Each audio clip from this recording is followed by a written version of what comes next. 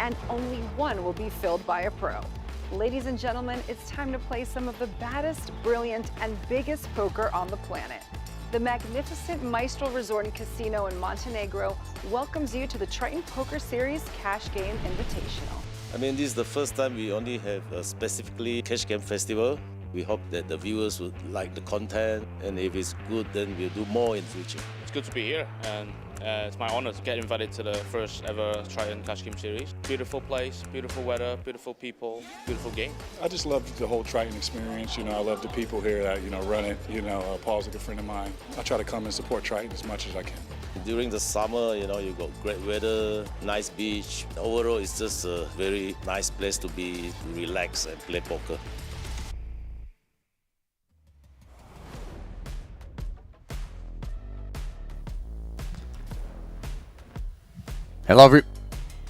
Hello everyone, and welcome to the first ever Triton Poker Series Cash Game Invitational. From the Maestral Hotel, Resort, and Casino on the shores of the Adriatic, you get your first glimpse at what's going on outside, and then your first at what's going on inside.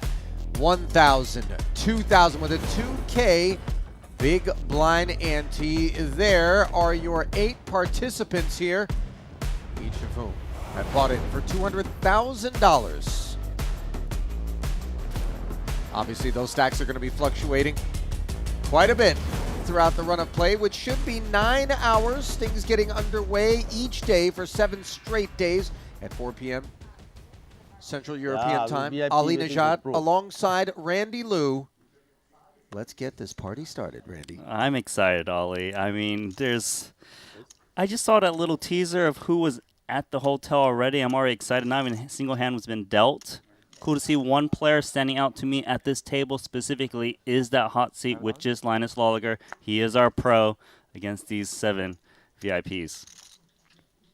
Important to mention that the objective here is not to gather a whole bunch of pros around one another, but rather to leave them up against a whole host of less predictable non-professional poker players, dare I call them that, because many of them, as you well know, Randy, over the years having called these Triton cash games, they can play a lick.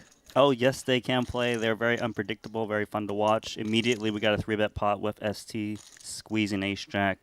Getting called by Andy Nee, who had a great series where he won a Triton title, so good to see him in the cash game streets. Yeah, Andy's pocket fours failing to turn into a set on the King 8 deuce board. They are still in front of ST's Ace Jack, which sees the initiative pre-flop with that 3-bet. Now fires $17,000 into 54. And I know it might be tempting to look up at these graphics and think to yourself, is that actual $17,000? This is cold hard cash, man. That it is. Condensed into these tiny gaming tokens, and they're going to be tossed around all day long. Board pairing king on the turn is actually a decent card for Andy, who did peel 91,000 in the middle, and ST pumps the brakes, checking over to Andy, who checks back, Randy.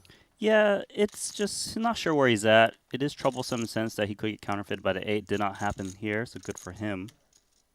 Also, there could be pocket pairs bigger than his own that are taking this approach. Exactly, and he should be checking this one down to try to beat ace high, which he does. Exactly what he does. Yeah, ST Wang not leaning on him too hard here in the first pot.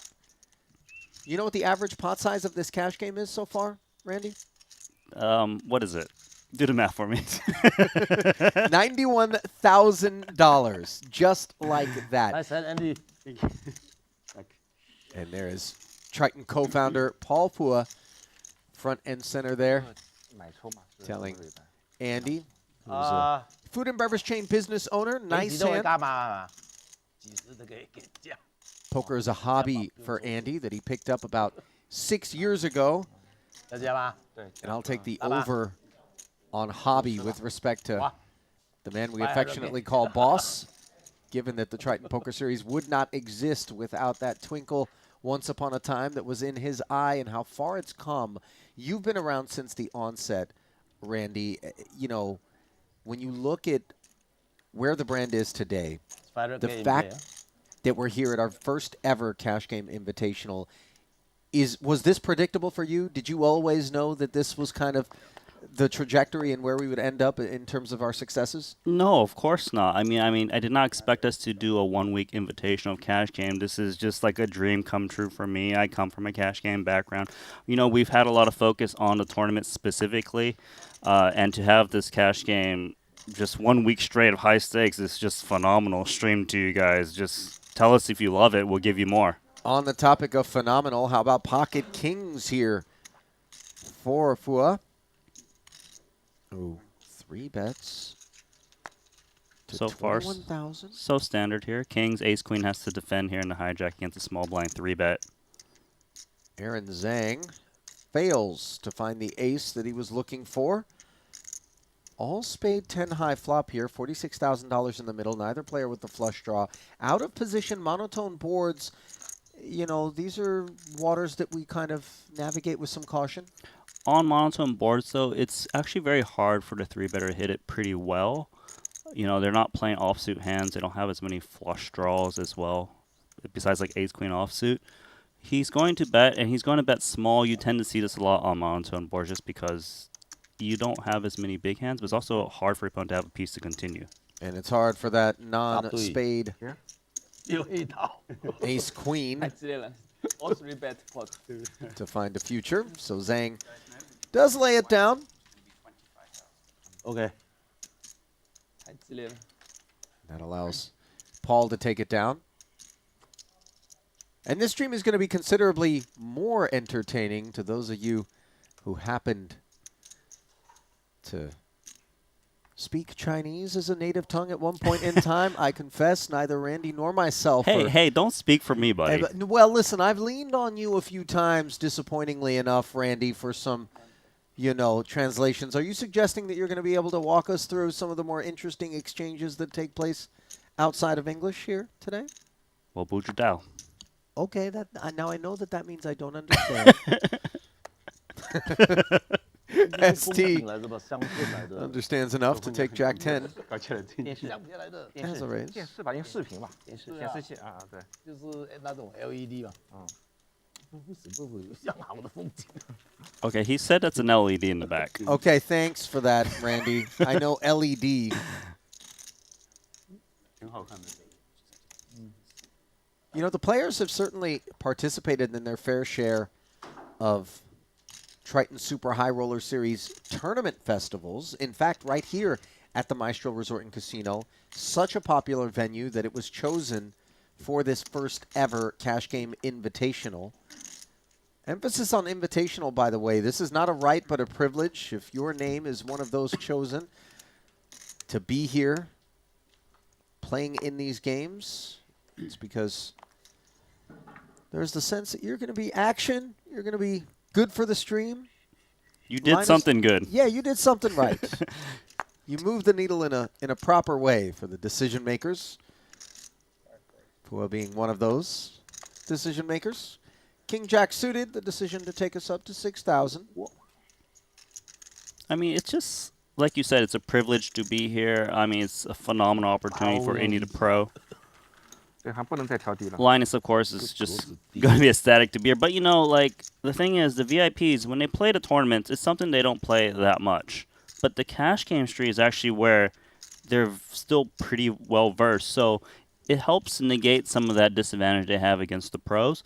Plus, also, when you play with this many VIPs at one table, it's a different dynamic. Sometimes there's straddles, sometimes there's multi-way pots, something the pro won't interact with as much. But, of course, naturally, Linus will still have an edge against this table. Yeah, I think in particular, pros are so much more comfortable navigating tables against other pros because they can kind of recognize, hey, we're speaking the same language. I know that your thought about this spot is, you know, in adherence to the same gospel that I've been preaching in my own game, and so we can have that exchange with some order. But when you really don't have a sense of just how much GTO or game theory optimal is being employed, Yeah, folks. I think it's safe to say not everyone's going to be playing GTO, and that's what's very fun to watch. Regardless, we do have something going on here. Yeah, top 2 for Andy Nee on the button here. Double gutter. Party was started by Linus Loeliger. His ace-5 suited knows better than to barrel in a 3-way affair. Checks it, 18,000 in the middle, and Andy definitely wants to get chips toward the middle here with wet texture. Yeah, I'm curious to see if Joe happens to check raise or check call his double gutter here. He really could represent a big hand. I think default is to check call, though. He agrees. A 5K and 3 1Ks, totaling 8K for the call. And how about the Queen of Clubs? Instantly, the gut shot straight draw does come in. 8 would have worked as well. 34,000 in the middle. And one thing about calling to try to make these sorts of hands is this particular avenue is one that's kind of face up. Yeah, it's hard to get paid off for a big bet. So it makes sense that he will go for one street. The river obviously terrible as Andy Nee makes a full house. King of clubs, and suddenly a dream turns into a bit of a nightmare. Granted, relatively speaking, a small pot, and $34,000, nothing to scoff at. Andy's check back yielding the second nuts. It wouldn't surprise me if Andy just goes very big, targeting the jack. It's hard to get paid off by worse anyways with a 4-liner and a paired board. And just how big is he going to go? 24,000. It's uncomfortable, but you just can't lay this one down. Now, and you see Andy keeping his man honest, especially given the check back on the turn. Wow. And the sizing, I think, kept him quite comfortably interested in taking a peek. There we go. Andy Nee, he's won 2 big pots already. Up 90,000.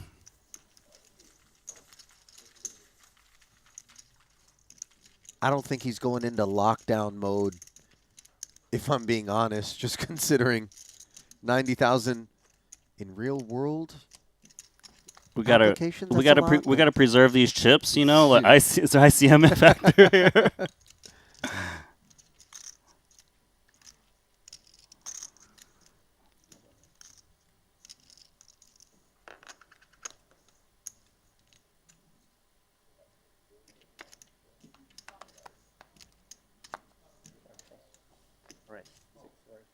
Now you might notice that the pace of play is brisk. There is a shot clock, as per usual with any given Triton event, be it cash or tournament, by the way. And mystery card time here, brought to you by GG Poker. So we don't know what Linus's open to 5,000 is attached to. What we do know, though, is it's going to be facing this 3-bet from the Red Kings of JoJo to 16,000, which, by the way, comes just moments after the payoff versus Andy Nee. And we always wonder, is this a bit of steam?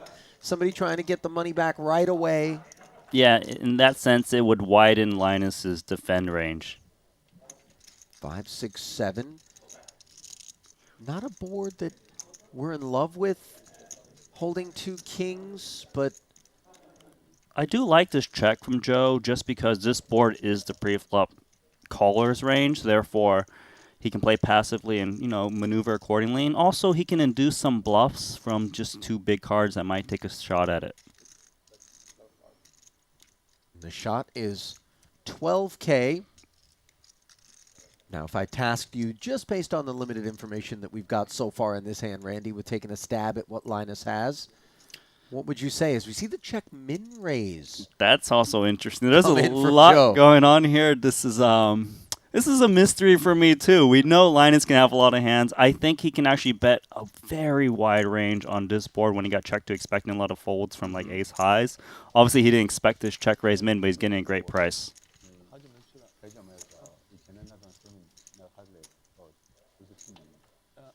Deuce of spades on the turn is a very dry development.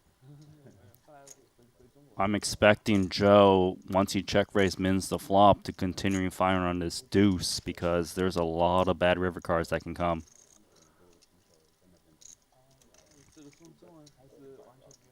Yeah, once the check min raise does get called, you can narrow the range of hands that you're up against slightly, but not entirely. There's so many hands that in position, in particular, Linus would be peeling with, just trying to see whether or not a second barrel is in the cards, no pun intended. And as we can see, it is, to the tune of 35K. And Linus is uncomfortable here, but he is making the call. And now do you start to get the sense that he's got pair and a straight draw? Because as we know, Linus is a guy that can play all parts of the deck. Or does this feel like a smaller overpair? No, I do feel like this is like 8, 7, 8, some kind of pair straight draw. I think if he was up against, if he actually had a pretty big holding like 2-pair, he often just jams the turn because Joe does look like he's got an overpair to his board with that stack. As played, I'm expecting Joe to just rip in the last 86K. There's already 154,000 in the middle, and he can just try his best. But actually checking, that is very surprising. Perhaps he's a little bit scared of the 4-liner. Not so sure how much of that is Linus's range, though, to hit that 4. I mean, the trouble is, it would be so hard for Joe to credibly rep the 4 as played. So if he does put the bet out there and Linus does put the big raise in, we're really in an awkward spot. So a pot control sort of response to this board development. Oh my, and Linus immediately putting maximum pressure on his opponent. Look, on this board right now, and the action of the check raise min on the flop to call on a turn, it's hard to imagine that Linus has a bluff in this spot. But having said that, you got 2 kings. He's jamming slightly north of half pot. The thing is, Linus knows that Joe can't have a lot of hand right now as played. 1 pair feels like top of range. It does. Man, this is hard to predict which way it'll go. Time bank's being utilized here.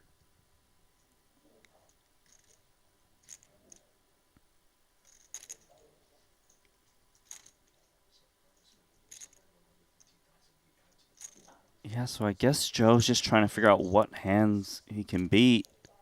Is this ever just a 1-pair hand? Unlikely.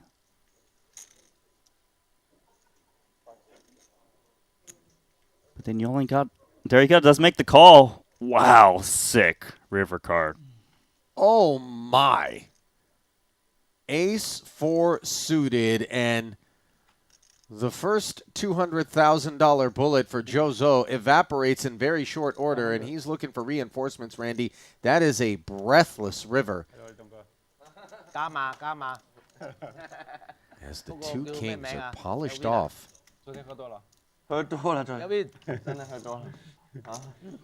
I don't know how well Jozo knows Linus Loeliger, but I got to tell you, Randy, if I'm in his seat, I'm going to be more inclined to call against that opponent than your average. 100% agree with that.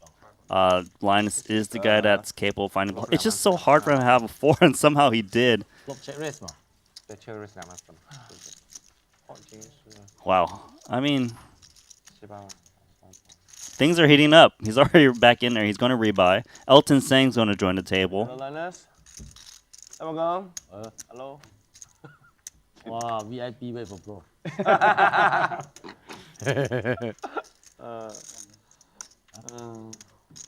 I'll tell you what, as if things Wow. aren't I like this view. shaping up to be spicy enough just based on the fact that we've got chips flying. Just add Elton. Yeah, Elton. He's obviously very fun to watch. One of the best players recognized at the Triton series for being just fun and splashy. Well, 8-9 offsuit, he announces his arrival out of the cutoff promptly. Esti with the big pair. 3 bets to 25K. ST's actually topped up, it seems, too. He's got a stack of whites behind.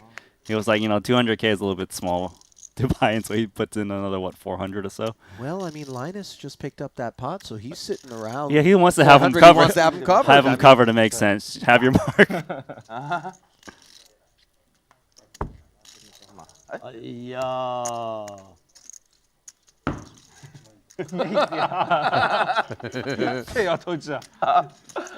还没醒，还没醒，还没醒，还没看错牌，妈的，直接 AA fold 掉了。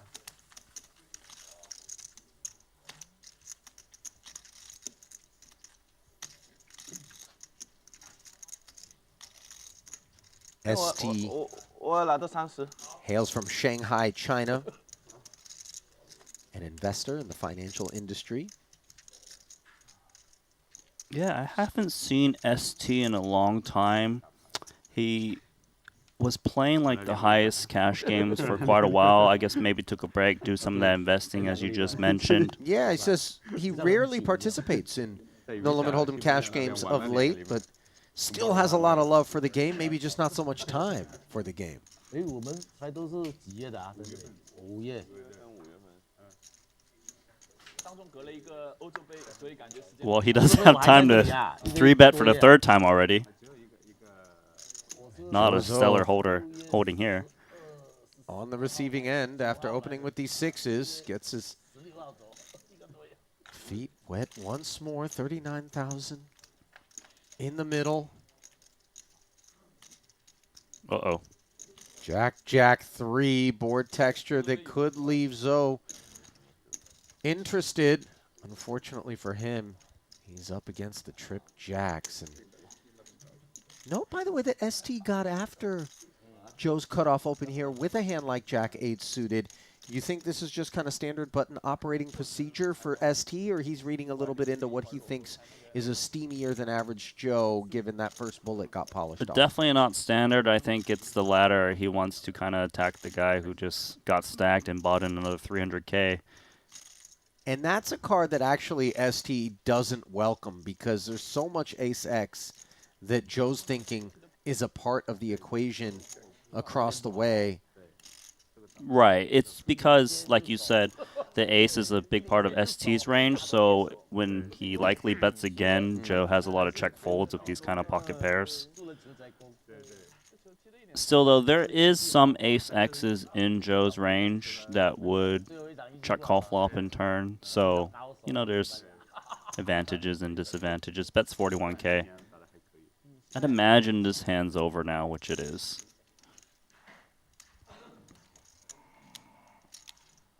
Could have been bloodier, absent that ace. 25000的白色的。 Put a 5 of diamonds out there on the turn, and I'm not sure Joe's going to be as ready to lay the hand down.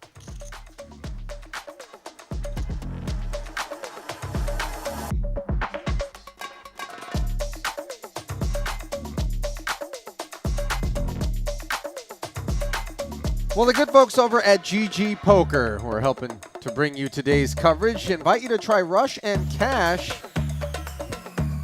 Win in today's free roll and play at all, or rather at GG Poker, the world's biggest poker room. Sign up today. Use code Triton_2024. Get yourself a $50 Global Millions ticket with a minimum deposit of $20. I don't know why, but I feel like I was in the jungle for a second with that music. You know? I feel like I'm in the jungle just based on the first orbit that I watched right now.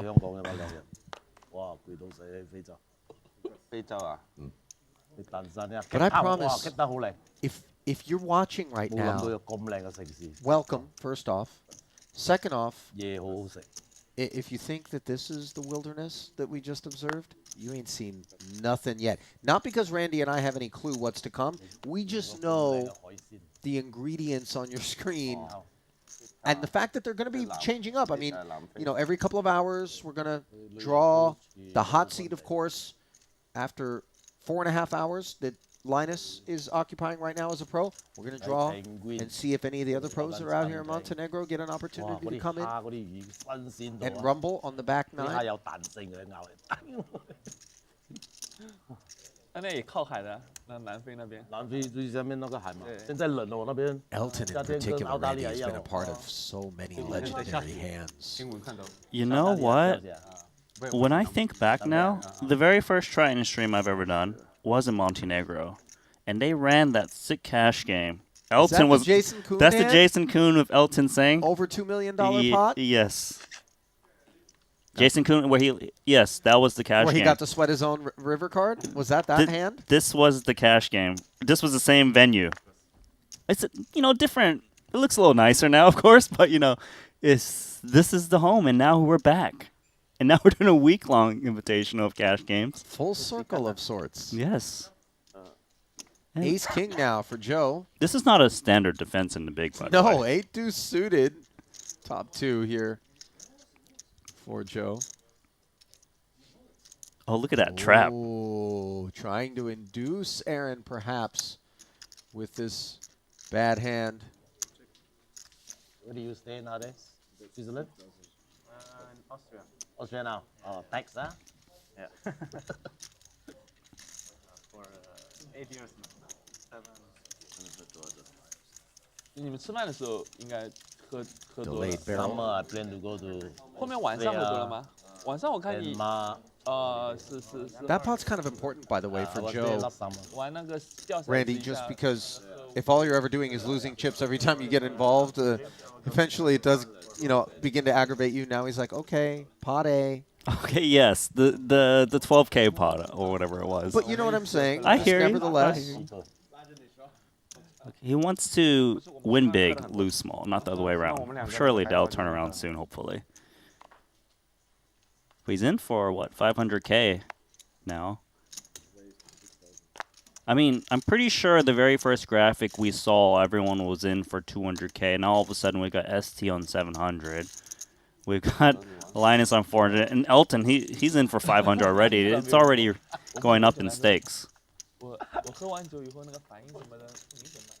我自己觉得自己没喝多，但其实这个反应什么已经都慢。 4-5 suited, fails to improve. Same story for ST's King 10, but he's the man able to reach for chips and follow through. Bet and win, I imagine.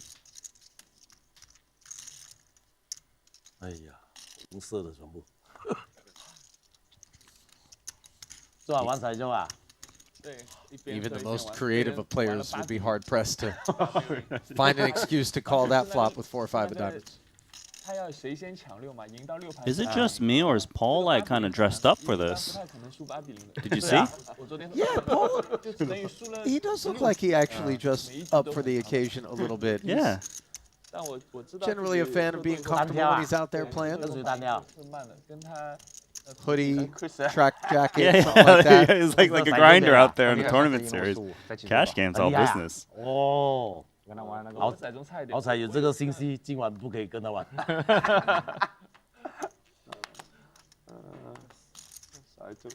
哦，他确实玩的好，我感觉是玩的。 Pocket 9s now for Paul. 玩彩中像 Decent 打 start. 桌球什么一样的，差一点。技术就是高就是高的。对。 Queen 8 suited. Speculates on the button for Aaron. Joe takes the price. Look, we're going to see wider ranges just because with this cash game dynamic, deep stacks, obviously. Queen eye flop. Zang, top pair. Only one overcard to the 2 9s. Paul peeking back to see whether or not a club's there, and indeed it is. That might have something to do with a potential C-bet. I wouldn't mind him betting just to clear and see what's up. He's got 2 opponents. Club obviously helpful. 7K. Really nowhere to go but call for Aaron. Aaron, a very dangerous player, actually won the largest poker tournament in history, the Triton Million held in London in 2019. Where'd you end up going after Linus?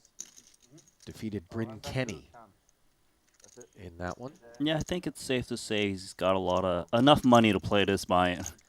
And by the way, he's got a possibility to make even more in this pot, courtesy of this board pairing queen on the turn. Texture is two-tone, but you see Paul thinking it over before deciding on sub 1/2 pot sizing of 16 into 35. Yeah, the queen obviously is a great card for Aaron because Paul now thinks the 9s is more likely to be good. Right.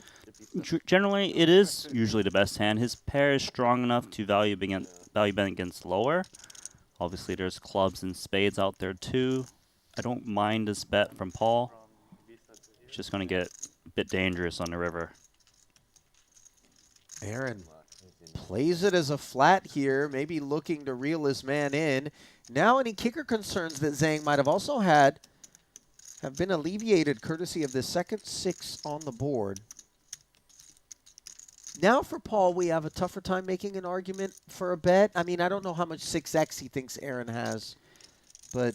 I mean, it's actually plausible for Aaron to have a 6. I think the problem with betting again for Paul is what worse hand's going to call you. I think if you do want to continue, you have more incentive to check and induce from 5-4 and clubs, backdoor spades as well. Obviously, it depends on the sizing.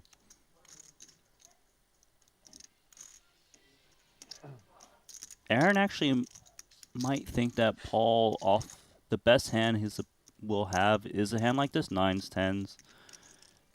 Paul has a lot of ace highs as well. He's gone polar. 75,000, and this is a very gross feeling because all those busted draws, backdoor spades, backdoor clubs are on Paul's mind. And when you see a 75K slight overbet here, you actually discount the 6 now as a value bet. You're right. So it's even more polarized to queen or nothing. How likely is Aaron sitting on pocket 10s through aces, which would be a problem as well for us? No, he's never... This is a queen or nothing situation. It's never 10s plus. They wouldn't go for this. Yeah, as you heard Paul say, queen or nothing. Never pocket 3s? Never.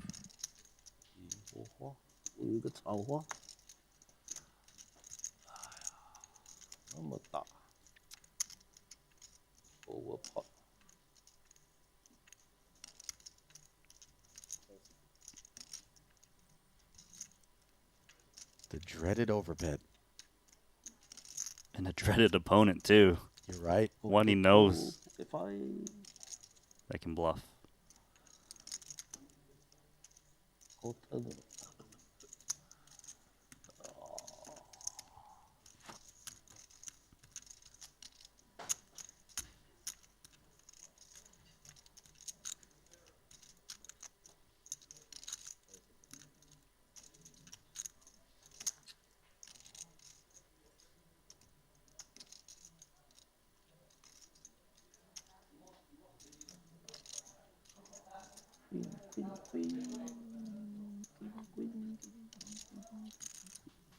Would Queen X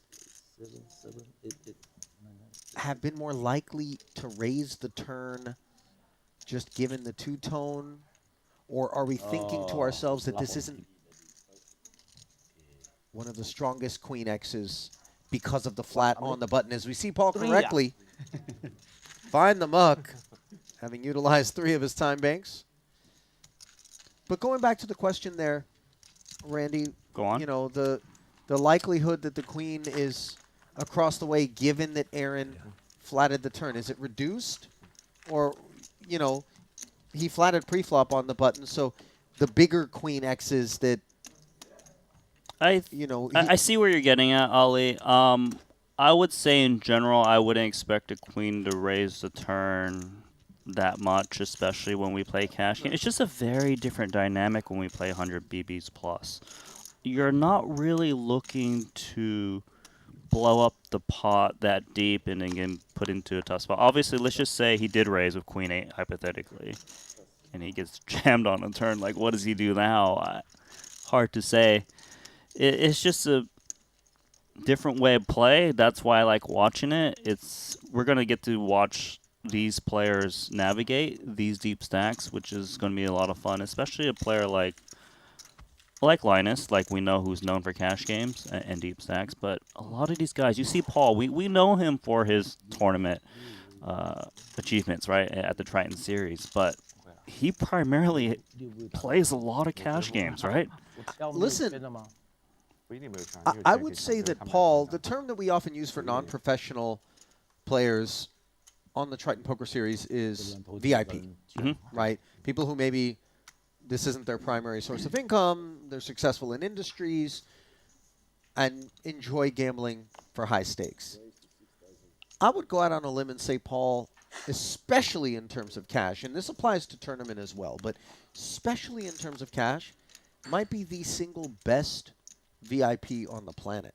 Mm-hmm. He's gotten coaching from the likes of some of the best players in the world who frequently come out and play these Triton Super High Roller Series tournament festivals, has befriended many of them, has been tasked with playing against them for many years now, and eventually you pick up a thing or two. No doubt about it. I feel like this hand is just falling right into your lap when you say that, right? And that's because it's the ace-3 suited, the solver bait, as we like to call it. Randy, 3-betting Joe, who's had a rough day at the office so far. He's in good shape with these 2 6s right now. King 9-9, 2-spade texture. This is a board you want to c-bet a lot as the pre-flop 3-better. You've got all the ace-kings in your range. Your opponent often 4-bets ace-king themselves, so you can discount the king a bit. You've got backdoor diamonds, which is helpful for you to fire again if you turn a diamond. Also because it blocks some of the backdoor diamond draws that would continue.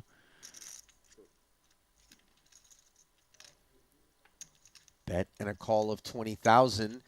Somewhat disappointingly for Paul, who would have preferred to have won it right then and there. Instead, he now has to navigate 109,000 in the middle, having connected with the 3 on the turn. But here he is out of position. The 3 is interesting because now he actually beats like an ace-queen, ace-jack, especially spades that called. I'd imagine he's going to want to show this one down if possible. He does check, and won't mind seeing a check back from Joe, who does have the best hand. Don't think Paul liked to see that spade come in. Still, though, as played, I would imagine he wants to try and show down against ace-queen, ace-jack that doesn't want to bet. Maybe some inside straightiness, queen jack, jack 10 as well. True. Queen 10. Nevertheless, to a proverbially cheap showdown they go. Earlier you said must be nice for Joe to win a pot. Now that's a real pot there. I don't know how much you're pulling in, Randy, but they're all real. If I raised in this game and took the blinds, that's a real pot. Okay? Okay, I hear you. I hear you. 他是最后一天，我们明天飞了。第一天碰到他，跟他喝酒，然后就叫他来了，明天跟我来，他就来了。You know what I just realized? Linus doesn't speak Mandarin. Surrounded by 6 others speaking. But does he care? He's got the hot seat.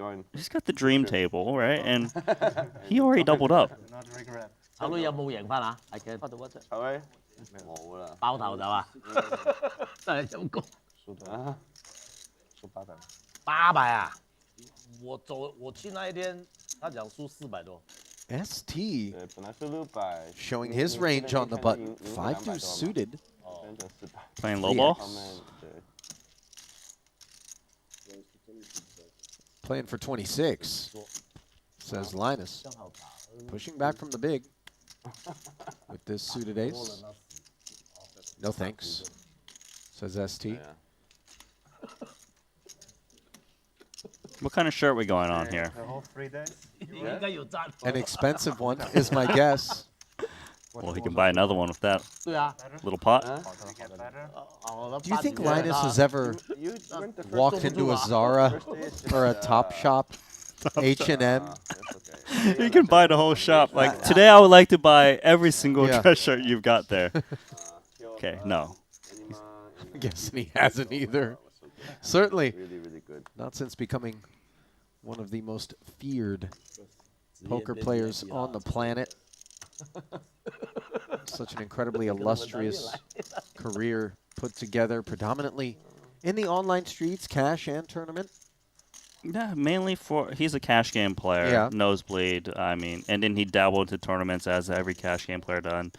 Did his damage there, but he plays the highest stakes. Like, whatever is possible. I've seen him play, 500, 1K online on GG at times. So, yeah, he's good. 7.6 million plus in career live tournament earnings. Countless more millions earned in those cash game streets. Four-way affair here to the ace-king deuce. Two-spade board. Esti with second pair. Has the best of what's around. Follows through on the pre-flop open. Betting 8,000. Andy wants to tear one off. Hunting a queen for a gut shot. Instead connecting with the jack. 42,000 in the pot now. Usually ST is not going to think he's got the best hand, but he does beat hands like this Jack 10. Never mind. Oh, wow. Never mind. Quick check back from Andy, and now running jacks. Sorry, from ST, running jacks for Andy. Spade does hop in there, though. Andy's not worried. He just, because of the spade, he needs to size in a way that an ace doesn't run away. And he bets just, 11K? That's about a quarter pot, a little bit less. And it's designed to get these aces to call. Because imagine he bets like full pot. The opponent really can't find a bluff he beats.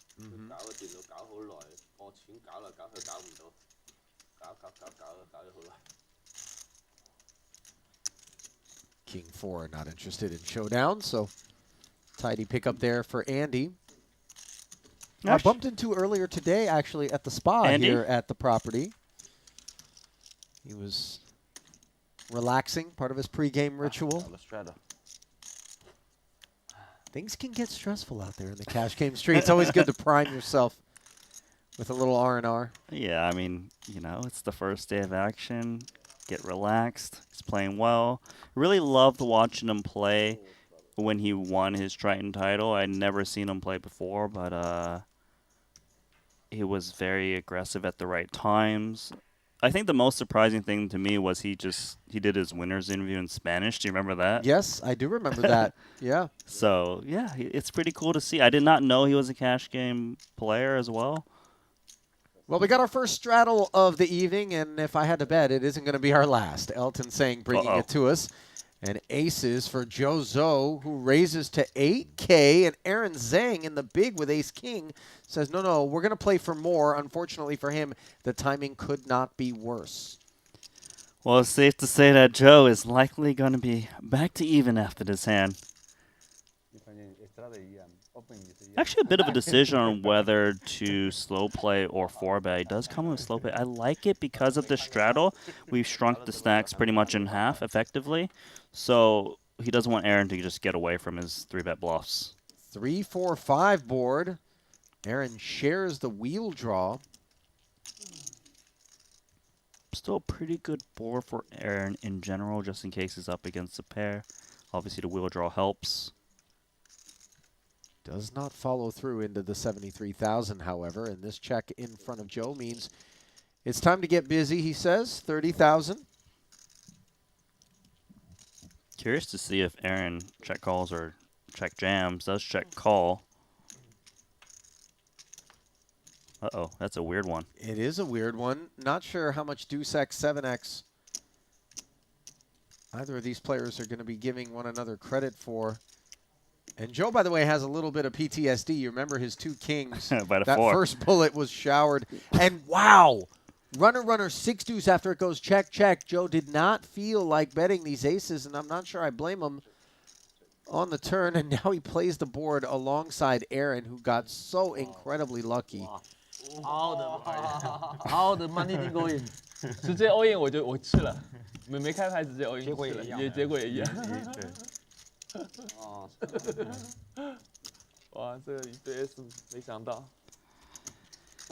And Ollie, I did say Joe was going to be even after this hand.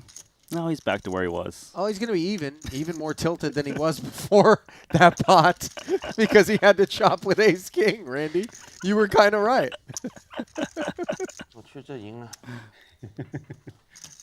That one was pretty brutal. But he's not really allowed to bet that that turn card, right? With the aces? No, he's not. 分回来运气很好了已经。 It's just can't really ever get called by worse. I don't know, his opponent might. I don't know. Yeah, it just sucks. 回来我是阿弥陀佛了。 Sometimes the cards don't fall your way. 我发那个牌，我后面也不会输了。我但是前面打进去的都输掉了。对。 I mean, I'm steaming for Joe right now. I'm telling you what.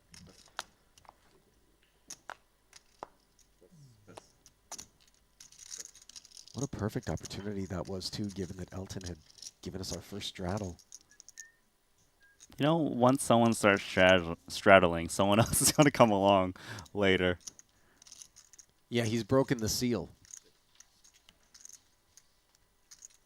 Aaron, 7-5 suited. Tussling with Elton here and flopping the joint with an open-ended straight flush draw. Look at this, though. Elton with 6s and 3s. Brace yourselves in what was looking like it was going to be an uneventful exchange. Suddenly, violence on the horizon. Aaron slips it to Elton, who slides 5K in. There's the check raise. And the thing is, this is a limp pot. So Elton has pretty much his whole range and can really smash that board to put a lot of money in. So that's why he's check raising, trying to get value now. Extra 11K plunked in there. 2 tones is the board now, courtesy of this Queen of Clubs. Not supposed to interact with either of these players' hands. It's good for Aaron in the sense that it doesn't bring in more of those straight cards that would chop the pot up a bit or scare his opponent if he's holding 2 pair. Yep. Nice to have another flush draw come out as well so he can go larger. His opponent could convince himself that he's up against a draw. And you see Elton just content to hang tight here. Can't fold, but not in the mood to raise. Calling the 32,000, and now maybe this deuce of diamonds saves him a bit. With 102,000 in the middle, Aaron would love for Elton to have a 5x combo here. Yeah, obviously if it's a 5, he gets all of the chips. Otherwise, it's a bad card for him because his opponent could convince themselves that Aaron's holding a 5, yeah, right? And they can get away from like a 6x or whatnot. It's just, should he bet to get the max against a 5, or should he bet a little bit smaller to try to get some hero calls out of some 2 pairs like this? Yeah, that seems to be the decision on his hand. And he comes with 38,000. This is milky. I kind of like it too because he bets less than half pot. It does allow a 5x to raise, which he gets value from anyways. And it also allows him to get value from these kind of 2 pair hands like this on his very nasty board.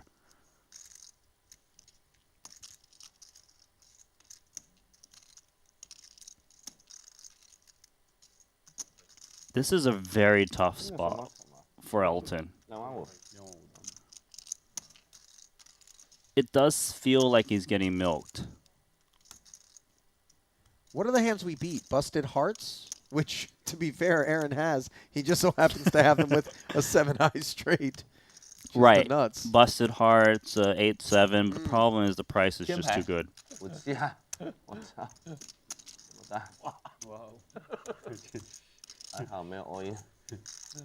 So Tsang does call. 像他有5一样有欧的嘛？有5这牌他也不欧啦，现在有5。 In the same sort of way 肯定欧了，我觉得。 that Joe's Pocket Kings felt compelled to call against the overbet. 没有用的嘛，哦。 Or it was a big bet from Linus, right? On the river in that pot that they played. That was about 60% pot, but just because Joe didn't have much left. But yeah, obviously a different hand. Oh yeah, they played 86,000 effective on the river there, different hand. But the same sort of assessment, I think, insofar as there are players who make that bet on the river, and Elton feels very differently about his 6s and 3s than he does versus Aaron, who we know has it in him. Yeah, I see where you're coming from. Yeah, the point is who you're playing against. Obviously, you adjust your ranges accordingly. Against Aaron, obviously very hard to fold against him because he's just known to make very big bluffs at key times. And he's getting in there, flatting in position. King 7 suited. Dominating 有 ST's 咩飲啊，靚仔？ 6-7 suited. 有咩好嘢飲啊？ Heads up they go to the Queen 8-6 board. Wang, bottom pair and the best hand. Quick check, and Aaron pounces. I mean, Aaron does have backdoors. This type of board, actually, you see a lot of check folds as well. For now, though, ST will be calling with his bottom pair. Straight draws possible. And how about this for a turn card? The nut flush draw for Zang, who was check called on the flop. Does need to be a little bit mindful of the ace-X perhaps being played this way, or no?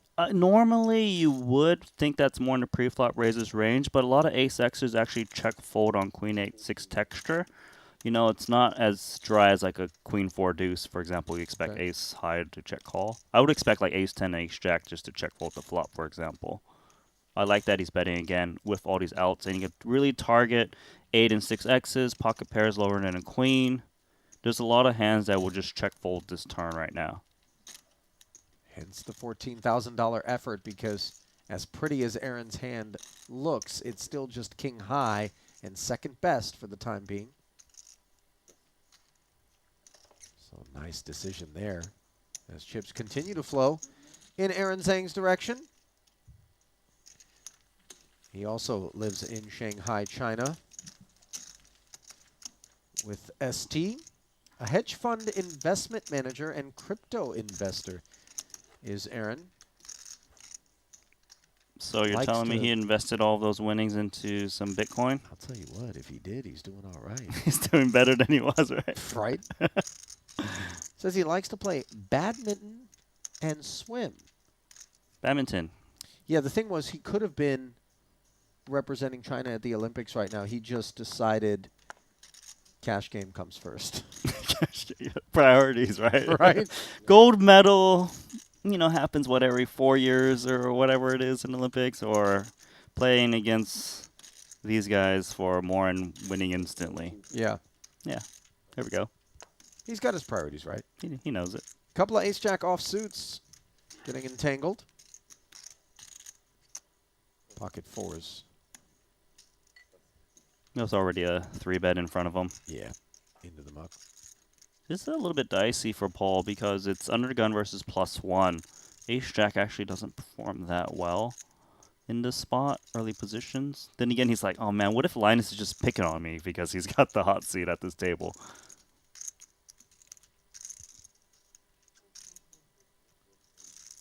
I think the default here is to fold to a 3-bet if you do want to give action, come in a 4-bet, but calling is not really the ideal spot, and I like that fold. I'm going to say this about Paul. He does demonstrate a lot of really extraordinarily sound discipline, you know, just over the years that I've watched him play here at Triton, predominantly in the tournament streets. But you and I have both presided over some really tough laydowns that he's made correctly. Ace-jack, obviously same hand with Linus, but he's just not afraid to find a better spot. I hear ya. The moral of that story, he runs 6th out of 8 players as you get a look at the early chip counts here, brought to you by GG Poker in this 1K, 2K with a 2K Big Blind Ante cash game. The first of 7 we're going to be bringing you from Montenegro here at the Maestral Resort and Casino. Green on the day so far, Loeliger and Zang. Wang, Phua, Tsang, and Zo in that order. I gotta ask Ollie, there's a guy named Handz right there of $0. Does that mean that he's going to be sitting down soon? Is that what it is? You saw it. We can't just avoid it. I hear you. If a guy named Handz doesn't sit down, that would be very weird. So I tend to think, Randy, that yes, you're correct. Otherwise, we can just put our names there. But no, we imagine a new player will come at some point. I feel like everybody should have like a cash game stream nickname coming into the festival. You know what I mean? You get to pick, or maybe everybody else picks for you. You know what I mean? Maybe we should be coming up with some nicknames for the boys. This 995 board here isn't one that rates to be of interest to this 10-6 of diamonds that Phua defended from the big blind in the face of the Ace Queen open for Linus, who again snacks on I mean, Paul's chips. he's got a nickname, Linus Love. That's right. He chose it. Right. ST's got a nickname. It's ST. Yeah. Is it okay? I don't know. You know, I took some beginning Japanese, and granted, I understand Andy isn't Japanese, but the last name Ni. What if we called him Andy Ichi Ni? San. Andy Ichi Ni-san. I hear you. That wasn't my best effort, by the way. No, But no. it was the first thing that came to mind. Yeah, that's cool. And hopefully it'll last. Don't encourage me, Randy. It really wasn't cool. Yeah, I'm sure Andy really loved that one. Maybe some nicknames will come to mind as this cash game takes shape. This guy's name's already cool, though, right? Joe Zoe. It's rhythmic. Joe, you know, I'm not really in the market to nickname that gentleman there. The shades, the bucket hat. Do you remember when he was playing that final table, he would, like, turn his seat halfway around when he's all in? Yes, and that was right here at Montenegro at our last Yes, tournament this year. festival. Just a few months removed from that, are we? 5-6 for Joe. Gut shot, second pair, 11K. Best hand as well. Mm-hmm. Looks like Aaron Zang will be the one that would give him some action. Aaron was the opener in this pot, by the way, with this 3-4 suited. And it is so important, Randy, to have range when you're playing in cash games. Some of the biggest pots that you end up winning are with hands such as this, an early position open. You know that naturally the subconscious leaves us feeling as though... You raise on an early position. Oh, my turn, is it? Sorry. Yeah, all right, King 10, let's go, Paul. I always knew that Paul didn't know the action was on him, by the way. You know, he had that look on his face that... I was going to say that Aaron, when he raised the early position, expected that big card, so it's disguised when he hits the flops with these kind of bottom kind of hands. King on the turn. Both players check, and now the river. Interesting insofar as it gives Aaron 4s and 3s for 2 pair. Joe improves to the 7 high straight. 44,000 in the middle. How greedy will he get? Sub half pot. A snap call from Aaron, by the way. Show me a 5 and take it. And Joe says, sure, no problem. We'll take it. Takes that 84K pot. I like the small bet. Oh, is that Handz? Yes, please. Or Joe. Esti. Linus. Andy. Hi. Hello. Aaron, good to see you. Aaron and Elton. Aaron very famous. We met in Los Angeles. I don't. Okay. 对，玩过几次。 It's 200K on the table. Perfect. The time bank, 30 seconds each. The round one is five times of this, five of this. So you have 12 time banks. Perfect.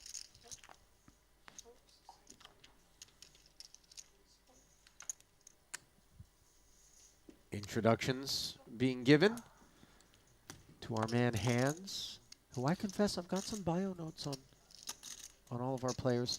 I don't have a thing on this gentleman. Well, I remember him playing a big cash game in USA. You heard Aaron Zang said we met over there. In LA, so they obviously have some experience. So, yeah, it's cool to see him. LA, a bit of a mecca for poker in the United States. Tends to be where you'll find the biggest of games. 2 players making middle pair on a Jack-8-4 board, a 3-way affair. ST follows up on the pre-flop raise with a position bet of 9K. Andy, of course, will look to take a peek at a turn.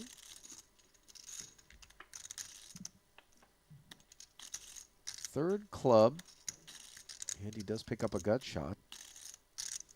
Not the card ST was looking for.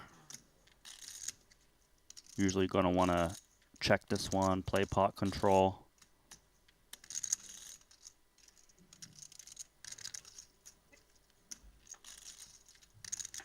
That's exactly how it comes down on the river. Esti improves to kings and eights.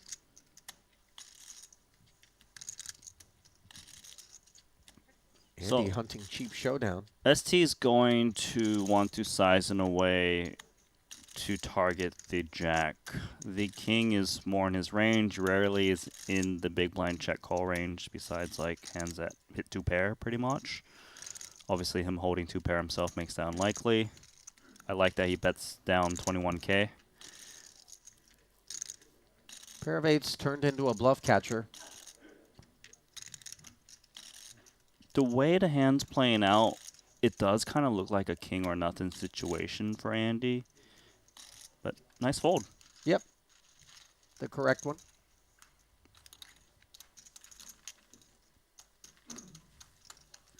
Things have gone pretty well for Esti here. Early going. You arrived today, Handz? Yeah, an hour ago. Jet lag? Yeah. A bit jet lag. No, Where do you fly from? Not too bad. Not too bad. I was in Europe. Oh, okay, okay. So not so bad. Yeah. Not too bad. The resort here is beautiful. Yeah. Summer is good. Yes. It is pretty nice over here. Summer, is it not? You know what? You look confused. I've been in so many hotel rooms and airplanes, Randy. Did you all arrive today? Or? I'm not sure. I arrived this morning. You sound like someone who's been in the cash game streets all night. 6-3 deuce in this three-way affair. Handz' first involvement. Does have the best hand. You weren't at the pits or anything, though, right? Because No, that's my hangout, you know. No. Flush draw, betting. Also good that he's betting from the big blind, as he's got all the 4Xs, whereas the early positions do not.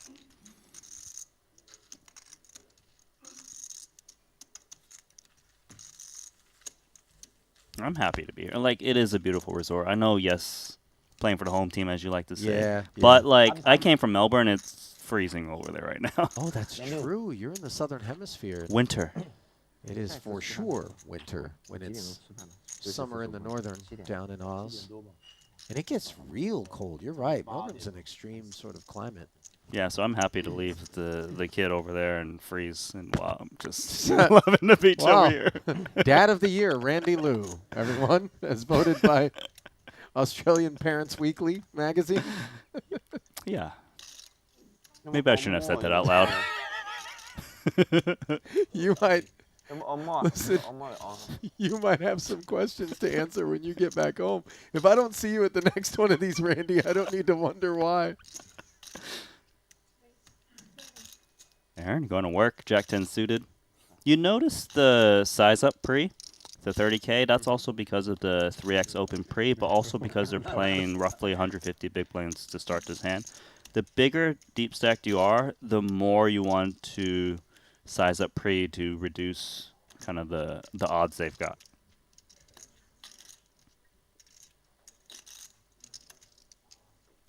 I actually think King Queen folds here a lot because you raise an early position. He's often dominated. Suitedness, I wouldn't expect him to fold. But offsuit, not so nice. You can see he's kind of suspicious.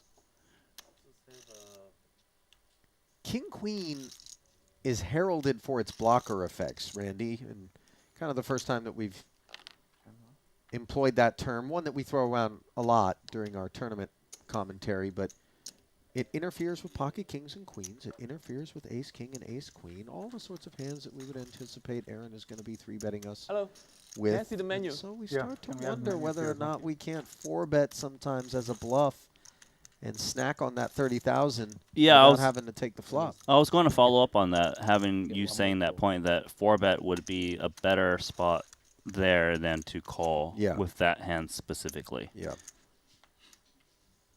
Obviously, blockers is a very important part of poker in modern day, right? Very important the deeper stacked you are, which helps coordinate the strategy that you go into on a hand-to-hand basis. Little suited connector here under the gun for Joe. Yeah, you can see like No customers. no one's afraid to play suited connectors this deep in the cash game. Whereas like our Triton series, they're playing these 20 big blind stacks, final tables and stuff. Like these hands are hitting the pitch in 0.1 seconds. Yep. It's a very different dynamic, of course, and it's for me. I find it more fun to watch because people splash a little bit more. Yeah, you know? sure. Obviously, it's multi-street poker. It's not all in pre-flop. It's not just flop, check raise, get it in. This is there will be check raises, there will be calls, there will be turns and rivers, and there will be very big pots throughout this week. I guarantee it. There will be blood. I mean, not literally. I hope, but you know. I I know what agree you're with saying. you. I don't need any sort of biohazard I out mean, there. But we need a medic out there, you know. listen, Oh, this guy just lost $500,000. We need to bandage that one up. there's been more than a few trips to the poker hospital over the years for some folks as Paul takes a trip to top pair on the 10 high board. Pre-flop raiser follows through for 8,000. Little trouble coming in for Joe. Does have middle pair, often best hand. Oh, You know what? He Just got gets away. Yeah, There we go. I think a lot of times we're so accustomed to seeing in the tournament streets somebody feel obligated to check call in a spot like that. No spade on board, you know. A spade on board, he definitely comes in. Yeah. I hear you. 25. Okay. Just check folding.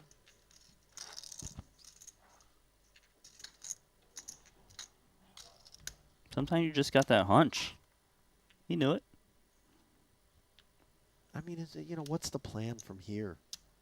Hit a Hit a three, hit a third jack, yeah. and anything else, it's you Oh, just torch and the then we just call. get jack 3 next hand in the straddle. Okay.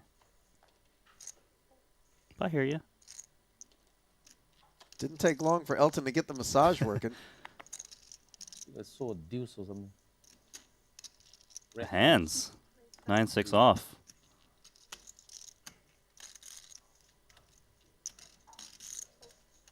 Not really what we would expect, even in the cash game streets, but Handz looking to raise some eyebrows at Showdown if he gets there as a winner. Esti comes along, flops the Broadway gut shot up against bottom pair, and of course Handz can rep this part of the deck. 我也有一杯咖啡拿 But 铁， instead, he just checks back and makes trip sixes on the turn. He wasn't sure where he's at on the flop, but he knows where he's at now on this 6. Yeah.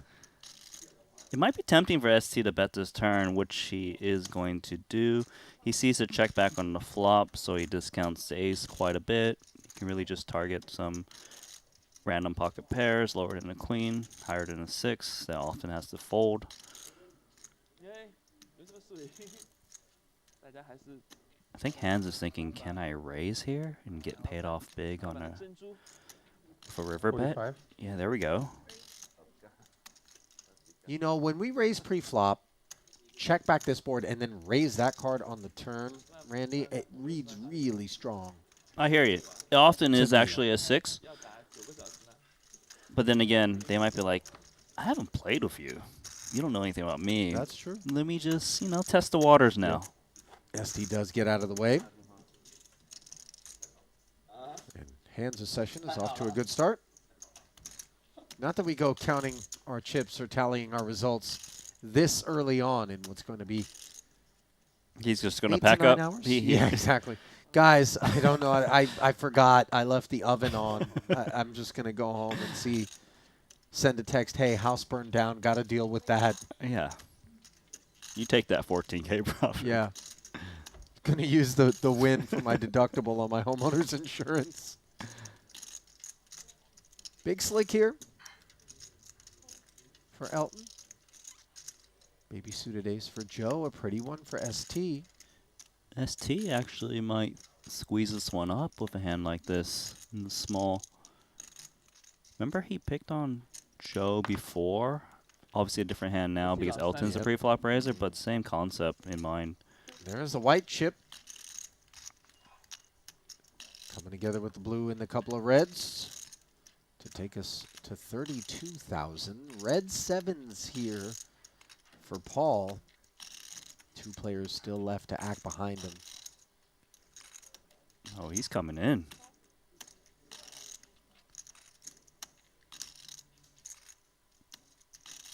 This is a great spot for Elton now because Paul cold calling the 3-bet shouldn't be extremely strong.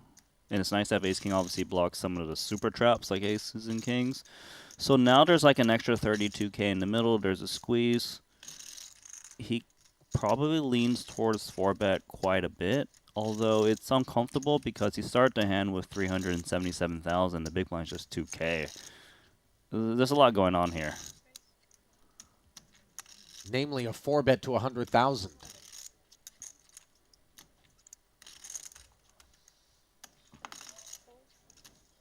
Things are simple for Ace-3 suited. And now they're just unpleasant for ST. Yeah, I don't think ST is going to continue. It's a big 4-bet. I mean, you'd have to think Elton's getting way out of line, which he does, to be fair. Oddly enough, even though we know King-Queen suited is a good hand objectively, if we were to come along, we'd far prefer to have something like 6-7 suited than King-Queen suited as played, correct? I hear you, yeah. Because also, I don't think Elton is 4-betting a hand like 10s and jacks that often there, which King-Queen performs well against. So I like that fold. Now we got an interesting spot for Paul because there's a lot of extra dead money here. If he's up against Ace-King, yeah, it's like, well, let's get in 7s. But if he's up against a bigger pair, don't feel so good about it. 是个 fish why I call 不要的 play 都里面的 Paul claiming fish status given that he called. I confess, I was a bit surprised that he called the 7s. Me too. You know, especially after I've been kind of talking up his ability to be very disciplined and make big laydowns. I almost feel like in a tournament he would have found the fold. I don't think he would ever call there in a tournament. Right. I think he just felt a little splashy all of a sudden. Maybe he saw everyone else playing pots and was like, well, this is the best hand I've got in this a little bit. He admitted himself. Yeah. You make mistakes.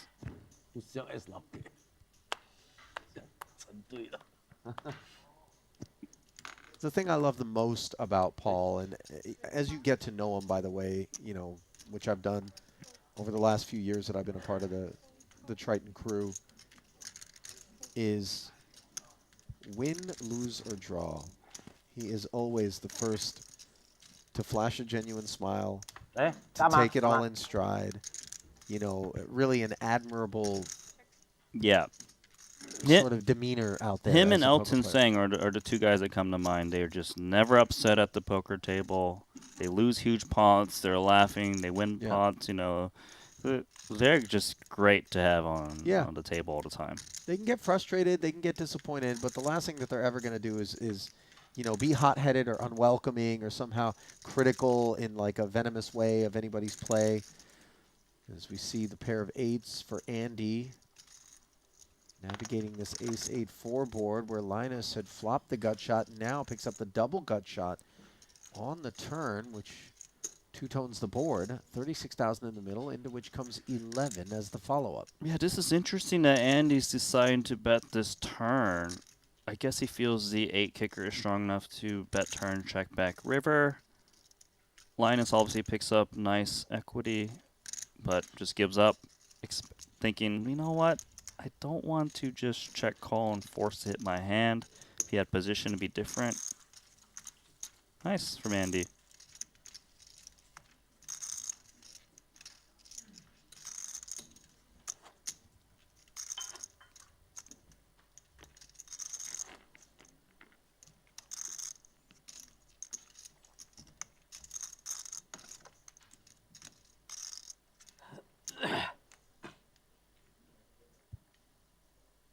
You know, like when you're waiting on a cash game and you're on the waiting list, right? The first up. And you're thinking, surely I'm going to get a seat soon, right? This is one of those games. And granted, it's an invitational, but it's like, good luck, buddy, getting in. Kind of like being number one on the massage therapist waiting list for Elton, by the way. You think there's only one massage therapist, then the other 7 are waiting. If you want whoever's working on Elton, you picked the wrong person in the room. That's for sure. Yeah, that one's going to be going on for a while. He's a favorite for longest Triton massage. Ivy, I think, is the other one that comes to mind. 3-way affair here. 2 hearts, 2 sevens, and a 6. Andy's ace high. Best hand. Aaron does not follow through with the king jack. Boss was in bad shape pre-flop, didn't know it. Now all of a sudden, sensing a little opportunity, barrels 8 into 21 and will take it down. Nicely done. His type of board, he's got the position, sold a pre-flop raiser, not c-bet. I like it.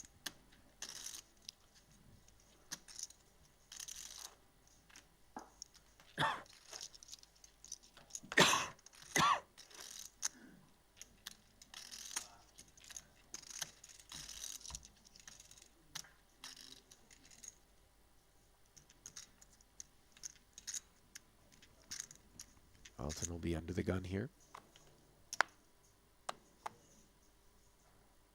No interest in the ace-4. Queen jack offsuit now for Handz. Right. He'll play.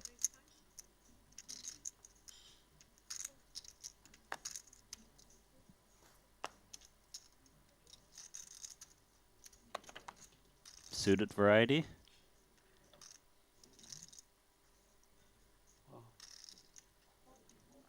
Out of the small blind.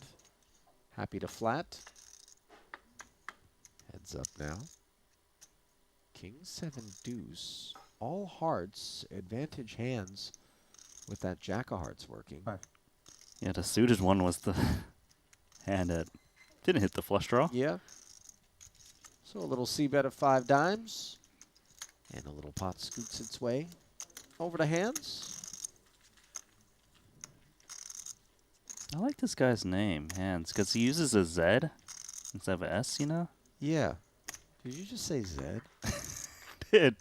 You know? Is that even your... What possessed you to do... Is that even an Aussie thing? It is an Aussie thing, yes. You know, okay, when you go to a poker room and there's a wait list... Yeah. And to call out the names, yeah, they say Z every time, and you're like, "How? Oh, someone's initials are up there." Yeah, yeah. So it's like, wow, how does so many Z's in the room? But yeah, it's because that's how they say it. Every time I hear you say that, I just think about that EDM DJ. Oh, I do like him too. Z but double D. His Z's, yeah, double D. Yeah. Whoa, relax. When did you get excited when you said that? Ace Jack for Linus, Queen 9 deuce.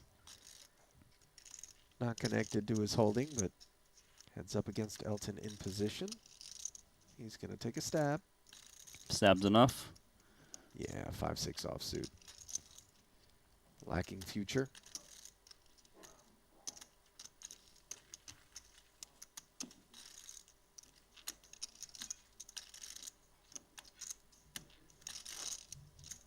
Oh, what do we got there? A lot of food is your answer. Dinner time? An early supper? Okay. Can I have this one? Give him empty plate. And 1 set of this. I think Paul was caught a little bit off guard by the portion size there. It was massive. Yeah.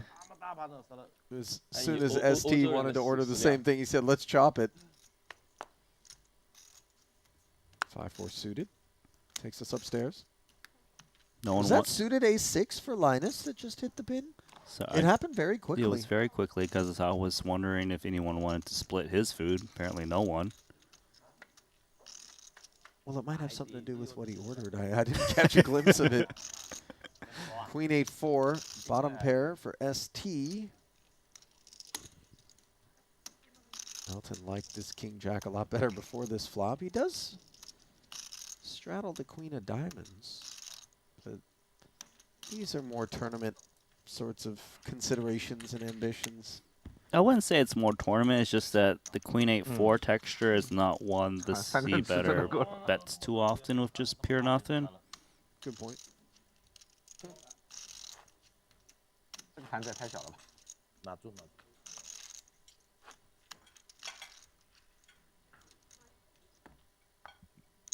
攞佢嗰度叫佢撥一撥啦。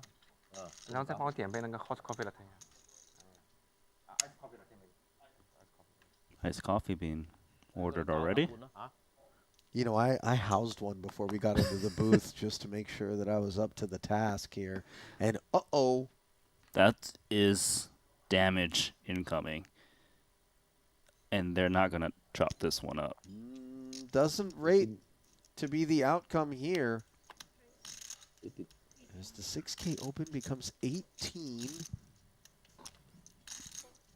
It actually gets really interesting for ST because they're playing about 150 big blinds deep. He raised from under gun against +1. That's a very strong range. Queens actually often calls the 3-bet rather than 4-bet in this spot, just because when you 4-bet, you define your opponent's range more. It's hard to get, you know, worse hands to call you. Plus, you can play a bit of pot control. Now a king-high board could be a bit of a savior for ST because there's always going to be some ace-king lurking across the way. Need to be respectful of that. Yeah, and the king is... No, at first thought, you're like, oh man, ace-king got there, but obviously is saving grace, given he's up against aces. Yeah, right. He won't be check-folding to a flop bet because he still needs to keep his opponent honest. He could still have the best hand against some weaker pairs that 3-bet him, like jacks and tens. Obviously, some ace-x suited that will take a shot. So he does come along, does not improve, however. Board's coming out pretty good for Paul right now to just keep firing away, hoping it's up against a king X that will call down. 2 flush draws. Good for him to rep more bluffs.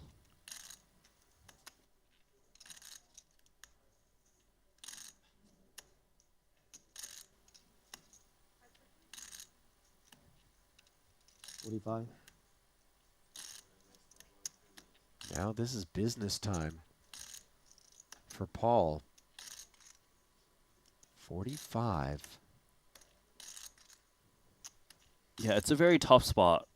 I don't think that ST ever thinks Paul is 3-betting and double barreling jacks and tens and nines on this board run out so far. So now it becomes a thing of ace-king or draws, and yeah, makes the right laydown. Really didn't lose that much of those 2 queens.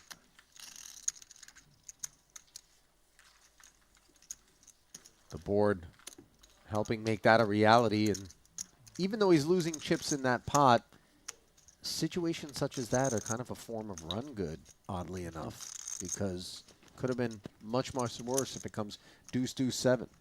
I mean, it could come so many other boards, right? Yeah. 10 high, jack high. Right. There's so many textures that he could have lost a ton of chips.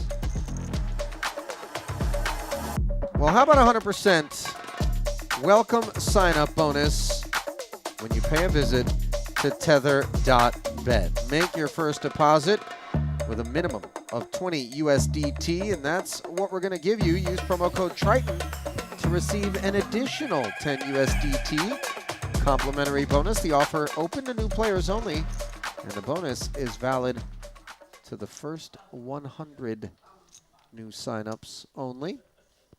So make your move and make it quickly over to tether.bet. I'll be back, my friend.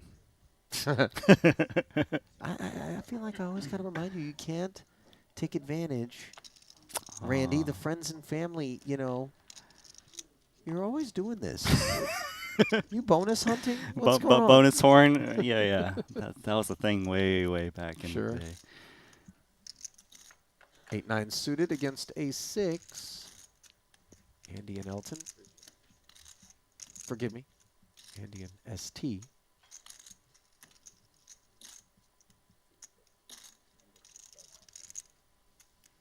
Quick check fold. Onwards. So you see Linus, Paul, and I think he's already here destroyed ST. like half of that. Sorry, I interrupted you. Were you the talking thing about? Is, it was a healthy order, by the way. It wasn't chicken? like he needs to feel bad about destroying it. Yeah, it was like chicken and couscous or something. But have you ever heard if a guy stops eating to all of a sudden play a pot and like is pushing action, like that's an actual real hand. Like they're very unlikely to be bluffing. You ever heard that? Yeah, yes, I have. The other one I've heard is the phone call. Now, I'm not suggesting, by the way, that just because we've heard it means it's true, but I think over the years I feel like, there's some merit to that one. I remember I was playing World Series and I thought it was just so clever. And then like whenever I've got like food, or I would just like start 3-betting and need 2 cards, or like whenever someone's ordering, I start re-raising them like every time. Just I'm that guy that try to create some fake EV. Wait, Randy, you would so I'll be 3-betting Paul right now. I'll be 3-betting Paul right now because he's like on the cusp, and I'll be like, yeah, he rather eat that salad than play a marginal spot. It's not a good strategy, but it's something I thought about at some time. I hope it wasn't my prime, but it definitely crossed my mind, my friend. Randy, I've heard of false tells. I've never heard of someone actually employing food for the purposes of leveling their opponents into thinking they were stronger than they are, or trying to like go reverse with someone else. Anyway, back to the serious action. Yes. Ace 10 versus Ace 9 top pair. Better kicker for Handz here, who fires 10,000.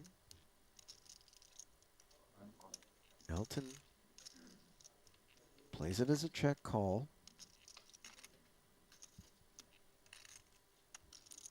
They're holding the type of hands where it often doesn't go 3 streets based on the kicker. But it's also a little bit uncomfortable for both of them. I do expect another bet to come in on the turn or river, though.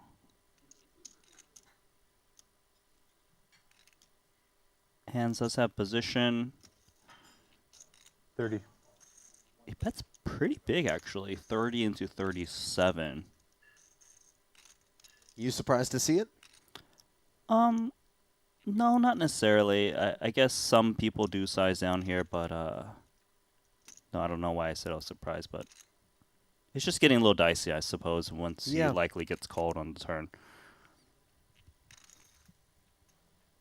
Belton's already a little bit uncomfortable because he knows he needs to keep like straight draws and flush draws honest, but he doesn't want to see one more bet on the river. No, absolutely not. Ace 9 is starting to feel like a little bit of a bluff catcher until the 9 of spades rolls off. And now it feels like a hand that's begging to have been beaten on the turn by a bigger kicker. Check. Handz with the snap check back there. Disappointing for Elton. That stings a little bit. By the way, quietly mucks the hand. Doesn't bring any attention to the bad beat. Yeah, also, sometimes you don't want to let people know you had ace 10 there, just in case they're like, "Oh, do you bet that turn that way?"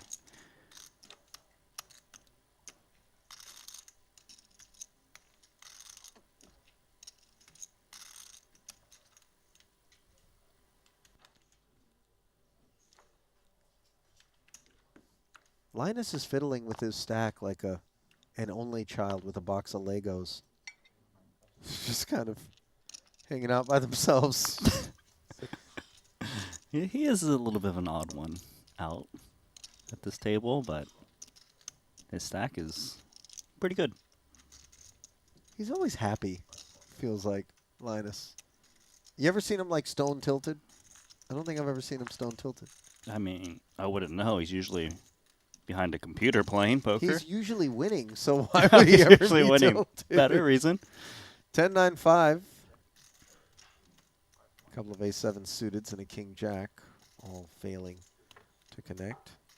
Hence the round of checks. And now all of a sudden the king of hearts on the turn, giving Paul the best hand. Yeah, Paul instantly checks his pair. Handz with the nut flush draw activates, understandably.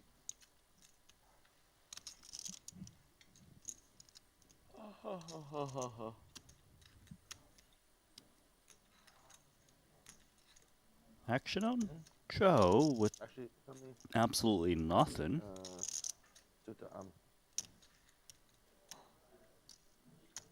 Took a moment. before ultimately folding. Okay, so what does the Eaton call mean? Yeah, you know, the Eaton call, I haven't really... This is more nuanced.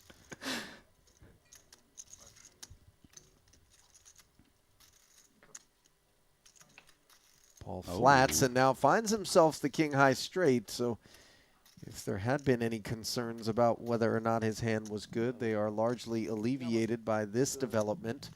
Handz just a naked ace high. Is he going to try to turn it into a bluff? I mean, he knows ace high is never good. Maybe he saw that little hesitation check on the river. Can you read into it? Yeah, he checks back, shutting it down, and Paul quickly announces straight, which will be good for this 42K pot.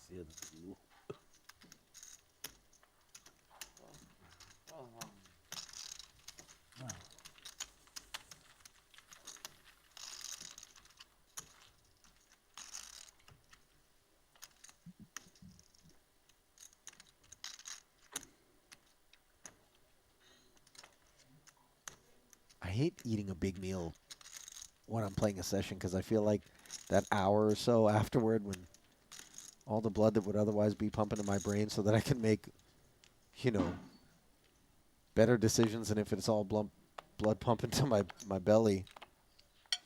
By the way, I'm no, you know, doctor. That's not a scientific take, but I always feel groggy and like I'm not playing my sharpest. Do you want some advice from me or something? I mean, I don't know what you want from me from this story, my friend. I kind of don't want to hear it anymore, to be honest. You've never experienced that, Randy? I don't really eat at the table, personally. Yeah, but you're playing online cash games. You're sitting there with a box of mac and cheese working in the background. Or something. You got the Shinramyun soup, probably. Is that you? Is that your jam? I do like that stuff, but no, I don't eat while playing, even at home. You know what's crazy is if you're playing in a good enough game, you can actually go hours without eating or drinking and not even realize it sometimes. That's me. Yeah. You get so engrossed that, you forget. Yeah, I've done that. I've played like 36 hours or so and not really eat or drink or sleep, and it was one of my worst sessions of my life. Oh, you've told me about that one, Randy. That I was actually rough. don't want to relive it. Okay, I didn't bring it up. You know what? I think it was close to a buy-in of this game. Oh my gosh. Ouch. Uh-oh. King, queen offsuit. King, queen suited. And now pocket tens. Raise a flat and a nice little setup for Loeliger to take us upstairs from the button, which he does to 22,000. Yeah, he's squeezing smaller here because he's got position. If he was out of position, I'd imagine he's sized closer to 30K.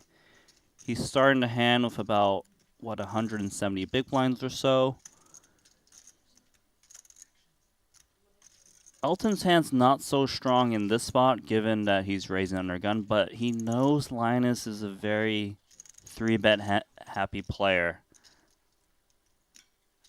And I actually like that he's opting to 4-bet king-queen, something we mentioned earlier, Ali, right? Because it has blocker effects, but doesn't play as well as a call from under the gun. 66,000 in total.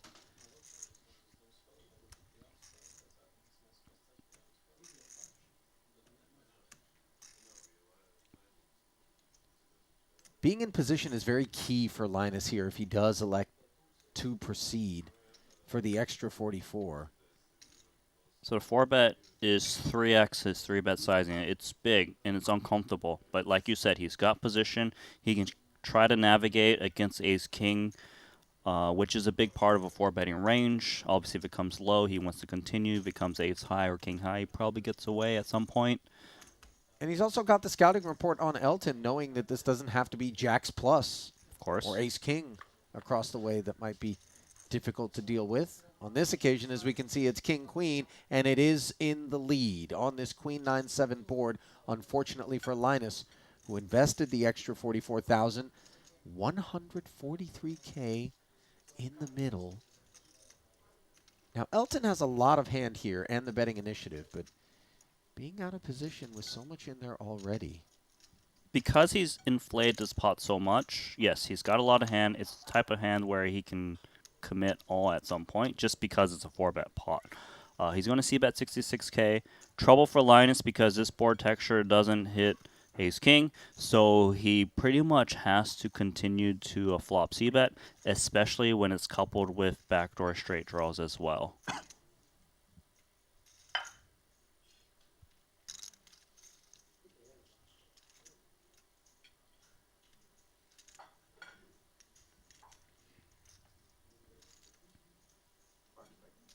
Boy, so often we just naturally want to call in position just to see what develops on the turn in terms of maybe a break check out of our opponent who's forcing an issue here with less than pocket tens potentially. And the jack giving both players straight draws. Of course, Linus blocking Elton's, but Elton doesn't need to hit with top pair in the best hand right now, whereas Linus very much needs to improve, and he can't do so in the form of a set any longer. Yeah, this turn card is quite possibly one of the most fun ones for these two hands specifically. Elton's actually an interesting spot because he's got top pair, but I'm trying to think of hands he beats right now. Tens obviously comes to mind. Some kind of Jack 10 suited, 10-9 suited called 4-bet. He does lose to like a set of jacks, set of nines, set of queens, ace queen, of course. It's uncomfortable.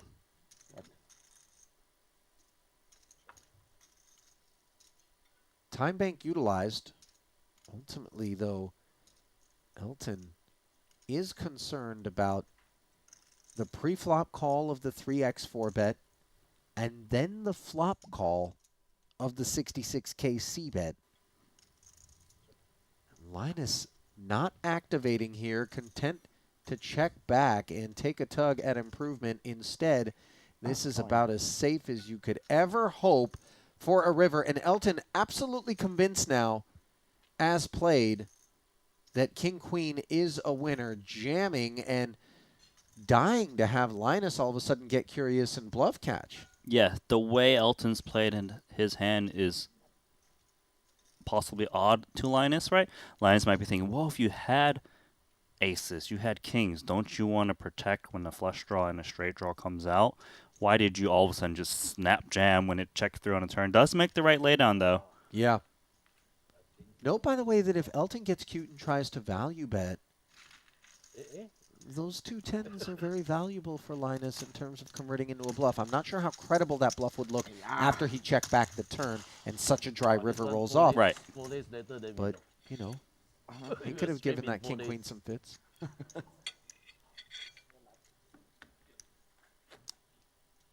You always, seems like every time you have it. I always have it. Believe you. I always have it.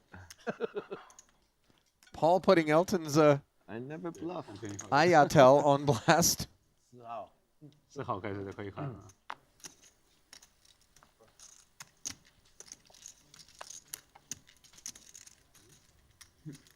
Suited one gapper in early position here for Joe,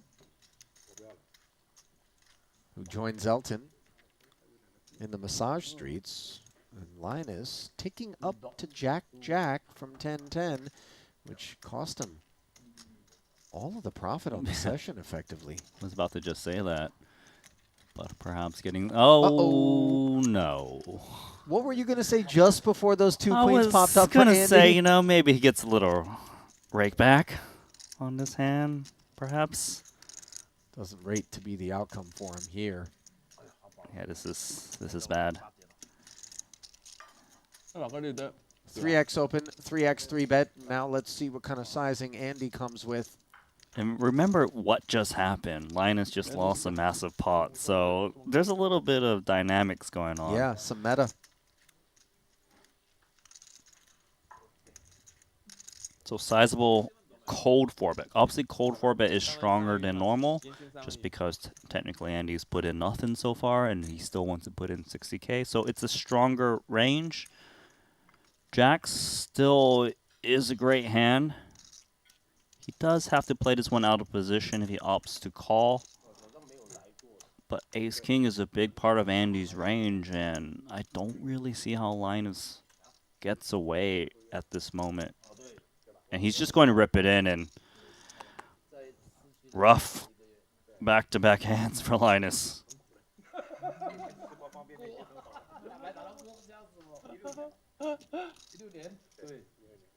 还有这个事情，那边条件这么艰苦的。 All right, so it looks as though the boys have negotiated, given the size of this pot, the largest on the session thus far, to run it twice. We'll have 2 complete boards, the first of which is safe for Andy's queens. Linus just praying one of these 10 cards, which will eventually work their way onto the board, will be a jack. Andy already locking up half the pot, hence he can pull his chips back. Second run out coming. No jack on the flop again, and the look on Linus's face begins to tell the story of a man who was up heaps moments ago and now is hunting a jack or a diamond to try to escape a cooler. And instead, he gets scooped. Well, I think it's safe to call it a cold seat now. Yeah. 200欧元，然后给了那个服务员个60块欧元小费，这家伙紧握着我的双手，就很开心。Well, Linus is not getting up. He's rebuying. Another 200,000. Yep. He didn't come here to fire one bullet. So I would imagine one and done. The clip has plenty of ammo in it. 我说这里消费还是比较便宜的，比较实在。这边是。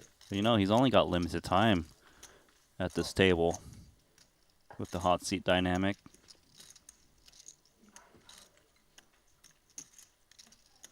It's 200 in black. Do you mean?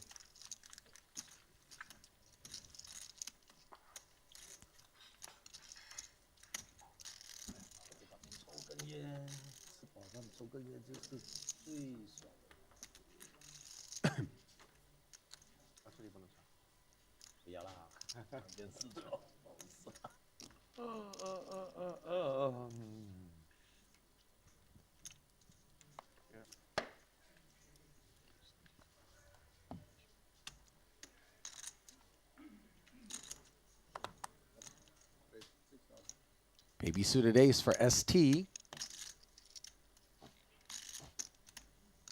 Baby pair should be coming along.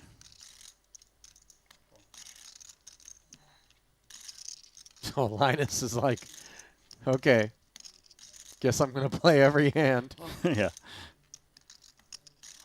22.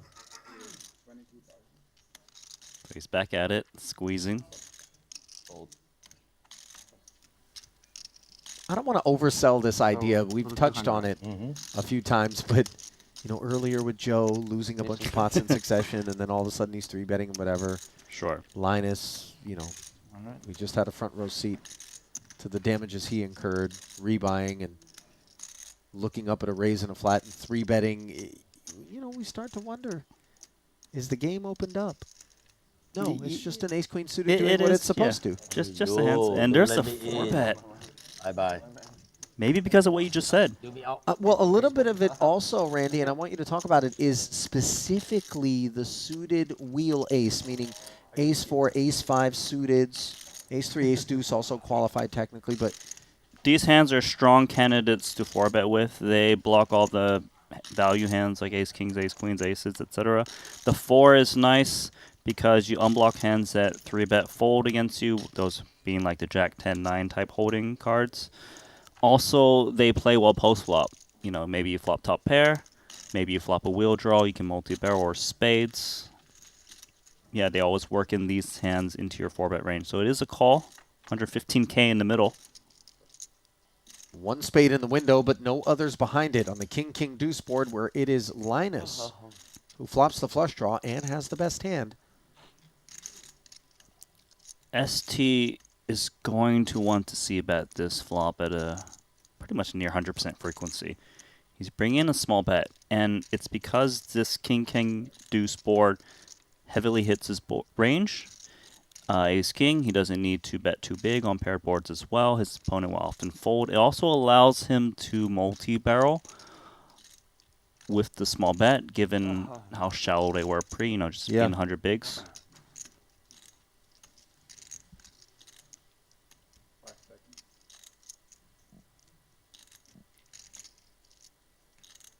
Bit of decision here on whether to raise or call. Looks like he will call with position.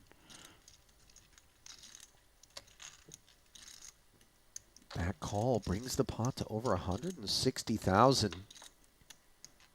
Third king on the turn. All of a sudden, that nut flush draw really withers in value, but this ace-4 suited isn't in love with the spot it finds itself in either. So a big part of Linus's range actually is pocket pairs. 9s, 10 jacks come to mind. But it's not to say that ST can't say, all right, I'm aware of that, and still go hard as played and potentially be able to blast his way through. Yeah, it's interesting. I feel like if he wants to bet, he needs to bet smallish again to set up river jam. Yeah, because the stack to pot ratio effective is 125 in front of Linus with 161 out there, and he's complied exactly with your advisory, Randy, betting 33. Yeah, I see where he's going, and like you said, the flush draw obviously strolls up completely because your opponent could be on a pair and you could just be dead pretty much to an ace. I mean, Linus does have nut no pair. True. And if ST is out here with pocket jacks or 10s, something of the like, Linus could hit the ace or the queen for a clean winner. A fourth king, obviously, gives him the nuts. So he is going to make this call, and he is going to find the ace. So he's worried about nothing other than the fourth king or, of course, aces full, which would be pocket aces for ST, and so improbable. ST with the ace of his own. You know, I said Linus finds the ace as though somehow he gave the bad beat. He always had the best hand, but he really was in a spot where he wasn't going to win the pot unimproved. Right, yeah. I think that ST was always going to jam there on the river, even unimproved. It's actually a great card for Linus because I think he gets half the pot back now. Jam and call on the end. Tense moments where you're hoping that a king doesn't get shown. And once you clear that hurdle, you realize I took a bad beat, even though I hit one of the cards I thought I might have needed to. And also, you got to keep in mind that hand was just shown down to the whole table, so everyone knows that ST was up to some funny business there. Right.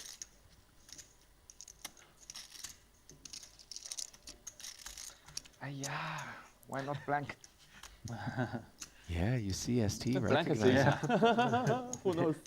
even though the ace Blank all in maybe call. was a great card in terms of improving his hand, but Maybe. I don't know. Depends which blank. blank on the end, not necessarily a gimme, suggests Aaron. Yeah, but having ST say that 这副都是玩一个 basically just says he was going to jam Oh, yeah. 100%. Pot is pretty big, yeah. The sizing he took on the turn, Randy, is what allowed him to set himself up for that. And, you know, that's you can put so much pressure on such a wide array of hands. You look down at 2 9s, you're facing that river jam over there. They're not looking Even pretty. 9s, 10s, and jacks would be in a world of hurt. Yeah.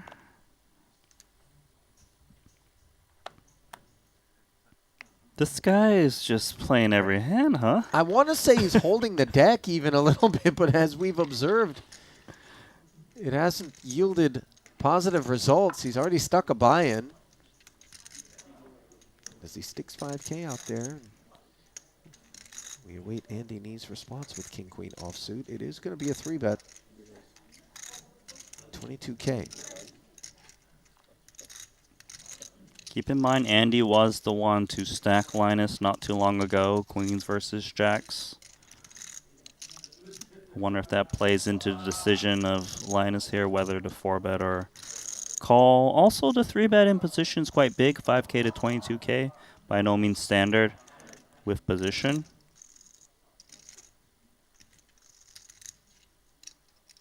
$52. In comes the 4-bet. Now, we know that Linus would be playing this as a flat with some frequency, but on balance, he's choosing the 4-bet this time, and I think in context, I prefer it because it looks like he's in splash mode. There you go, free look. Bit. Wow. But Andy respecting, and that's going to be disappointing. Immediately, Linus will be telling himself, I should have flatted. I mean, keep in mind, he just... Yeah, still losing. Players just saw an ace-4 suited 4-bet. Big hand against you. Not out of him. That was Esti. Yeah. And also seen Linus like play literally like 4 hands in a row. Yeah. Multiple 3-bet, 4-bet They pots. saw the ace-queen suited. They saw the pocket jacks. I mean, when he's been on his back there, it's been credible. So, but it just looks like he's getting in there, Yeah. hence why he's 4-betting. No, right.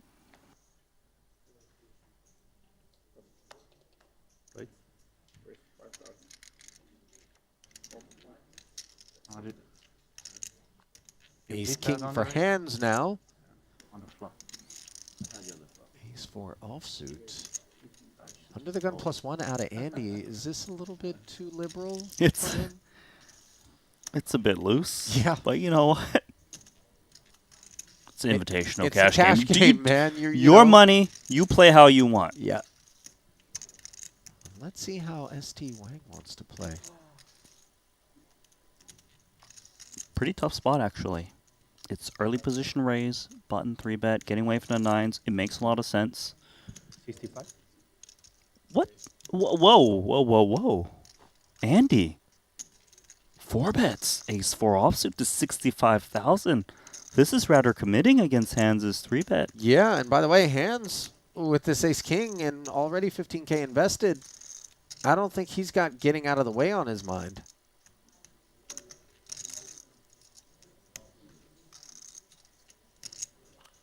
Yeah, this 4-bet obviously is very out of line. And perhaps with some regret incoming. I don't think there's any perhaps about it. Handz jams for 151,000 and instantly Andy knows his timing is poor.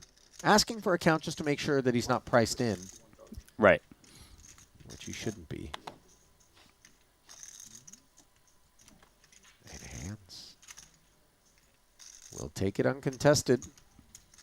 That hand also is going to be quite noted for everyone to see him 4-bet fold off of, I mean, to 65K, right? Yep.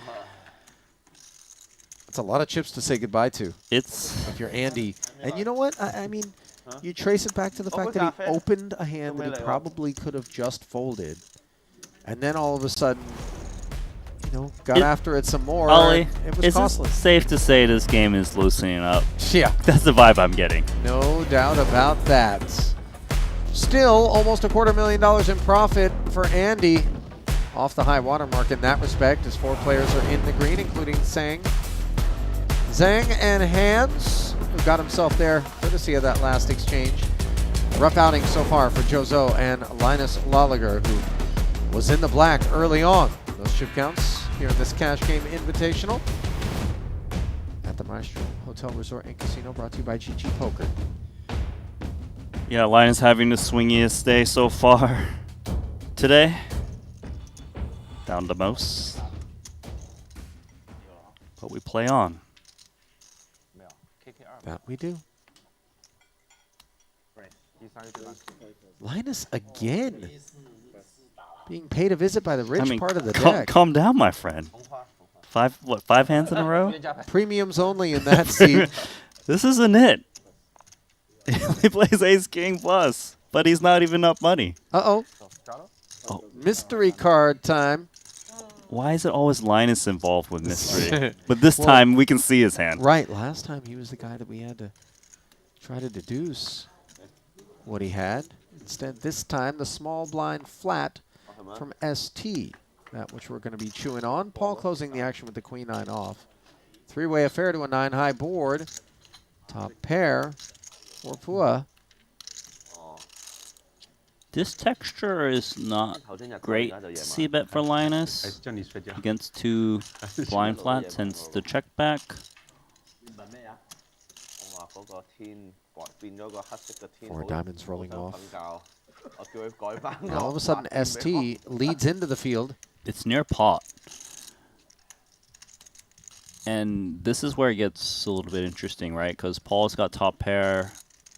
Pretty decent kicker, but with the big sizing, he does need to play a bit cautious, right? Like ST can easily have a set in this spot. He could also have some draws, spades, possible.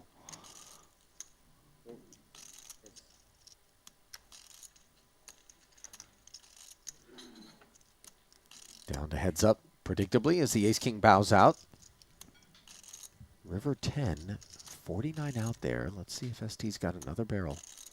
The 10 doesn't rate to hit the big blind calling range on a turn besides like 10-9 or like some 10x of spades. So it's actually a little bit scary for a turn call, and ST can really just put pressure on that range. 35k is quite hefty and uncomfortable for Paul, as you can see immediately analyzing the situation.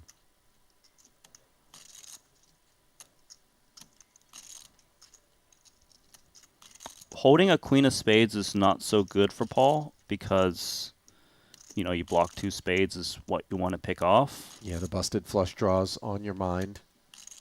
Busted straight draws is hard to imagine because it's a small blind flat against an undergun open of Linus. So hands like, you know, a7 offsuit, I don't think they exist from the small blind.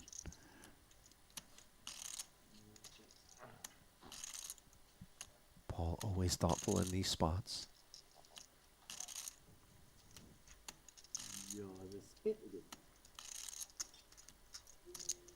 Yeah, note that he calls out the spade in his hand, being bad.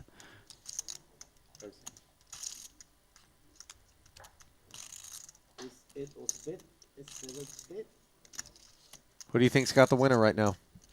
I think Would you rather have Paul's queen 9 or two mystery cards in ST's hand? I take the two mystery cards. Really? I taking the two. You taking Paul here? I think yes. I think ST's got the best hand. We're gonna find out. Oh wow! Pocket jacks. You win, Randy. If Aaron, I will be 3-bet. I mean, I would. You will be 4-bet?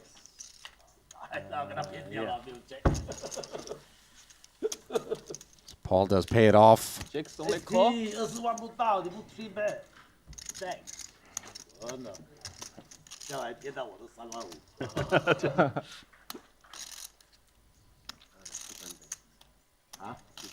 All right, I've gathered some of that conversation, and Paul was basically saying 读出来了，但是感觉又不太像啊。 ST didn't 3-bet Jack, so I lost money basically. Yeah. But that's the idea if we're ST, is we're looking to under-rep that hand and protect our flatting range in the small blind moving forward in the session. Also, it was an undergun open, so say you do 3-bet Jack's on spot and you get resistance from Linus, you actually don't really know where you're at. In the form of a 4-bet, you mean? Whether it's a 4-bet or even a call, because, you know, you're very deep pre-flop, and Linus has to play kind of a tighter range against, you know, small blind. By the way, Linus finally finds a hand he could fold very disappointingly for ST, who had aces. Wish you 4-bet I4. Not really, maybe run twice at a chop.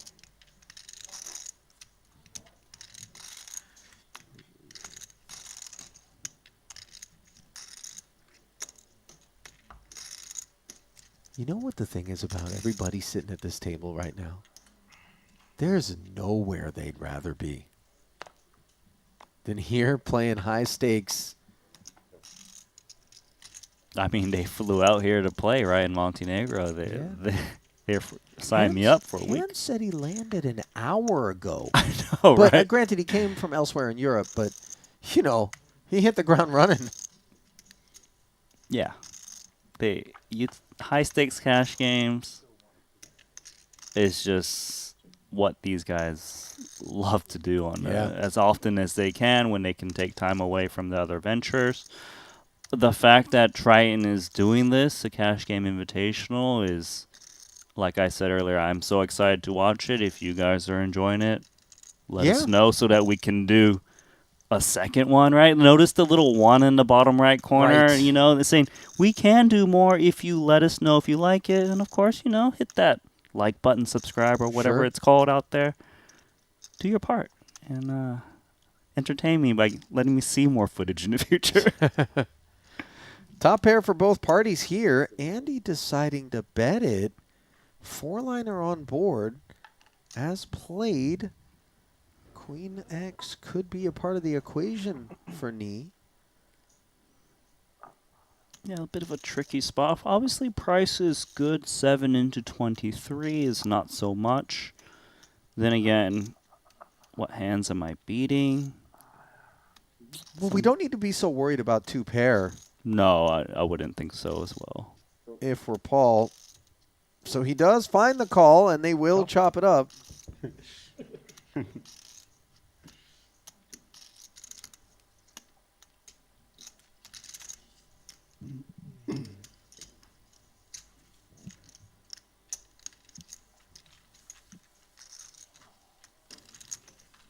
Kind of a gutsy little bet there from Andy.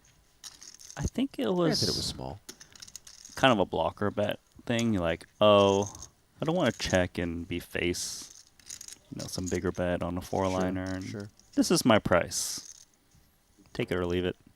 Just don't raise me. I don't think we're allowed to put those requests in. Yeah. But I guess we're allowed. We just can't expect compliance.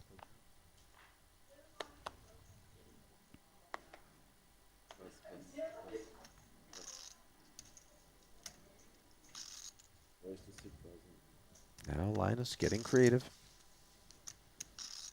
3-4 suited.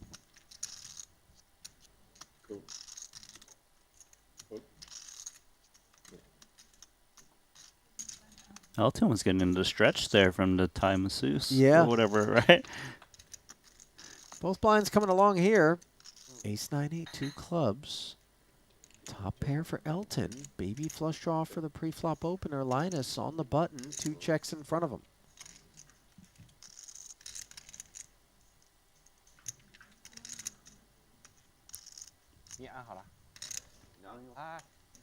Excuse me.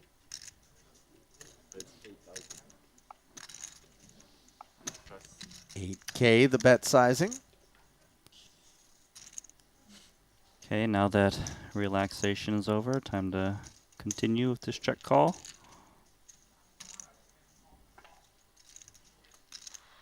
Interesting. Dusty looking turn. It looks dusty, but it gives Linus outs, more outs at least. Yeah. Does hit the pair. I think that makes him lean towards bet again a lot more, just because he can really put a lot of heat on a 9 and 8x that would have trouble calling a big turn bet. His hand obviously needs a little bit of protection against some straight draws. Jack 10, Jack Queen 10, 6, 7, etc. Looks like an overbet to me. 45 into 36. So when you see overbets like this, you tend to weight them towards big draws or 2 pair plus. Some ace kings is plausible. I suppose ace queen would be an equation as well, just because ace queen would be still one of the best top pairs you would have in a single raise pot. So unable to shed Elton. on the turn. Linus now with just the 4.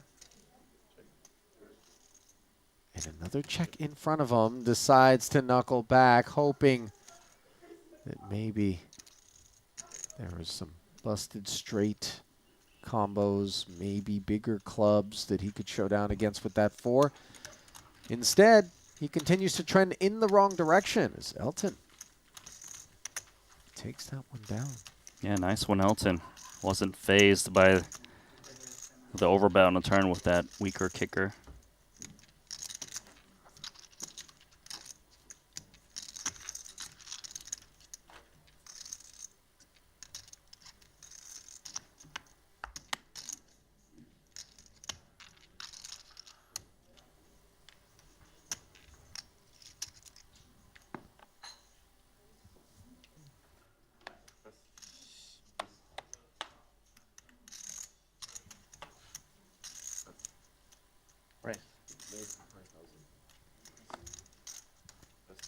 So Linus coming right back in the cutoff, ace-3 offsuit.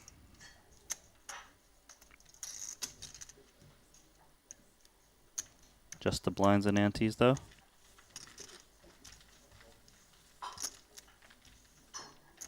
I don't know why I think he's still thinking about the last pot, though, when I'm looking at him. I'm sure he is.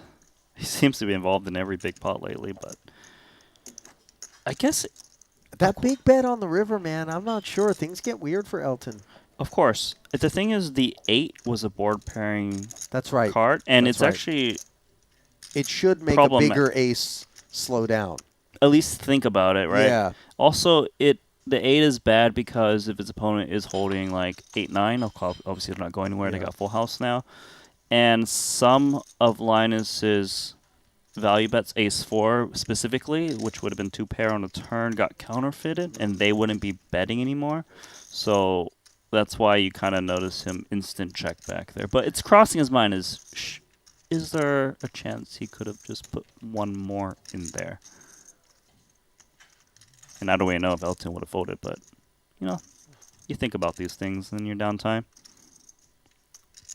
Although Linus hasn't had a whole lot of downtime, given his VPIP has gone way up, mostly due to just being dealt in. Handz not waiting for the choice cuts, employing this 5-6 suited as a 3-bet and taking one down from the small. Well, you're starting to see why it is that he got the invite, Randy. He's not sitting back collecting dust on his He's not stack. waiting for Handz, my friend. No one is, really. Handz is not waiting for Handz. Yeah, you didn't notice. You didn't notice. I just now. Oh, okay, buddy. You're right there. I'm the only guy in the history of a 1-hour time zone change to have jet lag. Yeah, I know. I'm You're right there, groggy, buddy. man. You're okay there, buddy. You need one of those mochachinos or whatever you order. You know, brown bowls, mochachinos. You and I are famous for tapping into whatever the I don't know if we're local famous caffeine for is. it, but yes. When it comes to a Triton stream, generally you and I in the booth talk of some sort of caffeinating beverage. Or some. Do you remember the green bottles I couldn't open? It was here. Oh yeah, that's right. The green, and then we poured it upside. The soda water we poured upside down, and it was draining slowly. Yeah. But do you remember when you splashed the water on your head? Oh yeah, that was when you got when you showered yourself. I showered myself. That was JNT showered me. That was his fault. Meanwhile, King Queen and King 10 tussling here. Boss under the gun, second pair against the 2 overs in the open ender of Elton. It's a fun one because, you know, Paul raised pre-flop, connected decently, but not one where he wants to inflate it. So he goes for check, obviously to check call, not to fold with this kind of showdown. Elton with 2 overs, open-ended.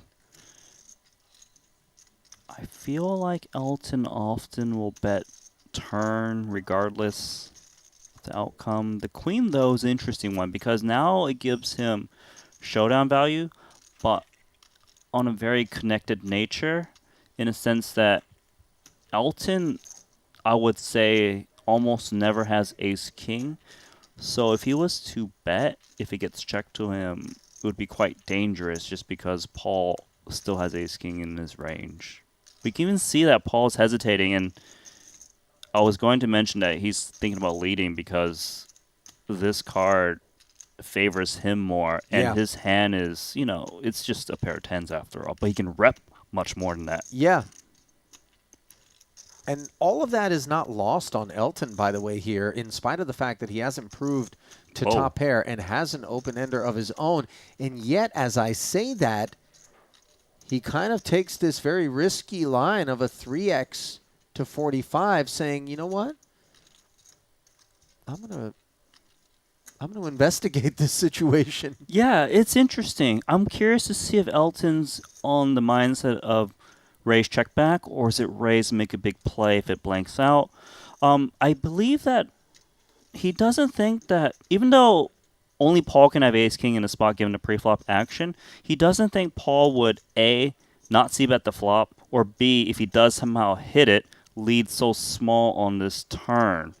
So I think the story isn't playing out perfectly for Elton, hence why he's opting to raise right now, which is not standard by any means. Some holes in the plot, perhaps, is the vibe for Elton. And let's not forget the fact that he has a king in hand. True. Also, blocking value.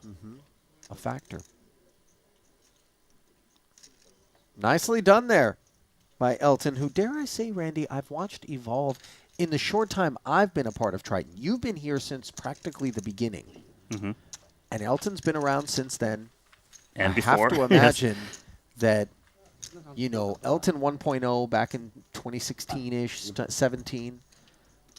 Fast forward 7 years, let's call it, and then some. A very different player today. I think that is true for a lot of these guys that play the highest stakes from this quote-unquote VIP background. And yes, Elton's game has changed, I'm sure, but he still naturally has this want to get in there, splash around a bit mentality, and obviously really fun to watch. And I will say this, Elton and Paul, they've known each other a very long time. They've played cash games with each other for a very long, predating even the Triton series. Yeah. So they've evolved with each other, right? And obviously we know their play isn't stagnant and just samesies. Well, not quite samesies. Andy needs ace-king and Handz' king-queen for reasons that are obvious. The better of the two kickers belonging to Andy, who does not follow through on his open in spite of the fact that he has this ace-king here. Concerned by the flatting range of hands, perhaps a little bit. Just looking to proceed with caution. The third spade also keeping him. Yeah. So kind of, conservative. Sometimes when you're holding even hand like this, you're like, oh, I've got top pair. It's strong. But then you see the paired board, you immediately think, I don't think I can get 3 streets out of this. Sure. So how can I turn this into a 2-street game while protecting some of my weaker ranges? And it goes with some check at some point. This is a third check now. Yeah, there was a bet on the turn. So as played, I actually think Handz thinks he's got the best hand a lot. He might be thinking, though, can I get called by worse? If so, it probably is a very weak hand. I need to size down just a little bit, but he's still going quite healthy. I think Andy took the line that he did, always skewing toward wanting to play a small one here, but now he needs to ask himself, how much spade combo that's turned into a flush and how much Jack X does my man have? Apparently not enough to fold. Yeah, Andy underwrapped his hand, and like I mentioned earlier, his game plan was 2 streets, induce bluffs, contain the pot, and really played it comfortably.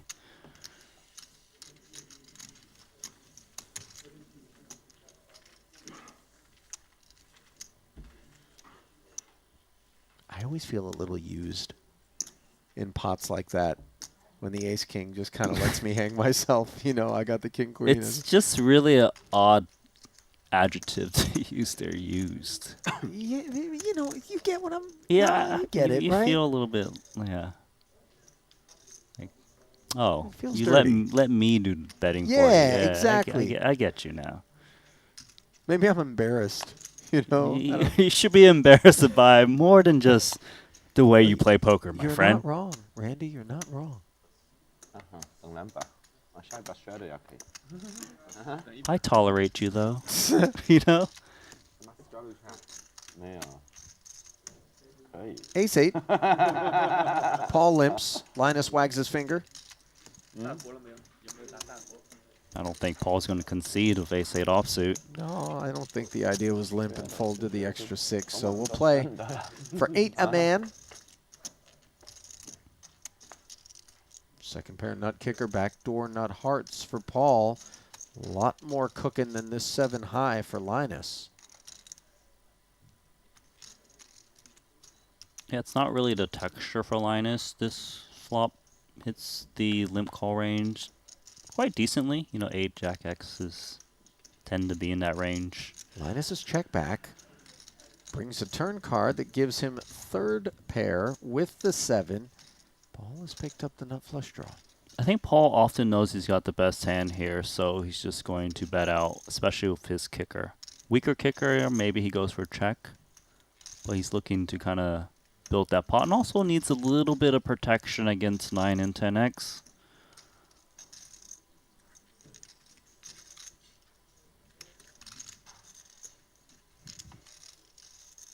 Looks like Linus is going to lay down his turn pair.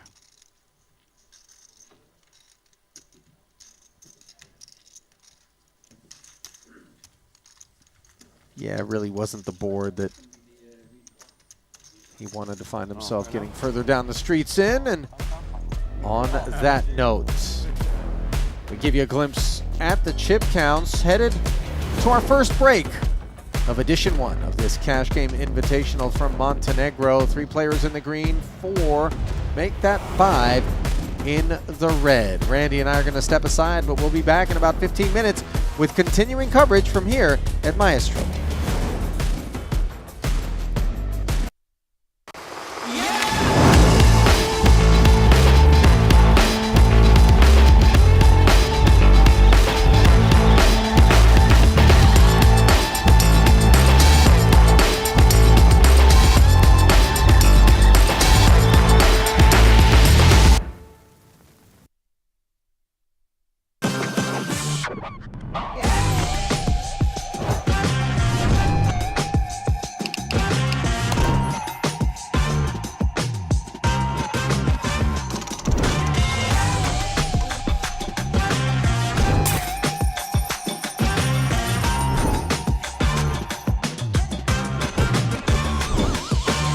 Want a $50 Global Millions ticket on top of the full GG Poker welcome bonus?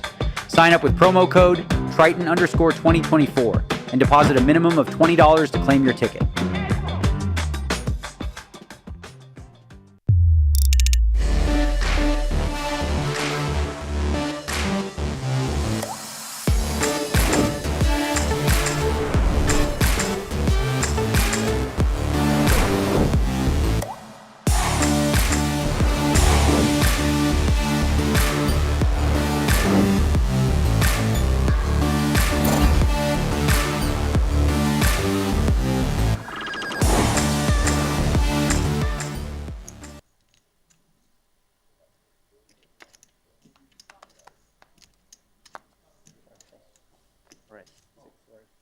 Now you might notice that the pace of play is brisk. There is a shot clock, as per usual with any given Triton event, be it cash or tournament, by the way. And mystery card time here, brought to you by GG Poker. So we don't know what Linus's open to 5,000 is attached to. What we do know, though, is it's going to be facing this 3-bet from the Red Kings of JoJo to 16,000, which, by the way, comes just moments after the payoff versus Andy Nee. And we always wonder, is this a bit of steam?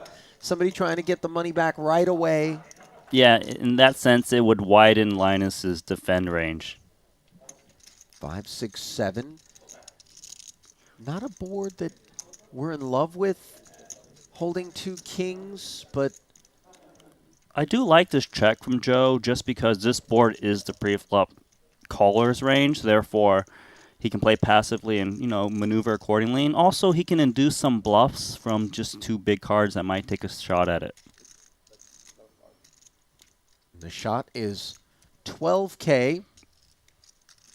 Now, if I tasked you just based on the limited information that we've got so far in this hand, Randy, with taking a stab at what Linus has, what would you say as we see the check min raise? That's also interesting. There's a lot going on here. This is a mystery for me too. We know Linus can have a lot of hands. I think he can actually bet a very wide range on this board when he got checked to expecting a lot of folds from like ace highs.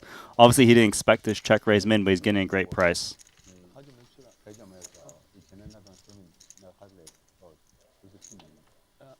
Deuce of spades on the turn is a very dry development.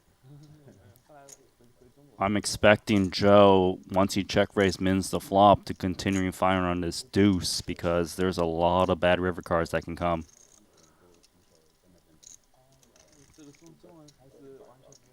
Yeah, once the check min raise does get called, you can narrow the range of hands that you're up against slightly, but not entirely. There's so many hands that in position, in particular, Linus would be peeling with, just trying to see whether or not a second barrel is in the cards, no pun intended. And as we can see, it is to the tune of 35K. And Linus is uncomfortable here, but he is making the call. And now do you start to get the sense that he's got pair and a straight draw? Because as we know, Linus is a guy that can play all parts of the deck. Or does this feel like a smaller overpair? No, I do feel like this is like 8, 7, 8, some kind of pair straight draw. I think if he was up against, if he actually had a pretty big holding like 2 pair, he often just jams the turn because Joe does look like he's got an overpair to his board with that stack. As played, I'm expecting Joe to just rip in the last 86K. There's already 154,000 in the middle, and he can just try his best. But actually checking, that is very surprising. Perhaps he's a little bit scared of the 4-liner. Not so sure how much of that is Linus's range, though, to hit that 4. I mean, the trouble is it would be so hard for Joe to credibly rep the 4 as played. So if he does put the bet out there and Linus does put the big raise in, we're really in an awkward spot. So a pot control sort of response to this board development. Oh, my. And Linus immediately putting maximum pressure on his opponent. Look, on this board right now, and the action of the check raise min on the flop to call on a turn, it's hard to imagine that Linus has a bluff in this spot. But having said that, you got 2 kings. He's jamming slightly north of half pot. The thing is, Linus knows that Joe can't have a lot of hand right now as played. 1 pair feels like top of range. It does. Man, this is hard to predict which way it'll go. Time bank's being utilized here.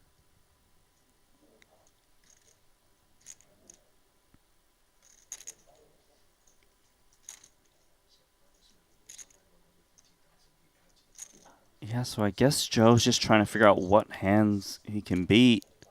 Is this ever just a 1-pair hand? Unlikely.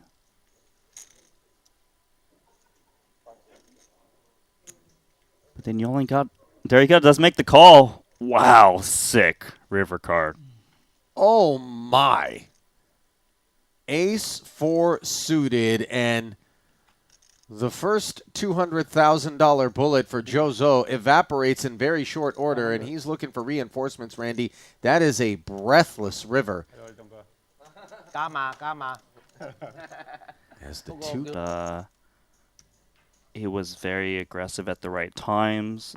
I think the most surprising thing to me was he did his winner's interview in Spanish. Do you remember that? Yes, I do remember that. Yeah. So, yeah, it's pretty cool to see. I did not know he was a cash game player as well. Well, we got our first straddle of the evening, and if I had to bet, it isn't going to be our last. Elton Tsang bringing it to us. And aces for Joe Zhou, who raises to 8K. And Aaron Zang in the big with ace-king says, no, we're going to play for more. Unfortunately for him, the timing could not be worse. Well, it's safe to say that Joe is likely going to be back to even after this hand. Actually, a bit of a decision on whether to slow play or 4-bet. He does come with slow play. I like it because of the straddle. We've shrunk the stacks pretty much in half, effectively. So he doesn't want Aaron to just get away from his 3-bet bluffs. 3-4-5 board. Aaron shares the wheel draw. Still a pretty good board for Aaron in general, just in case he's up against a pair. Obviously, the wheel draw helps. Does not follow through into the 73,000, however, and this check in front of Joe means it's time to get busy, he says. 30,000. Curious to see if Aaron check calls or check jams. Does check call.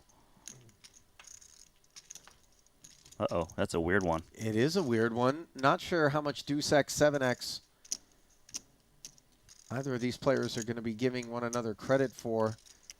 And Joe, by the way, has a little bit of PTSD. You remember his 2 kings. By the that 4. first bullet was showered. And wow, runner, 6 deuce after it goes check, check. Joe did not feel like betting these aces, and I'm not sure I blame him on the turn. And now he plays the board alongside Aaron, who got so incredibly lucky.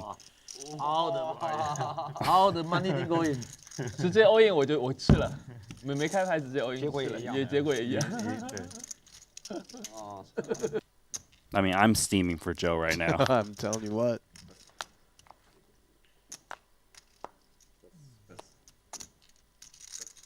What a perfect opportunity that was, too, given that Elton had given us our first straddle.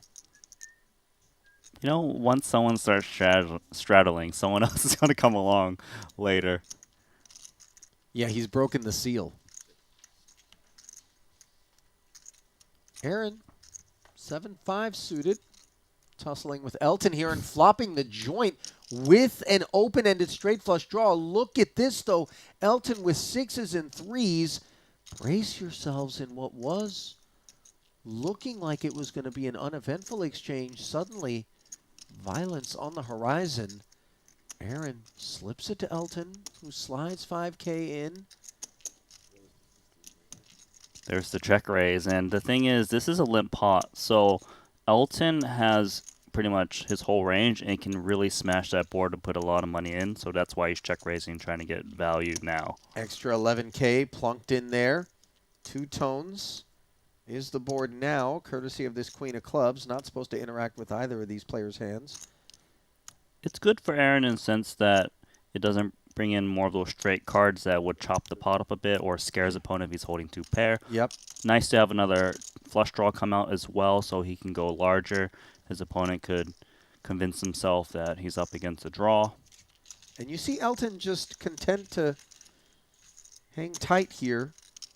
Can't fold, but not in the mood to raise. Calling the 32,000, and now maybe this deuce of diamonds saves him a bit. With 102,000 in the middle, Aaron would love for Elton to have a 5X combo here. Yeah, obviously if it's a 5, he gets all of the chips.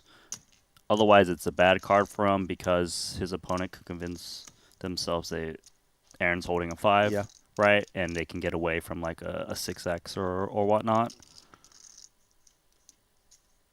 It's just, should he bet to get the max against a 5, or should he bet a little bit smaller to try to get some hero calls out of some 2 pairs like this? Yeah, that seems to be the decision on his hand. And he comes with 38,000. This is milky. I kind of like it too because he bets less than half pot. It does allow a 5X to raise, which he gets value from anyways. And it also allows him to get value from these kind of 2 pair hands like this on his very nasty board.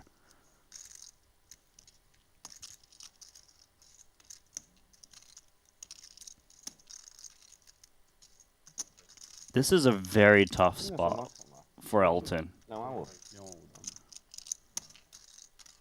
It does feel like he's getting milked. What are the hands we beat? Busted Hearts? Which, to be fair, Aaron has. He just so happens to have them with a 7-high straight. Just right. Nuts. Busted Hearts, 8-7. But the problem is the price is just too good.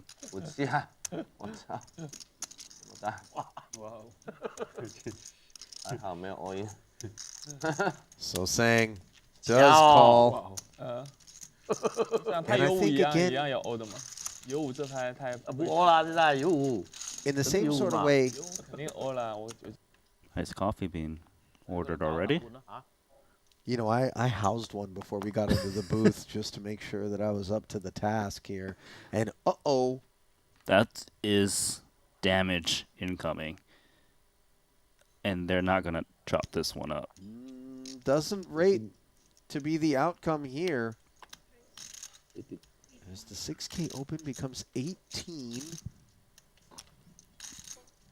It actually gets really interesting for ST because they're playing about 150 big blinds deep. He raised from under gun against +1. That's a very strong range. Queens actually often calls the 3-bet rather than 4-bet in this spot, just because when you 4-bet, you define your opponent's range more. It's hard to get, you know, worse hands to call you. Plus, you can play a bit of pot control. Now a king-high board could be a bit of a savior for ST because there's always going to be some ace-king lurking across the way. Need to be respectful of that. Yeah, and the king is... No, at first thought, you're like, oh man, ace-king got there, but obviously is saving grace, given he's up against aces. Yeah, right. He won't be check-folding to a flop bet because he still needs to keep his opponent honest. He could still have the best hand against some weaker pairs that 3-bet him, like jacks and tens. Obviously, some ace-x suited that will take a shot. So he does come along, does not improve, however. Board's coming out pretty good for Paul right now to just keep firing away, hoping it's up against a king X that will call down. 2 flush draws. Good for him to rep more bluffs.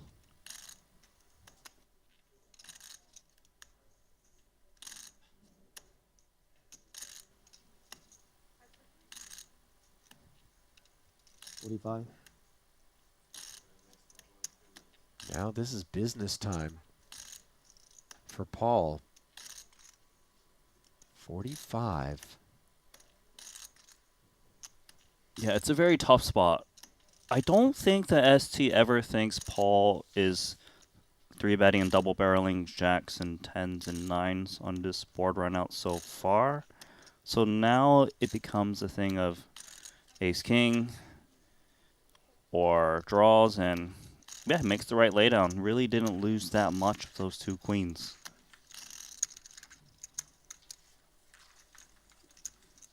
The board helping make that a reality, and even though he's losing...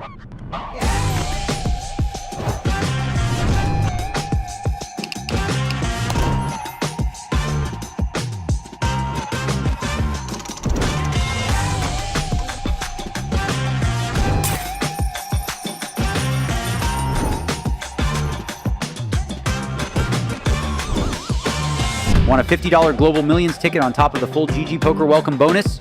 Sign up with promo code Triton_2024 and deposit a minimum of $20 to claim your ticket.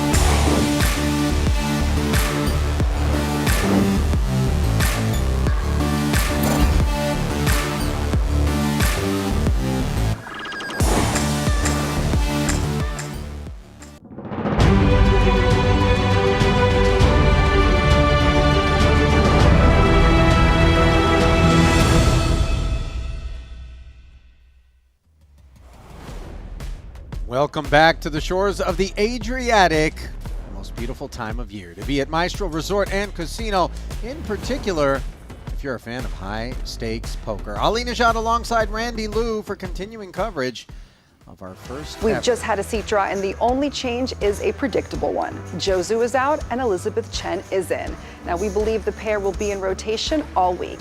A cute little story on Chen. Chen debuted at Triton, Montenegro last season and said that the highlight for her was getting to play next to her idol, Phua.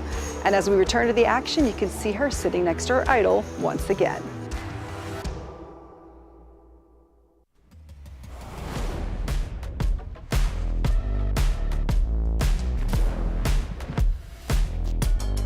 So now, a more official welcome back to the action of this first ever Cash Game Invitational.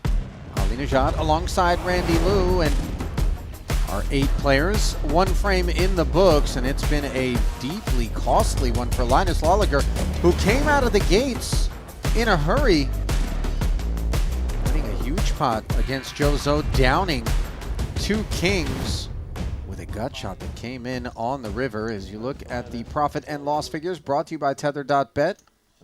Back underway, 1K, 2K with a 2K big blind Annie. Elizabeth Chen joins us.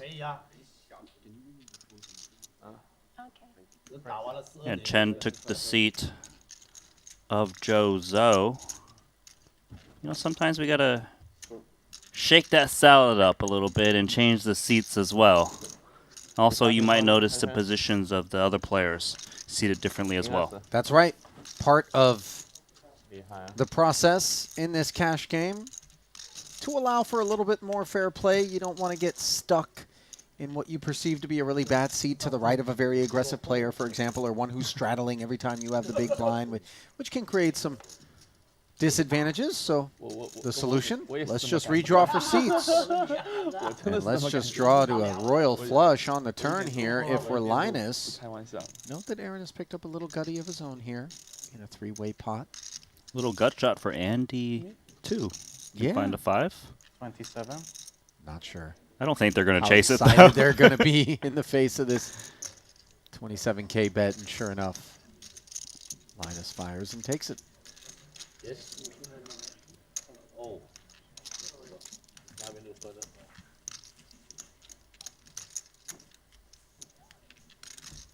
The one thing I'll say about a game like this, you know, you and I have played a lot of cash games throughout the years, Randy. There are times at which you get stuck a certain amount in a game, and you just know it's going to be almost mission impossible to get out just because of the way the game is getting played.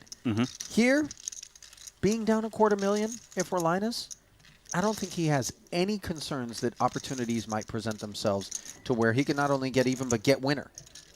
Of course, and he's a professional poker player. He's got the mindset where he knows in a short run, yeah, he may lose. It is possible, of course, right? You can get cleared out.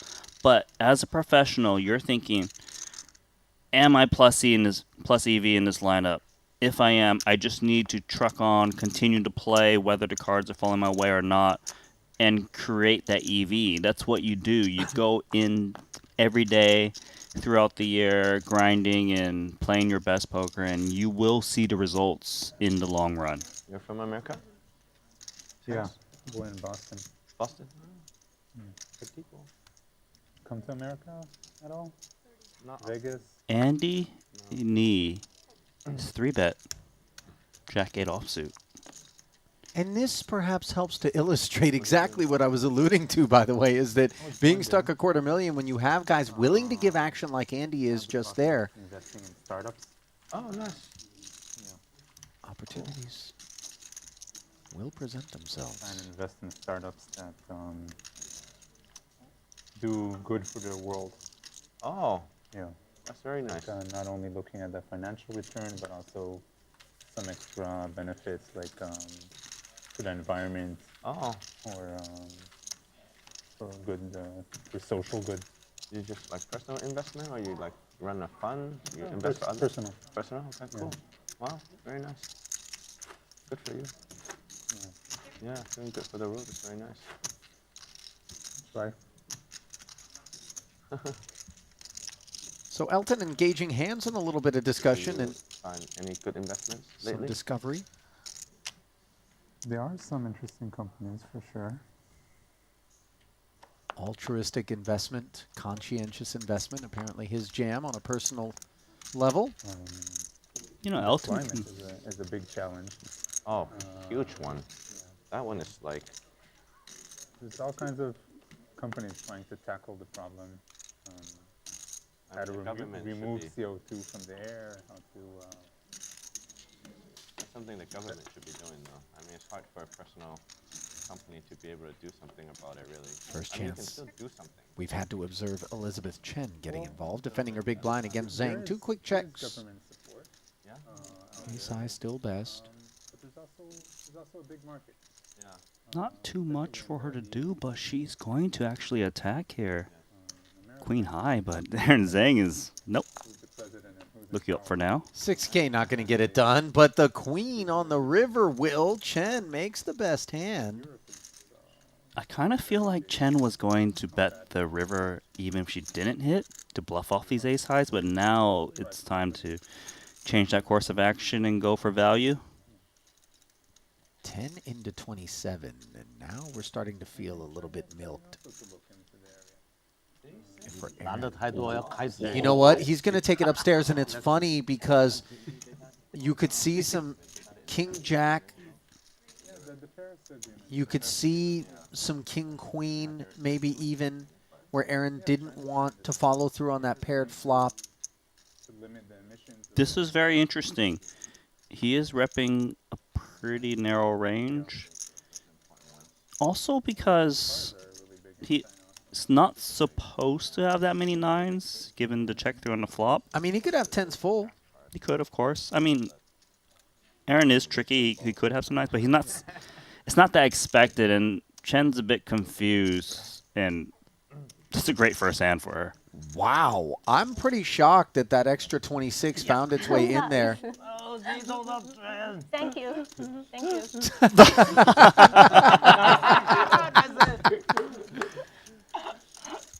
you. You're welcome.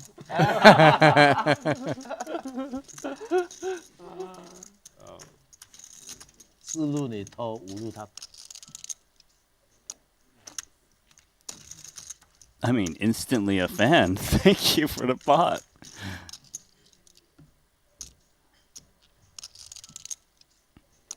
It's cool to see Elizabeth Chen out here and Jozo when they made their debut in Montenegro. And like, yeah, let's up the stakes. Elizabeth, also hailing from Shanghai, used to be a dance teacher back there. Quit that job to pursue poker. Game that, as she puts it, she absolutely fell in love with. This is a game you can dance in too. Yeah. How do you even go approach like finding these? Ace King 10 ST second pair. I mean, that's with other angel Leaning investors. ever so slightly, 5 into 17. Exactly. Yeah. Designed just to usher hands like this into the muck.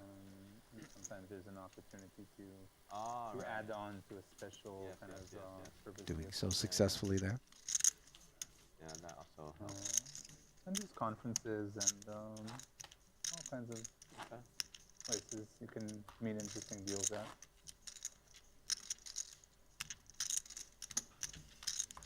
Hi, Linus. How are you doing? Good, good.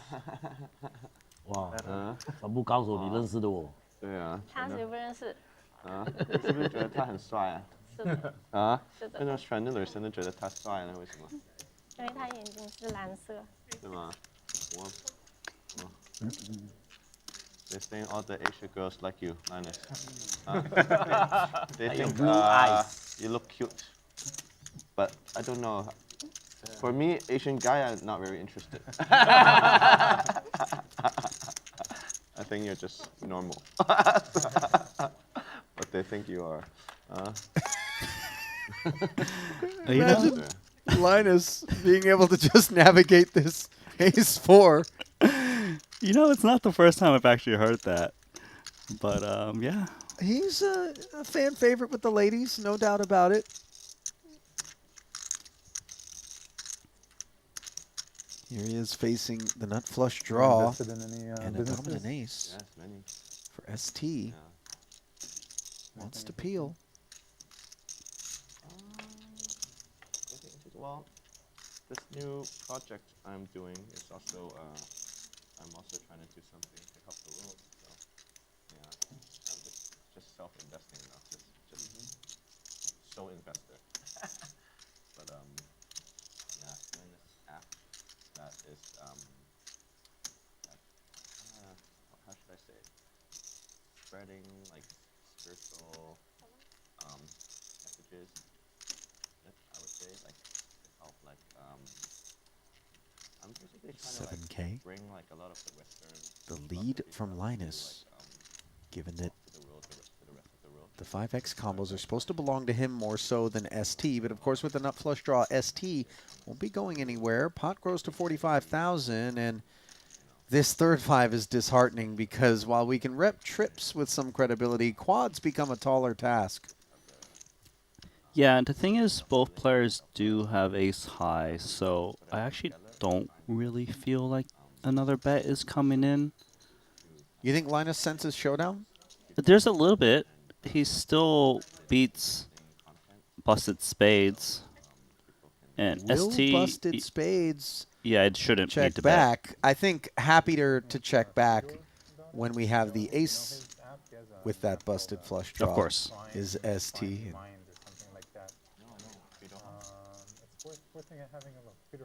We'll carve it up. I didn't know he was doing something like that. Yeah, it's been for a few years already, I believe. And I can see some resemblance. Okay. Worth having a chat with him, I think. Yeah.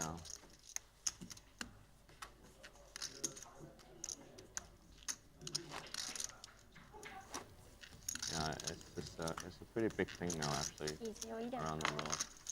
Yeah. Mindfulness, I think. Mindfulness, yeah. Getting lots of traction, right? Exactly, mindfulness, yeah.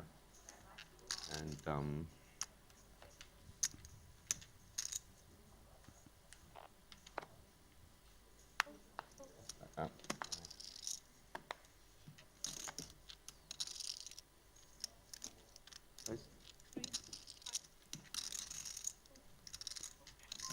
Sixes for Andy.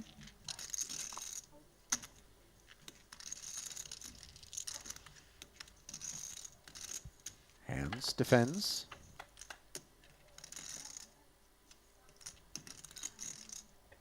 Ace 9 deuce. See whether or not Andy's got the C bet. Sure does. The sixes warrants the C bet just because it's vulnerable to 2 overs. Early can rep position the too. ace, right? Yeah, represent the ace easily, so your opponent can't float you as much.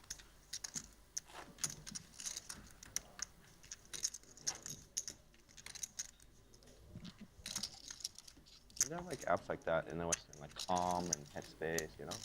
Yeah. Yeah, but not so much in the in Asia. So. Do you practice as well? You meditate? Yeah. I see that's a lot of the benefits from it. So that's why I wanted to really spread this knowledge out, you know. Randy, do you meditate? No, I actually don't. I know a lot of people do. A lot of poker players, right? Do they?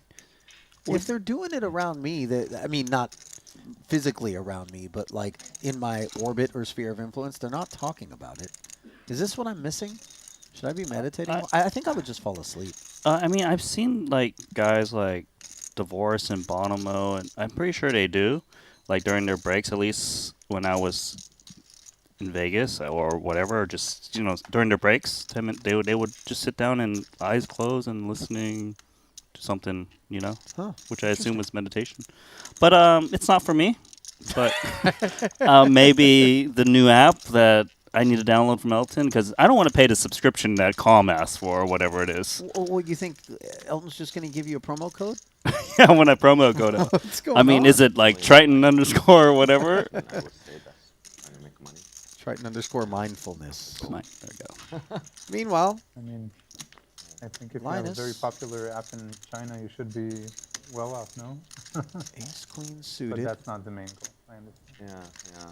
So that's why when you said like it's has the best hand on this 7-7-8 board, but Andy is posing questions. Check raising here with the gut shot straight draw. I mean, he's seen Linus 3-bet so much. He's expecting Linus to C-bet this type of flop. He's got that gut shot 2 overs. A lot of outs, of course, against ace highs. Looking to take it down now. And Andy, we know he's just not shy of putting heat on. This is tricky for Linus. I actually don't think he's going to lay down, but Maybe he is. He is. Nice, Andy. I think if there's a spade on board, he's going to feel a little differently about things, but absent one, pair on board, and a line that certainly is conveying a lot of strength. Look, I'm going to say this. Linus is playing against people he doesn't normally play against, so it's not so easy for him to solve the puzzle right now. I like what I'm seeing, though. Some good fight out of Andy in that spot. He's not intimidated by a man whose reputation precedes him. No, he's like, being a high-stakes crusher. I'm Andy Nee. I play my way, and he's our biggest winner right now. He's up, what, 325,000 or so? Somewhere around there, yeah. You dropped the chip.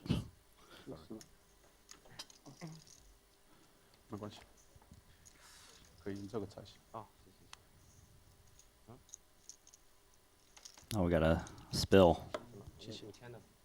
Aisle 14. Clean up.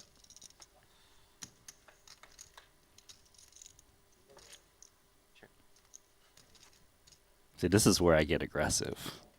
You know, in the spill situation, you got spill strategy for us too? There's chaos going around right now. As long as they're not check raising me at some point, like, yeah, let's just blast away. It's been clean. No, it's not cleaned up yet. So I expect an Andy need to turn barrel this a lot. Seems to be an ongoing process. Top pair against the open ender, and in slides the king for Andy as both parties are navigating whatever that little incident was.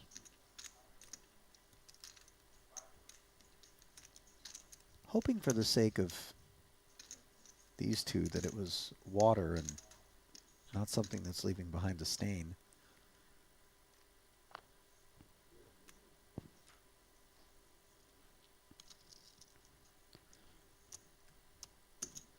Sort of an awkward spot here for Esti. He does call the 18,000 on the turn, bringing the pot to 63, but lacks direction with ace-6. It's a hand that's just hoping to get to showdown free of charge here. Backdoor spades come in. Andy blocking spades, and value still available to him, no doubt. Yeah, definitely can go for value. Of course, he didn't want to see the backdoor spades, not only because he loses his spades, but also because it kills some action in case his opponent can convince themselves he's up against more hands they lose to. Queen of spades, though, is still hopeful that he does block some of those. He's still going to go for a lot of value, 46K.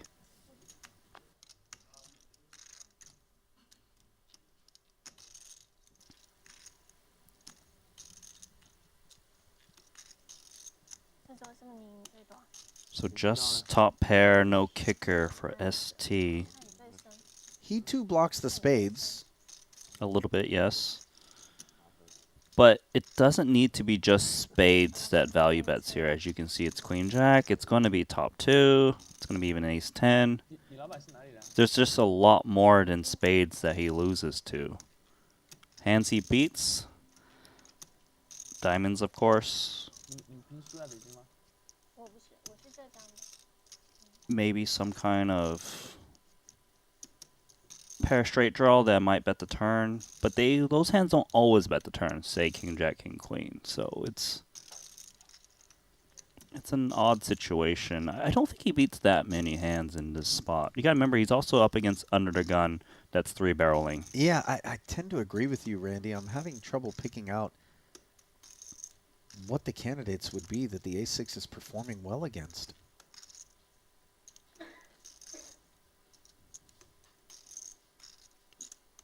I mean, they've been playing for a few hours already, right? Maybe he's seen Andy get out. He has been out of line in some spots, so it always crosses your mind and does make the right laydown. And that allows Andy to continue to put together the best session of anyone thus far.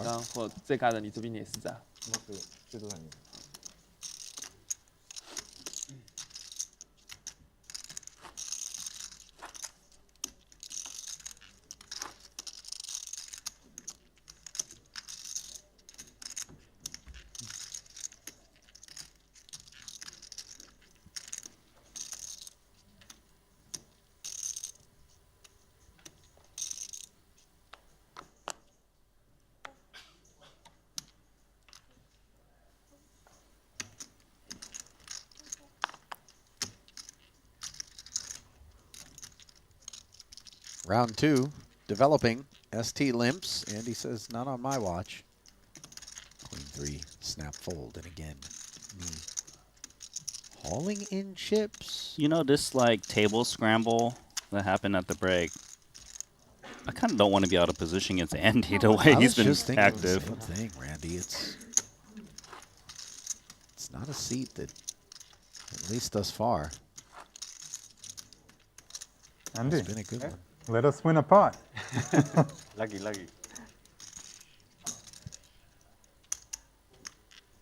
Oh, Andy's being modest.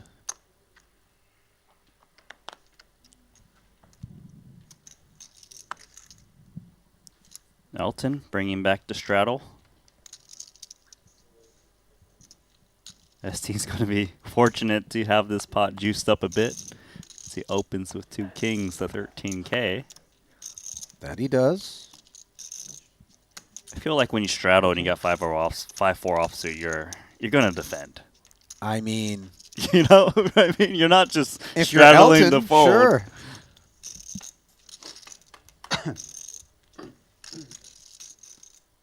Queen 8-4 bottom pair. The trouble with hands like this is you flop a little piece and now you feel compelled. Yeah, you're compelled to check call here and try to improve or show it down. Pretty good texture for ST, as well as Queen 8-4 doesn't really contain 2-pair combos besides Queen 8. So you can really just go to town 3 streets, but wait a second. Elton check raising bottom pair.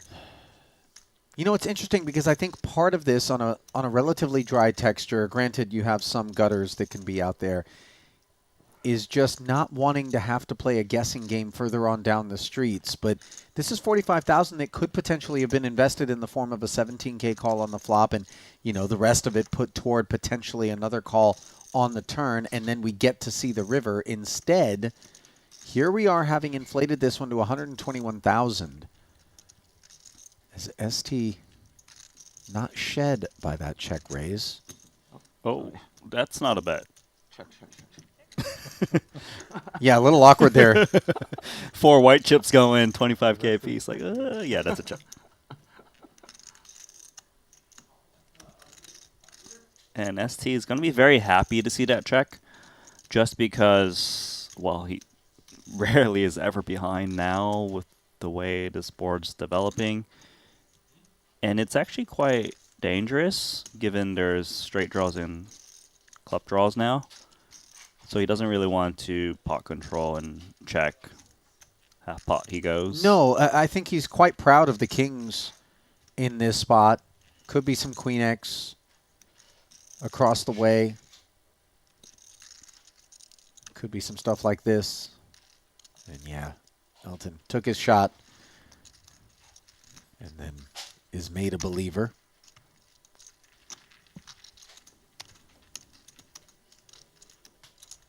Lines like that, though, historically, Randy, we've been privy to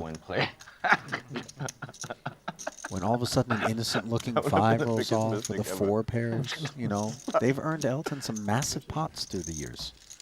So while it's tempting to maybe look at that and go, oh, get critical, just Elton is a very, very competent player. You have to remember, poker is not just one hand at a time. We got to think about the history, the collection, future and past hands.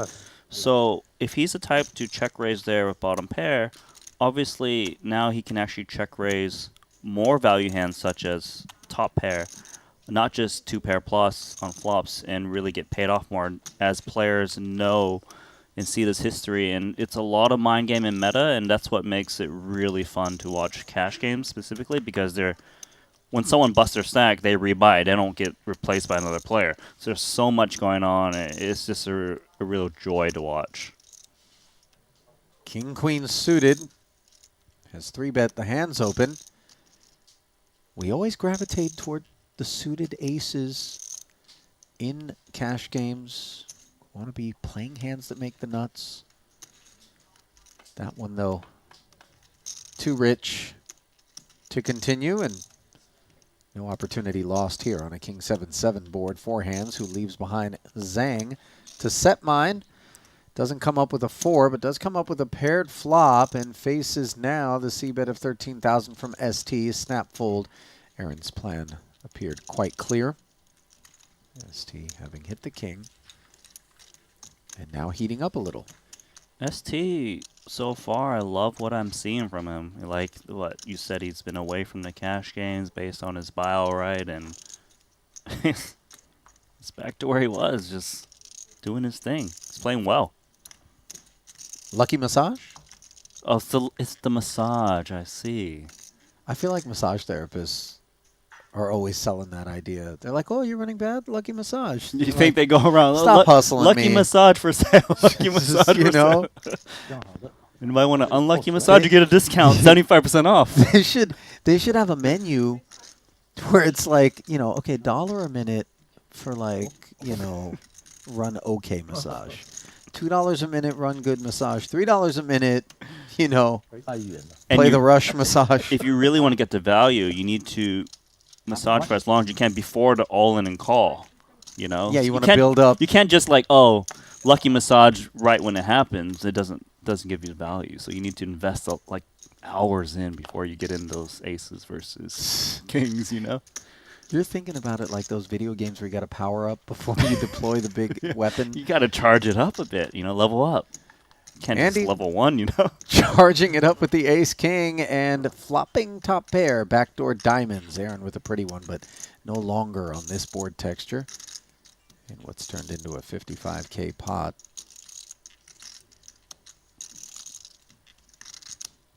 Hand's going to be over soon.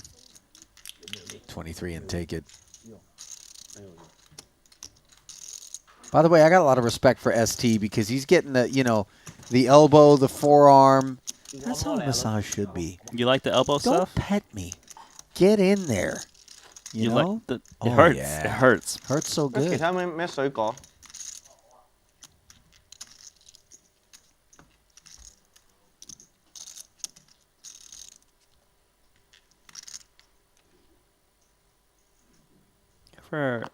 Use one of those robot chair massage things. You into that at all? Those super fancy ones where they like squeeze your arms and stuff. I freaked out one time in the Japan Airlines lounge in Tokyo where I thought I was going to get trapped. And I was in this like corner of the lounge where like no one would hear me. It was scary for a second. I dumped a lot of money into one. No, I won't lie. You went off in the massage chair? No, I bought one. Oh, okay. I thought you were pumping dollar bills into the one at the airport. No. It wasn't just feeding the machine and run it for the 2 weeks straight. 953 offsuit here. Boss's suited connector turning into second pair. Yeah, Elton actually defended a7 on the button. Yeah, it's going to take a shot at it once it gets checked to him on the flop. His type of texture. 7's got some interest on 953 rainbow, but Handz says check raise, queen 10 off. Wow. Came to play. Yeah, all of a sudden we are starting to see things that we hadn't seen during the first frame here. And the thing is, Paul's like, oh, this is nice. I checked that flop of middle pair. Like, sure. Someone's got a big hand. Little does he know that this was just queen high. Maybe. Oh, shit.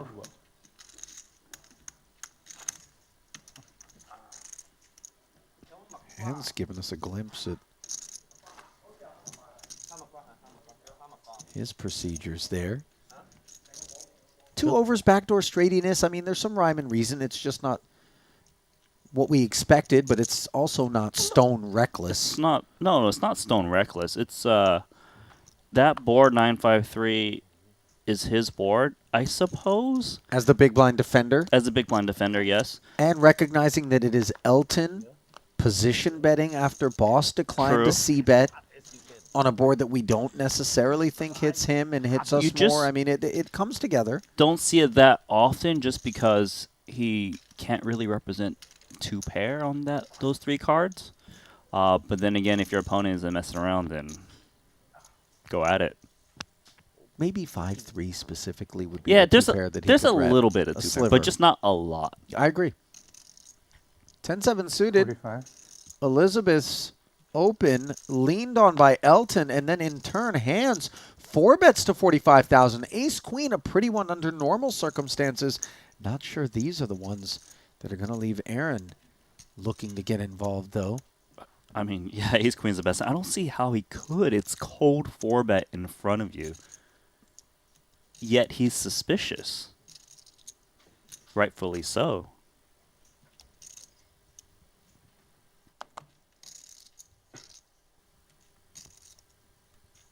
Man, if he can pull the trigger here of Ace Queen, it'd be absolutely sick. It would get through. It would, and he would win, what, 69K in the middle, but can he know? Remember, he mentioned the Handz. Remember, I met you in LA, had some history. Maybe that's why he's actually thinking here, because this would be a mandatory fold immediately, under normal circumstances. That's actually a great point, Randy. He does end up bowing out, though, and now it's back over to Elton, who will not continue. And Elizabeth immediately like, really, guy? You re-raised me, but you can't call that? Yeah. She's giving Elton a word. That was a very diplomatic way to describe it. Giving Elton a 但有 word. 3个人都大的啊，好像对2个还可以搞一下。这个 A 圈发我就吃了，发 Aaron's telling people he had a Ace Queen. Alright, this table is just getting dealt food and massages regularly now. You see that? Life is good out here. Look, and Elton's getting plates of food. Boss is on massage now. This is how cash games are, you know? This is how Triton is. Yeah, you look at know? this set, dude. Like, That is a stunning backdrop. this is clean.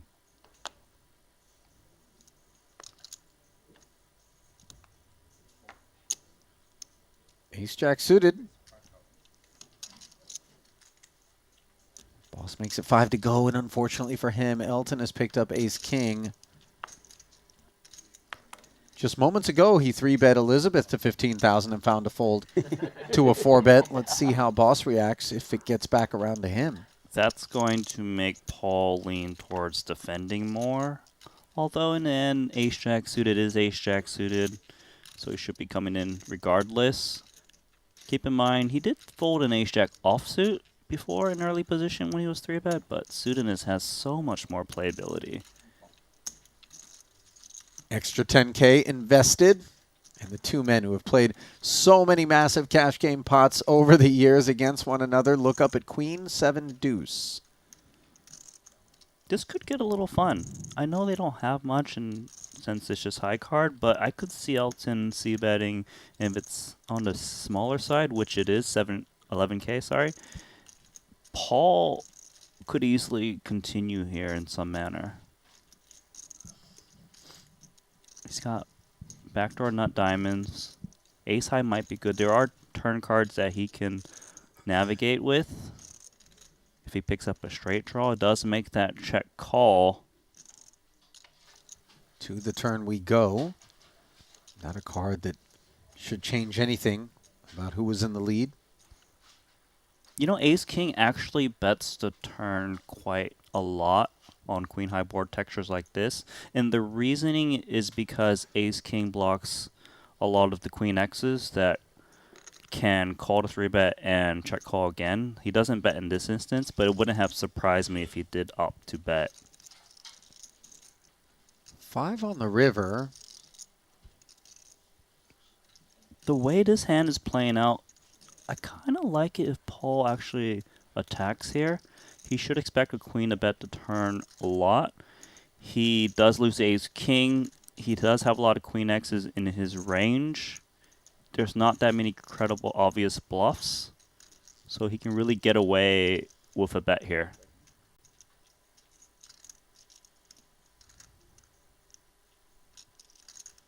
I love this. 30 into 47. Yeah, you know, a lot of people might be tempted to think, well, maybe Elton's messing around over here. He has broader than average range as a 3-better. He doesn't have any pairs. Let me just try to get the showdown. But just in case there is a pair out there or something like this, betting this 30,000 into 57 serves a lot of purpose. Yeah, I really think this is a nice bet from Paul. Very difficult for Elton to call. He needs to give Paul credit to float hands like this. Oh. Huh? Yeah. Oh, that's not what you want to hear if you're Elton. His boss says, I bluffed with the best hand, ace high, and that's the moment Elton knows, no, you didn't. You bluffed me off the best hand. That massage, good luck. Run good is I can't even tell you real. how jealous I am as I see it Elbow coming deep, in yeah. with authority.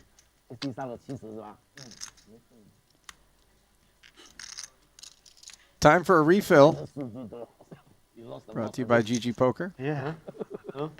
And brought to you by some Run Bad as well. GG Poker's rooting for people to refill. Yeah. I assume that means that someone's topped up. I think it was Aaron Zang. Okay. So unclear. Oh, mystery hand. I'm starting to like these. They give me a lot of curveballs, though, but it's fun to watch. Esti with king, queen suited. 3-betting. These button opens can be all sorts of stuff. Yeah, small blind versus button. King, queen suited in this spot is actually 3-betting for value, more so than a bluff. And they love to see it when they get called rather than 4-bet, of course. Now, whenever it comes like king or queen high, they just feel so confident in going for multi-streets. Like well, how that. about top pair and the king high flush draw? This is the whole wide world for ST. Every piece possible. They are playing rather deep. 350k back right now.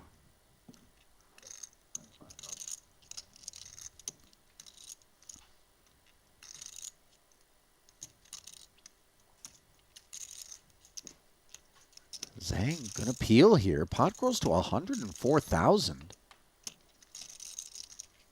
7 of spades is interesting.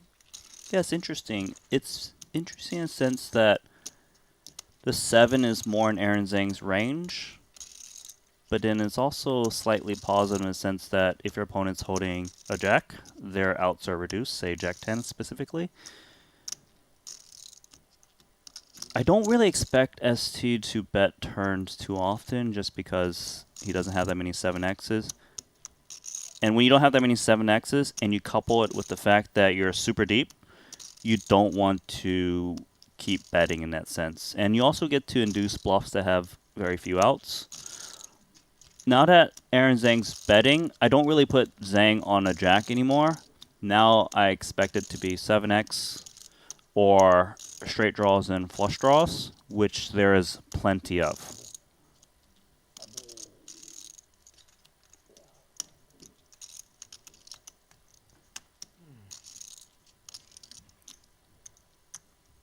ST's turn check was never really with any intention of doing anything other than finding his way to the river, and given the sizing from Aaron of 45,000, he plays it as a flat. Backdoor spades come in, even though he does improve to kings and queens. I'm not sure he loves this board texture now. 9-10, ace-10 are there. The backdoor flush, 7x is still a problem for us. That's a great point. His hand improves, yet so many hands come in now. The only positive thing about King Queen is it beats King Jack, but like you said, spades come in, 10-9, ace-10. These hands actually call flop and bet turn. Yeah. He has to fear those hands. It's just, it's not going to be comfortable if Aaron bets.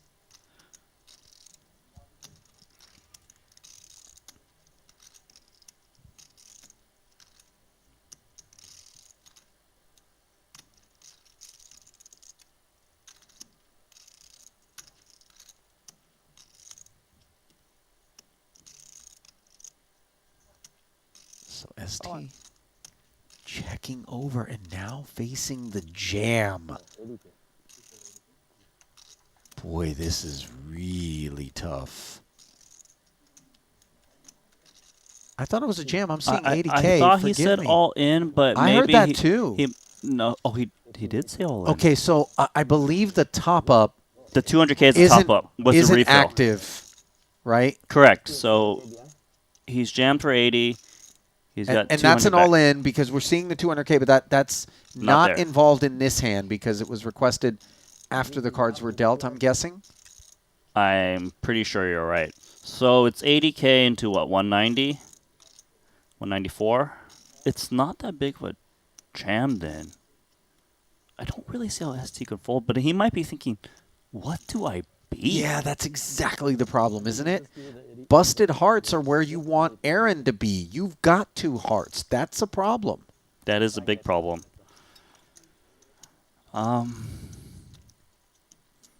I guess one of the questions that would come to mind for me if I'm ST is, will my opponent still value jam like a king jack right now? Hard to say, but if that's the case, then that makes you lean towards call a bit more. You know, many, many years ago, I was introduced to an acronym called RBF. And if there's anybody at this table that is capable of a little bit of RBF, that man, Aaron Zang, there is the one. And what does it stand for, Randy? I don't know what it's. Tell me. Random Berserk Factor. Oh, Aaron's got that. He's got that for sure. We've seen it throughout the years where it doesn't have to make any sense whatsoever. He's just decided to take it to the streets. You know, this could be ace 5. This could be, you know, just yes, he's done it. I got you, man.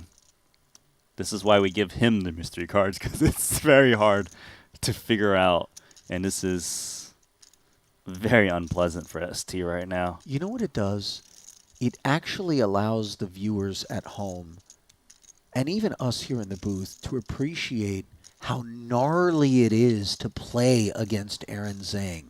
Yeah. It's just, what would you do in this spot? I don't know, man. I don't know either. It's crazy, too, at this price. 80, as you mentioned, into 194. It's not a bad price, but it's still $80,000. And a board texture where you're asking yourself, you know, I'm blocking the heart draws. A 7 beats me, 9, 10, ace 10, backdoor spades. My heart leans on close my eye call given the price, but I don't feel good about it. But he says fold. Oh my, Queen 7 actually got there. Runner, full house for Zang. How sick of a fold is that, though, given the price? That's pretty world-class from fold. ST. Big fold. As he spares himself $80,000. Gonna put a pin in the massage, though. I think. Yeah. You're out of there after that pot. Yeah, showers. Anybody want this masseuse?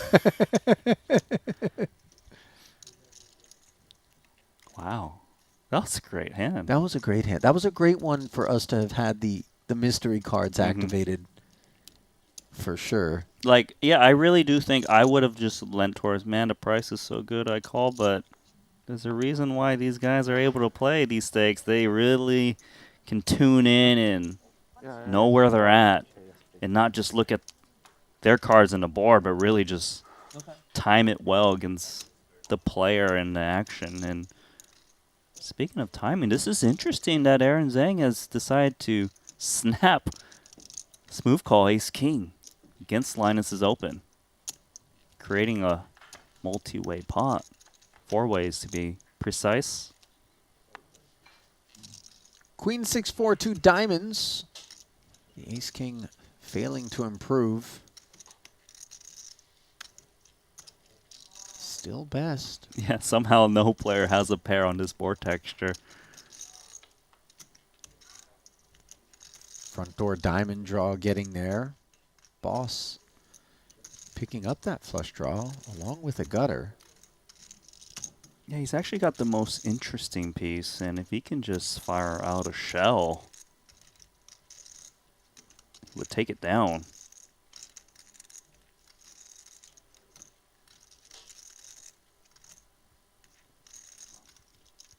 Linus going to go to work with that gutter ball.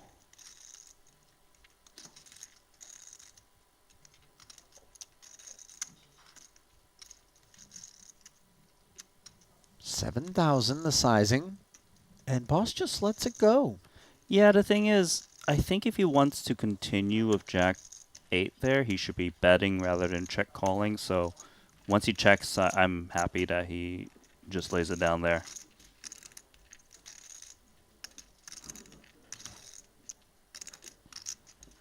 Straddle one round.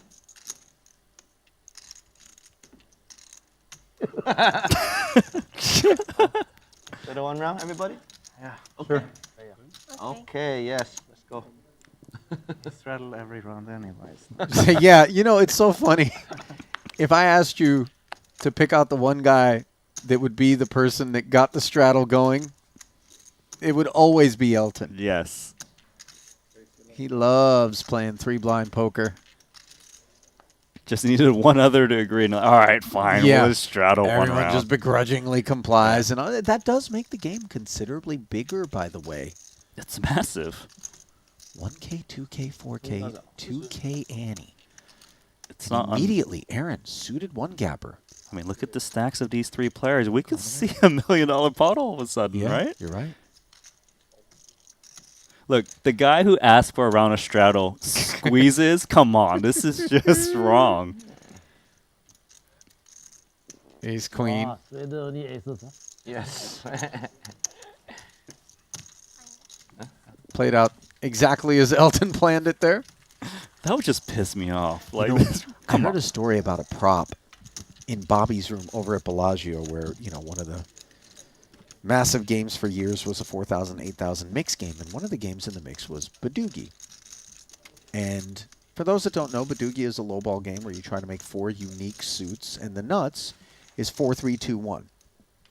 One being ace, but go on. Yeah, right. And Mike Gorodinsky, Gordo, as he's known, is in the game, as is Doyle Brunson. And the Badoogie plaque comes up, and Mike negotiates, not unlike how Elton negotiated the straddle just moments ago and then took that pot with a squeeze. He says, hey, guys, how about, 25K ahead or whatever. It was big, whatever it was, because it's so improbable. Anybody that can make number 1, that's the prop. And so everyone's like, okay, yeah, fine. That hand, Mike makes number 1, which is an insane thing to do in that game, right? And everybody's paying off. And Doyle, rest in peace, is just holding the chip in his hand, and he's looking over at Gordo. And he's just not ready to give him the chip. Eventually he pays it off, but he can't stop looking over. And apparently later on down the line he goes, look, man, I just want you to tell me how you did it. Because obviously nobody's that lucky. I always thought that was a cool exchange. Ace-10 offsuit in the hijack. Handz is 8-3. Too dusty to defend. By the way, this is just the second frame of 4 that we're going to be bringing you here today. 2 hours a clip. We've already got the straddle on. Now the only thing missing is like a 7 deuce prop or something crazy. Or somebody goes, hey guys, let's change it to short deck.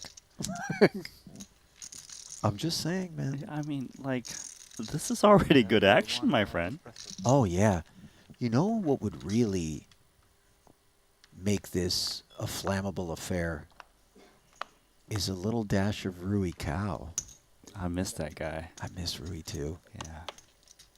But he really, I mean, that's, yeah, he's got the RBF. But the thing is, his RBF mode can't actually shut off. It's broken. It's on intense mode all time.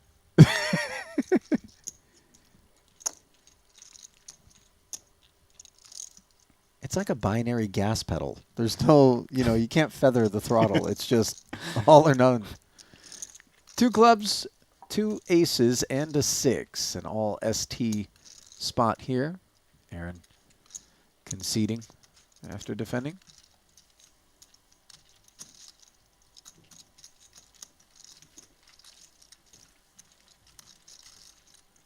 Well, shout out to the thousands of you who are streaming us live on the Triton Poker YouTube channel. So pleased to have you with us here for our first ever Cash Game Invitational from the Maestral Hotel, Resort, and Casino. Ali Nejad and Randy Liu monitoring the chat now. Confess that I didn't have it open during the first frame, but now very much am trying to get caught up. See some of the usual suspects who are always supporting us. Cool. Those who are newer, if you haven't already done so, click that subscribe button, click the like button. I do have one question for the chat. Do you guys like the cash game content? Do you want us to keep giving it to you? Because we need to hear it so we can let the people know. By the way, whether or not you actually do, just please say yes, because I do. And that would allow Randy too. And I to continue to do it. Regardless of how you feel about it. I mean, I you know what? I don't think anybody, certainly nobody that's tuning in, they're like, oh man, this sucks. No, of course not. They love it. And as much as I spend a lot of time with you throughout the year, Ali, I'm willing to come out another stop or two if we can get this content. I will tolerate your odd commentary here and there. That was a very diplomatic way to describe, the amount of discomfort that I'm capable of creating for you and everyone, for that matter, here from this side of the booth. Instantly getting some feedback, by the way. From I see some hearts. The likes of... Is this the platform where they can actually give you the emoji hearts? I forget. YouTube? Man, I don't know. You think I'm IT, the YouTube chat IT or something? Okay, never you mind. Think I'm Gen Z or something? I'm old, Randy. What gen are we, by the way? I feel like we're in that weird cutoff. Anyway. It's after L, at least? We're not boomers. Sometimes I feel like one. Elton, 9-6 suited, raise and take. How do we know what we're talking about anymore?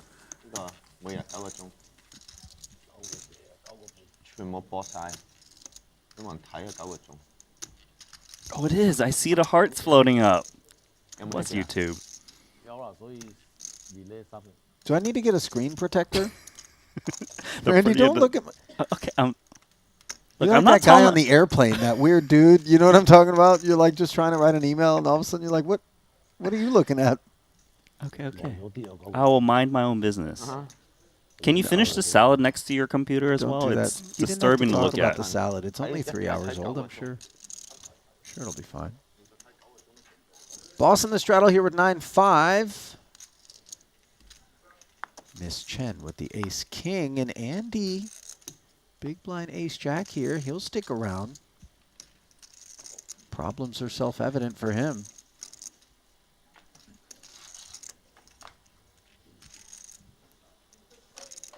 Queen 3 deuce, perhaps will extend some mercy to Andy.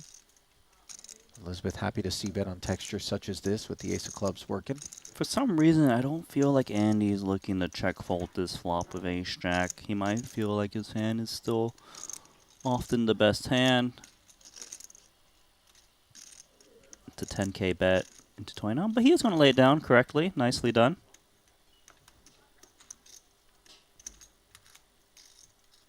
Things going well for Elizabeth thus far.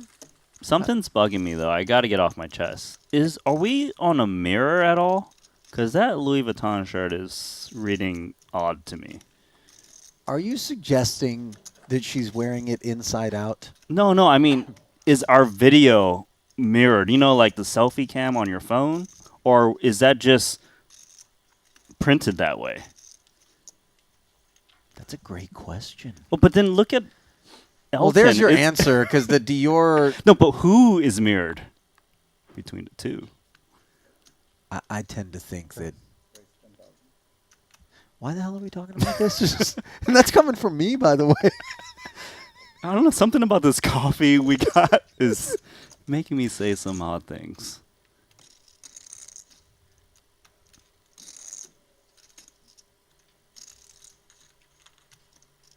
Handz. Raise and take. I know that a number of these players, especially as, you know, they're going to be playing with one another quite a bit throughout the course of this week, I would imagine, are likely to come back and watch these streams, do a little bit of scouting report.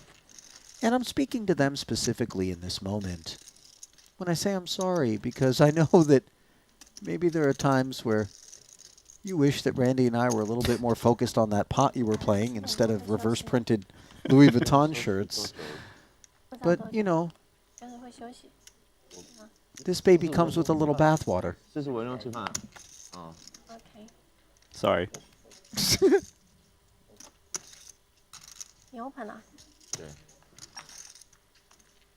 I don't want to talk anymore.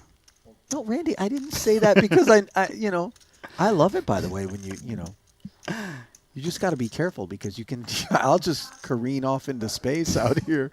Ace, Queen, 7, 2 spades. Broadway gut shot for Elton. 5K sprinkle.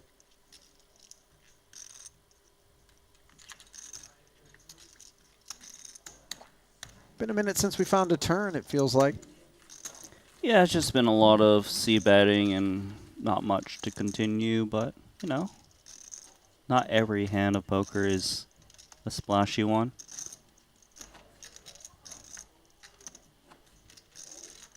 You into the cranial massage? Because that's what's at view at the moment. In fact, I've asked for a therapist to just squeeze my skull as hard as she possibly could. Okay. You know, and so the answer is yes. And the answer is 3 bets. I hope that one day they just squeeze it hard enough where it just explodes. Thank you, Randy. Like a pimple on my neck. Yeah. 4th queen was mucked as Aaron slathers an extra 13,000 over the top of this Handz open. He'll stick around, bringing the pot to 41,000. Heads up.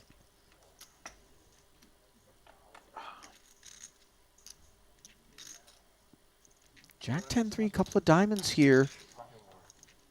Backdoor nut flush draw, 2 overs, and the Broadway gutty. Apologies, Randy. No, it's all right. It could get fun here, right? Handz has got 2 overs. He's got that draw to the nuts to king. Backdoor diamonds, like you mentioned, clearly would never check fold this flop.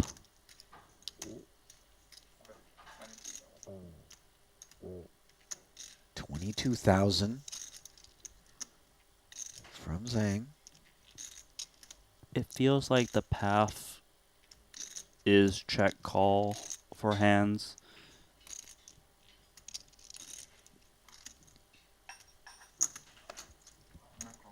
He agrees. Another 44 into the middle. Handz hunting a king. Ace would do the trick as well. 4 of clubs is deeply irrelevant.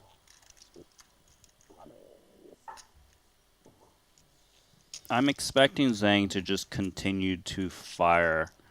His hand is an overpair. His opponent going to be defending with the Jack X. Yeah, and once he doesn't see the check raise on the flop as well, he's going to be extra comfortable.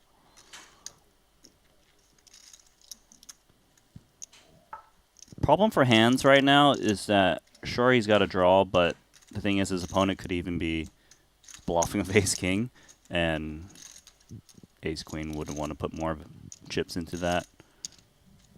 There we go, Aaron Zang.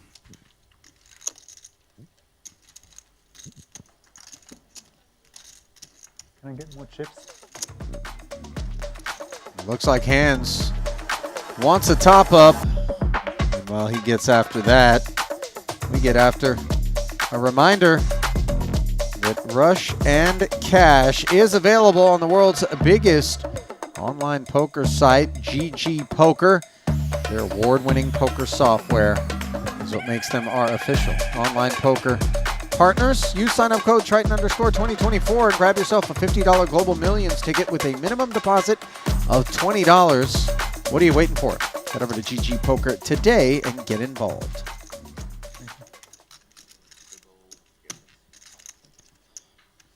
This is the part where Randy asks me Did you hear if the he's monkeys? eligible.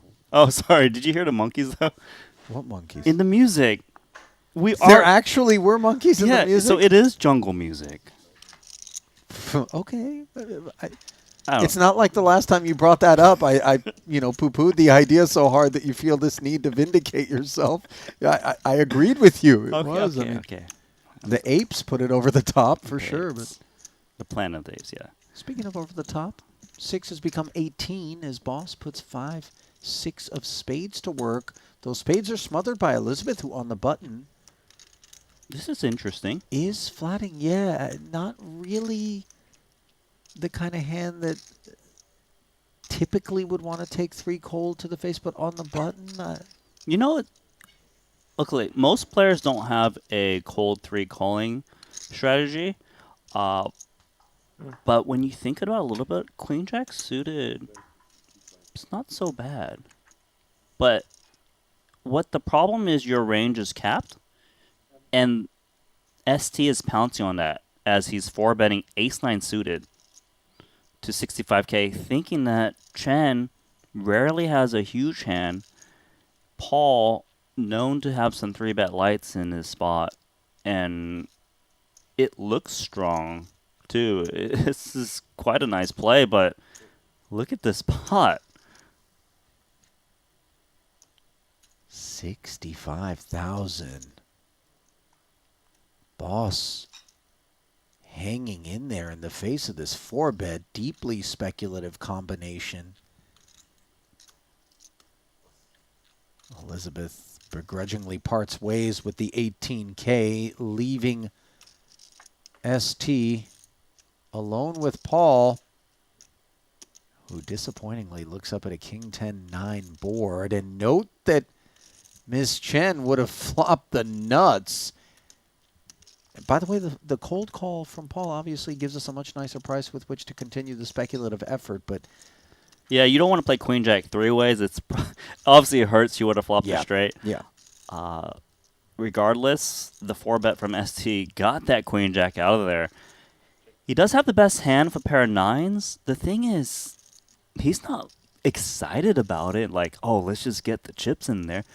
Because if he does, he's often in very bad shape. Well, how weird is this spot? You know, Boss reaching for chips over here.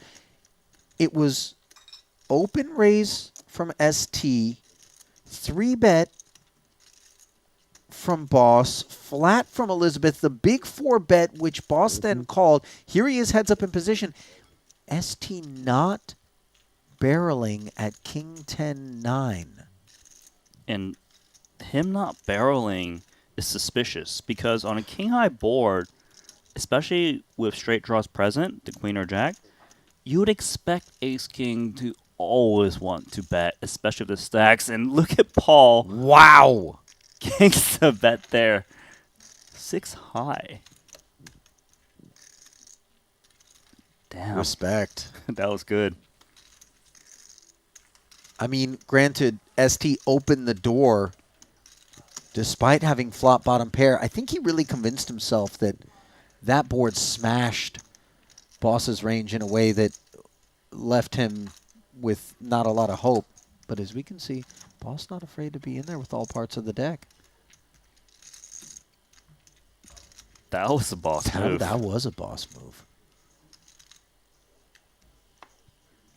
That was just a really good read. Like, man, ST, he's supposed to just c-bet here. So the fact that he doesn't means he's weak. So that's what I'm saying. As a 4-better, that check feels very honest on the flop. And if, you know, we can say with enough certainty that the check is honest, then all of a sudden we can just get after it. As Andy is, understandably, with aces to the tune of 5K. Handz in a bad way with ace-10. And an even worse one here This is a costly flop for the time being. This is as bad as it gets. Man. Look at Andy, just slips another 5K in there, looking to retain such a wide variety of hands. Oh, no. Oh, did he just get there? Another 10 on the turn. Aces have been showered. Look at this board. A boat on board now. Credit to Andy for pot control check back on the turn, recognizing fairly dry texture there. It could be 10x, 6x that defended from the big. But the 6 is a bad card for Andy. Just in case his opponent is bluffing, trying to play the board, move your opponent off a track. He can never really fold to a bet. 30,000. That's the thing. If this was 10s and 6s with a blank on the river, then maybe we think about it a little bit more. But in this spot in particular, you just got to keep them honest.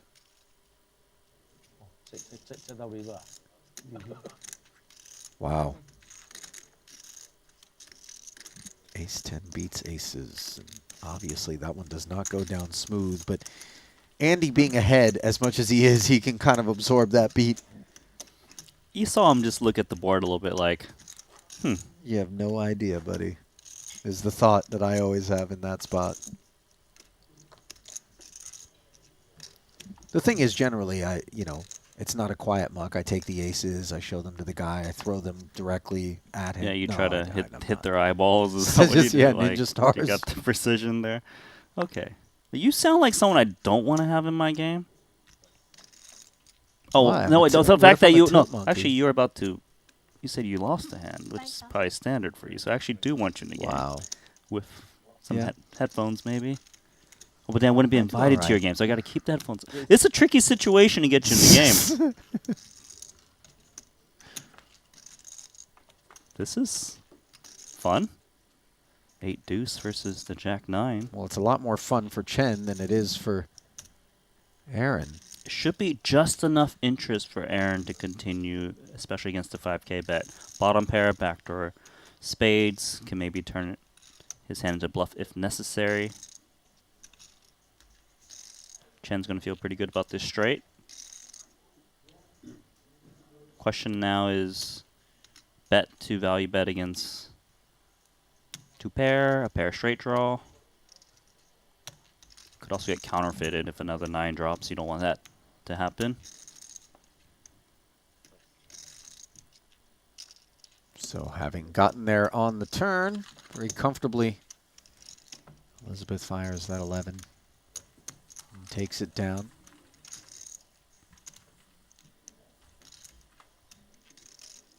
I can't believe you had me entertaining the idea that we had a mirror effect on our cameras.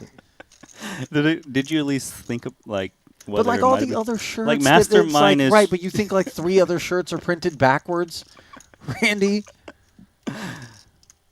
I thought you'd be entertained by that. Come on, I knew which way the shirts were. Yeah, but I Just thought if too I can tired get to you. I play heard you're a this little game. tired, so I was like, how can I get you today? Stop taking advantage of me. Pocket 8s for Andy up front. How long more?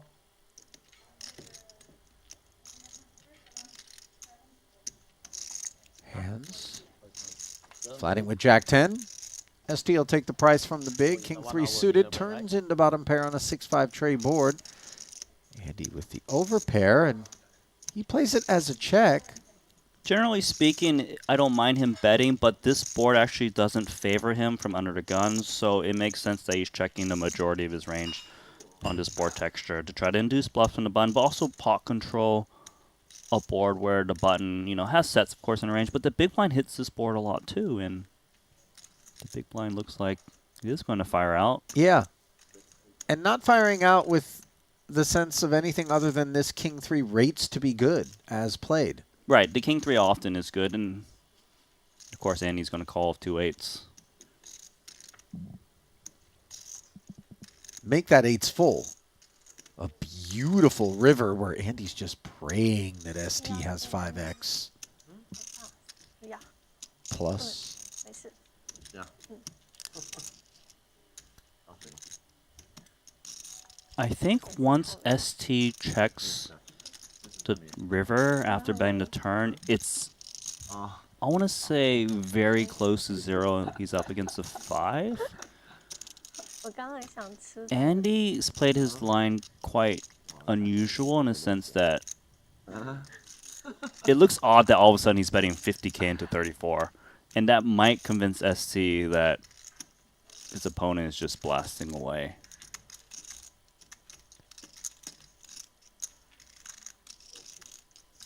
The way Andy's playing it right now, it kind of looks like he's repping 5x or nothing. But then again, you gotta remember it's undergun open, so 5x is not a big part. Yeah. ST appropriately a believer, though, in the face of that 50k barrel. Andy can't ride the overbet to a payday.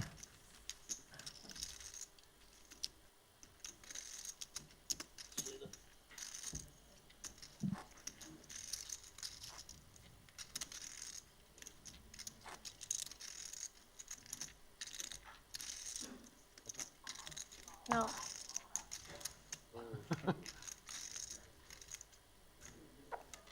You know, Paul's the only one with a black chair.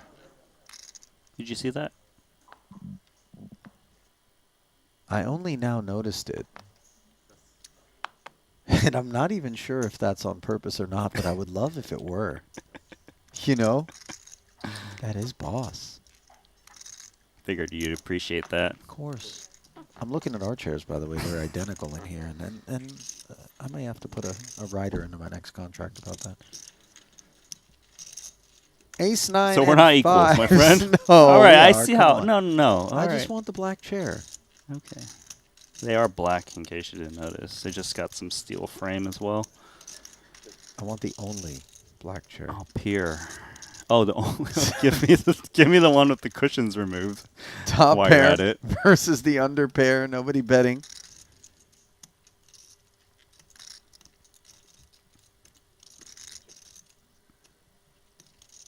Feels like Aaron should want to bet now with the arrival of the 10.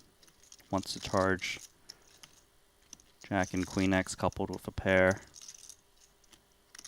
Rarely is he up against a better kicker, as played with the check flop through.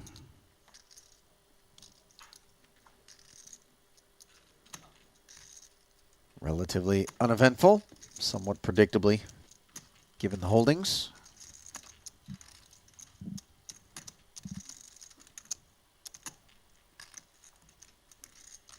If I told you that on the day we were going to have $1 million pot played Today? would you take the over or the under? And it has to be exactly over $1 million. I think it might be a little tough. I feel like we're gonna get close to it. Okay. Like So you're taking the under. I would you take don't the think under. we'll hit $1 million pot? No, just because not everyone is stacked that way. Not yet. Yeah, that's And we've true. still I got mean, ask me this 5 question hours. in a couple hours. Right. Like, all right, you know what? Let me change it. I just feel like we're trending in that direction.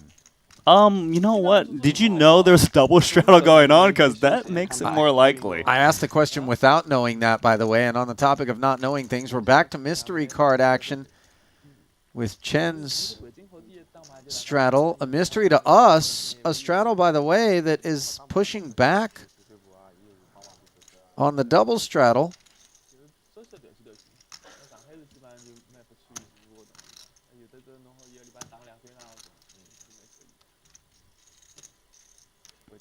Elton, pocket threes, says, all right, let's take a peek. This is a single raise pot with 53k in the middle already. That is not the board that Elton had in mind. Ace, King, 10. So Elizabeth Chen was the pre-flop raiser. With double straddle, this is the new small blind versus big blind, and gonna see bet 15,000. Elton doesn't have anything, but he's in there. Won't be the first nor the last time that we say that, and the 3 of diamonds savagely rolls off on the turn. Oh my goodness. That's just wrong.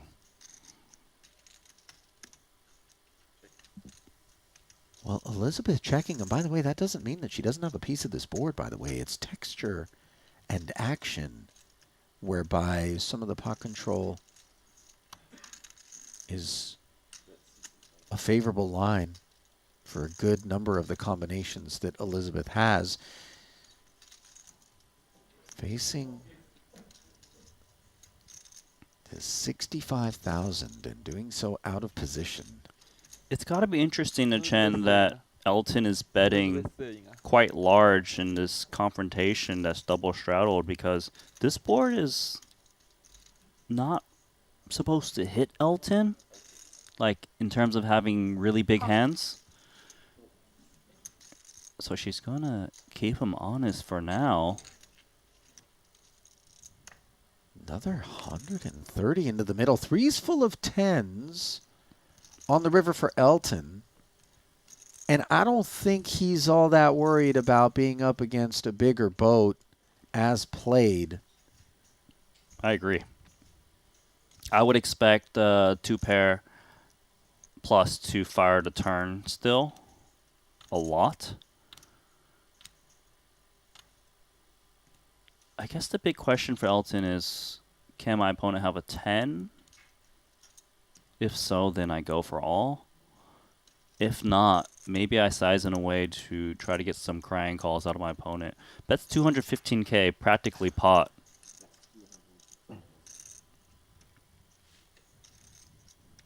Man, these pot-sized bets polarize us. I'm never putting my opponent on pocket 3s. No, of course not. Why would you? That's why Elton plays it this way, though, because, you know, you just never have anyone thinking that's what they're up against. So value range that I would perceive to be up against, right? Oh, whoa. Whoa. How is she all of a sudden check jamming? Oh, look at Elton. He snap calls. And she's got quads. A 3/4 chip pot, is it? It is. Did we actually get that much in there? As we were talking about whether or not we'd get $1 million pot, we knock on the door. This is unbelievable because so many people would have let go of those 3s on the flop. Instead, he thought he got there. Elton peels, and the magic comes together for Elizabeth. Thank you so much. 谢谢你。 Oh, it's so crazy because it's polite and you want to believe that it's nice, but it's the biggest needle ever. You can't not be a fan of her after that. Oh no, are you kidding? Needling Elton like that. That's brutal. That's a top up from Elton requested. I mean, what? 你说哪里？安排吗？15000。他跟的。对啊，4条炸弹对俘虏啊，没办法，还可以，没有赢了10万吧。Almost.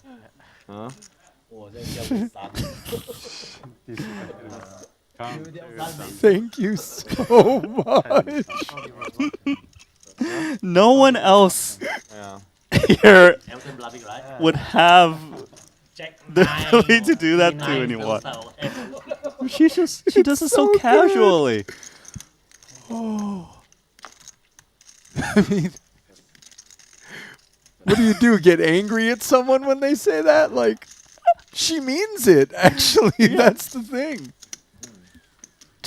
Oh, man. Apologies, of course. I'm sure Elton is not particularly entertained by being on the receiving end of that. But he's taking it in stride, as you can see. It's all good laughter over here. 3-3是我没想到的，伤死了，但我觉得我有牌，你觉得我有牌啊？对，我不觉得你在 bluff。对。女生没有 prefer 是没有是15000吧24000 prefer。 prefer 24000吗？ 8000哦24000哦对24000对。raise。single raise。block 是15000吧？对。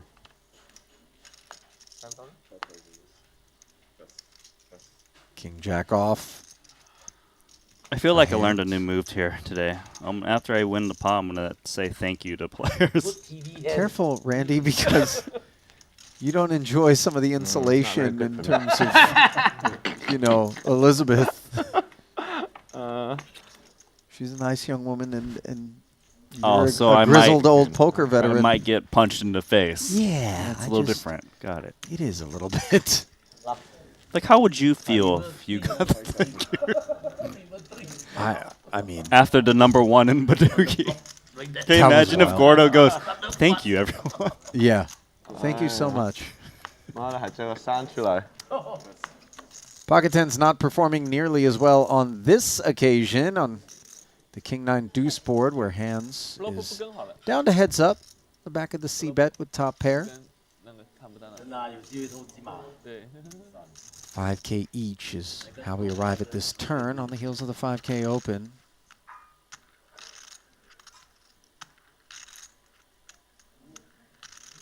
Contemplating a double barrel with his top pair. 15. It's in 15. Elizabeth played her hand a little slow pre, flat and small.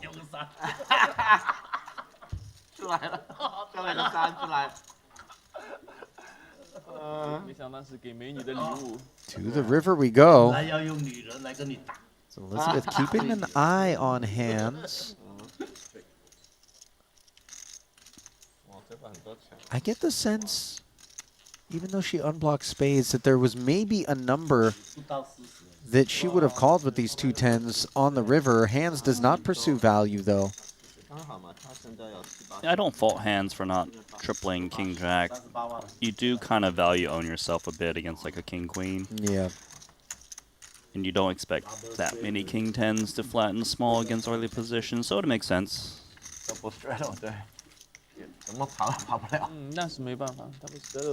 Shout out, by the way, to Profion in the chat. As I'm scrolling, it would appear that he read Elizabeth in that big pot against Elton as having pocket 10s before the hands were revealed. That's a sick read. The mystery, it really is a mystery. I mean, I did not expect that. It looked like a are you gonna call or fold situation, not check jam and wake up with the literal nuts. She played it quite tricky, actually. She's also our biggest winner. Didn't take long, by the way. She came in 2 hours delayed. Up to win. Not having been a part of the first frame. Replacing Jozo. Up to win. Free squid. No squid here. Huh?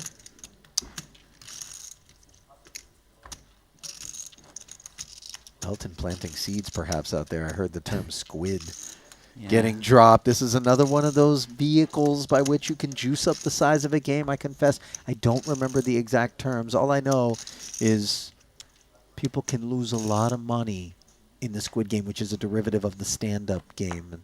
It's pretty much the same thing, but there's variations that they've been running on. Look, there's so many little fun games I like to play. The good news is that this version of Squid, if it ever comes up, is it's not like the Korean show where the results send in. Yeah, we're not murdering you having to sit out for the rest of the game indefinitely. The rest of time. Ace-5 suited. 30. Elton's raise flatted by Linus, and perhaps that's in part the reasoning behind Handz' approach with ace-jack offsuit. 3-betting to 30. Tsang will stick around. This game is heating up. That it is. 68 in the middle now. 9-5 tray. Elton finds the pair despite having been dominated pre. Handz not opting to c-bet, especially with that ace of hearts. Check through, but turns the jack. Now it's time to go for value with top pair, top kicker. And he bets this turn. Oh, he doesn't bet the turn, but I was going to say I wouldn't expect Elton to fold. This is very tricky from Handz. So he's made the best hand, but does not bother speaking up with it. The queen is quite bad. For the ace-jack? Yeah, in multiple ways. In the sense that, of course, now you lose to ace-queen and king-queen, but also because it's harder for you to get value against a hand like this. Ace-5, pocket pair lower than 9. He might still come in with kind of a block. Yeah, 35k. It's not that blocky, but still looking to try to get paid off.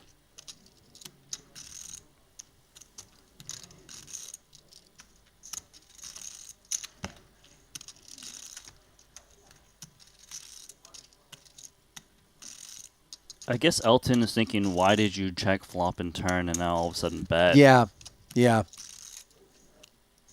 He didn't want to chew on it too long. He just kind of had that initial thought, I think, that you touched on, and then decided, no, this doesn't add up for me. And that 35,000 is a price.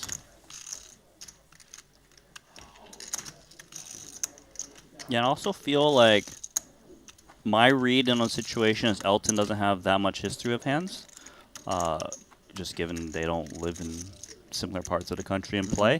Whereas if Handz has done a little bit of homework, then he'd have a little bit more data points on Elton, just given, you know, the Triton broadcast, etc. Yeah. But you give Elton enough time playing against him, he really learns and adapts in the best way possible.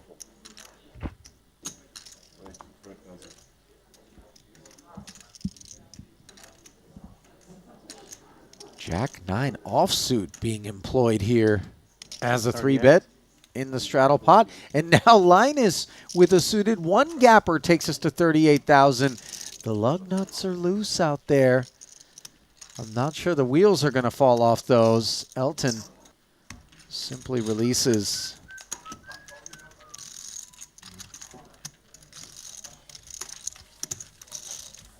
Yeah, you 86 that Jack-9 off. You kind of feel like Linus is itching to play some hands against everyone else. Listen, Elton's itching to get himself involved in a big one as well.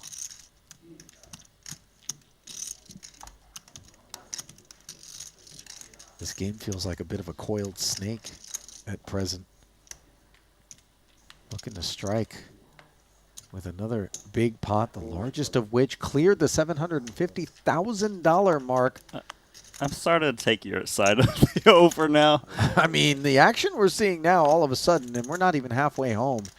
Randy, this is going to be wild. Yeah, we've got straddles going on. Look, these 4 players have just about $500,000 apiece. You know what? Yeah, maybe I do like the other side. Well, multiple players have over $500,000 actually. Did Elton not just do this 1 second ago with the Jack-9 off? Just in case, you know. Is this deja vu? Deja vu. Hands with a couple of 7s, which turn in to an under pair and a gut shot straight flush draw versus top 2 pair here. No action on the flop. Yeah, Handz was about a coin flip on the flop. Still has 32% equity. I'm not sure how good he's going to feel because it's unclear whether his outs are clean. Well, the 10 of clubs Oh, well, the not 10 even the 10 o'clock. I mean, if you the Queen of Clubs True. is out there, it's not clean. 还是 But 挺好的，很多人参加的。 Am I chasing something to perhaps lose more? 赢了也很刺激，很多钱。 yeah, as pretty as that one is, it's not a hand that we're really performing well with from that point forward. That's one where we want to call like a really small bet, but not near pot size.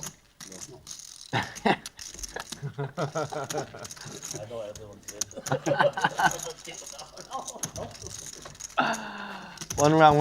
Okay, one round.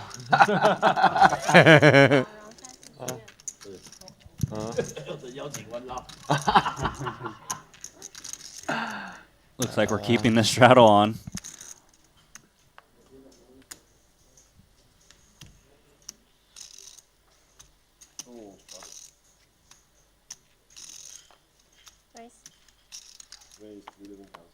Well, Elizabeth looking to pad this win and showing us she understands the importance of not being ABC. Makes it 11,000. Elton is really going hard at things now. Ace-10 offsuit, trying to isolate, making it 35,000. Unfortunately for him, Aaron wakes up on the button with AK.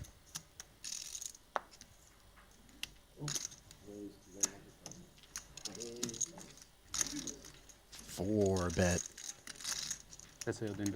Actually, I guess this qualifies as a 5-bet.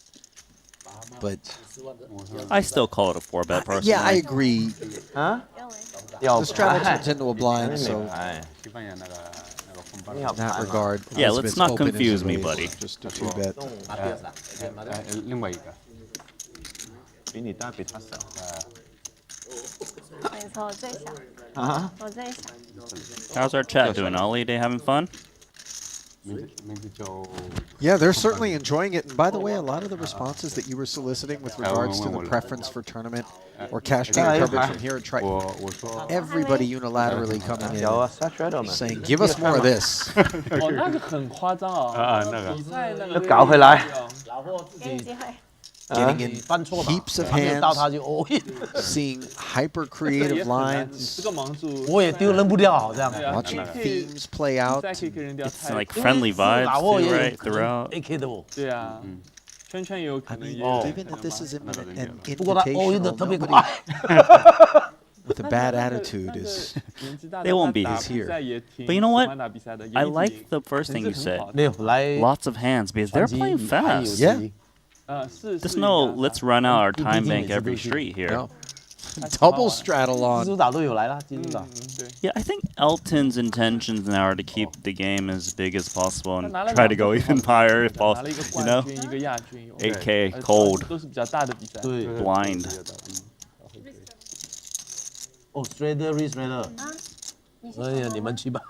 让你们去，再来，老朋友。 Look, I don't want to be out of position against the guy that's double straddling because now I've got to play these spots. I mean, Elton's VPIP has gone up considerably. It hasn't really worked out for him. 报仇成功。 Nevertheless. 扯平了吗？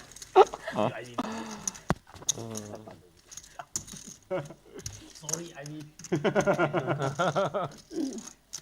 没关系，我去我可以叫 Ivy，我也给我一个 VIP， 他们比我肯定 VIP。我昨天跟他们聊了，可以。以前伦敦的都是全部可以。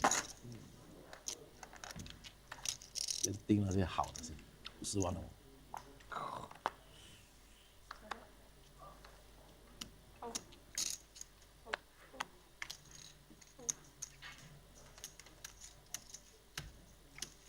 Elton in the single straddle here. Andy getting after him from the button.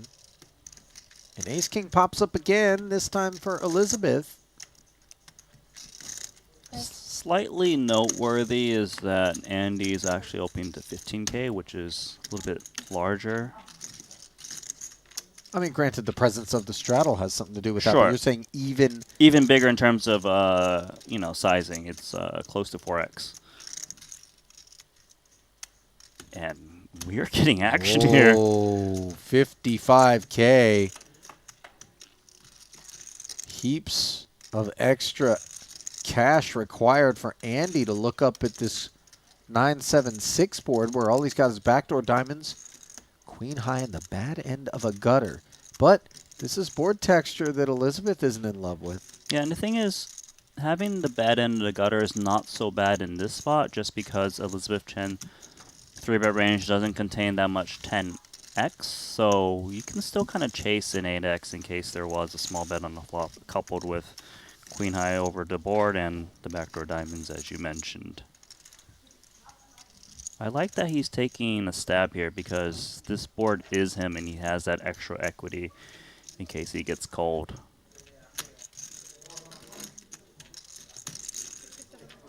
It's like the cheap street with which to try to take down what's a healthy pot, but, you know, when the pot is healthy, that proverbial cheap street is actually a little bit pricier than it would be under normal circumstances. 57,000, the sizing that Andy comes with, and he'll be delighted to not have to fight any further there as Elizabeth just check folding. I like this Andy. He's just kind of calm and collected, but then really just attacks, you know, and does his thing. You know what's scary about you saying that? Is I promise you it was the sentence that I was forming in my head the moment that you said it was, I like this guy. Having him at the table has been definitely a positive addition to the action. And we're back at the mystery card game here, brought to you by GG Poker. Linus, the hand that we're going to black out here. He's in the straddle. Handz with a couple of aces. Makes it 10 to go. Elton set mining with sixes.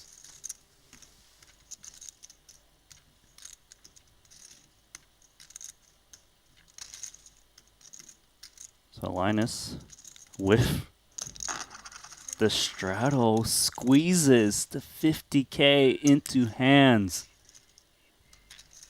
How good is this? Well, we don't know, but for Handz, it's delightful. I wonder if Handz is thinking, can I ever slow play this? Do I let Elton in as well? Or I just 4-bet and hope Linus has got a big hand? He raised from the new under the gun, given it's a straddled pot.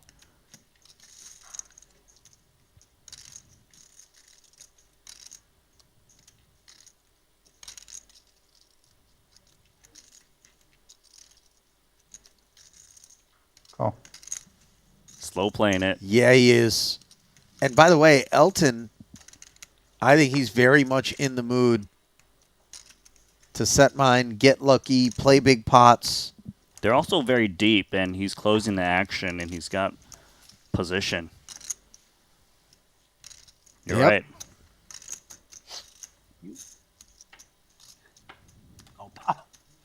Over 150 in the middle. Queen Jack 5 board. Handz with the overpair.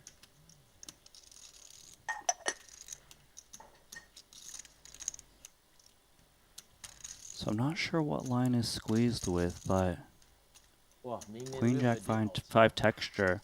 I would actually expect queens to 4-bet him a lot, so he doesn't worry about that much.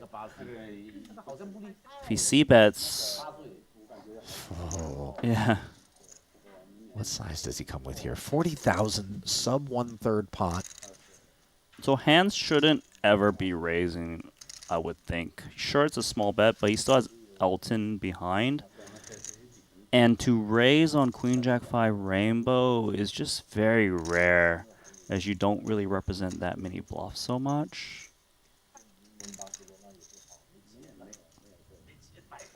Feels like call's the play.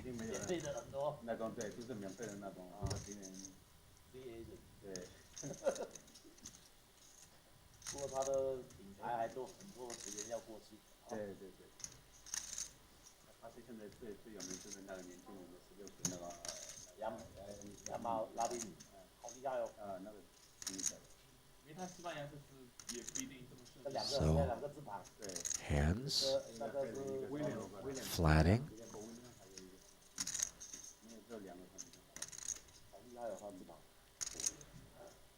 Elton. No way. No, you can't be raising sixes, can you? Okay.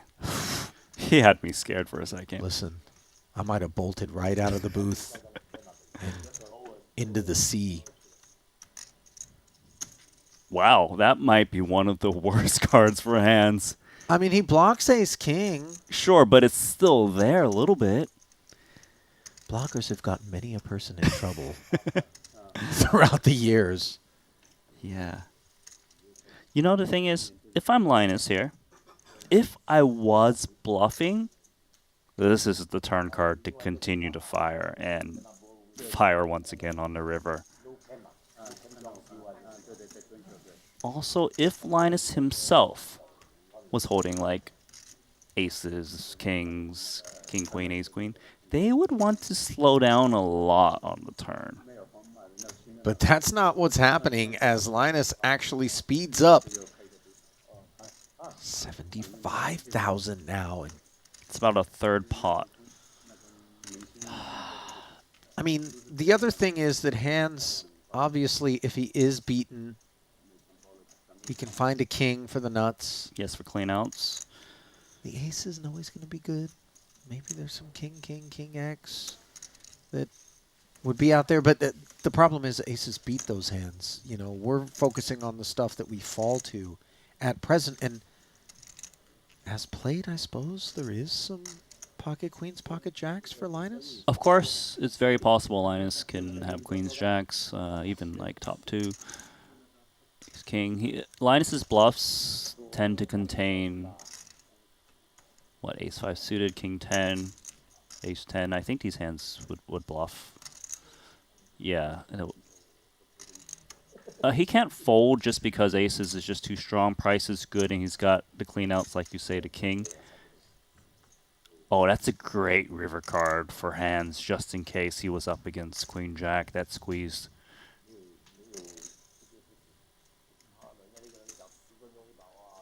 Yeah, all of the Broadway combo 2 pairs fall now to our hand, but with 383,000 in the middle and 202 back. I actually can't see a world where Linus doesn't jam this river, whether it's value or bluff. Like, if he's betting this turn, it's usually not just to let go.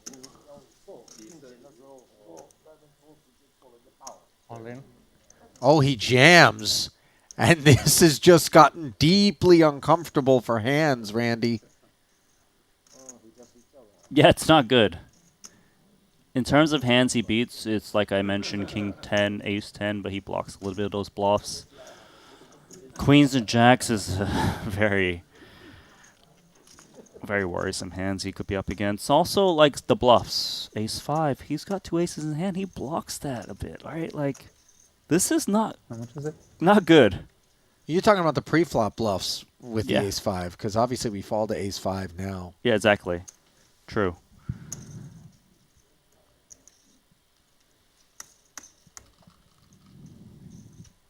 Disgusting. What would you do, chat? As played, staring across the way at Linus Love, all in for over $200,000. And you've got aces and 5s.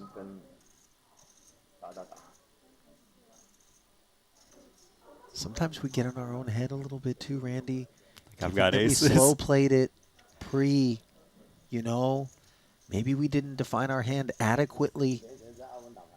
Not a critique, by the way, of hands, but just we could have potentially avoided this murk or this line from Linus. You think he finds the call? I'm not asking whether or not you think it's good. I understand. I think he does. Boy, the But 5 is such a tempter. I know. Like, that really... But how much queen jack, jack 10, queen 10 do we ever really think? I don't think there's mini jack 10. I think queen jack is a little bit, but like... What if I'm up against kings? Is my opponent playing kings this way? That would be a disaster to fold against. I don't know. I don't think so, but... Isn't there really just 2 combinations of queen jack that would make sense, and that would be clubs and diamonds, specifically? Yeah. Because offsuit variety doesn't feel like I don't it's... think offsuit variety squeezes. You're right.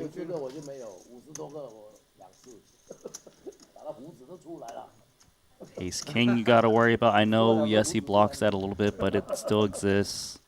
Queens, jacks. Well, as Handz works his way through this one, he's utilizing several time banks. That said, at the end of this second frame, we will refill those time banks.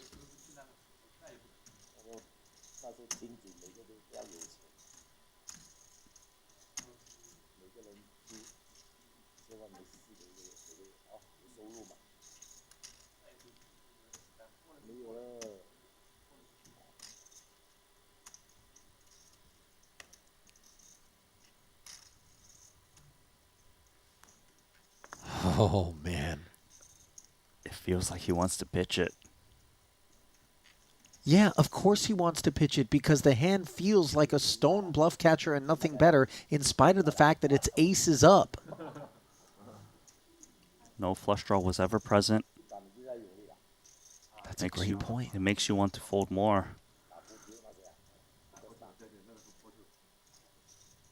And he does lay it down, and look at this. Linus, gut shot on the turn. Not the type that we anticipated, but when ace-king is blocked, king-9 ends up being the one. Close. There Credit we go, to Handz Linus. for finding the fold. Yeah. He didn't get married to his hand. Handz said I used time banks. No, so you made the fold in 28 seconds flat. Don't worry. Time freezes sometime. I'd much rather shred through every one of my time banks than 200 grand. It's nice that he was able to find the fold despite slow playing it.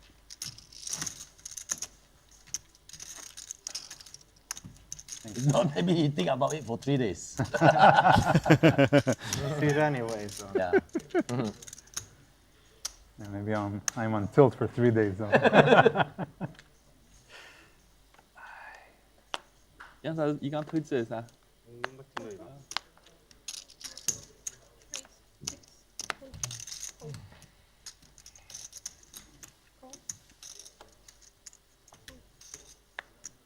Ace-10 offsuit for Esti.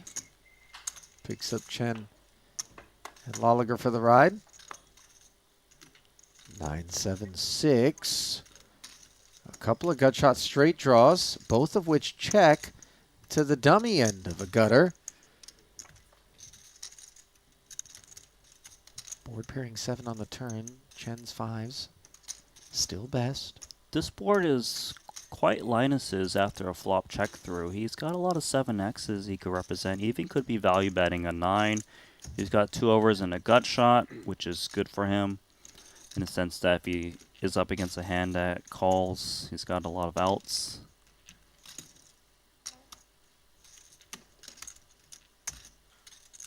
Fives is best right now, but there's a bet and a call in front of her. She lays it down. Kind of get it. I get it. Counterfeited anyways. Yeah, double pairing 6 on the river, ace high. The best hand.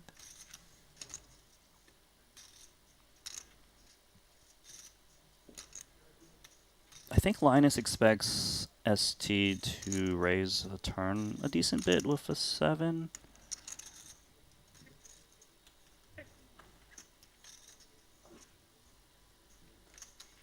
Shut down. And a pickup for ST.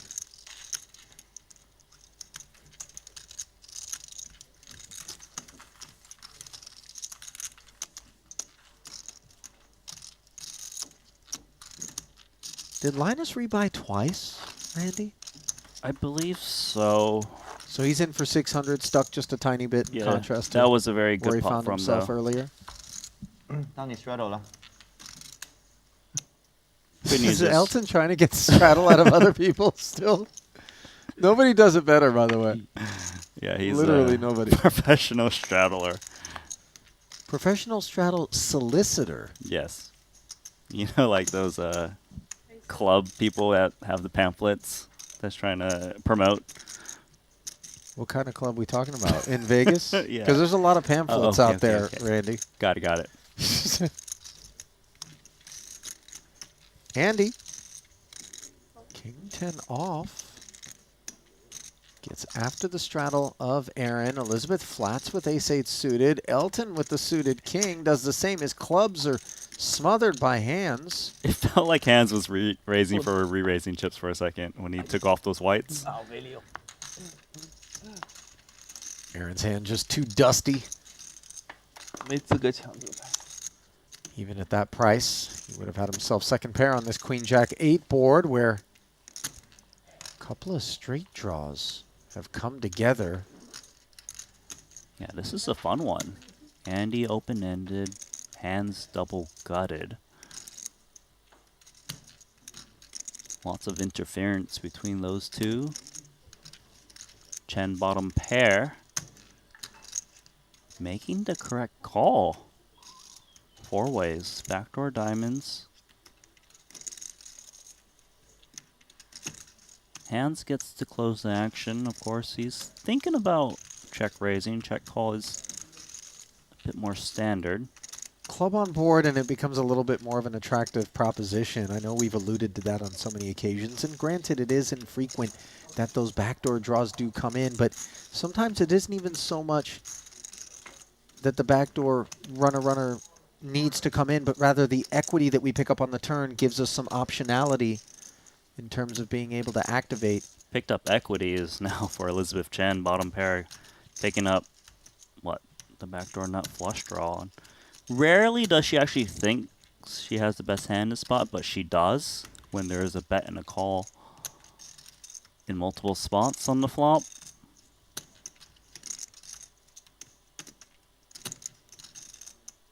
It's pretty tempting to take the free card here, expecting someone to usually have at least a queen, but if you do fire, you can really put a lot of heat against the queen. Does check it, and the 10.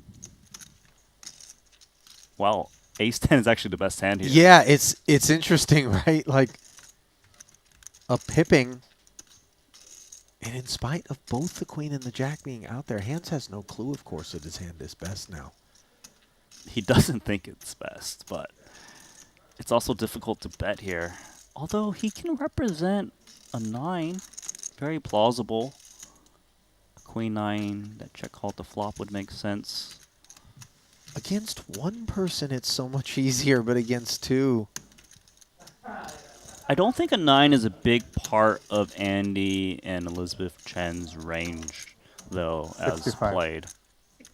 This is pretty cool. 65K and like a hot knife through butter.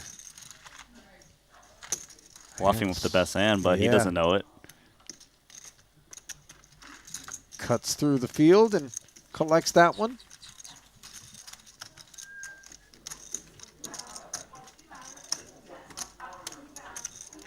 I gotta say, the wheels got greased pretty hard during the first break. They put a lot of grease on those wheels. Just, I mean, what do you think it is? Like, just the addition of Elizabeth Chen in lieu of Zhou and then shuffling up the seats have that profound an impact on the action? Some people getting a little stuck, of course, Sure. right? I think a big one is just his 2 words, Elton Tsang. You know, he brings in action. He brings in straddles. Yeah, you know, like these guys are, and women are just willing to play big pots whenever necessary. Middle set here for Esti. He defended against Andy's open. Somewhat ambitious 9,000 here. Third pot. Follow through on the pre-flop raise out of the ace-queen suited.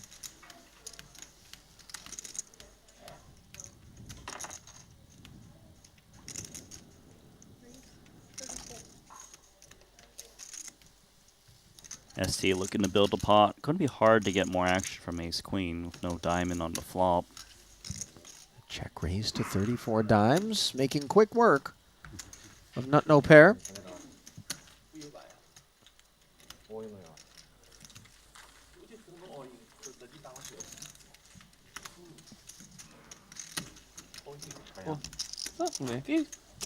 佢都話我平陣講，點解佢俾到吧？啊？我要麼就是 all in，要麼就是打了。那 all in 我學不懂，all in 沒有中，真的，那對我坑我白呀。標準打分應該是 all in。all in 就沒有中，那真的上了，真的上台了。真的？真的，俘虜咦？誒，對呢？因為佢俾到吧，弄咗啦。啊，等我睇出嚟，我會俘虜動戶啊。Pretty one awaiting Andy. 佢去咗 week 2，之後去咗邊？佢唔係翻嚟啦咩？即刻。哦，你呢個 North 過嚟。哦，係 Mykonos 先係。要我跟住再問。Equally pretty one in heart form for Elizabeth. Responsible for the raise to 11. Elton a flat caller with ace-10 off. Dominating both of these pretty hands.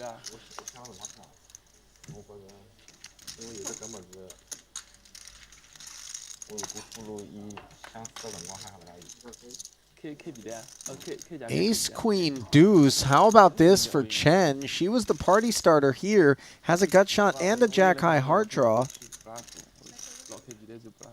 Follows through. Elton with top pair now. Feels like she's going to get called in 2 spots, actually. Yeah. Andy's got a draw to the same straight, but has backdoor diamonds working.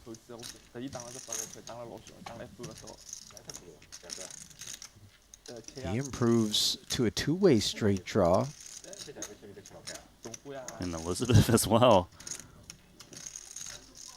When you get called in 2 spots, though, it does feel like you are up against an ace a lot, but that doesn't really matter. If you fire big enough, you can really shake out the weaker aces.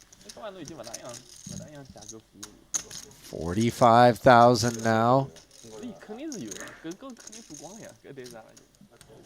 It does look strong when she bets twice here.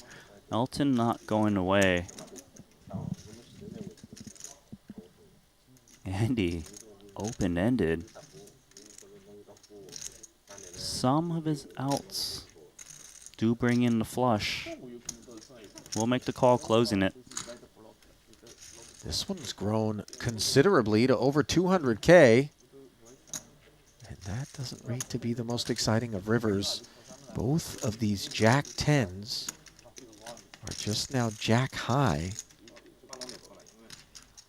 If she can fire one more, that would be insanely strong, but she doesn't. It did feel like it was an available line given the way Elton had approached things to this point. I think it's much easier to bet into one opponent than 2. Yeah, that's just an objective fact. Sometimes, though, Randy, we're able to leverage the presence of a second opponent in a pot to make our range look stronger. Agree.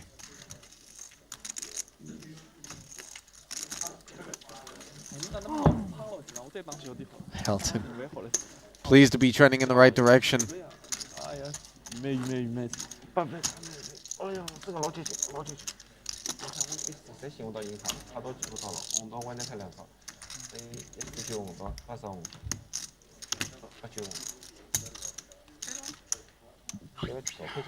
You win. I like to hear that. Who doesn't? I miss root cow. You win when you call. You win. Elton hasn't been hearing enough of it on the session, but spirit's not dampened, as he too, like you and I earlier, misses Rui Cow. Not sure where Rui is, by the way. We are sure, though, that Boss is in love with 2 kings in the straddle. Has a couple of suited 7s, advantage hands, that which he's surrounded by. 45.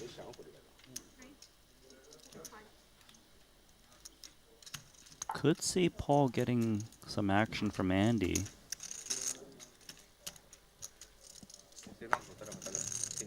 Ace 7 suited, not so strong of a hand. He did raise from the cutoff, which gets picked on a little bit more. He does eventually find the muck, as does Andy. Boss will take it, but he had higher hopes.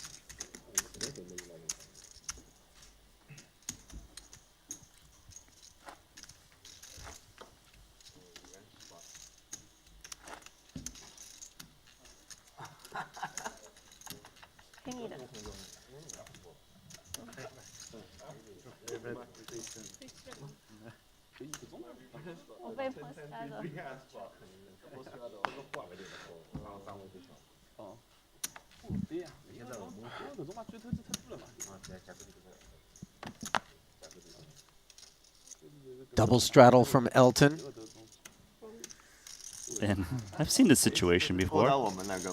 We play very tight. Too big. Books a date with Elizabeth. Last time he did this, he had what, 10-5 suited. 哦，刚才那把这样刚哦，2个 pocket pair 全部 full 了。 He's really been juicing pots hard in this frame. 这里之后大概一个钟都是飞这一个飞车盲出。 Elizabeth Chen, she's Oh had my. enough. Wow. We're in the streets here, Randy. This is 8-3 suited for 85 dimes. Yes, and that is a call. Just your garden variety $175,000 no limit hold'em pot. Top pair and the nut flush draw, bottom pair and backdoor diamonds. And this is not a bad flop for Chen. No, it really isn't, because if Elton doesn't have a jack, the rest of this board, we don't imagine, would have stuck around for the 85 pre. Sure, some of the heart combos, but a 40K C-bet. I like this call from Elton. He's got so much as board. Maybe Chen can catch up and he makes a flush. 6 on the turn, and boy, it is very unsettling to be out of position in this ever-increasing pot that's now grown to over $250,000 for Elizabeth Chen. Credit to her for getting after it. Unfortunately, this was one of those occasions on which that finger wag out of Elton in the straddle was attached to real kit, and she's going hard here. Another 80. She's not done, and I feel like there's a lot of intention to bet the river, possibly. The speed with which piles of cash are entering this particular pot is blistering. This is like limit poker pace. 415,000 in there now. A 4-liner on the river. There's not supposed to be a whole lot of 5x involved in this one. Elton wondering, can he value bet ace-jack? So Chen did indeed check this. Elton's wondering, is this ever an overpair that's just a little bit worried with the 4-liner out there? You remember, this is the young lady that checked the river and then jammed on him when he had 3s full of 10s and she had quad 10s. So the check raise river is within her. Yeah, she's got slow plays for sure, and that's definitely crossing his mind. Boy, he wants so badly not to leave meat on the bone, but there's over 400 in there. All we got to do is check and then be assured that we don't end up in a very awkward spot here. Still deep, by the way.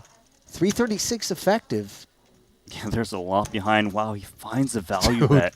This is... Look, I know it's top pair, top kicker, but the 4-liner out there as well. Imagine if Elizabeth...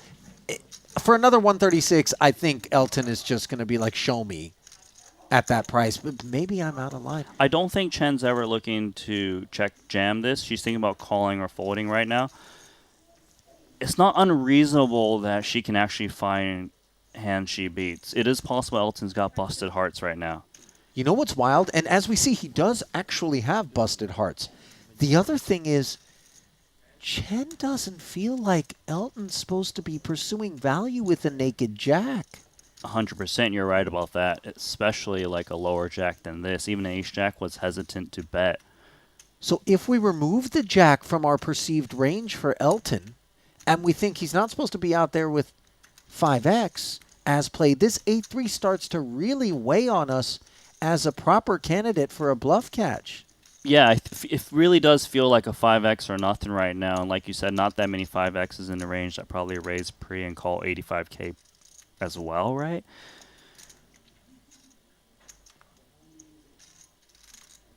I could see her making the call here, actually. You know, and in a vacuum, you just look up at your screen and you didn't catch anything that took place before. You might be thinking, what on earth is going on? But as you unpack many of the attributes and the context, no less, you start to really sympathize with why it is that Elizabeth is chewing so hard on a pair of threes here in a $615,000 pot.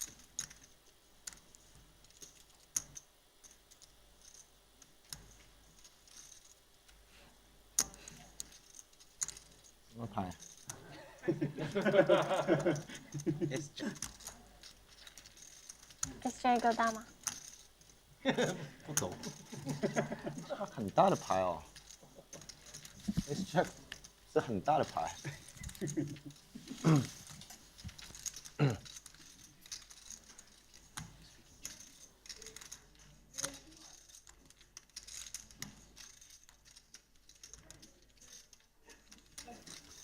Curious as to whether or not Elizabeth's decision is being influenced at all by that exchange. Yeah, hoping to get some extra information if possible.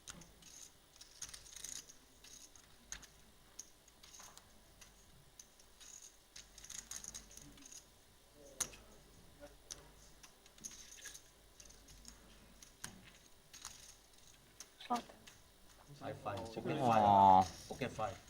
Good for, good for. Good for 吗？ 你看。 So Elizabeth does eventually find the muck. Me? Time bank markers going to get paid off, but the ace-jack is not. As Elton takes down a massive one, and we take a moment to remind you that the good folks over at Tether.bet are offering you a 100% deposit bonus. Make your first with a minimum of 20 USDT, and then tack on the promo code Triton to receive an additional 10 USDT as a complimentary bonus. The offer available to new players only and valid for the first 100 signups.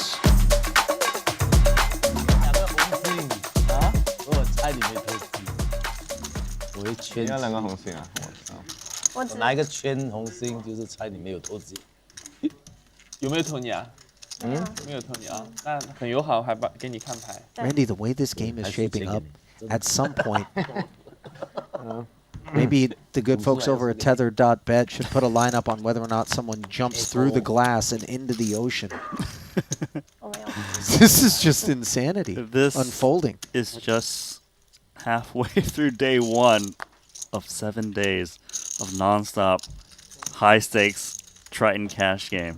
Bro, that was an over $600,000 pot, and somebody had 8-3 suited. Yeah, and it wasn't at the blackjack table, you know what I mean? Like, right. And by the way, you know what was crazy about it is the more that we sat there and we unpacked that river spot for Elizabeth, 10 minutes? 45. the fact that she really was thinking through it. I know she found the fold, and she was correct, by the way. But you really start to realize, like, she's gangster. She's nasty out there. She is. She's definitely got game. As do everyone else at the table. This is going to be good, man. Ace-queen suited here.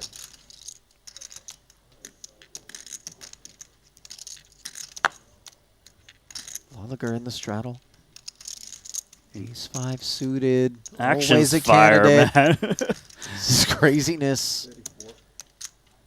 I mean, at least this one adds up in terms of kind of, we could see the tea more leaves normal here. hands. Right.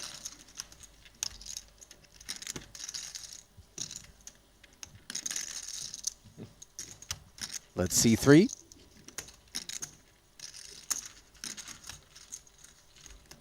Extra 24,000 invested. 77 in the middle, but no club, no ace, no queen for Handz, who checks it over to the nut flush draw at the development for the pre-flop 3-better. Yeah, great board for Andy. 咩回事啊？但是现在单把鬼进落差。这种鬼进我肯定遇到了。嗯。Ace 没有。4天后你就知道了。啊？4天后你就知道。鬼进和公民，我不太好 bet 意 and 思。 take it. 有没有变成对。其他地方当完，我说这送出来的就没意思。那只是四级当，四级恐怕就也比。说公民的就是。还有个小鸡。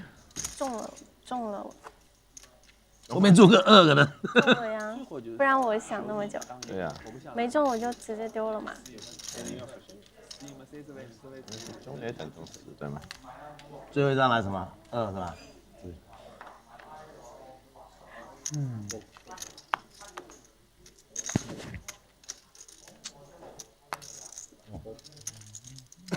King Queen now on the button. 12. Miss Chen goes upstairs. There's something going on between Tsang and Chen. They are just really going at each other. Queen 10 off now. It almost feels as though Elton is targeting Elizabeth in a manner that suggests that he thinks that she's maybe an easy spot. But as we very much figured out in that last exchange, no, she's careful not. what you wish for. This is not a seat to be picked on at all. And in fact, Elizabeth is dominating this Queen 10 on a Jack 9-5 board, though, with the betting lead. This Elton, is a fun one. Open-ended. 108 in the middle, and here we go. Half pot C-bet. Chen's got 2 overs, gut shot position. This is inflated given the straddle.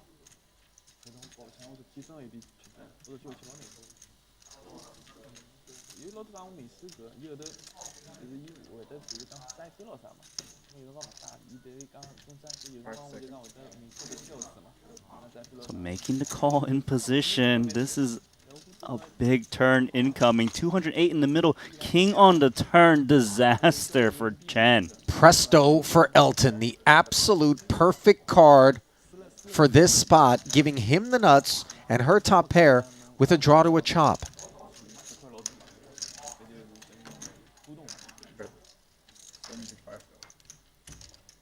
I love this small bet from Elton. Trying to get crying calls out of like a queen jack, jack 10. Of course, the king would go nowhere as well. Did you ever think that you would sit in a booth and describe a $75,000 turn bet as small at some point in your commentating career? I understand in relation to the pot. It's apropos. And Elizabeth jams a snapper from Elton, and she realizes the streets are dire for her. She draws to a chop and a chop alone with 110 busy already.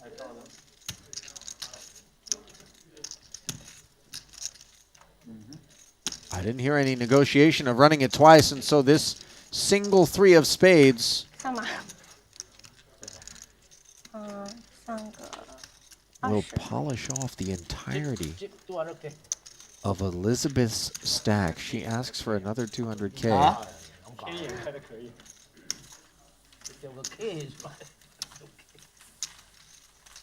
Man, that was just so swingy. Moments ago, we were talking about how she was one of the biggest winners in the game. Yeah, she was up like 500 or so.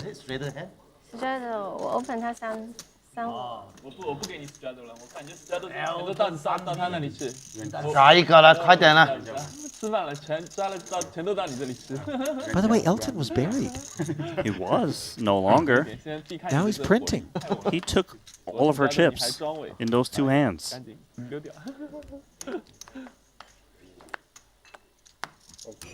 I'll tell you what, we're coming up on a break. And if I had to guess, Elizabeth would love nothing more than to draw to the left of Elton and try to repay some favors.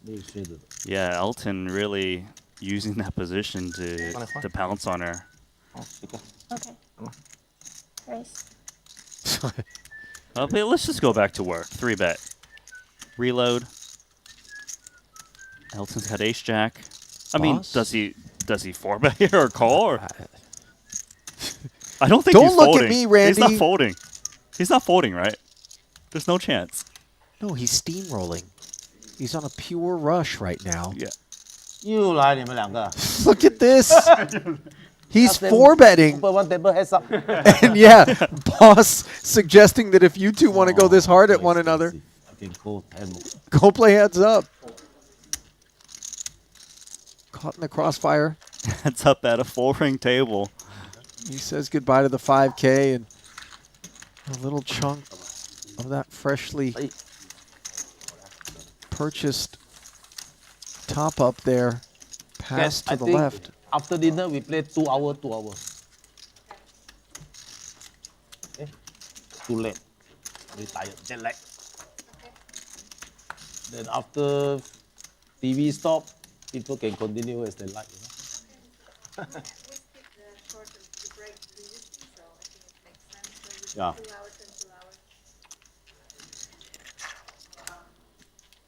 So, boss. Last hand? Last hand? Calling the shots here as Kate lets the crew know that this will be the last hand before they take a dinner break. I don't want this to end, Ollie. It's not going to end. I know, but it's just going to pause. I can't wait. This is. Come on, give us more action here.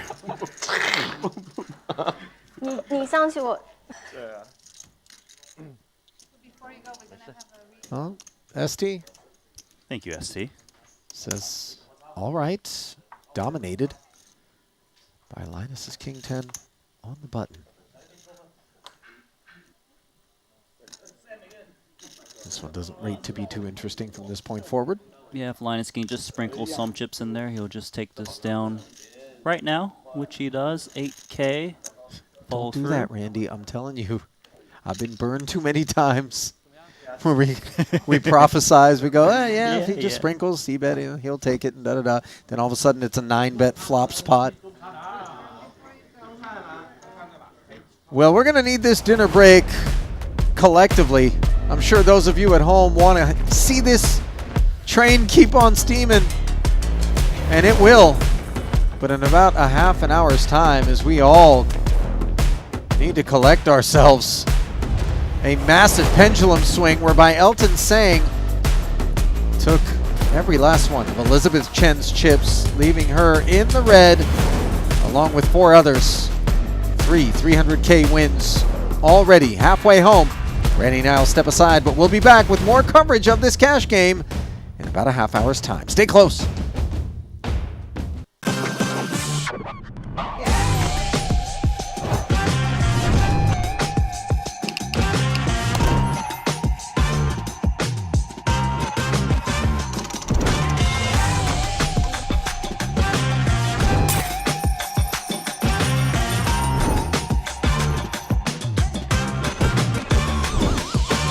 Want a $50 Global Millions ticket on top of the full GG Poker welcome bonus?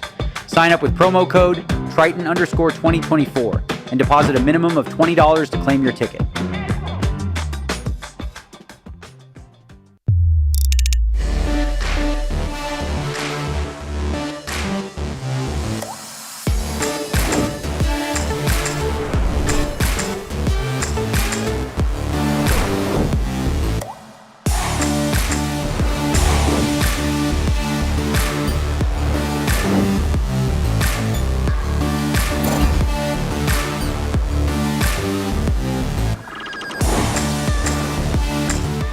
get.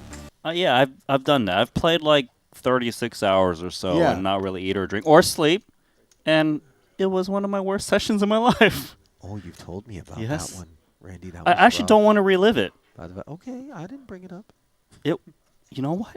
I think it was close to a buy-in of this game. Oh my gosh, ouch. Uh-oh. King Queen This is fun. offsuit, King Queen suited, and now pocket tens. Raise a flat and a nice little setup for Loeliger to take us upstairs from the button, which he does to 22,000. Yeah, he's squeezing smaller here because he's got position. If he was out of position, I'd imagine he's sized closer to 30K. He's starting to hand with about, 170 big blinds or so. Elton's hand's not so strong in this spot, given that he's raising under gun, but he knows Linus is a very 3-bet happy player. And I actually like that he's opting to 4-bet King Queen. Something we mentioned earlier, Ali, right? Because it has blocker effects, but doesn't play as well as a call from under the gun. 66,000 in total.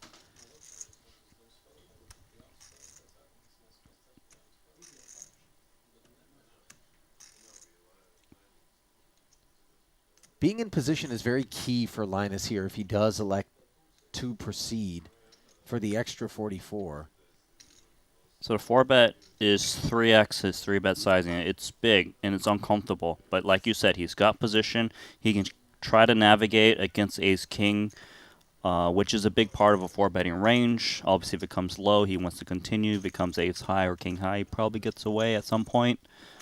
And he's also got the scouting report on Elton, knowing that this doesn't have to be jacks plus, of course, or ace-king across the way that might be difficult to deal with. On this occasion, as we can see, it's king-queen, and it is in the lead on this queen 9-7 board, unfortunately for Linus, who invested the extra 44,000, 143K in the middle. Now, Elton has a lot of hand here and the betting initiative, but being out of position with so much in there already. Because he's inflated this pot so much, yes, he's got a lot of hand. It's the type of hand where he can commit all at some point just because it's a 4-bet pot. He's going to c-bet 66K. Trouble for Linus because this board texture doesn't hit ace-king, so he pretty much has to continue to flop c-bet, especially when it's coupled with backdoor straight draws as well.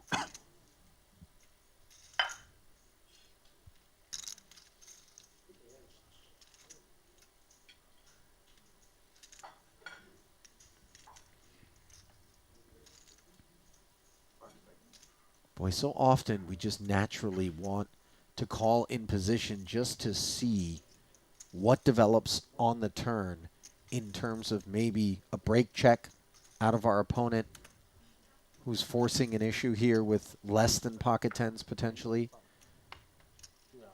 And the jack giving both players straight draws. Of course, Linus blocking Elton's, but Elton doesn't need to hit with top pair in the best hand right now, whereas Linus very much needs to improve, and he can't do so in the form of a set any longer.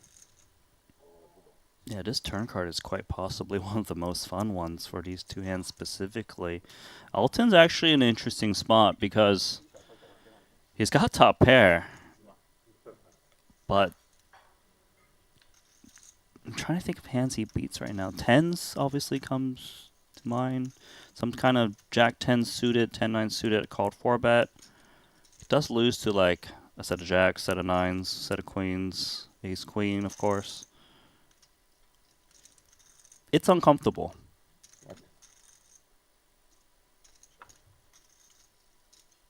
Time bank utilized. Ultimately, though, Elton is concerned about the pre-flop call of the 3x 4-bet and then the flop call of the 66K c-bet. Linus not activating here, content to check back and take a tug at improvement. Instead, this is about as safe as you could ever hope for a river. And Elton absolutely convinced now, as played, that King-Queen is a winner, jamming and dying to have Linus all of a sudden get curious and bluff catch. Yeah, the way Elton's played in his hand is possibly odd to Linus, right? Linus might be thinking, well, if you had aces, you had kings, don't you want to protect when the flush draw and a straight draw comes out? Why did you all of a sudden just snap jam when it checked through on a turn? Does make the right laydown, though. Yeah. Note, by the way, that if Elton gets cute and tries to value bet, those 2 tens are very valuable for Linus in terms of converting into a bluff. I'm not sure how credible that bluff would look after he checked back the turn and such a dry river rolls off. Right. But, you know, he could have given that king-queen some fits. Altruistic investment, conscientious investment, apparently his jam on a personal level. You know, Elton Climate is a big challenge. Oh, huge one. Yeah. That one is like... There's all kinds of companies trying to tackle the problem. How to remove CO2 from the air, how to... That's something the government should be doing, though. I mean, it's hard for a personal company to be able to do something about it, really. First I mean, you can chance. still do something. We've had to observe Elizabeth Chen getting involved, defending her big blind against Zang. 2 quick checks. Government support. Yeah. Ace high still best. But there's also a big market. Yeah. Not too much for her to do, but she's going to actually attack here. Queen high, but Aaron Zhang is... Nope.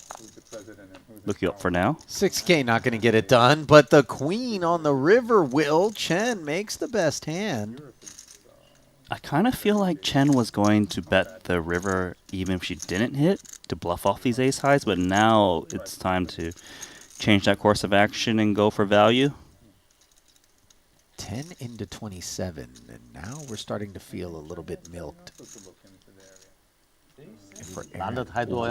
You know what? He's going to take it upstairs, and it's funny because you could see some king-jack. You could see some king-queen, maybe even where Aaron didn't want to follow through on that paired flop. This is very interesting. He is repping a pretty narrow range. Also because he's not supposed to have that many 9s, given the check through on the flop. I mean, he could have 10s full.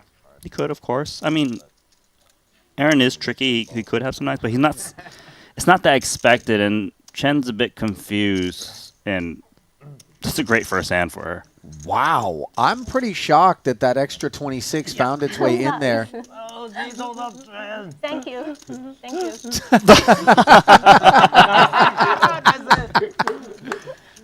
Good fight out of Andy in that spot. He's not intimidated by a man whose reputation precedes him. No, he's like, I'm stakes crusher. I'm Andy Nee. I play my way, and he's our biggest winner right now.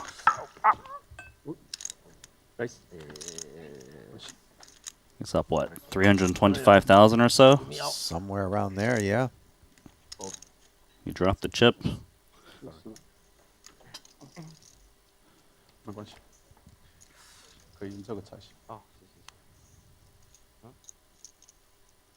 Oh, we got a spill.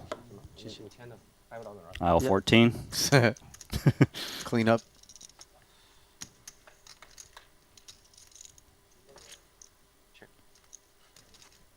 See, this is where I get aggressive. You know, in the spill situation, you got spill strategy for us too? There's chaos going around right now. As long as they're not check raising me at some point, like, yeah, let's just blast away. It's been clean. No, it's not cleaned up yet. So I expect Andy need to turn barrel this a lot. Seems to be an ongoing process. Top pair against the open ender, and in slides the king for Andy as both parties are navigating whatever that little incident was.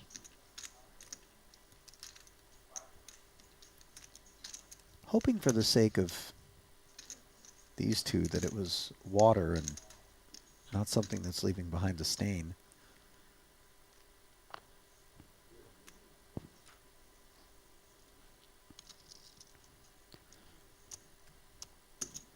Sort of an awkward spot here for Esti. He does call the 18,000 on the turn, bringing the pot to 63, but lacks direction with ace-6. It's a hand that's just hoping to get to showdown free of charge here. Backdoor spades come in.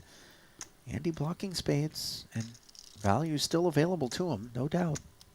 Yeah, definitely can go for value. Of course, he didn't want to see the backdoor spades, not only because he loses his spades, but also because it kills some action in case his opponent can convince themselves he's up against more hands they lose to. Queen of spades, though, is still hopeful that he does block some of those. He's still going to go for a lot of value, 46K.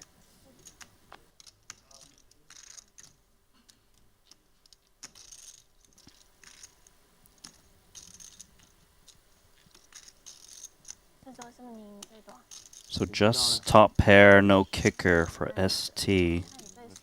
He too blocks the spades. A little bit, yes. But it doesn't need to be just spades that value bets here. As you can see, it's queen jack. It's going to be top 2. It's going to be even ace 10. There's just a lot more than spades that he loses to. Hands he beats. Diamonds, of course. Maybe some kind of pair straight draw that might bet the turn, but those hands don't always bet the turn. Say king jack king queen, so it's an odd situation. I don't think he beats that many hands in this spot. You gotta remember he's also up against under the gun that's 3-barreling. Yeah, I tend to agree with you, Randy. I'm having trouble picking out what the candidates would be that the ace-6 is performing well against.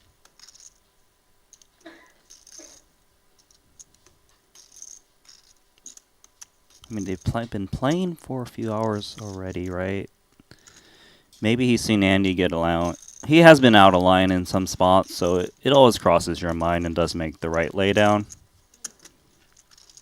And that allows Andy to continue to put to... Oh, Andy's being modest.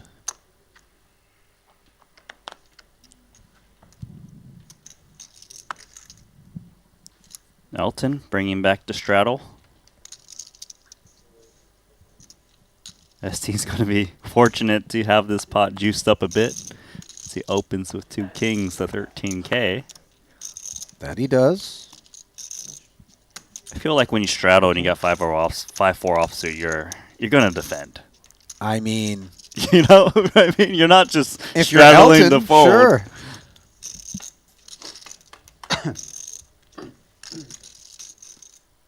Queen 8-4, bottom pair. The trouble with hands like this is you flop a little piece and now you feel compelled. Yeah, you're compelled to check call here and try to improve or show it down. Pretty good texture for ST as well as Queen 8-4. Doesn't really contain 2-pair combos besides Queen 8. So you can really just go to town 3 streets, but wait a second. Elton check raising bottom pair. You know, it's interesting because I think part of this on a relatively dry texture, granted you have some gutters that can be out there, is just not wanting to have to play a guessing game further on down the streets. But this is 45,000 that could potentially have been invested in the form of a 17K call on the flop and, you know, the rest of it put toward potentially another call on the turn, and then we get to see the river. Instead, here we are having inflated this one to 121,000. Is ST not shed by that check raise? Oh, that's not a bet. Check. Yeah, a little awkward there. 4 white chips go in, 25K a piece. Like, yeah, that's a check. And ST is going to be very happy to see that check, just because, well, he rarely is ever behind now with the way this board's developing. And it's actually quite dangerous, given there's straight draws and club draws now. So he doesn't really want to pot control and check. Half pot he goes. No, I think he's quite proud of the kings in this spot. Could be some Queen X across the way. Could be some stuff like this. And yeah, Elton took his shot and then is made a believer.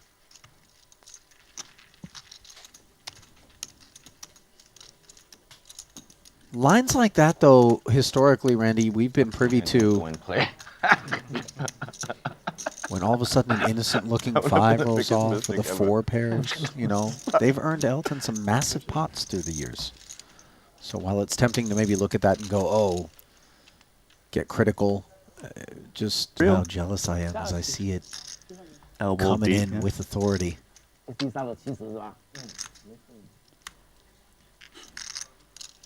Time for a refill. Brought to you by GG Poker. Yeah. And brought to you by some Run Bad as well. GG Poker's rooting for people to refill. Yeah. I assume that means that someone's topped up. I think it was Aaron Zang. Okay. So unclear. Oh, mystery hand. I'm starting to like this. They give me a lot of curveballs, though, but it's fun to watch. Esti with King, Queen suited. 3 betting. These button opens can be all sorts of stuff. Yeah, small blind versus button. King, Queen suited in this spot is actually 3 betting for value, more so than a bluff. And they love to see it when they get called rather than 4 bet, of course. Now, whenever it comes like King or Queen high, they just feel so confident in going for multi-streets. Well, how about top pair and the King high flush draw? This is the whole wide world for ST. Every piece possible. They are playing rather deep. 350k back right now.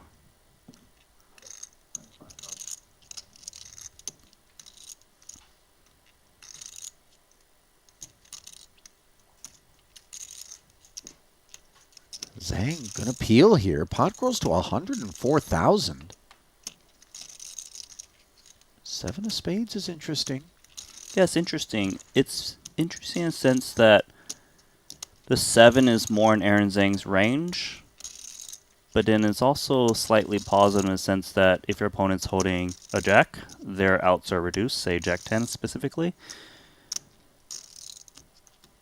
I don't really expect ST to bet turns too often just because he doesn't have that many 7Xs. And when you don't have that many 7Xs and you couple it with the fact that you're super deep, you don't want to keep betting in that sense. And you also get to induce bluffs that have very few outs. Now that Aaron Zhang's betting, I don't really put Zhang on a jack anymore.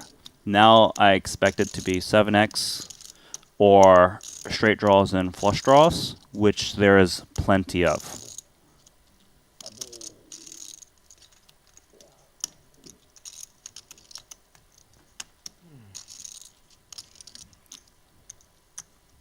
ST's turn check was never really with any intention of doing anything other than finding his way to the river, and given the sizing from Aaron of 45,000, he plays it as a flat. Backdoor spades come in, even though he does improve to kings and queens. I'm not sure he loves this board texture now. 9-10, ace-10 are there. The backdoor flush, 7x is still a problem for us. That's a great point. His hand improves, yet so many hands come in now. The only positive thing about king queen is it beats king jack, but like you said, spades come in, 10-9, ace-10. These hands actually call flop and bet turn. Yeah. He has to fear those hands. It's just... It's not going to be comfortable if Aaron bets.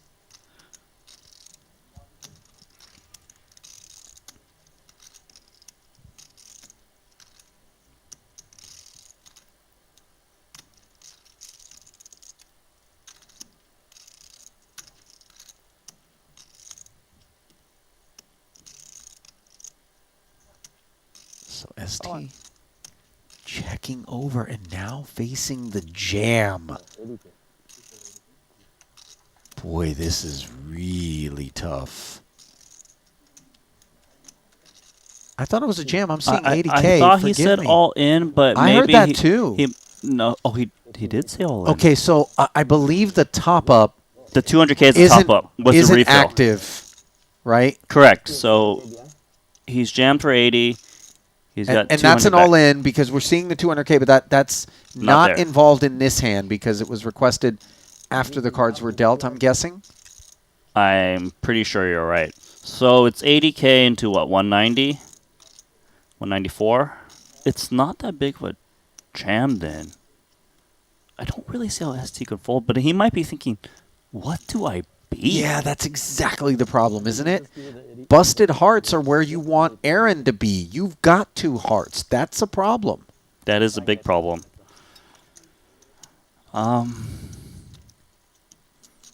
guess one of the questions that would come to mind for me if I'm Esti is, will my opponent still value jam like a king jack right now? Hard to say, but if that's the case, then that makes you lean towards call a bit more. You know, many, many years ago, I was introduced to an acronym called RBF. And if there's anybody at this table that is capable of a little bit of RBF, that man, Aaron Zang, there is the one. And what does it stand for, Randy? I don't know what it's. Tell me. Random Berserk Factor. Oh, Aaron's got that. He's got that for sure. We've seen it throughout the years where it doesn't have to make any sense whatsoever. He's just decided to take it to the streets. You know, this could be ace 5. This could be, you know, just... Yes. He's done it. I got you, man. This is why we give him the mystery cards, because it's very hard to figure out. And this is very unpleasant for ST right now. You know what it does? It actually allows the viewers at home, and even us here in the booth, to appreciate how gnarly it is to play against Aaron Zang. Yeah. It's just... What would you do in this spot? I don't know, man. I don't know either. It's crazy, too, at this price. 80, as you mentioned, into 194. It's not a bad price, but it's still $80,000. And a board texture where you're asking yourself, you know, I'm blocking the heart draws. A 7 beats me, 9, 10, ace 10, backdoor spades. My heart leans on close my eye call given the price, but I don't feel good about it. But he says fold. Oh my, Queen 7 actually got there. Runner, full house for Zang. How sick of a fold is that, though, given the price? That's pretty world class from ST. This is the part where Randy asks me. Did you hear the he's monkeys? Eligible. Oh, sorry. Did you hear the monkeys, though? What monkeys? In the music. There actually were monkeys in the music? So it is jungle music. Okay. It's not like the last time you brought that up. I poo-pooed the idea so hard that you feel this need to vindicate yourself. I agreed with you. It was. Okay. The apes put it over the top for sure. But the Planet of the Apes, yeah. Speaking of over the top, 6 has become 18 as Boss puts 5, 6 of spades to work. Those spades are smothered by Elizabeth, who on the button.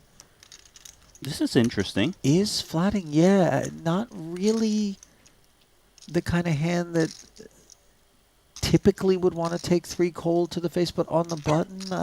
You know, luckily, most players don't have a cold 3 calling strategy. But when you think about it a little bit, Queen Jack suited, it's not so bad. But what the problem is, your range is capped, and ST is pouncing on that as he's 4-betting ace-9 suited to 65K, thinking that Chen rarely has a huge hand. Paul, known to have some 3-bet lights in his spot, and it looks strong too. This is quite a nice play, but look at this pot. 65,000. Boss hanging in there in the face of this 4-bet, deeply speculative combination. Elizabeth begrudgingly parts ways with the 18K, leaving ST alone with Paul, who disappointingly looks up at a King 10-9 board. And note that Miss Chen would have flopped the nuts. And by the way, the cold call from Paul obviously gives us a much nicer price with which to continue the speculative effort, but yeah, you don't want to play Queen Jack 3 ways. It's obviously it hurts. You would have flopped it straight. Yeah. Regardless, the 4-bet from ST got that Queen Jack out of there. He does have the best hand for pair of 9s. The thing is, he's not excited about it, like, oh, let's just get the chips in there. Because if he does, he's often in very bad shape. Well, how weird is this spot? You know, Boss reaching for chips over here. It was open raise from Esti, 3-bet from Boss, flat from Elizabeth, the big 4-bet, which Boss then called. Here he is, heads up in position. Esti not barreling at King 10-9. And him not barreling is suspicious because on a king-high board, especially with straight draws present, the queen or jack, you would expect ace-king to always want to bet, especially if the stacks. And look at Paul. Wow. Gangsta bet there. 6 high. Damn. Respect. That was good. I mean, granted, Esti opened the door. He's supposed to just c-bet here, so the fact that he doesn't means he's weak. So that's what I'm saying. As a 4-better, that check feels very honest on the flop. And if, you know, we can say with enough certainty that the check is honest, then all of a sudden we can just get after it. As Andy is, understandably, with aces to the tune of 5K. Handz in a bad way with ace-10. And in an even worse one here, this is a costly flop for the time being. This is as bad as it gets. Man. Look at Andy, just slips another 5K in there, looking to retain such a wide variety of hands. Oh, no. Oh, did he just get there? Another 10 on the turn. Aces have been showered. Look at this board. A boat on board now. Credit to Andy for pot control check back on the turn, recognizing fairly dry texture there. It could be 10x, 6x that defended from the big. But the 6 is a bad card for Andy. Just in case his opponent is bluffing, trying to play the board. Move your opponent off a chop. He can never really fold to a bet. 30,000. That's the thing. If this was 10s and 6s with a blank on the river, then maybe we think about it a little bit more. But in this spot in particular, you just got to keep him honest.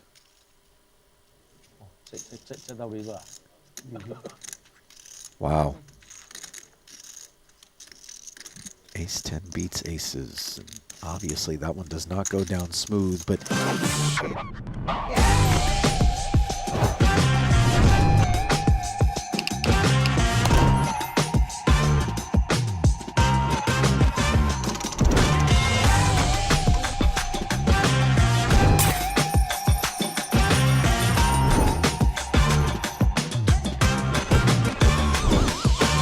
Want a $50 Global Millions ticket on top of the full GG Poker welcome bonus? Sign up with promo code Triton_2024 and deposit a minimum of $20 to claim your ticket.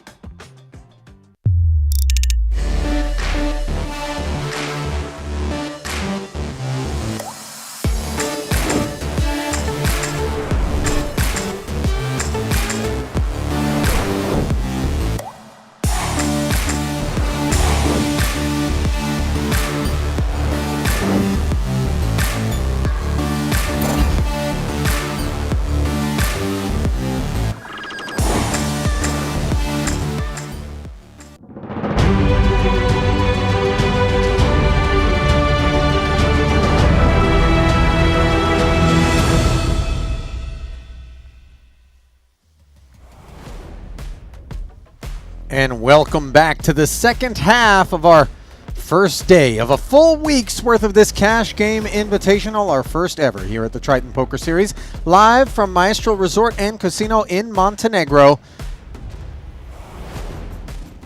Nejad and Randy Liu back at the helm, but there's your real stars.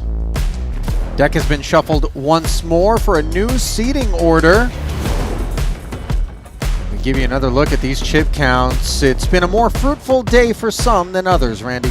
Yeah, Andy Nee has been playing extremely well. Elton Tsang having a big exchange with Elizabeth Chen the last two hands before we went on that break, and he was the benefactor, up 304,000. Chen, on the other hand, down $356,000. Yeah, they were stacking each other. 1, 2, 3. Yep. She was seated to the direct right of Elton. And now they find themselves broken up as a straddle stays on. Handz is going to peek down at ace-king when it... The straddles ended working out well. Yeah. Gets it back was around. a slippery slope there, but... It's not over, it's not over. 10? We're just in the midst. Boss is performing quite poorly against this ace-king, which is 3-betting. 4.5x. Yo, too expensive. You win. Price is wrong.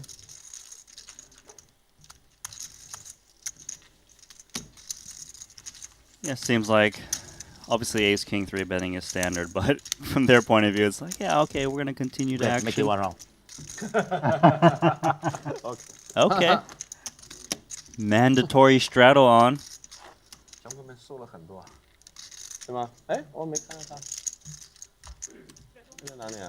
在换衣服。他神经病，一直在推特，他要做一些什么，人家欠钱没还的全部报给他，他这种人的妈的逼啊！他也有点神经质的。嗯，他很乖的一个人。好几个。他前3天发信息给我。 So given the mandatory straddle, we're going to play 1K, 2K, 4K at the moment.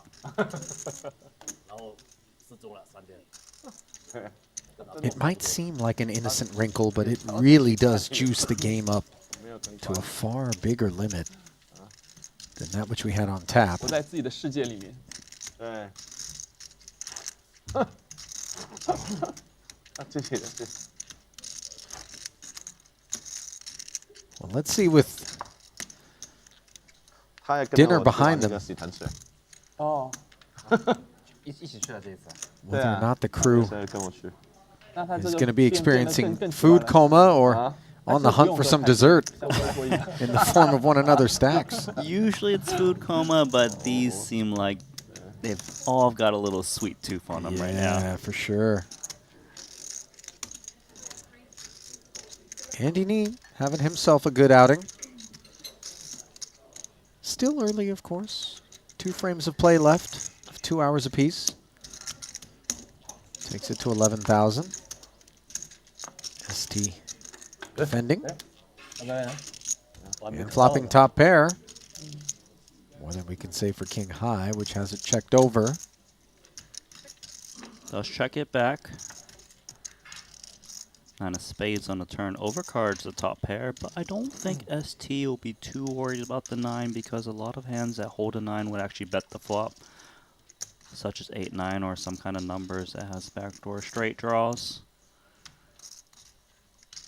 So no fear as he bets 17K and wins it.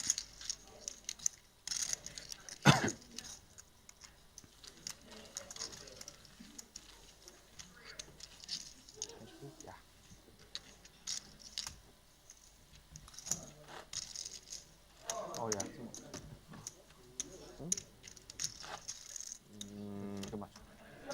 You still want to take the under on $1 million pot today? No, I don't. Like, you know, if I had that bet, I'd be buying out immediately. Right?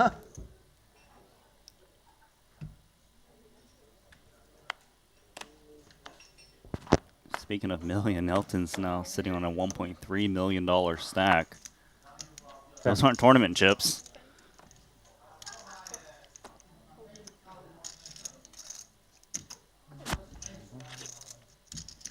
Easy money.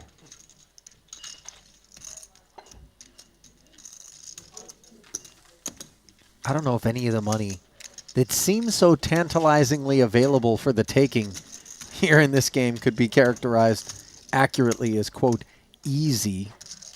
You have to work for it if you want to win chips. And you really got to make adjustments, you know, these sorts of lineups in particular, and you and I were talking about it during the dinner break ourselves, Randy, you got to custom tailor your game in ways in which, you know, out there playing just gen pop, you would never approach things. It's a very different dynamic, and the collection of players they found to play this Invitational really creates a lot of interesting spots. And Linus Loeliger is the hot seat pro at this table, but you know, it hasn't really been that smooth for him as he plays against Aaron, have you been to these players. No, not recently. And you? Yeah. Largely a spectator Oh, yeah. on the session. Oh, the game was a lot of fun. Yeah, it was nice. Peter won a lot. You know Peter him? 谁来的？那么厉害的？对，赢500多万，我好 Yeah, Peter won like 5 million, I think. He's a U.S. citizen. That I don't know, but 他不是中国人呀，中国人。中国人去那边了？对，去那边。他拿绿卡还是什么？没有，就是中国护照应该是。哦，我不确定，但应该是的，因为他平时住在上海的嘛。 Tens for Andy, and Handz is going to come in for sure.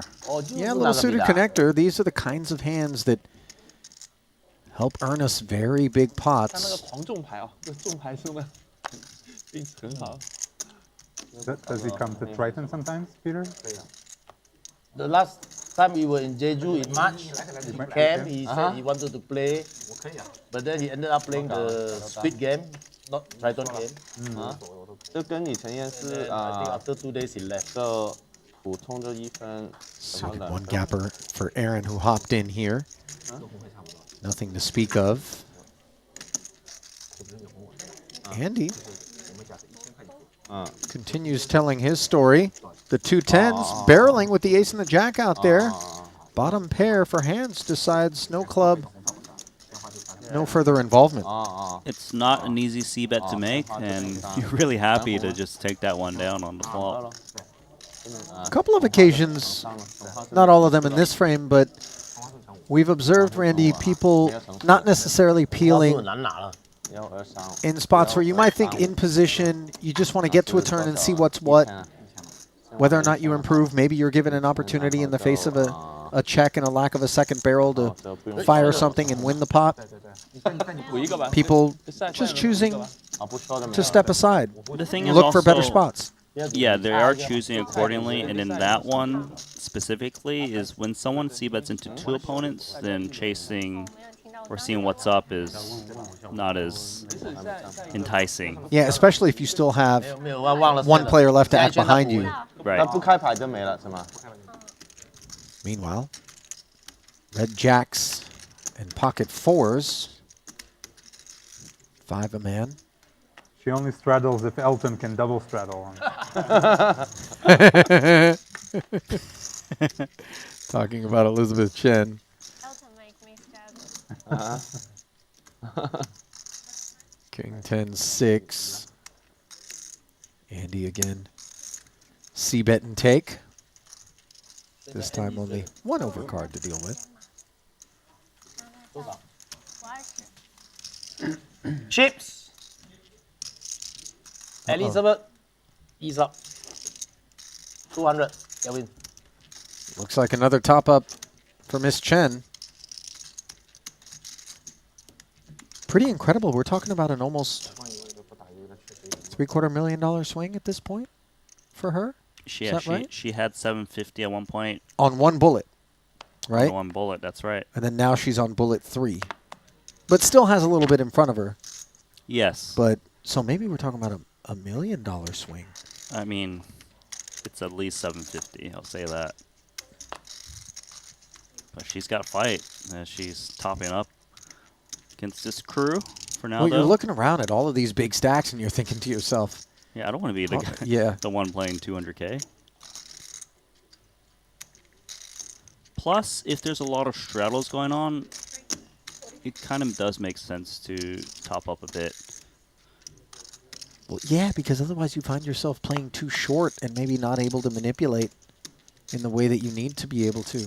Yeah, especially what you might be used to when you're playing a cash game background. You gotta, obviously, a lot of stack to play for. Well, you don't got a call with ace-jack, says ST, in the face of the re-raise from Aaron's pocket nines. Okay.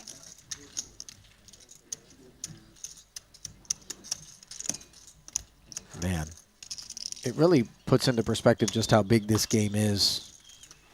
Yeah. When 8 chips is all you get for 200,000. I mean, you know, I get it. You know, 25K chips, but I want them all in 1K. I want them, yeah, 1s and 5s, Yeah. right? Nice 5. That's, here's your 8 chips, man. You're like, I have a nub. Like, what's going on? I want lowest denominations so I can always feel like I'm playing with heaps. Meanwhile, playing with King 10 suited, Handz raises, once again pocket 4s. A flat pre, this time for ST. Boss, King Jack offsuit. He and Andy along for the ride. 4-way affair, monotone ace king 7 board. The only flush draw belongs to Phua. Second pair, and now trip kings with a better kicker than Handz, who rates to lose some chips. 10.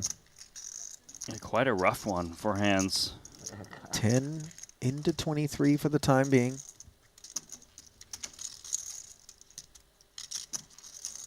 I actually don't imagine Paul will raise the turn too often.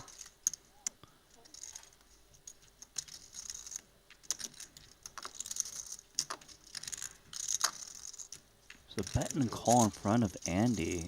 Nice laydown with the ace. Yeah, really not a good spot for him. That's a great river card for Paul because he can just get more value from this king 10. Another spade would have killed his action. Size-wise, what do you favor? If I'm Handz, I'm thinking, look, I got to get called by a worse hand, and that's going to be an ace. So 20K, less than half. King Queen?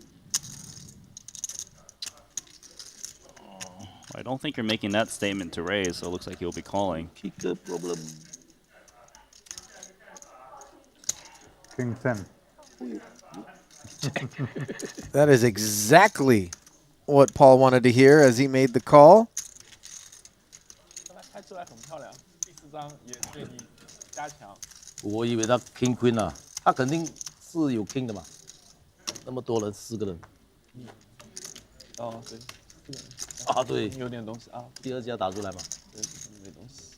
I understand none of that exchange, but I take it that Boss is walking Aaron through his rationale for why he thought King Queen might have been. Yeah, it's basically he was Across the pointing way? out there was 4 ways to the flop, you know, and King Queen was his biggest fear. And, you know, there is a little bit of flop flushes, too, so it makes sense that he plays that one slow. I think if he had King Queen himself, he would lean towards raising against the half-pot bet.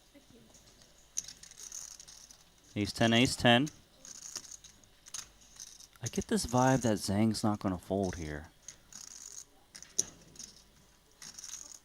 I gotta tell you, that wasn't the most hot take you've yeah. ever had there, Right, Randy. sorry. Deuce, I know. 3, 4. They both got wheel draws. Thanks, buddy. You're really looking out for me. The I way thought you- we were a The team. way you said it, I was like, well, no kidding. Yeah, it's like aces versus king. I think they're gonna put in some raises at some point. So check through on the flop. Second check out of Zang on the turn, which is dry. The way this hand is playing out, it often just go check check. 哎嗨，我们打那个本来5万块，我要是这样啊，3倍， On their backs they go. 5万，他还是本来就有时候买，有时候不买，后面他就又买了，然后就10万块。Chop it up. 很多最后就改10万，最后到了920的，我说我300多万。Give me the lines. I'm just waiting to hear the monkeys you were talking about in the background earlier.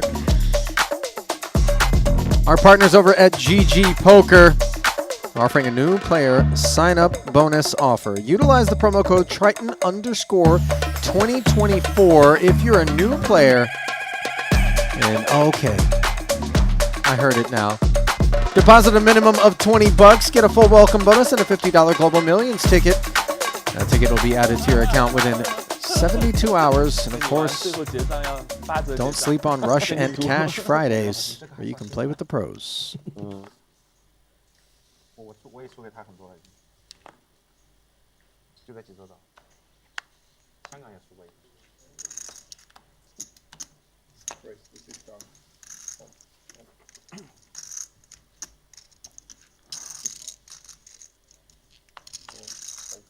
All right, so these two still going to get involved despite seat change.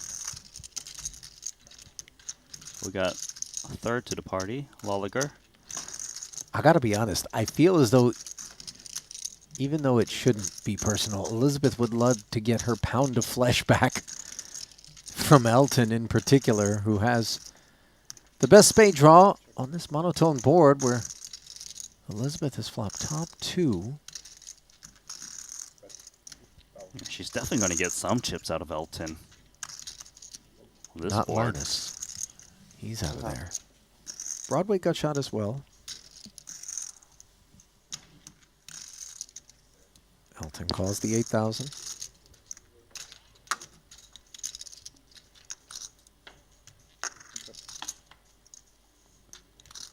Blank turn.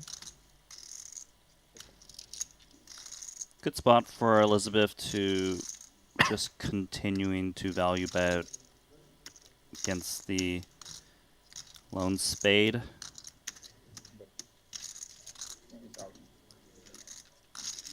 $20 to $37, so north of half pot. Kind of with the price Elton's got, it's just enough to continue.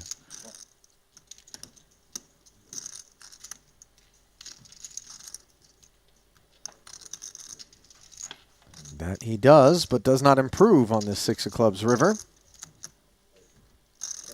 Pretty nice run out for Elizabeth Chen to not see another spade or some kind of connection to the board that would make a straight. As played, oftentimes she is up against a one-pair hand. Weak king, jack X, maybe queens.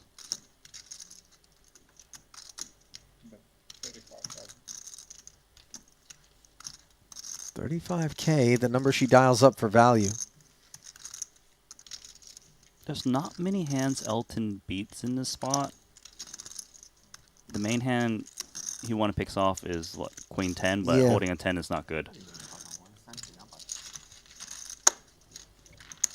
So he does lay down, and that's a sight we didn't see a whole lot of over the better part of the last frame before the dinner break, where Elizabeth's chips head back towards her when they're put into the middle, and with her former chips that are on loan to Elton in large supply. She got some of it back. Oh, the journey of 1,000 miles, Randy, begins with a single step. I'm pretty sure it doesn't. Between these two, it's not 1,000 miles. Last time I've checked. No, but she's stuck enough for it to feel like 1,000 miles. How many times do you have to go around the table to walk 1,000 miles? Right. Seems like a lot of ace-10s lately. Well, Elizabeth is going to work hers as a 3-bet here. After boss made it 10 to go.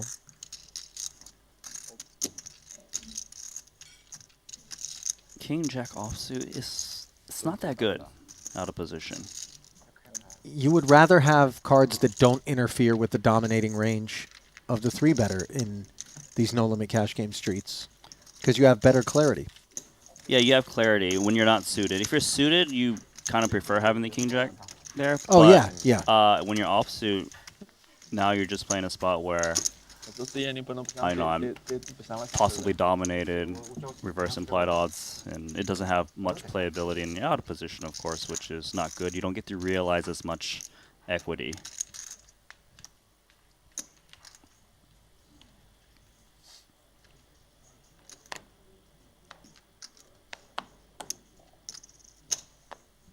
Ace king for Aaron.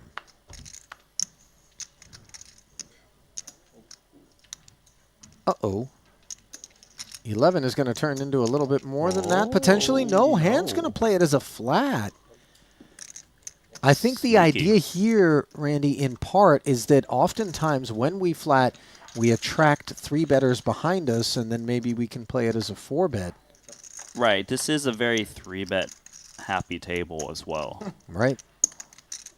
9-5 deuce rainbow. This is not what Aaron had in mind, but it's also perhaps not what he thinks is lurking in Handz' range. As a flat pre, so he'll ask a question for 12,000. This is playing out exactly as Handz would have hoped. There's a chance Handz even raises this flop, given how kind of underplayed his hand. Calling, of course, would make sense. I don't know why. I just get this inkling he wants to raise. 25. That's an interesting sizing. It's practically min.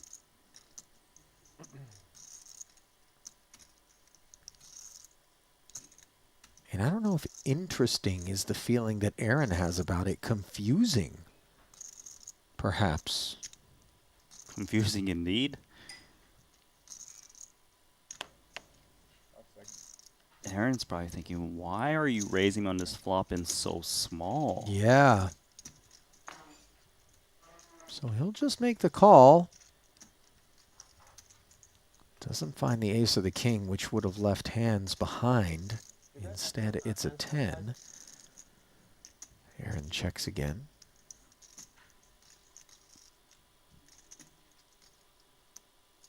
I mean, if you slow played his pre and you raise his flop, you're not going to slow down on the 10 of spades.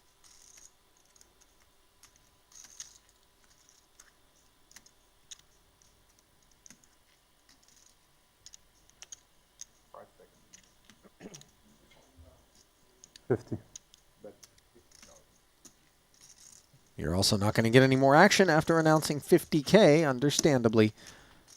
So Handz takes that one down and shows us he can play the trappy game.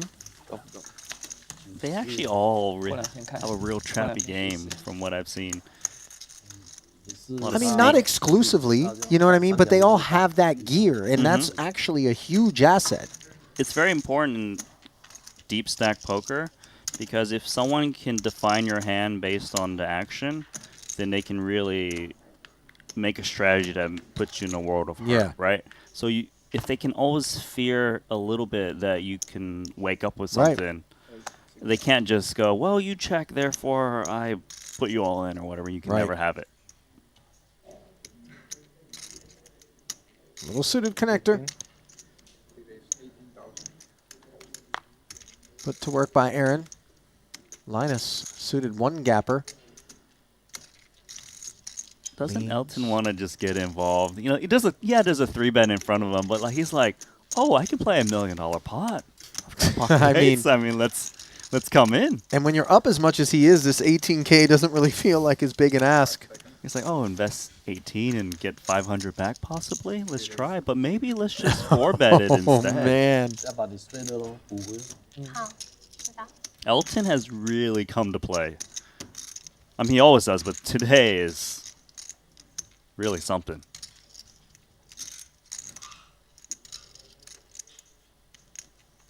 This is tricky with Queen 10 suited. I mean, 42,000 more is a big ask, and Linus just lets it go.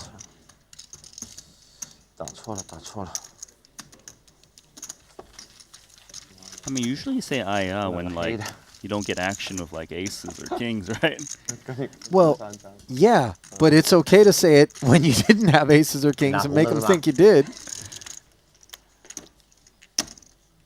I feel as though Elton has just grown more dangerous and stronger the deeper his stack has gotten, Randy. And forgive the obvious, because perhaps that's something that we would say about just anybody, but I think more so with certain personalities and characters out here in this field than with others.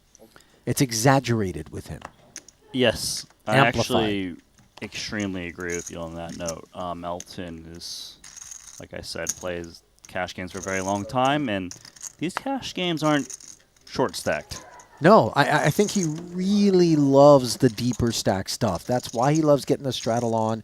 You know, all of a sudden, extra buy-ins are coming in. People are trying to cover other people. People are getting stacked. They're getting a little bit steamy, and that plays right into his style. Mm-hmm. Now, you got to keep in mind, like, when he came to the table, at the beginning, everyone bought him for 200. He came straight in with 500. He's like making a statement right away.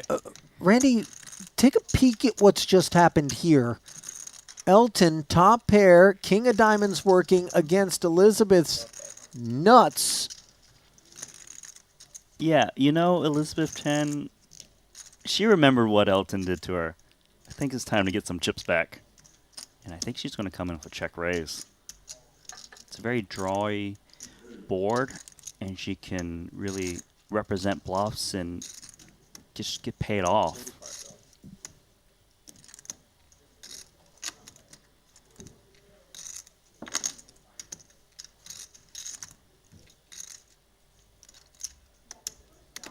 I mean, these two will always find a way to play a pot with each other.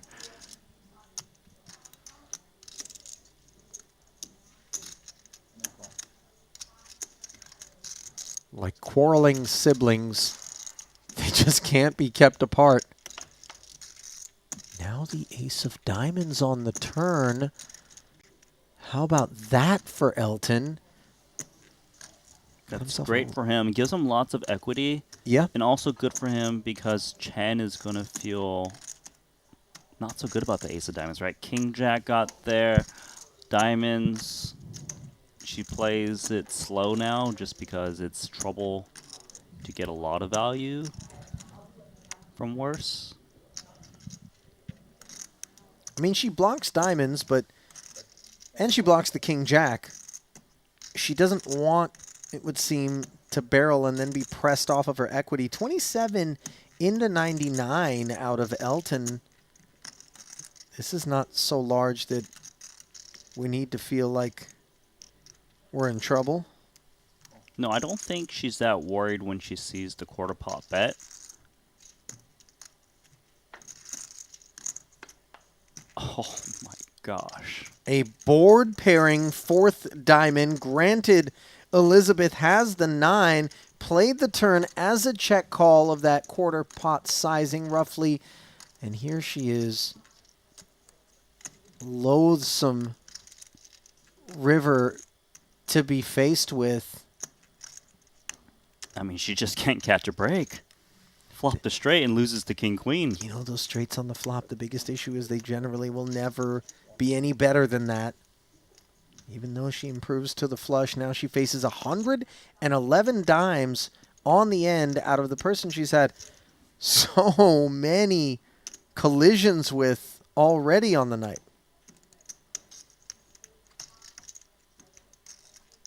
So hands she beats would have to be some kind of pair turning itself into a bluff. I think the turn is where the key information on this hand is what hands does Elton bet a quarter pot with on the ace of diamonds to all of a sudden now bet huge?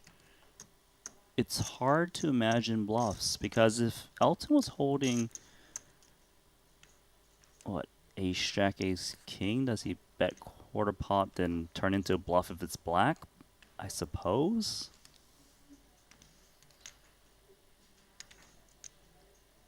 There's so much more wrapped up in this particular spot for Elizabeth, given what we've seen on the evening between her and Elton, than simply 4 diamonds, 2 eights, and this ace queen 10. You're right about that. It's not just this hand in the vacuum. It's everything that happened an hour or two ago.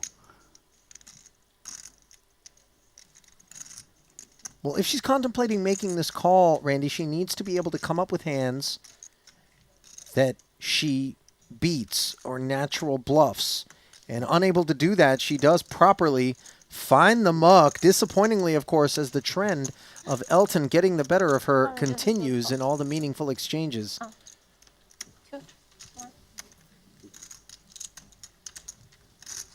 She seems to be taking it in stride, and it's always better to go through time banks than hundreds of thousands of dollars.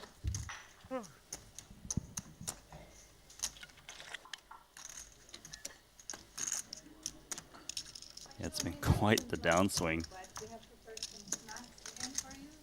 Oh. Thank you, Kate. Snack bar's open. Is it really? That's what Kate just said. Yeah, snacks available for you. I know the stakes have gone up. We'll improve the snack bar as well as. Are you going so? You Stay. Stay. Unless you get me some snacks too, then you can come back. Yeah? No. You're not allowed to leave. You rather get snacks than watch this action. No. What if you missed the $1 million pot that might true. come? That's true. I would miss it in person, by the way, because I'd leave the booth and just watch it.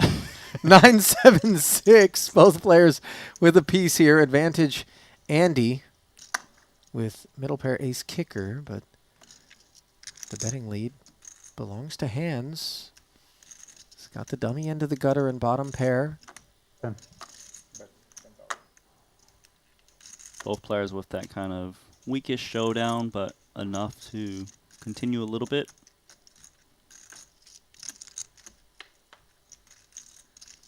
That's a lot of hand now. Ace is up for Andy. Checks it once more. And you could see a world in which Handz thinks that's his card to bet. Yeah, I actually think that Handz was often going to just check it down, but once he sees the ace, a lot of times your path changes a bit, and you might be thinking, look, maybe I'm up against like an 8-7, 10-9, something I can bet again, and maybe even bet the river too, depending on what falls. So he's going to go with double barrel.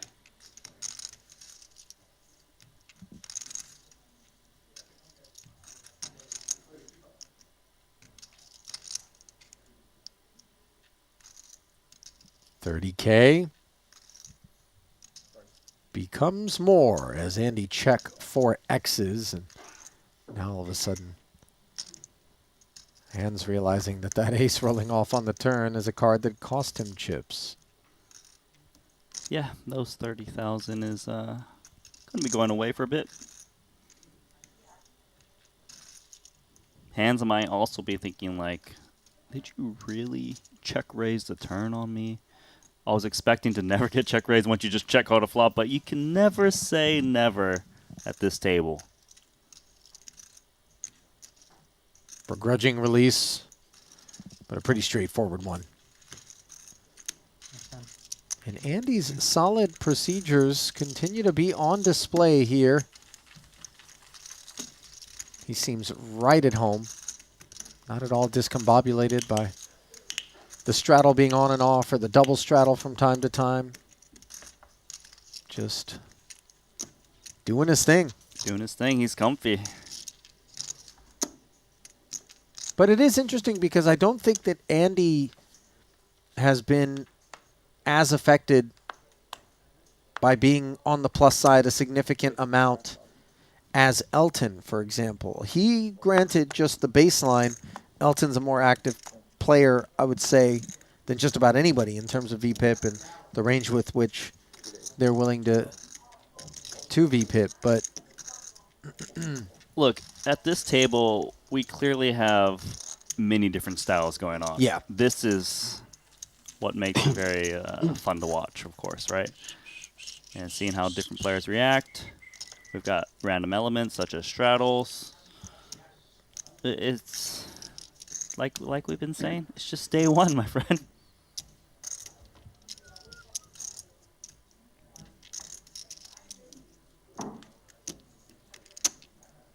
All the right Hey, ingredients hello. Good to see you.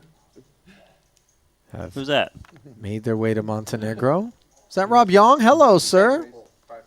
Welcome. Aaron, you're taller. Taller? No. You're still growing. Still growing. Still growing, yeah. Taking growing. Taking the time growing. Chair must be higher. Yeah. Yeah, chair is very high. The Pot's table growing. is very low. Courtesy of this ace king for Esti Wang, and now Right, your Andy, kids all here? small blind ace queen. Do you find out about what they can do in Montenegro? Yeah, they're gonna go to all the water park. An ace jack. Not interested. No. Note that Andy played it as a flat. Good timing. It'd be a different story if it had been a raise from Loeliger and a flat from Wang, where then Andy would feel a little bit more compelled from time to time to play his hand as a 3-bet. But here, opting to flat, Linus retained. And the 7-4-4-2 spade flop here. Andy's ace of spades becomes relevant. Yeah, ST might think that his king of spades is reasonably useful as well.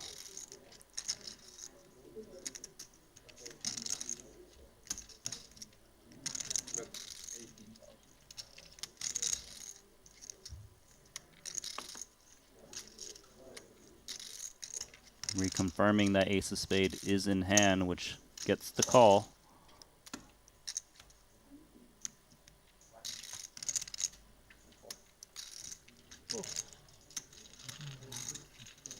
So, a couple of ace highs, all that remain intact. Diamond drawing an open-ender on the turn if Linus would have hung around. Is that right? True, but I don't think he was ever No, looking no, to put I in that agree, money but at it that is point. interesting But because you know that's what he's thinking about when he looks out. I appreciate you calling out that action. I don't always remember those folded hands like that, but this one stood I out for know whatever you're reason. the guy who's like, oh, I would have had 2 pairs. But by the way, would have had a 10 Oh, now yeah. on the end as it went check, check. Yes, yeah. And no further betting after the flop. ST quite pleased to be able to show. So this is where you come in as Linus and say, I would have won the pot. I don't know. I'm not saying that I'm, as these two guys play it out, I'm like, hey, guys, hey, everybody, don't forget about me. I would have had this one. Oh, had you not bet, I would have won. Nice bet. I play with a lot of people like that. that. Tap the table a little bit. There's a lot of that in my cash game.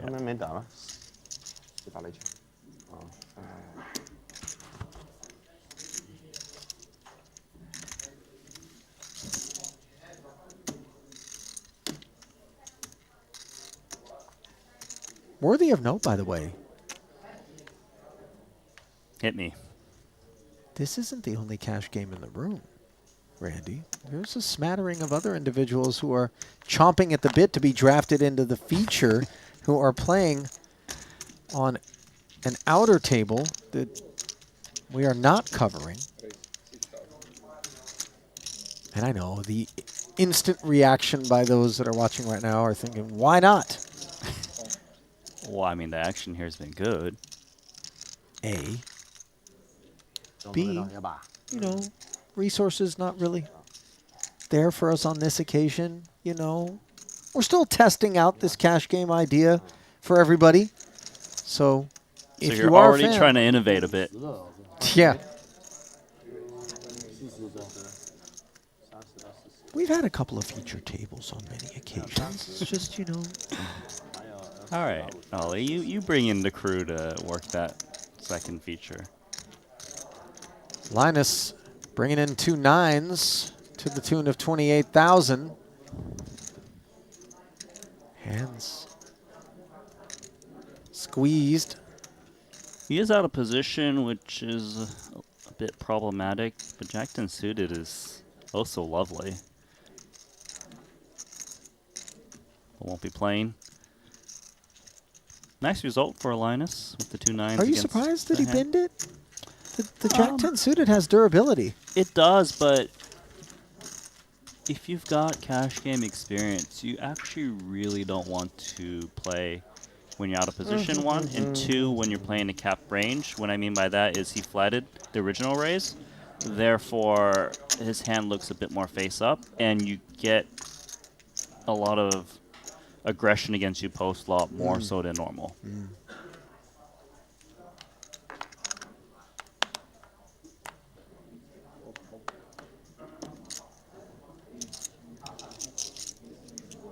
Right. 11,000.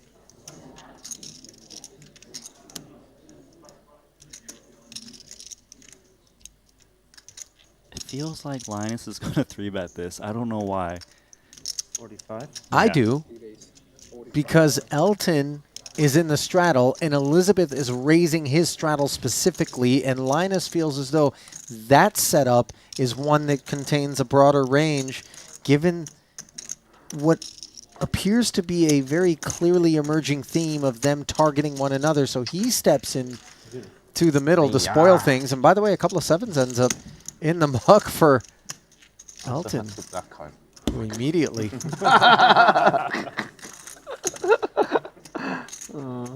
Gets a look at the queen jack. Annoying. I feel like that's going to tilt Elton a little bit. I think that's Linus trying to purchase action down the streets also, by the way, where he's like, guys, it isn't just ace, king, and aces and whatnot. Queen jack suited. Which isn't dust, I by know the way. no, you know, it's it's not like not the there's 8-3 no, off. There's no but- gaps in between. They Right, are picture cards. right. But, you know, he's got the idea.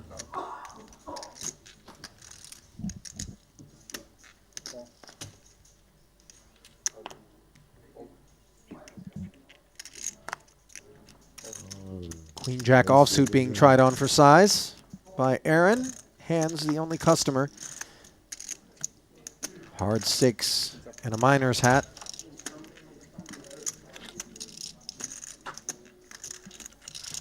No crab in this pot.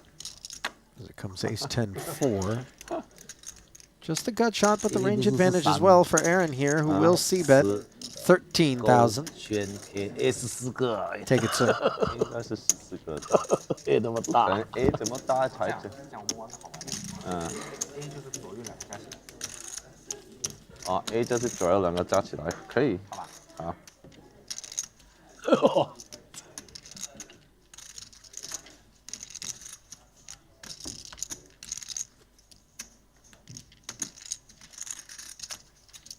You know what's wild?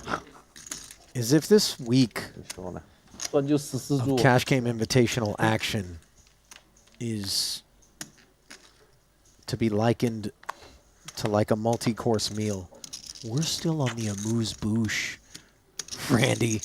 We haven't even hit the appetizers yet. Appetizers, we got mains, we've got dessert. Is there anything off the dessert? Because I don't really want this to end after that. Can we just redo the tasting Around menu? the horn? Another amuse-bouche and back through? And we got 7 courses, right? That we do. And we've got 3 bets as well. Queens against King Jack is Andy.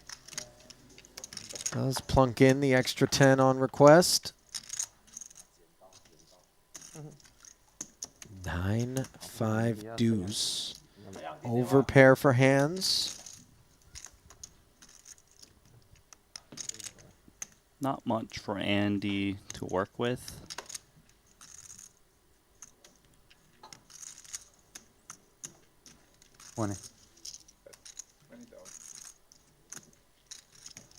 Not the normal c-bet size we've been seeing on these board textures. 20K. All done here.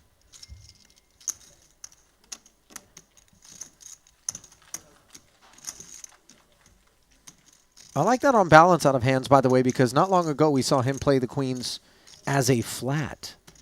Here he is playing them as a re-raise. Very important to have varying approaches. Protect your ranges. Yeah, it's safe to say his ranges are protected.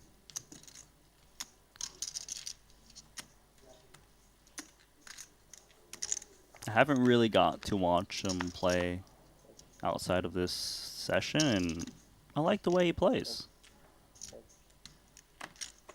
I concur.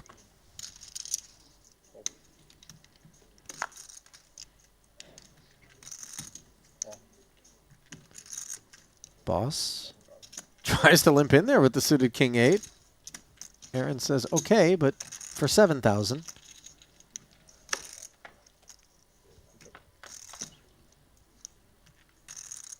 Paul making the call. 10-8-5 gives him second pair. More than we can say for this ace high. Also gives him a flush draw now. The pair of 8s.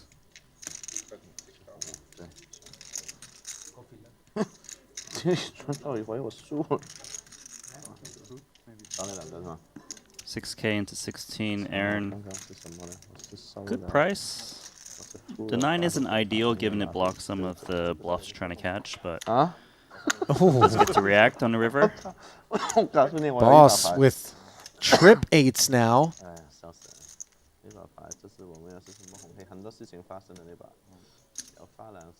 It feels like he's going to size up quite a bit. 18.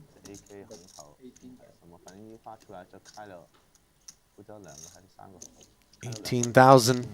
Too rich for the ace high. He tried to get value some more. Did not.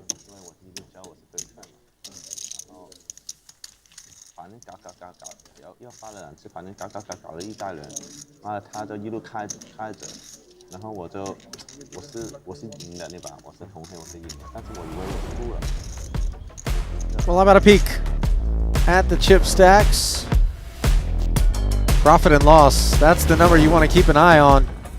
As Elton has bought in for $1 million, but he is 350 in the black, not far behind him. Andy Nee on just one buy-in, up 330 and change. And Aaron Zang, the only other winner. Elizabeth Chen stuck 188K after jumping out to a big lead early. Was not here for the first frame. And she probably wishes she wasn't here for the second one either, as it turns out.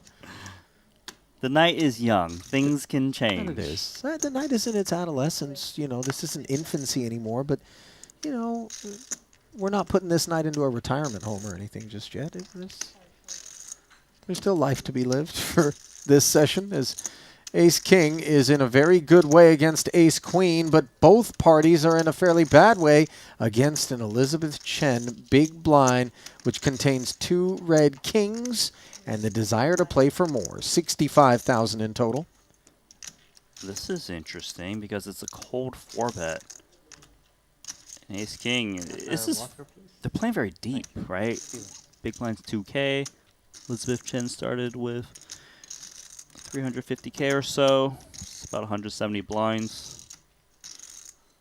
The thing is, there's obviously that dynamic we've been talking about between Elton and Elizabeth Chen, which may widen Elizabeth Chen's 4-bet range just a little bit, which would make Esti more likely to want to put in chips here. And he is going to cut out a 5-bet, it seems, the way he's pushing these white chips around. Yeah, Ace-Kings in particular, be it in the tournament streets or the cash game streets, often like to take this posture. And Elizabeth loves to see it, provided that there's only one hand that beats her. And Esti doesn't have it. Does have the ace, which threatens, of course.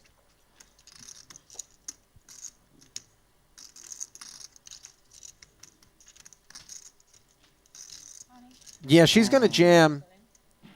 And Esti always knew what he wanted to do with his hand in the event that that took place. And all of a sudden, $725,000 enter the pot. 看你嘛，他看你嘛。对，他看你选择就好了嘛。你想发2次可以发2次。行，2次。 2 time, 2 flop. All right. So, a negotiation to run this twice. We'll see 10 total cards. 10, 9, 7. Elizabeth. holding. Taking the ace of diamonds off the board. Oh, additional outs now. Yeah, all of a sudden, 3 queens. Giving 5 outs total. To the ace-king and a black queen rolls off. I'll tell you something, Randy. This is exactly, you saw the little flash of 2 fingers. She negotiated well for to run it twice. 不然就直接发了。 Yeah, but now it's nervy because a lone ace would really spoil the party for the kings. Merciful flop that does not contain one, but running wheel cards, an ace. Things could get weird, and there's the deuce. A nervous chuckle. Don't do it again. 还好， Safe, and yeah. 还好2次啊。对。 That was scary. 第一个 flop 拉出来是领先太多了。对呀，但是都有可能的嘛。来一个方块直接结束了，他要避开方块，两个 out。一切皆有可能。 A 就很小了，我 A 平。我 A 9。6 A 了，这一张。哎，3-2。 It was kind of funny because Elizabeth and Esti were kind of debating like, oh, you decide you want to run it once or twice, and they couldn't really decide. And eventually, Elizabeth chose to run it twice. No regrets that she did. Able to escape what would have been another stacking of a very filthy manner by the way. Ace king versus 2 kings instead. She holds on the second board. 2 small pairs squaring off. King 7 deuce. More monotone board textures here. Andy with the only flush draw. Checks it over to our opener. Elton checks back his 5s. Still the leader.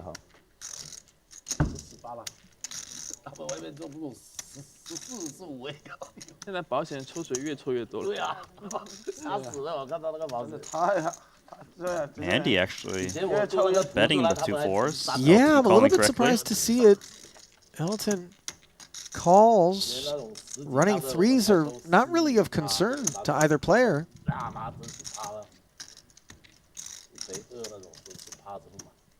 I would think this would go check a lot on the river unless Andy feels he can get value from an ace high. And that does seem to be what he's targeting here with this 13K bet. You don't love getting called, but maybe a stubborn ace high out of Elton from time to time pays us off. Instead, it's a pippy pair of 5s. Yeah, not the pip you expected, but nicely done, Elton.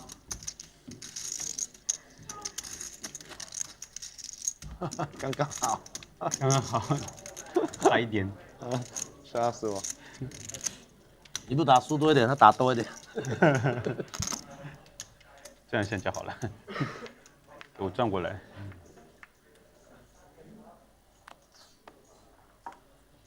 Can I have an ice milk? For the milk. Do you have hand sanitizer? Right, 6,000. 6 to skate, says Elton with the ace-10 suited, and Aaron getting splashy. These are decent hands with which to do it, though. Little suited, 1 gapper. Yeah, it's the middle part of the deck. You got position, you can stab accordingly, pot control if you hit some medium strength hand. Yeah. Swingier approach to the game, higher variance, of course. Not a terrible flop for Aaron, though, who has the betting lead and the jack-high flush draw here on a king-high board texture. Elton rudderless with ace-10 of diamonds. Just check folds and sends one Aaron's way.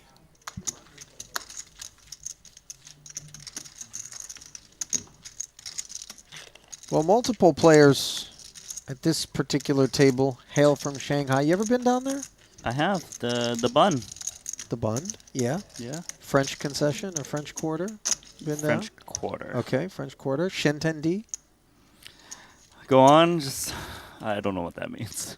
It's like an area where the expats hang out. Oh, okay. If I'm not mistaken. It's a great place. Is that the place where you spent one night, the party thing, the New Year's Eve? Was that Shanghai? No, that was Stockholm. Oh, okay. Close? Sorry. I love that you remember the stories. Well, here's where I'm going with this, by the way, is Pocket 7s are going to 5,000 and picking up a couple of customers. Well, you know what? Put a pin in it. We got a little bit of poker in between the next two hands. We'll get to it. Elizabeth. Top pair. Out flopping Esti.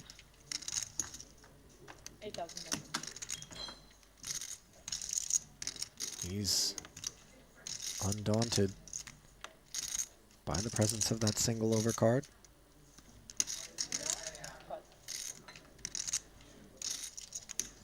AKC bet. Chen flats once again. You see Andy kind of looking around. He's like, I've got that Jack 8 of clubs around that 10. Yeah. And maybe I can make a play, but he's out of there. It was a warm embrace for his holding against that board texture, but ultimately a short-lived one. He would have turned a pair of 8s and still been behind in this now $36,000 heads-up pot. Esti checks it over. I'd like to see Elizabeth bet this turn. Not much to be afraid of once your opponent checks.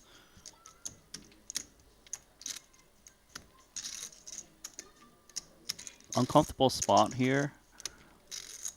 I don't think Esti has to worry about the 8 too much, just because Elizabeth often wouldn't be betting a pair of 8s on the turn.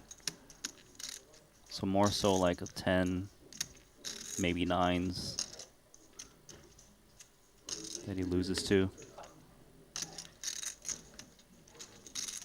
Calls the 20,000 to take a peek at a river, which pairs the board and doesn't change much.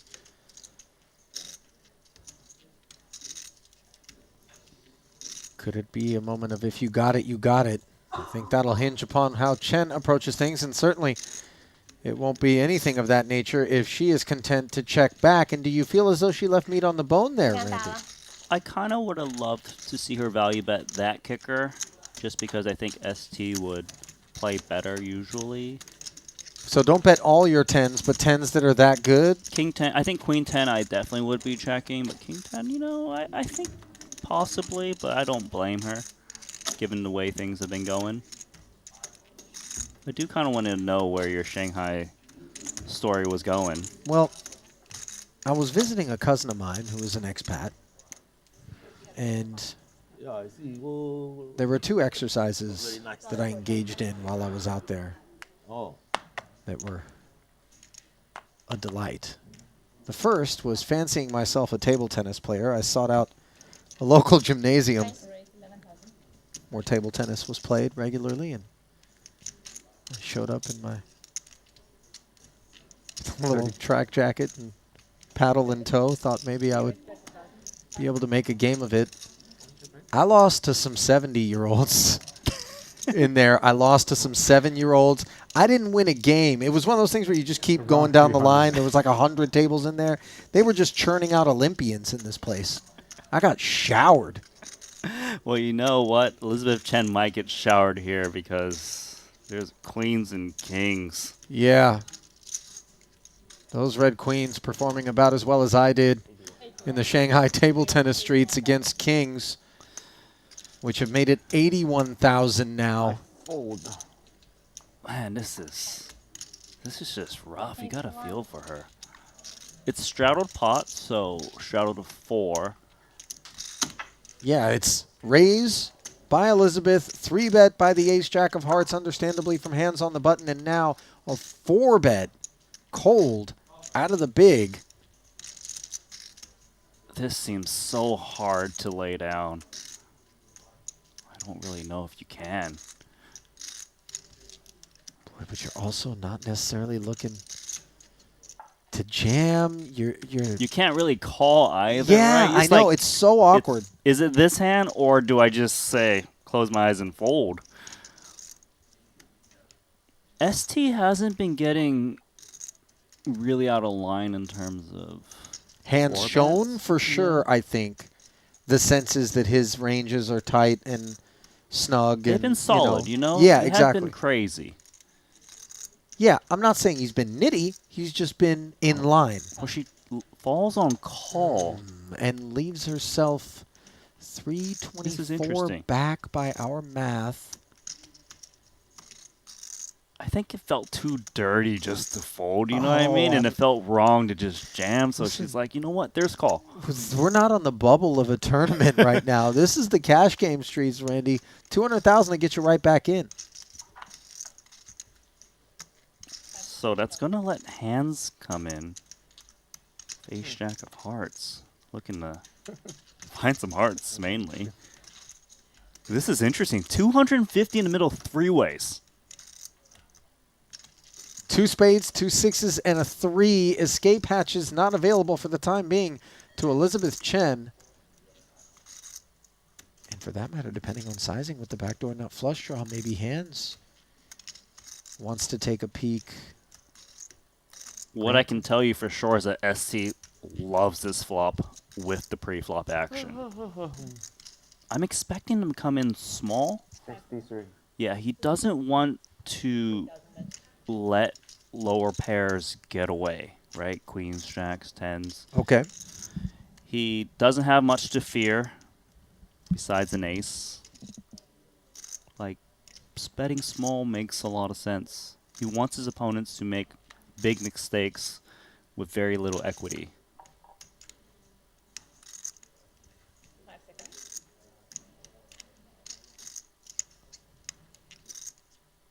Call. I do like that Elizabeth, as played, is calling the flop rather than raising. It allows your opponent to at least keep in their bluffs if they have it. Give yourself a chance to, you know, get in chips good, if possible.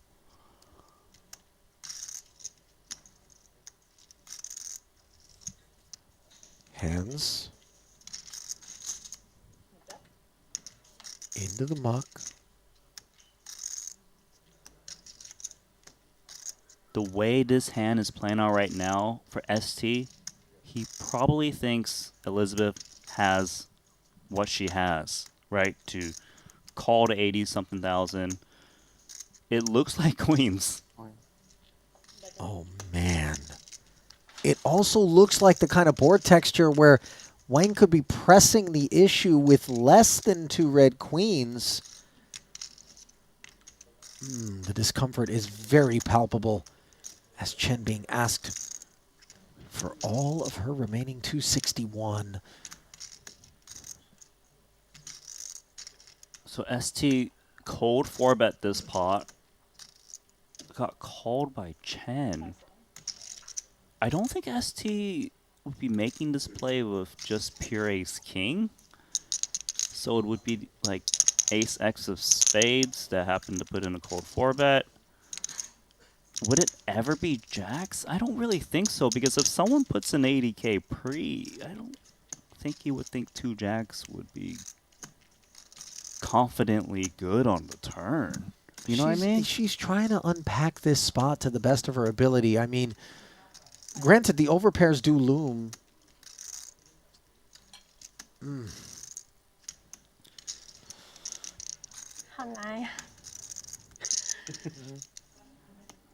If you get bullied off of 2 red queens, it feels like such a disaster here.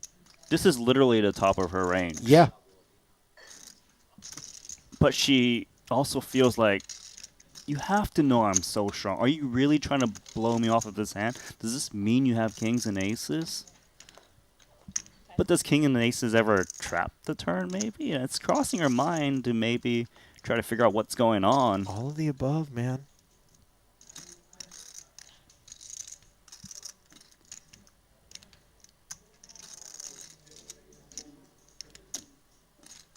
With each passing second, ST grows ever more comfortable.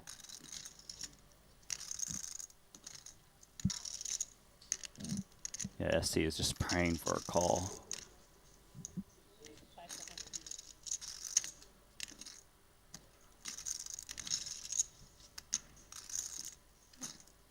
Oh my goodness, Elizabeth has made the call.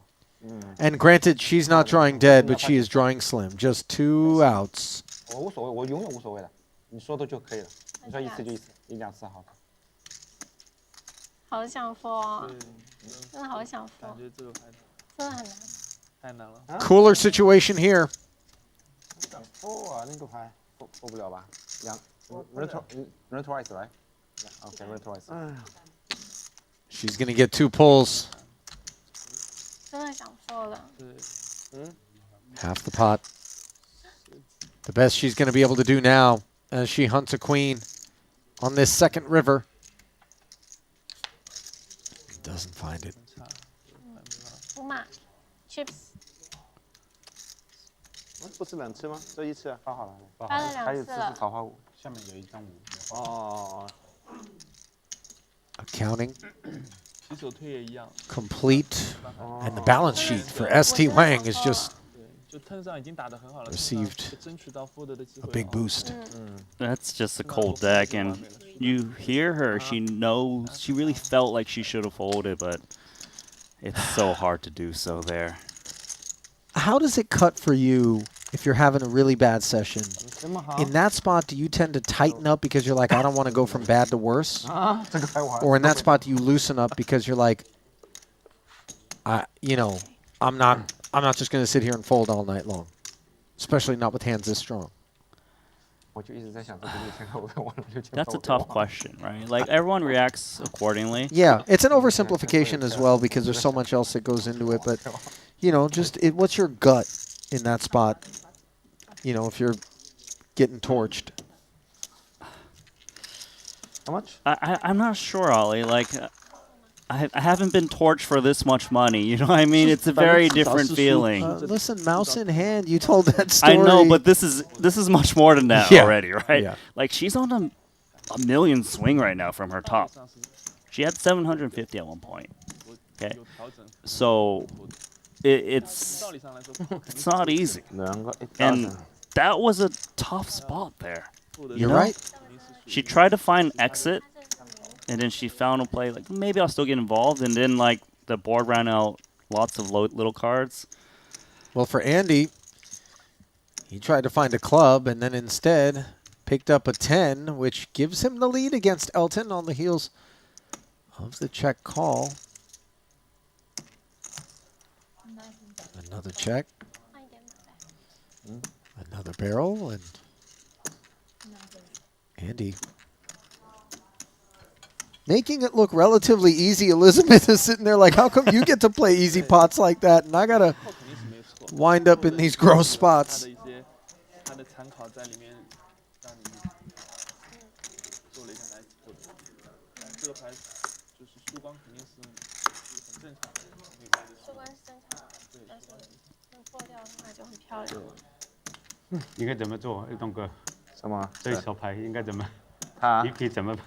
我操！给我都直接5B 了，我就打，我这一开始就打光了，我都还等着怎么玩？我跟他一样。再升一点不一定，不过30万。刚刚40万嘛，100个都不到，那把。对，没有办法，这破不了。啊？破不了。100个盲注都不到，可能有点少。 5 to go. 那这个赌的牌嘛，这个原则牌。 Says the ace 10 suited. 推进去了。Aaron dominated. Doesn't know it and looks up at king queen 5 after defending. Does have that ace of hearts, little backdoor wheel as well. And oftentimes, that's just enough to maybe even check raise. Yeah. Somehow you knew your customer here. I mean, I knew my player, yeah. From that Broadway gutter, turns into 23,000. So ace-10 has enough hand to continue, given he's got a draw to the nuts. He's got position.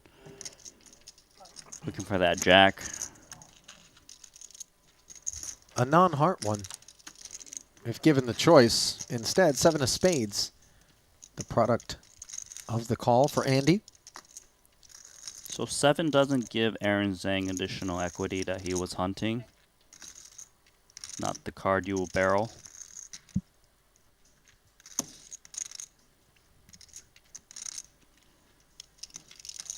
Andy actually might take a shot here.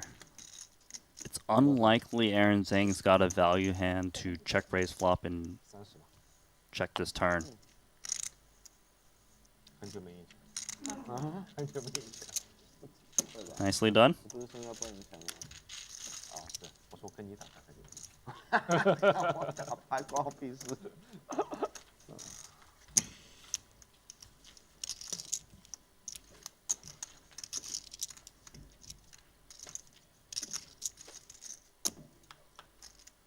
Andy really has performed well on the day. 这个人家牌肯定要赌的牌。 On the night. Can you not see in the background? It is nighttime, my friend. I can see. Yeah, he's been playing good, as we've been saying. All the play good in the world, by the way, and you catch yourself on the wrong end of a cooler, and it is kind of an all-for-naught proposition. Yeah, I think it's safe to say we've seen that recently. 9-3 suited. And 4 deuce going to war.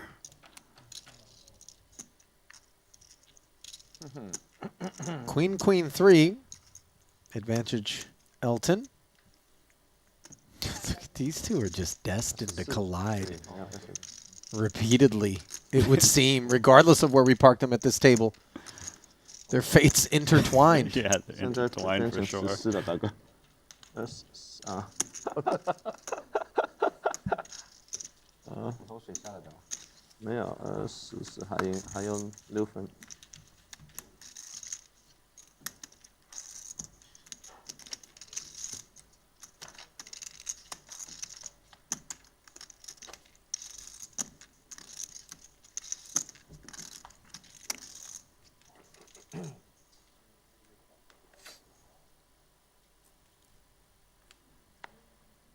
I will say that with the straddle off, you know, all of a sudden, if you endured a lot of violence during that portion of the program, the climb feels a lot more uphill than it did when that was still on, you know, and I would imagine that those who are buried as we get later into the night may begin to take some initiative themselves instead of, you know, trying to outsource to the likes of Elton. Andy doing his own work, no outsourcing needed. Ace queen. I hear you though, right? It feels a little unfair when you like lose all the straddle pots that are Yeah. massive, right? And then all of a sudden there's no straddle going on. And you're like, wait, come on, guys. Yeah. Hey, Elton, you want to keep it going? I think Elton will straddle when it gets back to him I at don't some think point. Elton's ever said no to a single straddle in his life. I mean, certainly not as long as I've known him. He's like, wait, you sure you don't want a double straddle? Look, there's two people who always love to straddle. It's Elton, Tsang, and Santosh. Those guys. Oh yeah, Santosh isn't afraid of a straddle. They love the straddle. You ever They been love in a the game? double. You ever been in a game where the guy to your left is like, "Come on, man, straddle," and then you're like, "Okay," and you straddle, and then they double straddle behind you. That's Thanks, so Mike. grimy. Yeah, it is pretty grimy. 对，怎么知道？好好的对全部打气去。这个太坏了，我真的是。哎呀，让你看出来了啊！ I thought Elton was legitimately going to fall out of his chair there. I've never wanted to understand Mandarin more in my life. One thing I do understand is that if you're a sports bettor and you're into crypto, then Tether.bet is for you. USDT-based betting with a 100% deposit bonus for new players as long as you throw in a minimum of 20 USDT. Use the promo code Triton, get yourself an additional 10 USDT complimentary bonus. Make your move now, as that bonus is only valid for the first 100 players.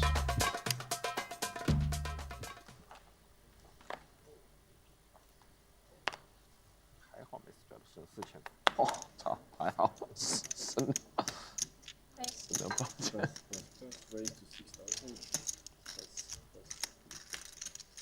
Elizabeth 200? understands that she needs to play pots if she's trying to climb out of this hole. Baby suited connector, which she puts to work on this occasion. Linus defends with Jack 10 and finds a 10 in the window, while Elizabeth finds an ace she can represent, and then a wheel gutty. It's a pretty good board for her. Playing 4-3. Oftentimes you even double barrel this one. Try to get a 10 to fold or some gut shots that check called, but the 5 is not really the turn card you'd want to bet again. Linus. Checking. Yet again.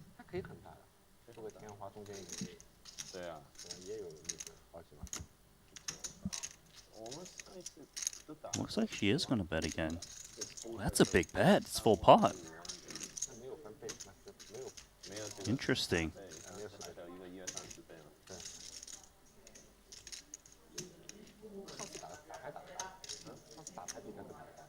Gets Linus to fold, the best hand. That she does.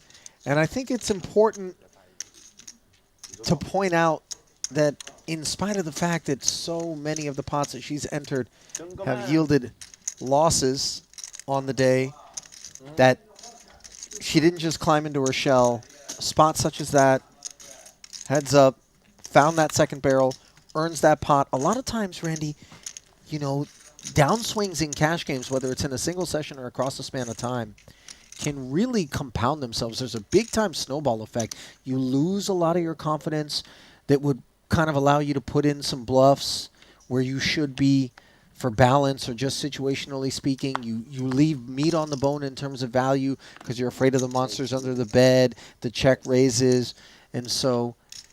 It's easy to get snake bit, right? And lose your confidence like you mentioned, and that's quite bad in terms of, you know, not playing your game, not playing each hand optimally, and no, it doesn't seem like she's slowing down. You got to understand, like, sure, she's down a little bit, right, at this table, but they're playing massive.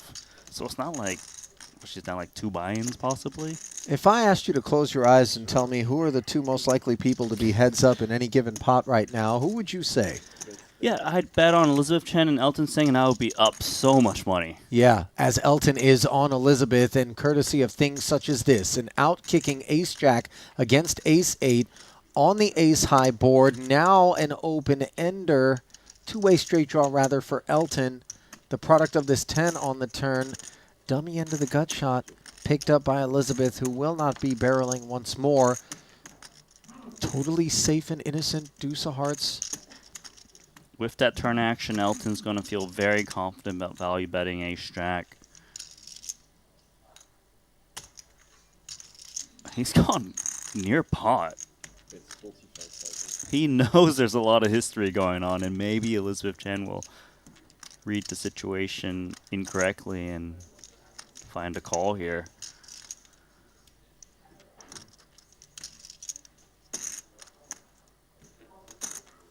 In terms of bluffs she beats, it's mainly 9x turning itself into a bluff. A weak ace wouldn't bet this manner. A queen would want to check it down.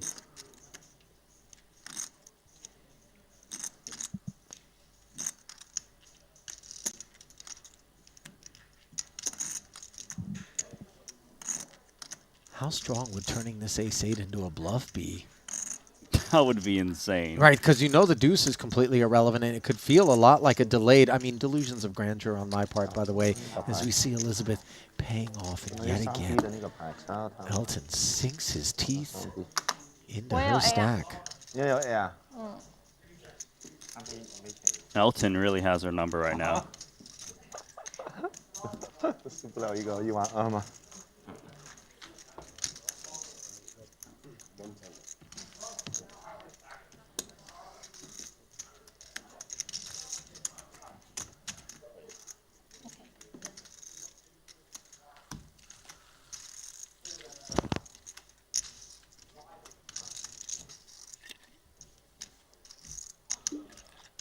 It's almost like a little bit of a, not a funeral, but a wake, where it's everyone's kind of sitting around acknowledging that, you know.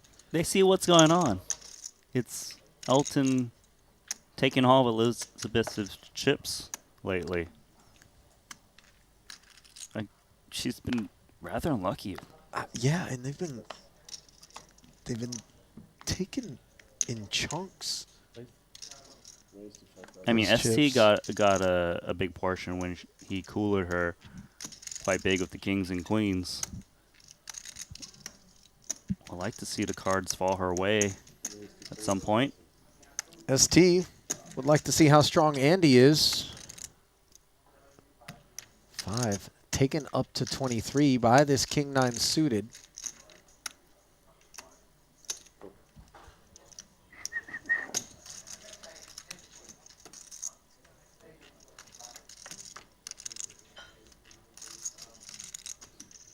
Ten 5-3 board, top pair for Andy. Decent texture for ST. He's got backdoor diamonds. 刚好带盲，下一把。 Quite a dry texture that often just folds to a flop c-bet.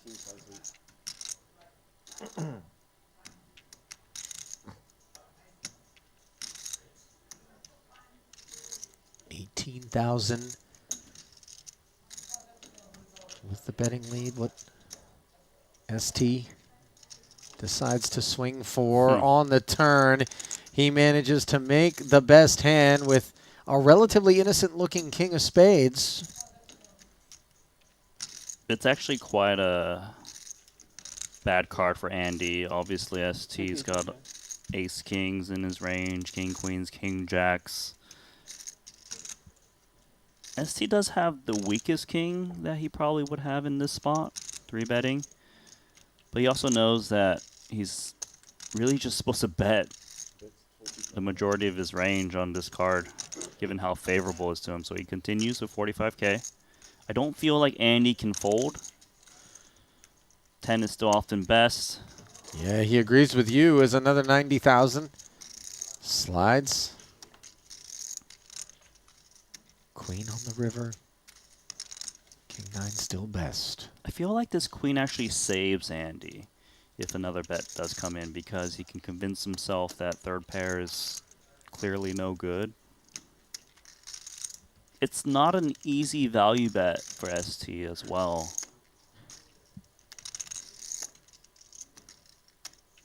Yeah, you're right about that. He might put in, I was going to say maybe a blockish type bet. But as played, it does go check, check. King 9's good. Disheartening for Andy. Quite the opposite experience. However, for ST, Follow. You bet that. That's small. If queen lost come out. every time I look at that T-shirt, Mastermind? yeah, but the Megamind is what the comes blue to guy. my head. The blue Jim Carrey Pixar film, I think. Yeah, I know what you're talking about. Never seen it, but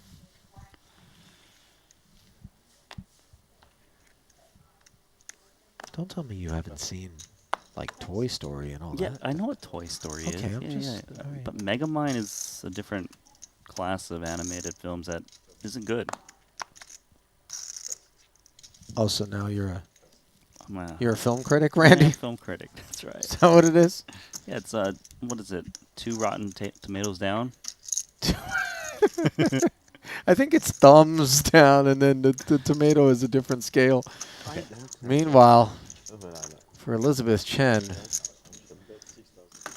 things are not looking different, but rather much the same. Ace Jack versus Jack 9, such great shape, but boss has flopped top pair in a 21K pot. See him grabbing more than one blue, so that's a check raise. It might feel like you're getting picked on a bit. Just saw the 9. Yeah, Free look. a little reassuring. You're right. It does feel like you're getting picked on. And by the way, there's a very real, I don't even know that it's always a conscious effort. Blood in the water, shark circle, wolves, feel the weakness and organize the hunt. factor to when you're not winning pots. I remember when I was on a downswing in a cash game, there were players that I know to be good players that were all of a sudden showing up at Showdown with hands that I was just like, wait, come on, man, that's not you. What, like, and one of them was like, well, when you know your man can't win a hand, you can get in there with anything. You know, it's like, you're not wrong.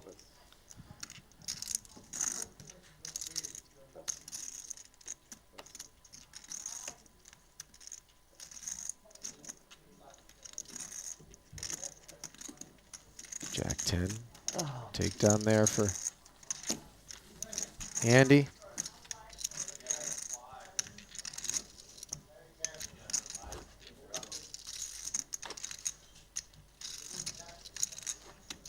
Drawing deeper and deeper into the session. You don't need to get it all back at once, though. No, you got a whole week. Take your time. Important thing is to play good poker. It's not as though this is going to be a static seating arrangement, let alone lineup. And so if you feel as though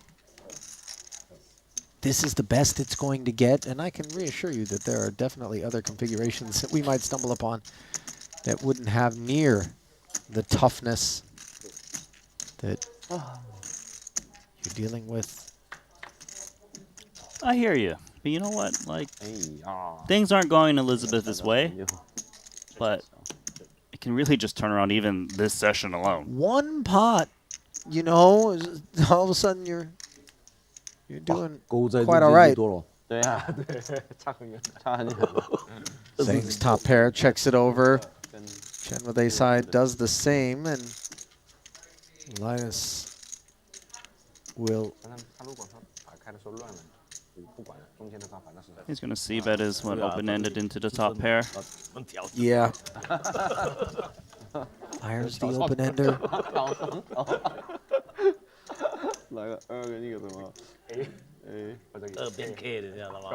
Two-tone texture courtesy of this deuce. Linus might put in one more bet.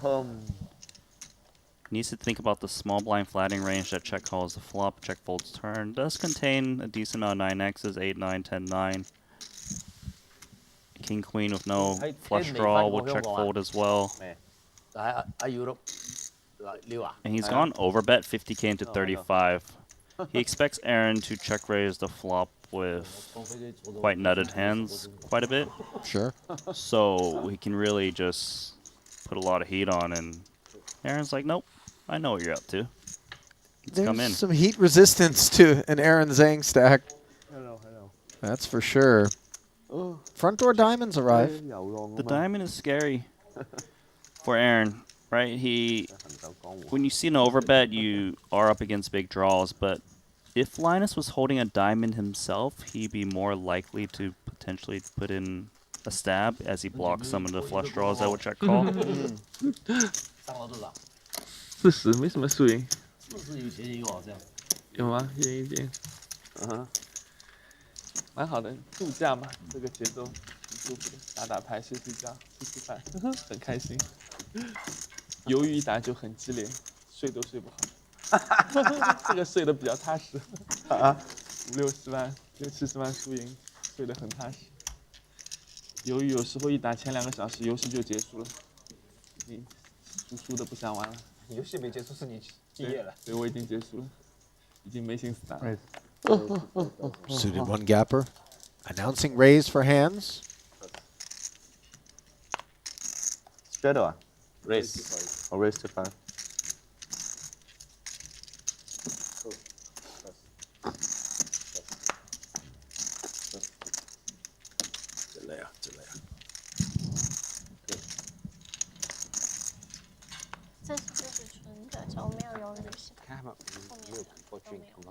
Two callers and a very pretty looking flop for the opener. Pretty clean. Is going to check it over to Elton in position. Now all of a sudden on the turn. Open-ended. 2 straight draws. It's interesting that Handz is opting to check 2 streets with his top pair, especially with the wheel draw arriving on the turn. It is going to get Elton to attack.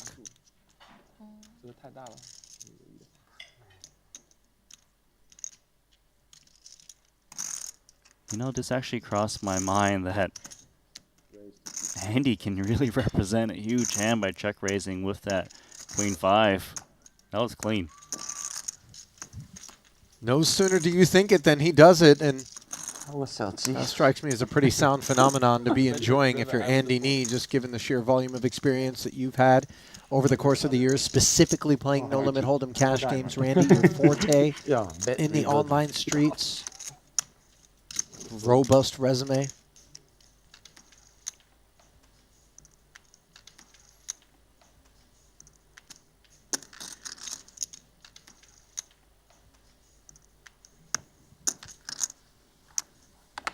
I miss the strawberry shirt that Linus used to have. You remember that one?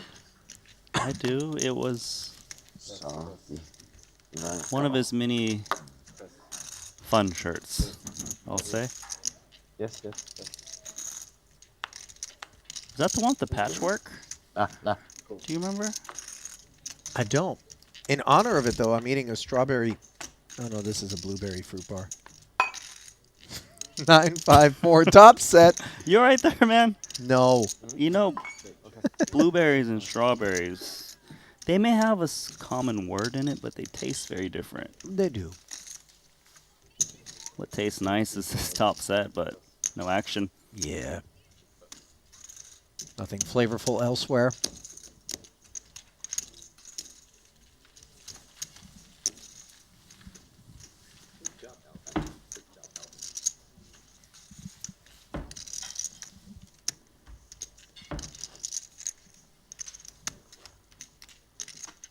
Paul's involvement has been so limited, he's taken to playing chip games.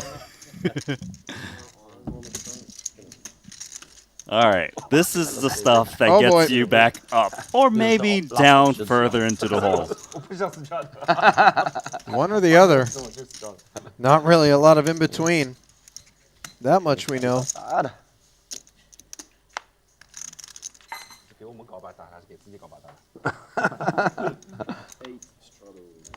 Oh, by the way, it's not just straddle, it's double straddle thanks to Elton Tsang. Oh boy. Ace King suited. Andy very much welcoming the double straddle aspect. So Handz has got Queen 10 suited. When you put on the double straddle, 209,000 isn't so many quote-unquote blinds anymore. No, I mean, the stacks are deeply thinned out by a double straddle. You know he wants to play this hand. It's like a 25 big blind stack now, you know what I mean? That's crazy to think. So just jam it. I know I'm delusions of grandeur, but it's a real thing. It's crossing his mind right now. Because Andy is opening off the button. That is supposed to have a lot of garbage. But he does lay down the Queen 10 suited. Thinks better of it. Easy money.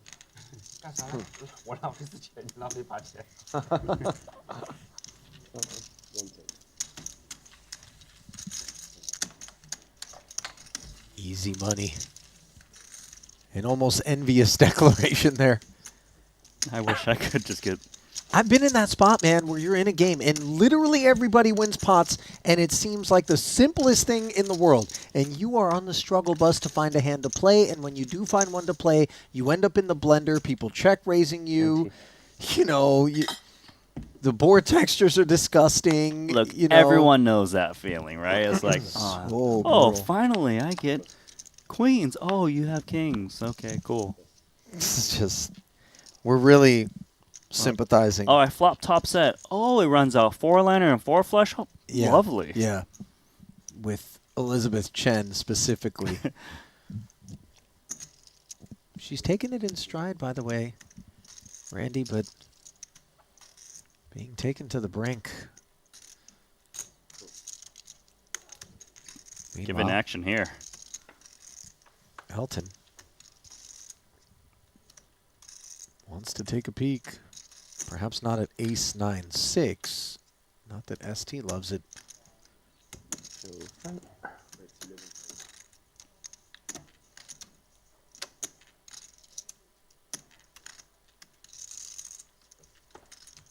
Bet and take. Relatively uneventful one there.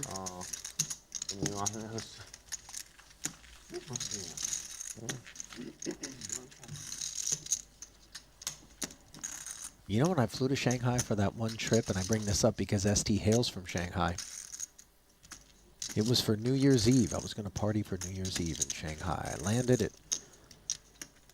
I don't know, like 1 p.m., December 31st. And I woke up at like noon on January 1st. I didn't go out. I missed the whole thing, man. How was the fireworks? Did you get? Did you watch it on replay? Here's what's crazy. I slept through the fireworks too. That's not quiet, you know. I was jet lagged in a bad way. That's really nice. It's really, really nice. Not so nice is 10-9 offsuit, but Elizabeth really just trying any and everything that she can to earn herself a pot. And that's exactly what she does there. Yeah, we do have a lot of Shanghainese people at this table, don't we? Do? My wife is actually Shanghainese too. Really? Did you know that? Yeah. So between all of them, we should be able to get a recommendation for the best xiaolongbao. That's right. I love xiaolongbao. It's good. Have you had the Shanghainese dumpling? Hey, do you know what I'm talking about? It's kind of like a little bit of a soup dumplings were you know the Shanghainese dumpling. No, the one with the so in Shanghai, it has like a crusted bun. The bottom is pan fried, but at the top it still has a soup inside, and the top is more like the xiaolongbao. So it's like a cross. You've never had it? I've never had it. Sounds delightful. Though. It's Do you think we can get any in Montenegro? Oh, there's no chance. We're drawing dead. You're drawing dead. Wow. You got to try it one day. I know you're a foodie. Oh, yeah, I would love it. I might have tried it and just not realized what it was. I also S5. Raise Give and me take the S, I give you the 5. For the Red Queens. Oh, yeah. I wasn't going to mention it, but like, can you enlighten what's happening over there with this sparkling Okay, water? remember I told you about how I missed Linus's berry shirt, which then got me thinking, oh, maybe I should grab one of these fruit bars out of my backpack, which is berry. Well, I didn't do a very good job of eating it because part of it landed on my white sweatpants, and for the better part of 3 pots, You've been pouring dousing seltzer water on it. My sparkling water, by the way, which you haven't returned yet. I'm thirsty. You were done with that sparkling water, Randy. There was nothing left in it. Except your backwash, which is probably all over my sweats now. Okay, mystery hand. Elton Tsang, the holder this time. Okay. Limp.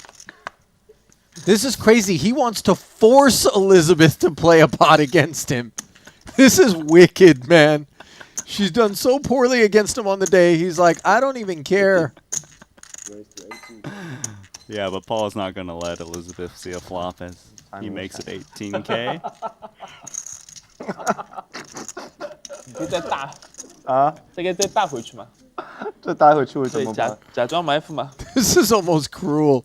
Everybody laughing at the idea that Elton did limp in on the button with Elizabeth in the straddle. And then, of course, she's forced to fold courtesy of the Paul raise, which Elton has called. We don't know what he's got, though.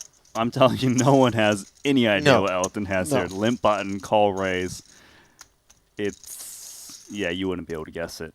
What I can tell you is that Paul is semi-interested here, right? He's flopped middle pair, top kicker, but it's really connected, and it's Not something he's looking to play a big pot with. But he's happy to see Elton check back.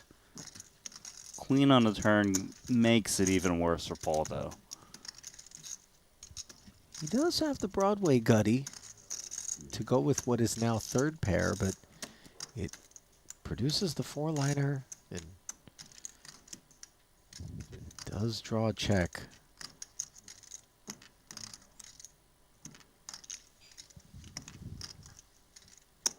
Kind of feels if Elton didn't have it, he should be betting this turn.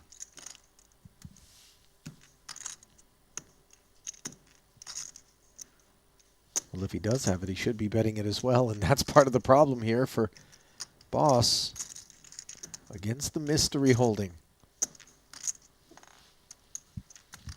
I mean, yeah, he's got 4 cleanouts, the king. Although, if he hits that hand, it's hard to get paid off more. He's going to make the call. Now he hits 2 pair. But backdoor hearts come in, and then another path to a straight emerges. Any 9x, king x, or heart combo. And the aces and the 10s would fall. 94K in the middle. Yeah, there's a lot of hands that Paul loses to.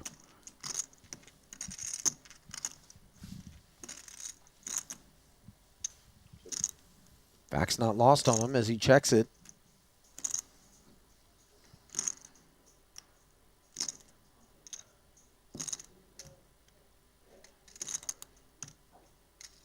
The way Elton looks is a little bit of concern. Unclear how authentic that look is.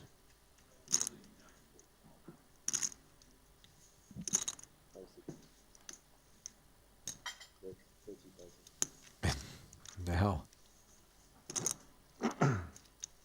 So about 30% pot. Yep. Is exactly that. It's still betting.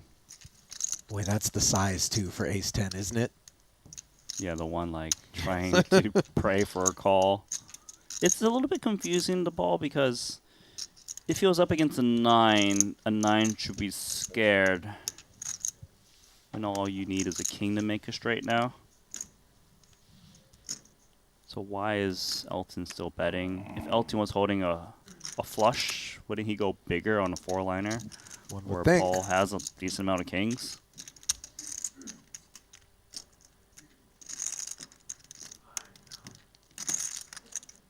Pre-flop action was button limp call too, which really changes things.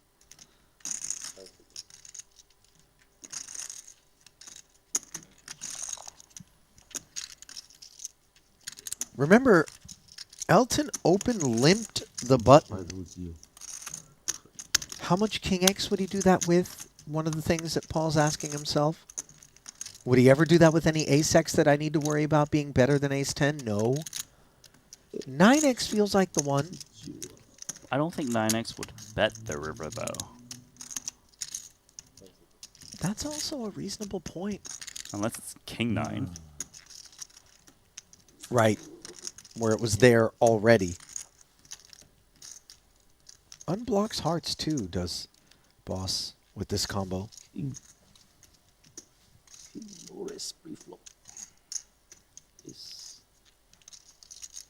Is it?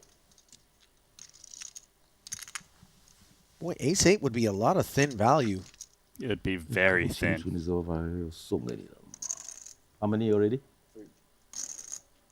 So one more.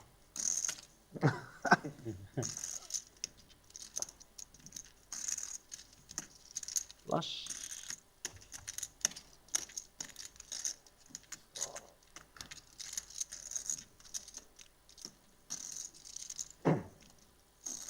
It's 9. It's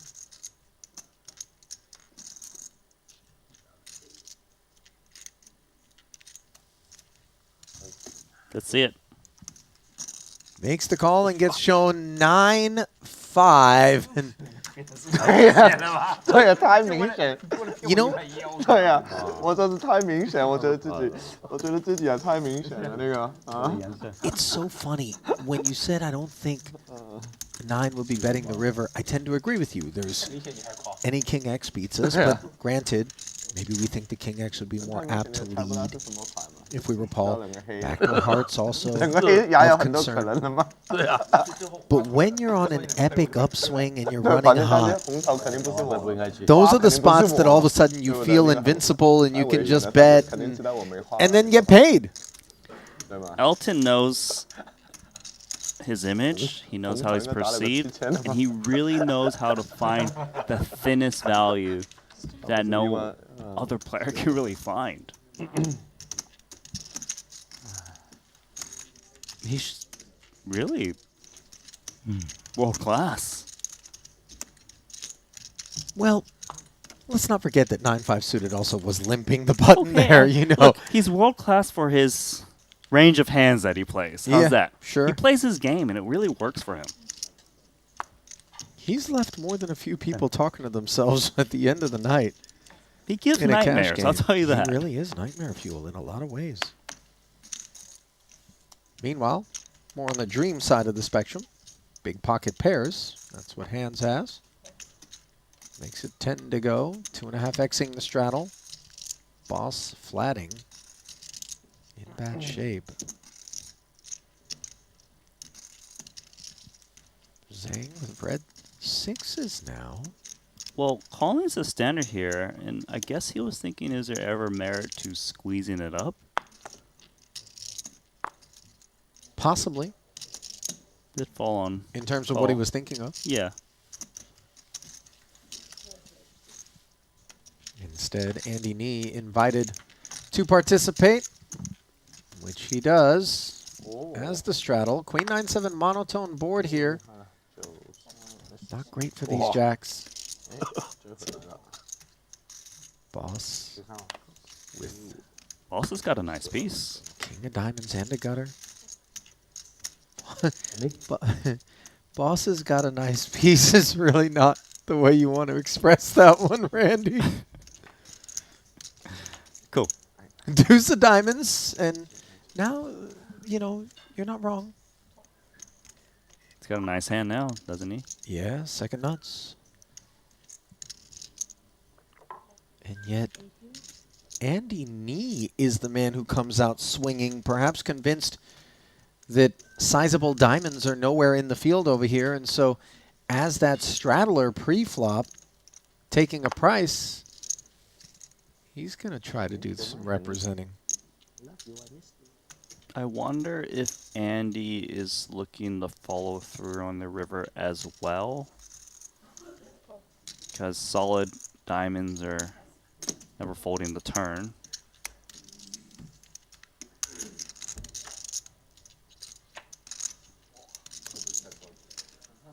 Now a fifth diamond on the board. As Andy, undeterred, barrels once more, and that, of course, leaves Paul thinking, maybe I found the ace of diamonds. Yeah, this is really nasty. What? Oh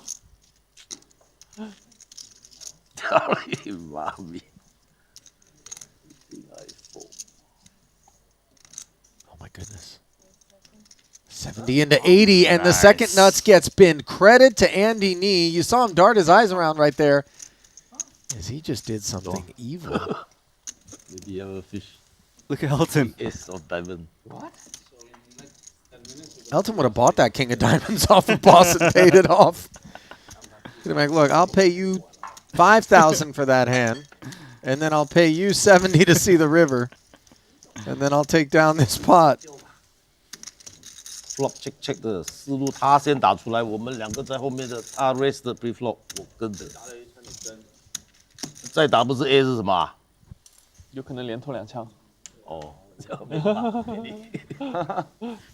真的可能啊。他打 pot 哎。Little post-mortem. You fold the king?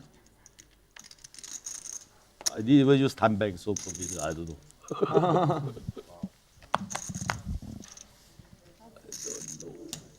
I don't think Elton agrees with that both more. No.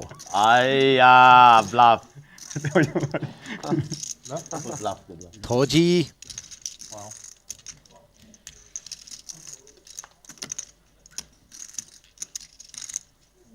We didn't bet flop both of us, no. Zang gets one through from the button. Nice bluff.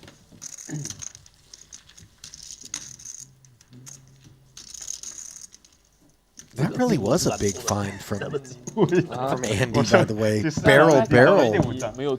Yeah. 4-diamond, 5-diamond texture. I was saying that I wouldn't expect him to bet that turn and give up river, because the reasonably strong diamonds like the king and jack of diamonds, they obviously aren't going to fold to 1, but maybe they'll fold to 2. And he bet in a way to get those hands to fold, right? Near pot, 70 into 80.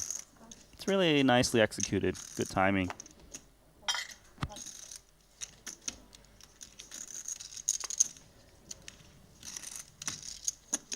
Ace 10, a bit of nice timing as Linus Love in the straddle with a playable one, a pretty one for Handz. Is she playing? Let's see. Sit on the 2.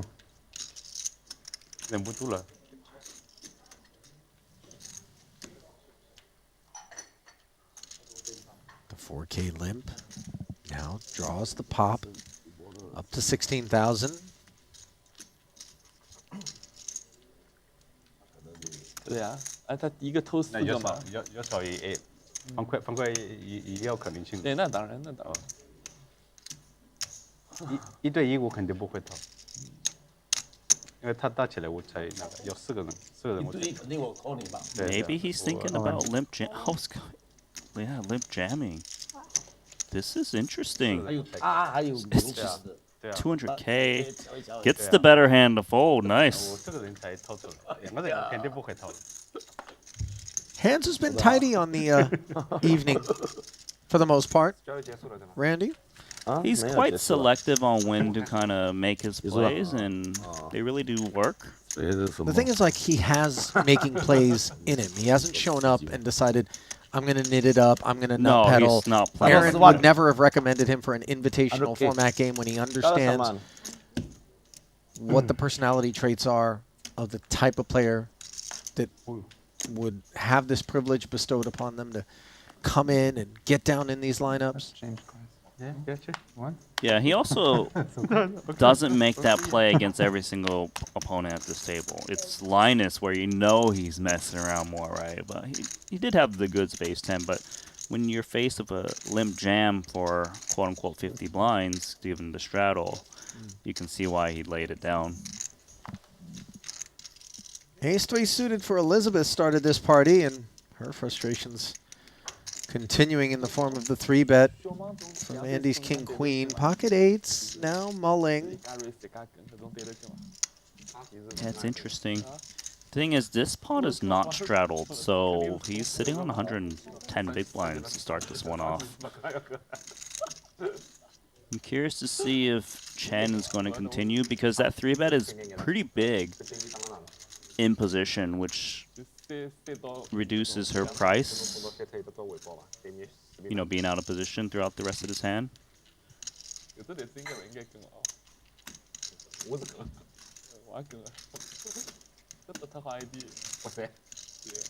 Boy, I go back to that theme of nothing has come easy for Elizabeth for the better part of 4 levels. There we go. Well, she took matters into her own hands there. She looked like she wanted to show something. I'm not sure if it was an ace or 3. Don't reveal the game. Especially not when you were 4-betting with a 3 in your hand. All of a sudden, those 5-bets will start flowing. 17万去没有。只有老板敢说 no， 我们一般都是不做声，大家默认我也就默认了。你玩老海我还不是每次睡的。我觉得媳妇不好意思拒绝他吃的亏。对，这个赌博一定要听自己的，不能听别人劝。下次记住了。下次一定要记住。而且特别，你前面听他的不是把他清掉了吗？对啊，他那个拉也拉不住，你一定要听他的。这是第一个，他先亲他，然后亲回2把。都是那个 double straddle 的哦，就刚刚好，都是那3把牌。以后有经验了啊，千万不要把台面搞大。还有每一把都是没人进来，就是 fold 到我们2个人。对，然后我们2个就一直。double straddle 很多人那些牌很多要大的没有大了吗？把钱也大了2万了。Players having a good laugh, but now fading away to allow Handz to announce 25,000, a squeeze of the Andy knee flat with ace-2 suited against the Elizabeth Chen Open with King 10 off. And this is a big number to try to put on the back of a King 10 off suit. Out of line, this Jack 10 squeeze in position, and it does kind of feel like they're going after Elizabeth a little bit, right? Like, consciously, subconsciously, unclear. It's unclear. I'm just saying. And it's a real thing. She's feeling it, right? Because that's why she's defending King 10 here and is actually dominating Jack 10. I don't know that she's proverbially feeling it, but you know she's feeling the pain.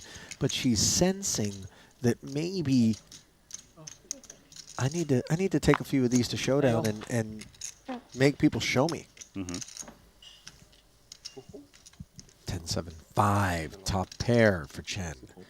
And a better kicker than the pre-flop 3-better Handz. Yeah, this is actually really good for her.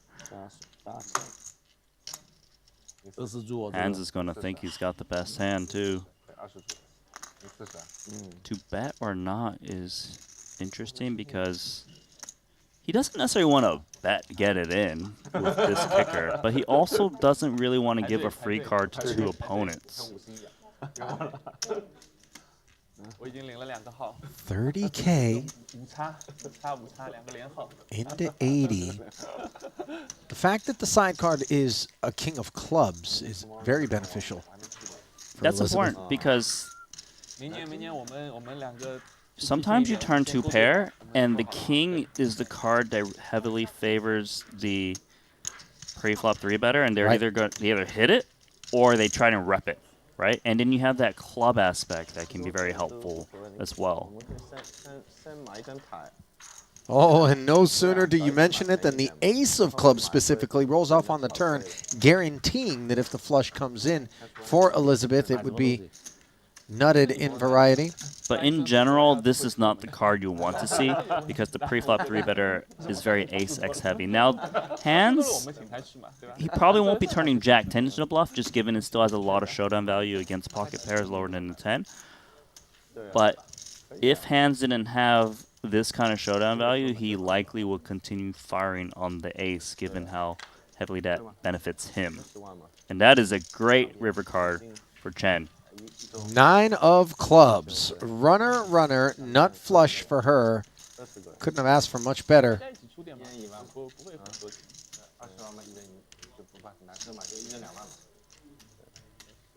Chen is not supposed to have too many flushes here that are very strong.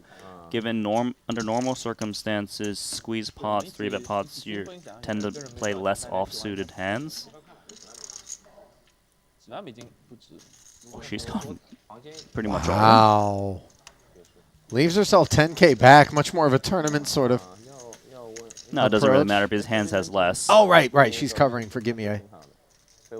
But she knows, lost like, track of that. Everyone sees me losing. Let me just try to make it look like a bluff. Because I actually think if Handz is holding, like, the queen or jack of clubs, he probably pays this one off. Unclear. More likely, I suppose. That's all. A cat in a corner approaches that calamity in more than one way.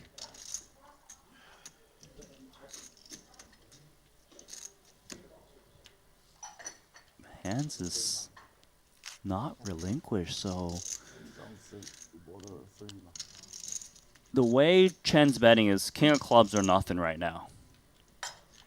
So now Handz is trying to craft ways. Chen has the king of clubs.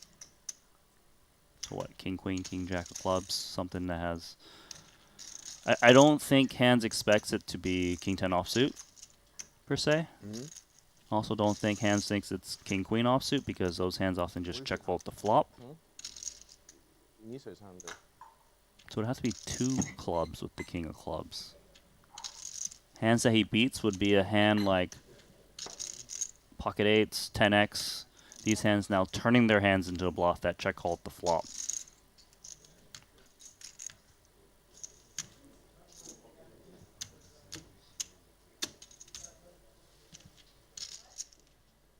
Also, hands shouldn't worry about the ace, like a ace turning itself into a bluff, because an ace has a lot of incentive to just check it down even though there's 4 clubs on the board.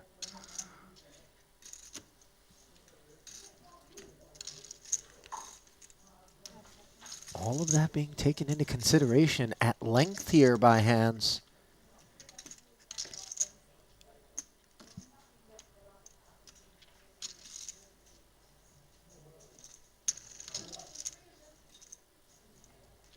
Boy, he seems really want to make this call.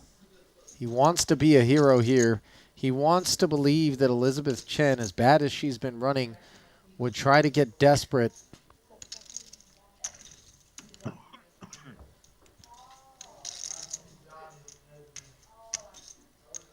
Multiple time banks now being expelled.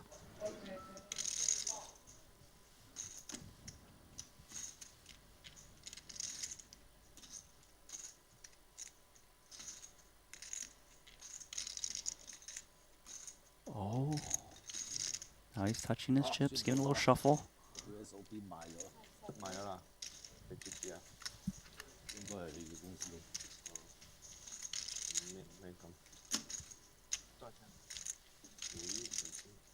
Call.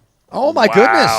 Payday for Elizabeth Chen. Credit to her for going hard at that river. And I don't think anyone anticipated that when call was announced, it would have been attached to something lacking a club. Yet that's exactly what it was. She's back. Nice hand, Chen. Well, on that note, we draw the third frame to a close. And that is a positive note for Elizabeth Chen on a very negative night so far. Handz, by the way, joining her down there, courtesy of having click call. They'll be commiserating. 4 winners, 4 losers, as the first of our 7 cash game events here at our first ever Invitational at Maestral will continue in just a few minutes. Stay close.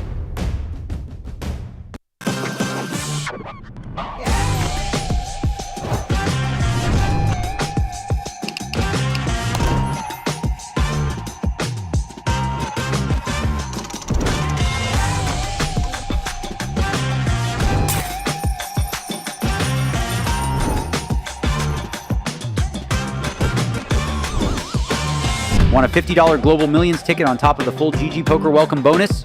Sign up with promo code Triton_2024 and deposit a minimum of $20 to claim your ticket.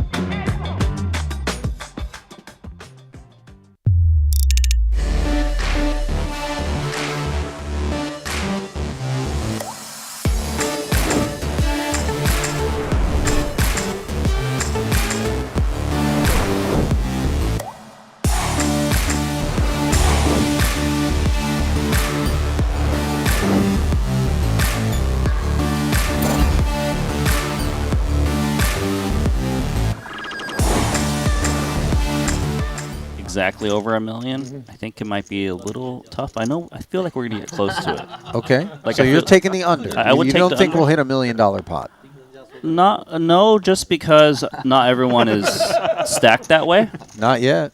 Yeah, that's And we've true. still I got mean, ask me this 5 question hours. in a couple hours. Right. Like, all right, you know what? Let me change it. I just feel like we're trending in that direction. You know what? Did you know there's a double straddle going on? Because that makes it more likely. I asked the question without knowing that, by the way, and on the topic of not knowing things, we're back to mystery card action with Chen's straddle. A mystery to us. A straddle, by the way, that is pushing back on the double straddle.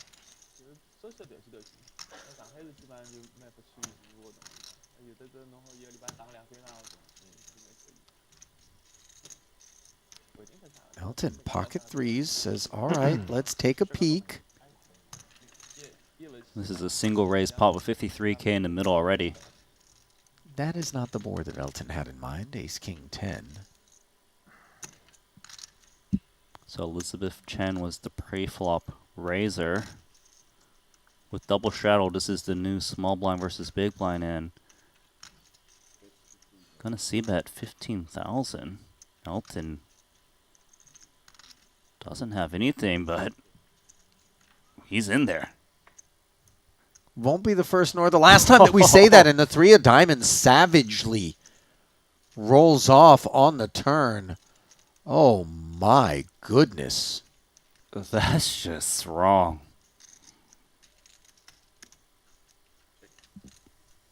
Well, Elizabeth checking, and by the way, that doesn't mean that she doesn't have a piece of this board, by the way. It's texture and action, whereby some of the pot control is a favorable line for a good number of the combinations that Elizabeth has. Facing to 65,000 and doing so out of position.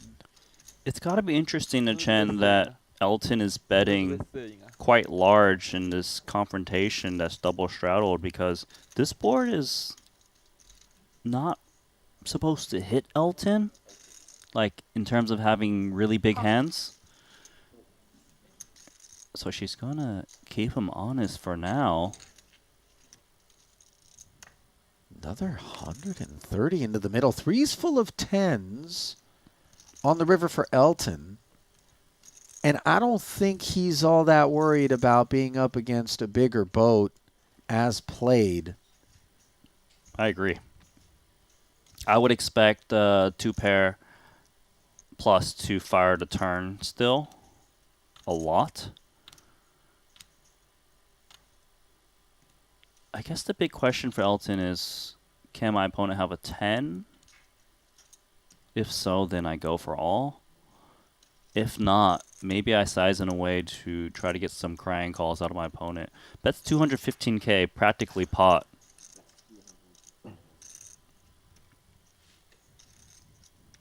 Man, these pot-sized bets polarize us. I'm never putting my opponent on pocket threes. No, of course not. Why would you? That's why Elton plays it this way, though, because, you know, you just never have anyone thinking that's what they're up against. So value range that I would perceive to be up against, right? Oh, whoa. Whoa. How is she all of a sudden check jamming? Oh, look at Elton. He snap calls. And she's got quads. A 3/4 chip pot, is it? It is. Did we actually get that much in there? As we were talking about whether or not we'd get $1 million pot, we knock on the door.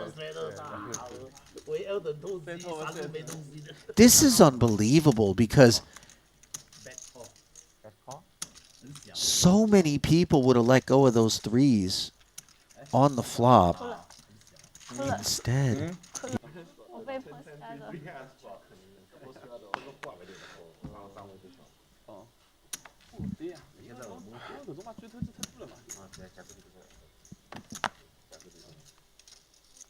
double straddle from Elton. And I've seen this situation before. We play with it tight.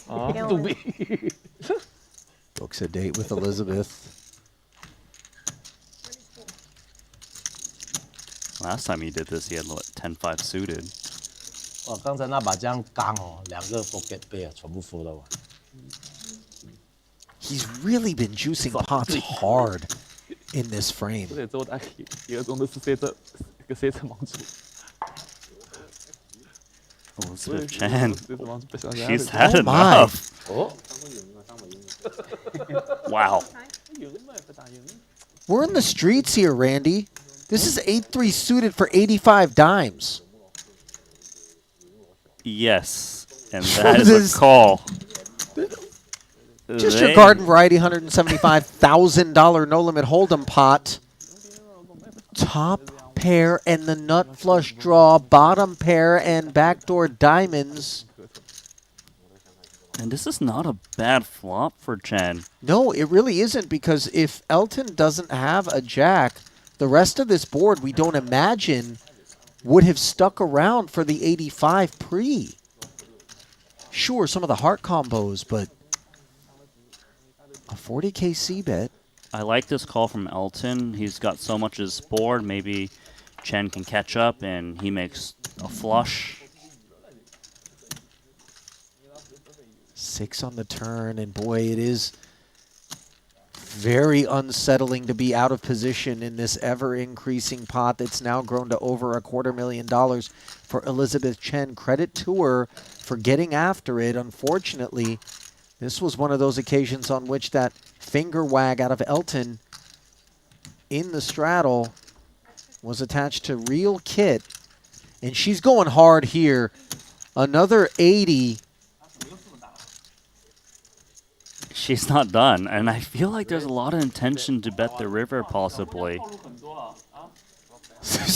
The speed with which piles of cash are entering this particular pot is blistering. This is like limit poker pace. 415,000 in there now. A 4-liner on the river. There's not supposed to be a whole lot of 5x involved in this one. Elton wondering, can he value bet ace-jack? So Chen did indeed check this. Elton's wondering, is this ever an overpair that's just a little bit worried with the 4-liner out there? You remember, this is the young lady that checked the river and then jammed on him when he had 3s full of 10s and she had quad 10s. So the check raise river is within her. Yeah, she's got slow plays for sure, and that's definitely crossing his mind. Boy, he wants so badly not to leave meat on the bone, but there's over 400 in there. All we got to do is check and then be assured that we don't end up in a very awkward spot here. Still deep, by the way. 336 effective. Yeah, there's a lot behind. Wow, he finds a value bet. This is... Look, I know it's top pair, top kicker, but the 4-liner out there as well. Imagine if Elizabeth... For another 136, I think Elton is just going to be like, show me at that price. But maybe I'm out of line. I don't think Chen's ever looking to check jam this. She's thinking about calling or folding right now. It's not unreasonable that she can actually find hands she beats. It is possible Elton's got busted hearts right now. You know what's wild? And as we see, he does actually have busted hearts. The other thing is, Chen doesn't feel like Elton's supposed to be pursuing value with a naked jack. 100% you're right about that, especially like a lower jack than this. Even ace-jack was hesitant to bet. So if we remove the jack from our perceived range for Elton, and we think he's not supposed to be out there with 5x as played, this 8-3 starts to really weigh on us as a proper candidate for a bluff catch. Yeah, it really does feel like a 5x or nothing right now. And like you said, not that many 5x's in the range that probably raise pre and call 85K as well, right?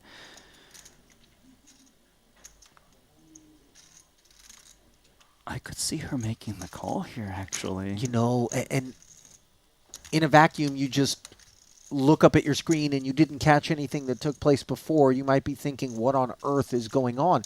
But as you unpack many of the attributes and the context, no less, you start to really sympathize with why it is that Elizabeth is chewing so hard on a pair of 3s here in a $615,000 pot.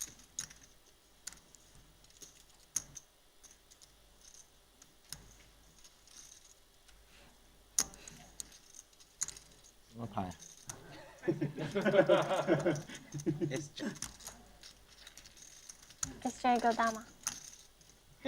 不懂，很大的牌哦。S check 是很大的牌。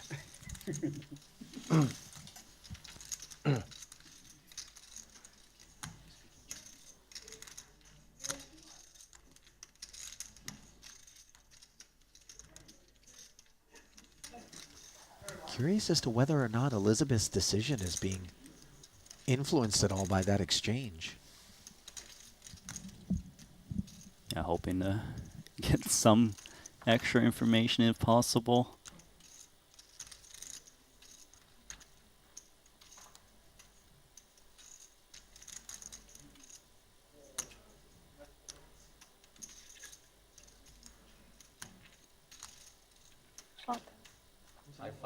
Oh. Okay, fine. Good throw, good throw. Good for 吗？你看。 So Elizabeth does eventually find the muck. Me? Time bank markers. Gonna get.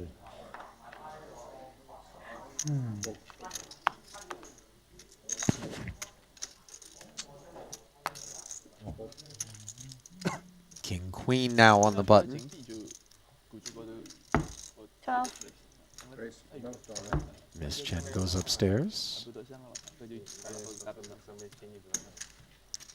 There's something going on between Tsang and Chen. They're just really going at each other. Queen 10 off now. It almost feels as though Elton is targeting Elizabeth in a manner that suggests that he thinks that she's maybe an easy spot. But as we very much figured out in that last exchange, no, she's careful what you wish for. This is not a seat to be picked on at all. And in fact, Elizabeth is dominating this Queen 10 on a Jack 9-5 board, though, with the betting lead. This is a fun one. Open-ended. 108 in the middle, and here we go. Half pot C-bet. Chen's got 2 overs, gut shot, position. This is inflated given the straddle.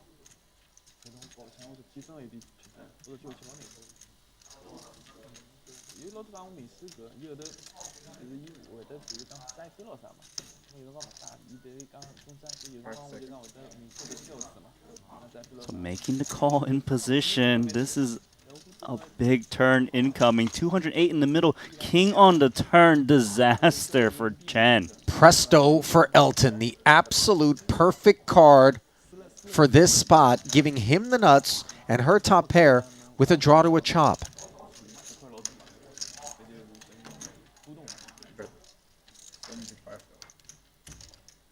I love this small bet from Elton.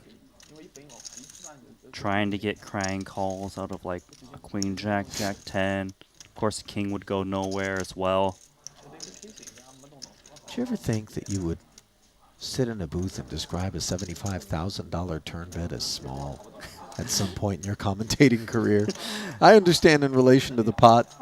It's apropos. And Elizabeth jams a snapper from Elton, and she realizes the streets are dire for her. She draws to a chop and a chop alone with 110 busy already.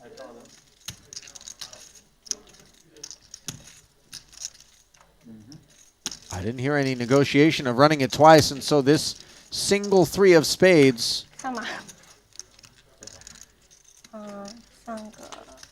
will polish off the entirety of Elizabeth's stack. She asks for another 200K.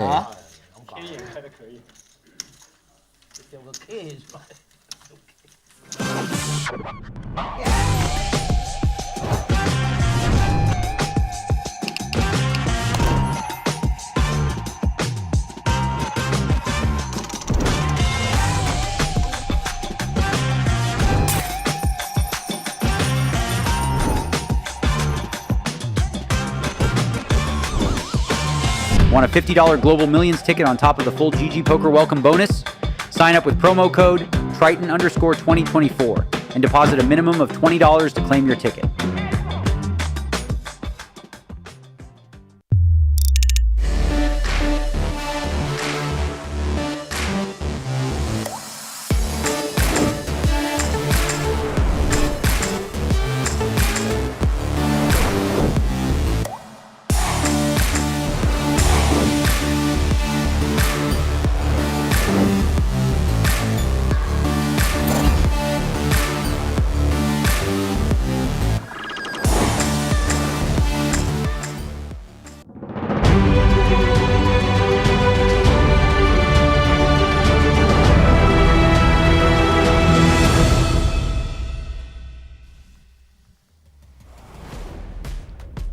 There is a glorious look at the Maestral Resort and Casino in Montenegro in her full splendor, playing host to the Triton Poker Series' first ever cash game invitational.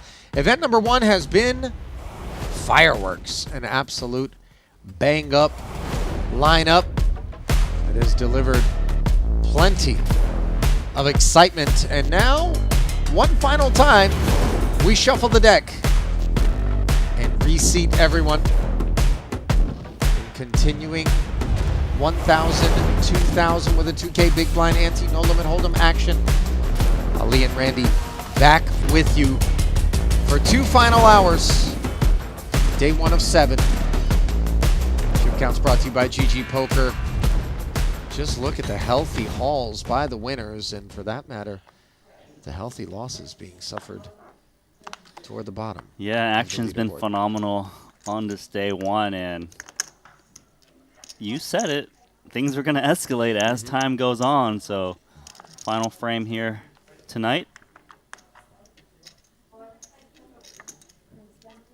I mean, we've got Esti and Elton playing 1.2, $1.4 million stacks. Chen's down $500,000. Comes in cold with the 2 7s. Really desperate to get something going. Knows she needs to play Handz in order to get out of this rut. But sometimes it's exactly that that puts us deeper into it.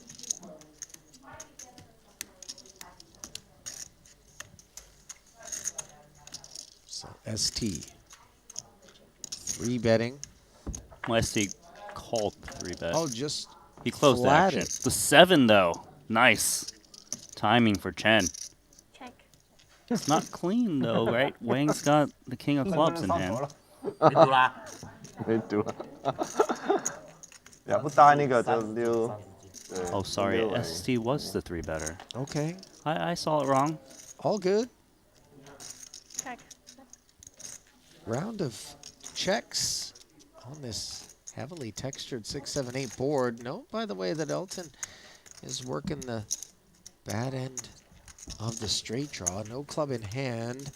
Checked all the way around. Now the king on the end does give ST top pair. He never put a chip in with that king of clubs working alongside the 2 overcards. Given the nature of the pot pre-flop in the 3-way action. These checks have really paid off for Chen. Flopping that set. Now the ST's picked up the king. It's a little bit odd to ST though. Why is Chen betting out on the card that favors the pre-flop 3-better?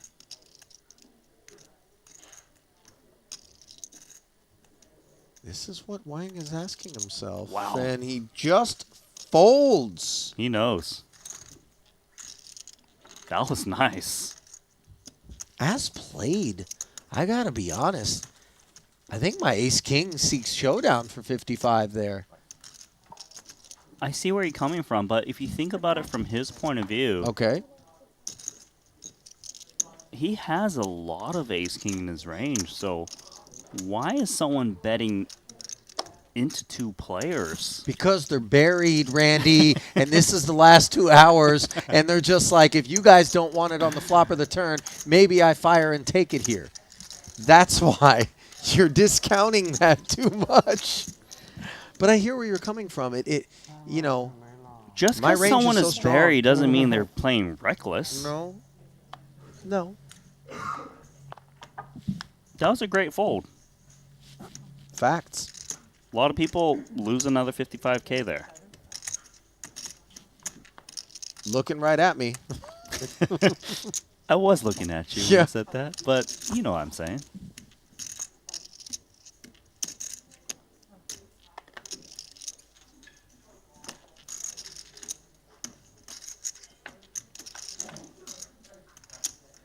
Pocket 3s against Queen Jack. 2 overs on the gut shot. The product of the 8-8-9 board here for Handz. Esti still with the lead.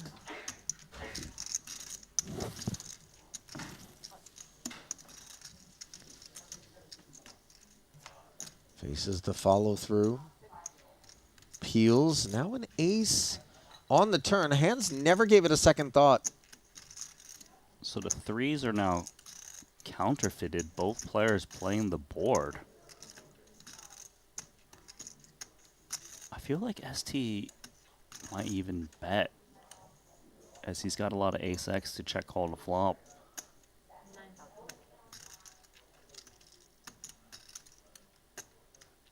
This feels like you're getting milked a bit.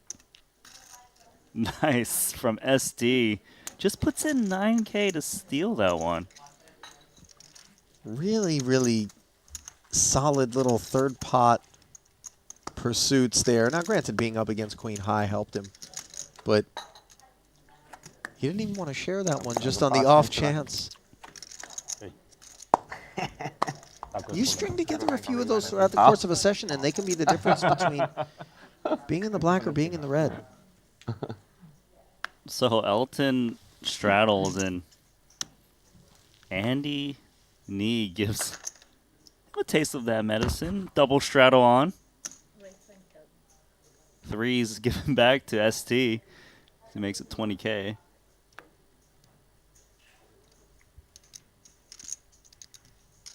Aaron now thinking about that king queen, but gives it up.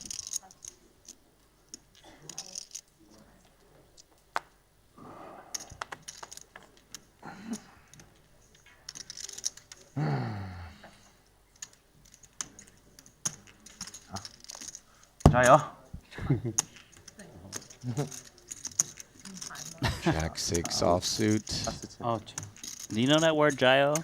I feel like I've heard it before, and before you say anything about it, it was a man playing very high-stakes Baccarat at Bellagio that had a big group of people that were like his cheerleaders, and that's what they would say every single time he kind of called upon them to cheer before he placed his bet. What does it mean? Yeah, it's I don't know the exact terms, but basically it's like good luck, you know, yeah. go for it, win. Yeah. So what Elton, he was telling Andy, like, yeah, defend that straddle, you know, Jayo, yeah. let's go. Yeah. Pocket threes once more in the stewardship of ST. Outflopped by the Jack 6, which has shown no interest in betting, although now here on the river, the 10 pairs, and look at this. I like this. Nice thin value against ace highs, pocket pairs, lowered into 6. It is plausible for him to get called by worse. Has blocky attributes as well, making sure that he doesn't face a bigger bet, potentially from ST. There's respect amongst those that are willing to straddle, you know? Oh, yeah. It's like some strange brotherhood that Elton has created out in these streets. Unspoken brotherhood.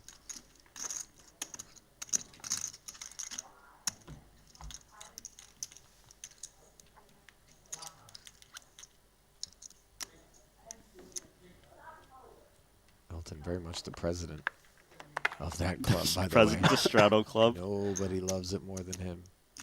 So how'd he get in? Well, you just got to straddle. And have the double straddle on, too. Not this time, though, as the 8s come in for Elizabeth.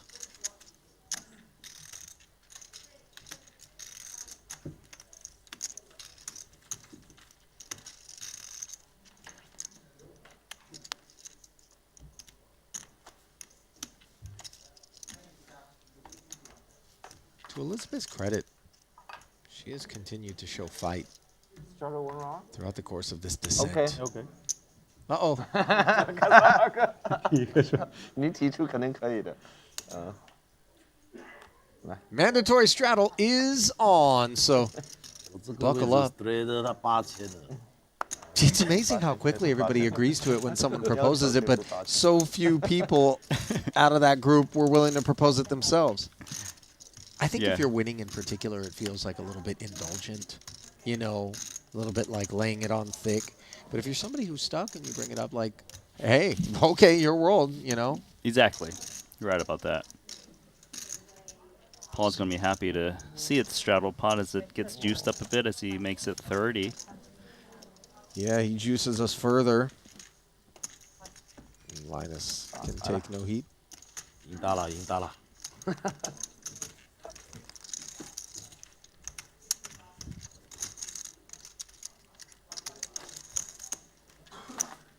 that.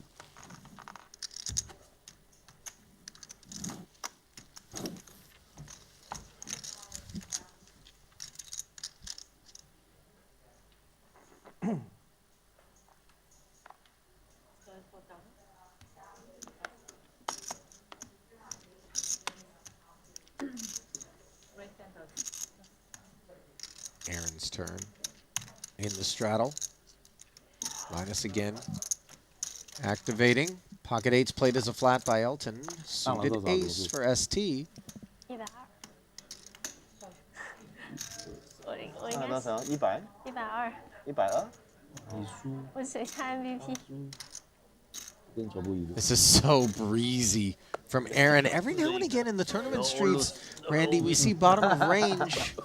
Like activate. you see 7 deuce here. I don't know what you think about calling, folding, or squeezing. The fact that that is an honest statement by you is very much attached to just how difficult an opponent Aaron Zang can be. All options on the table at all times. Maybe not so much on an ace-queen jack flop after he did stick around for the price, and you see him simply fold. Did he just fold to no bet? I haven't seen that one in a while. There's just no world. The open fold? I mean, I haven't seen that in so long. That's one way to keep yourself out of trouble.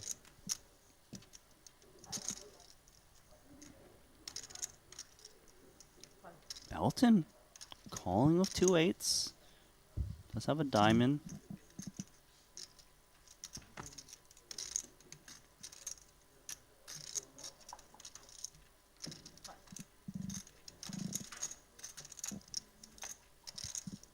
Turn brings the queen. 3 of the 4 participants hanging in there. Not the turn card that Linus was looking the double barrel, I would think. No, there's a good amount of Queen X combos that are going to have been played as flats in Elton's range, I suppose. ST as well. I agree. Both pre and post, obviously, were combined with one another. We narrow even further. I feel like Elton might try and rep that queen, but doesn't really want to against 2 opponents. 1 for sure. Dusty 5 on the river.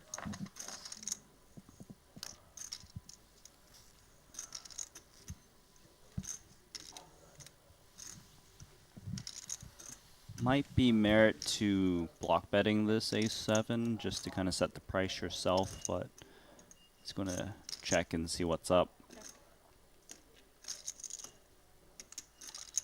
I hope I win. No, you can't win. You can't. We chop. Chop? Yeah. No, I'm a pair, you have a pair? Oddly enough, it wasn't ST that said that, it was Linus. And then he had to look over at the ace, which I don't think he expected out of ST. He thought maybe the jack would leave them chopping, he said.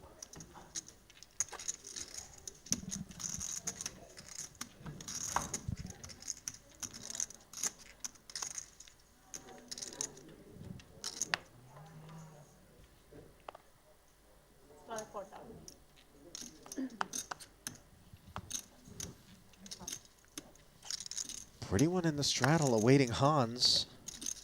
Let's see how expensive Boss is going to make it. So far, standard raises 10K. 2.5x the straddle. Ace-10 offsuit. Out of position and against that 2.5x from early. Yeah, and Paul hasn't really been too out of line today. Yeah. So it makes sense. 5-4 suited, though. 45. It's a hand that's grabbing some white chips. Seen hands 3-bet these baby suited connectors at least one other time today.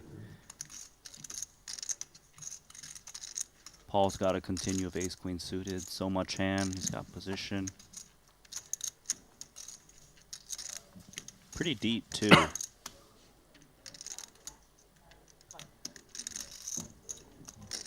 All facts that come together to create a 95K pot pre-flop. Heads up, 4 in the window. 2 clubs and the 8 of diamonds, 10 high texture. Yeah, that's a really good start for Handz. He might even just check call this type of flop with his hand. It's not his board, but he's got enough showdown value. Betting gets a little tricky if he gets called. 25. He starts really small. 25 into 95. Yeah, I feel like when you bet small here with bottom pair, you often bet a lot of turns on cards that favor you. Regardless, though, it's pretty tough for Paul to call flop bet without a spade on board. Price is good enough. Turn. Not so good, though, for ace queen high. Gut shot acquired.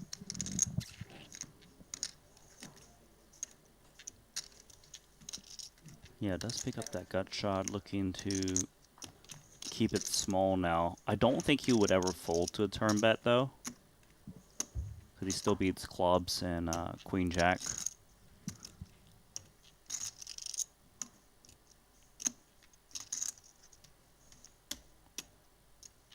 Could see Paul actually attacking. Does lose to ace king still.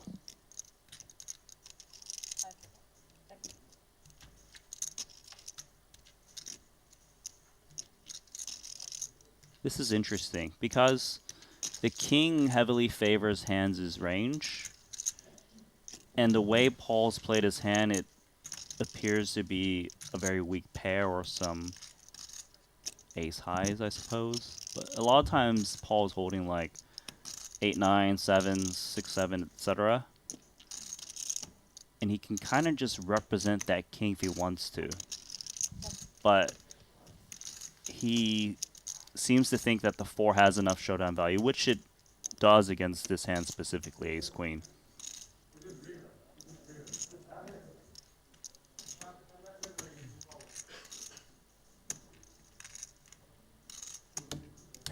Four. That is a demoralizing thing to hear after checking back. There's perhaps opportunity lost there for Boss. The thing is, for Boss on the king, it just wouldn't make sense for him to bet that card. Is rarely does he actually have it, and a set probably would have bet the turn when checked too. So it's just so hard for him to rep it that he just has to check that one and hope he Yeah. beats. Sometimes we just lack the ability to be credible.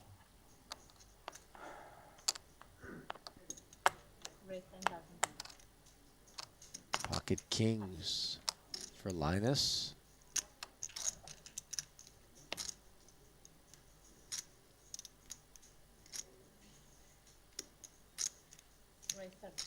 Elton going after Linus with Jack-8 suited.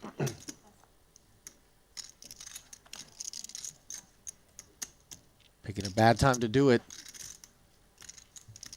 Linus is all loaded up. Ready for a rumble.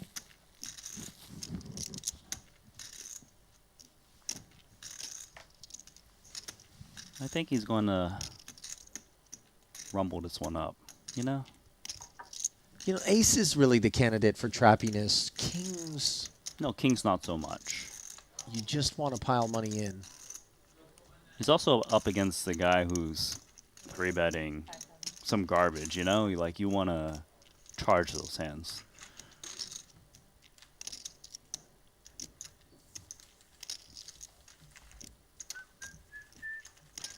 Nicely done.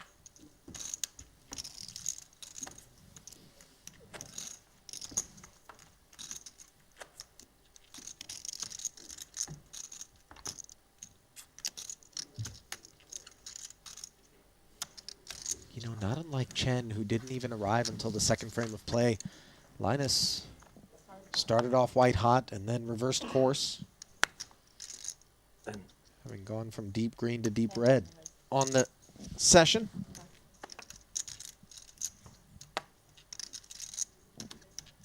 Uh-oh. Fun one. Mystery card time. You can never predict some of these players' cards, I'm man. telling you. Aaron Zhang's one of them. And he's this 3-bet. It's so wide, you have no idea what it is. Thing is, Paul knows it, so he's like, you know what? I'm gonna keep you honest for now with the 5-4 suited. Wants to take a swing for the extra 21,000. 2 diamonds on board, giving him the flush draw as he checks it over to Aaron. Paired board. A lot of downside C bets. This one not size 2 down.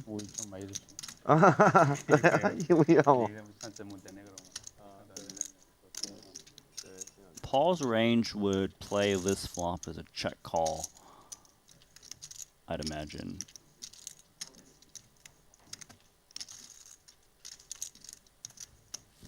Halfway home.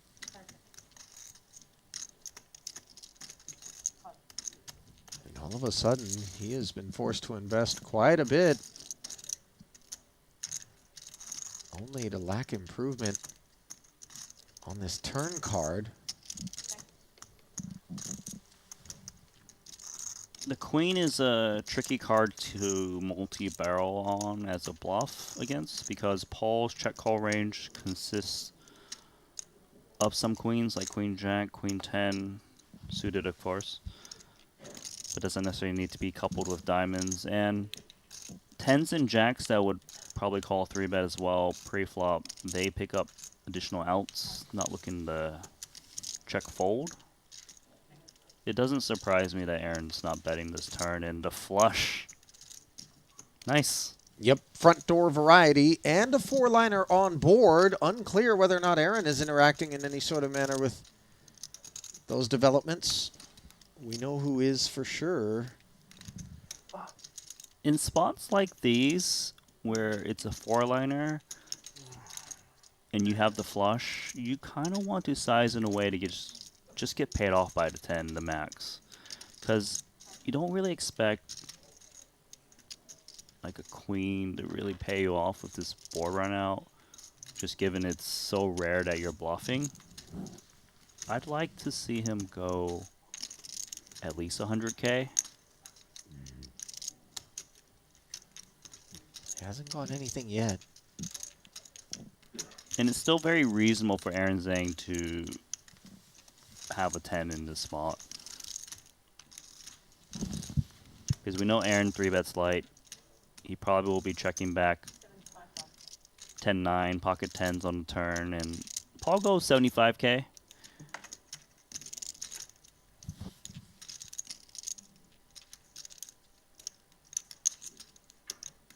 Oh man, he's stacking a single tower. You know what that means.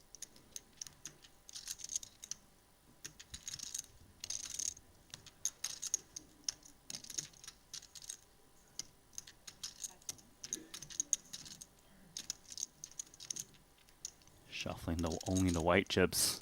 Yeah. Yo, queen.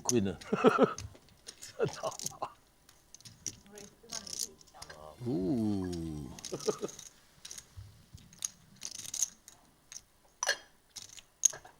This is disgusting. Has made it a $250,000. You know, pair on board, we always wonder if we were in bad shape from the get here. And this is a card that's cost us money. So it was raise from Paul, 3-bet from Aaron on the button. Right. Bet flop, call, turn, check through. Jacks makes a lot of sense. Queens, I could see it as well. A little bit of 9s.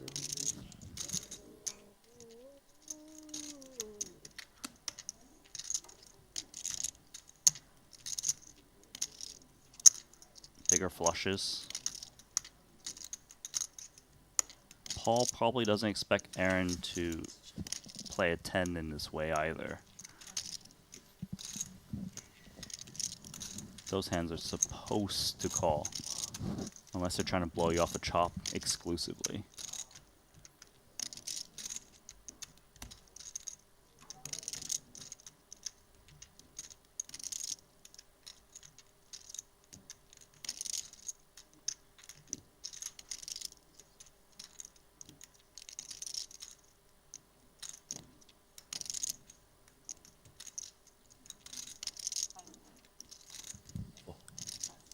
Wow. Aaron Zang with the full house blocker bluff. Got a flush to fold. I mean, we could kind of discount the notion that there was a straight involved. It was really leveraging the presence of the pair. And doing so to great effect. That was streets, man. Aaron's from the streets. Is it straighter? No. That hurts. 没有一圈的是吧？我觉得没有。没有也上了上。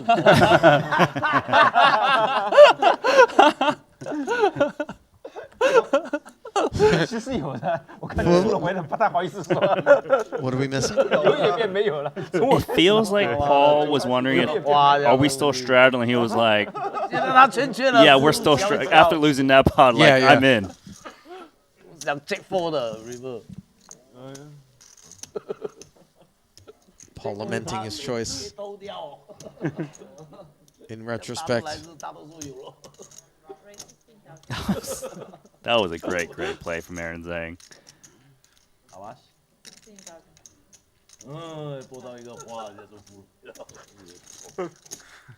Won't be the first nor the last time across the course of this cash game week that we make that statement in reference to the mighty Aaron Zang. 很难没有啊，最多只有圈勾，但很少圈勾。 He knows how to earn one. 两个 combo， 而且一定要投资。然后这手牌应该也可以上直井，我也捡了一手牌进直井，要不然都是在摸鱼，总算打出一个比较大的底池。我是得要看，你2把我fold掉了，早早一把。给我上个直井。 3天后再看。 Just to put a pin on that last hand, I feel like 打了好多大底池。 Aaron thought he got a 10 to fold. I don't know if he thought a flush was going to fold in that spot. But onto this one. Knee opening deuces. ST. 3-bet ace queen suited. 我也不应该打，大队也不会来了。 Understandable procedures. 一个死就顺。确认你打考虑。 20 more K to go duck hunting.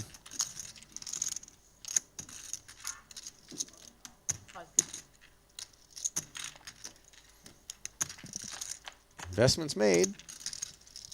$71,000 pod. King, king, 6. No duck, but still the best hand.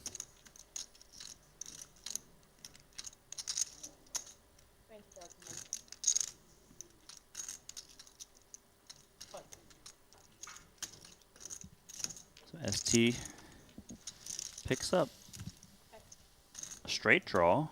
Also more counterfeit opportunities. A 6 or 10 would get the job done. It feels like a good candidate to multi-barrel to really put a lot of heat on pocket pairs lower than the 10.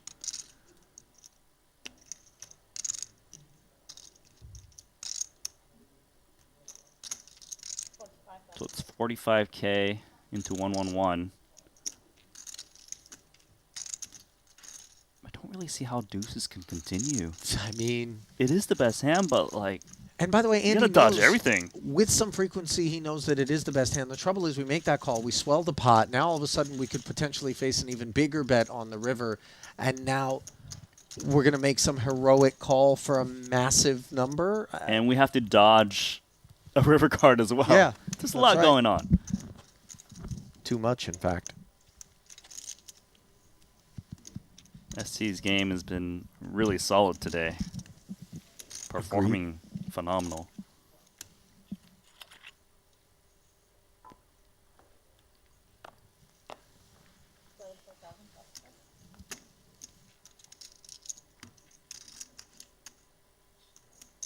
Nice.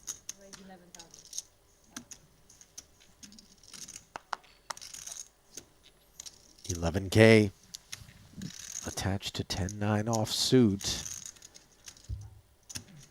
Elizabeth appears to me, Randy, to be forcing the issue, and careful with that in these straddle streets, by the way, because while, yes, there's some deceptive properties,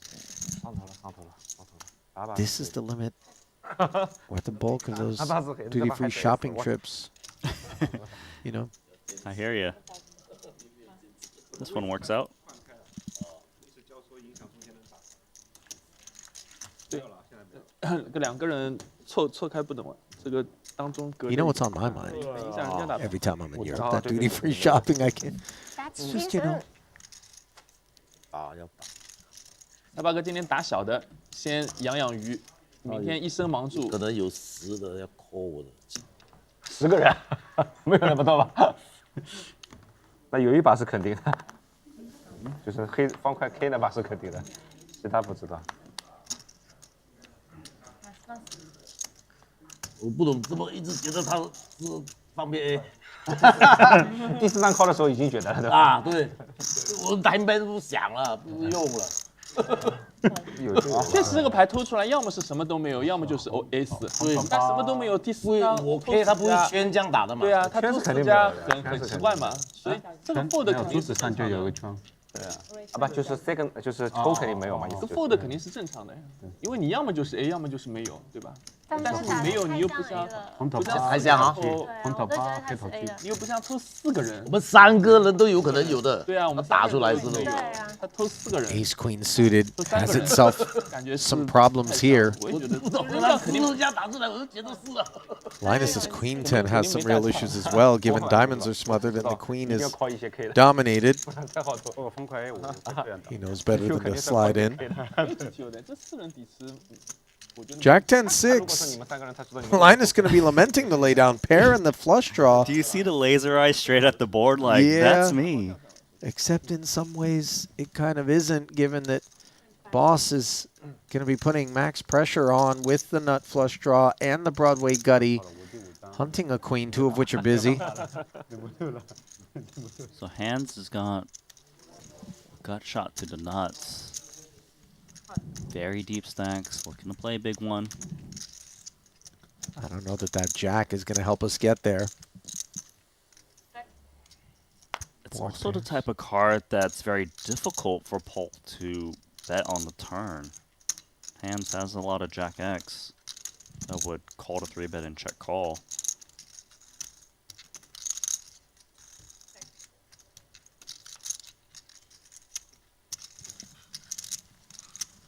To me, it feels like Handz needs to turn his ace-queen into the bluff. He loses the ace-king still. He can rep the jack. King-queen got there. He can maybe rep the 10 if he wants to size in that manner.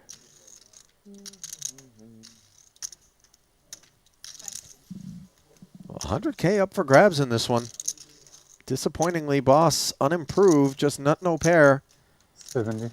And is going to face 70% pot.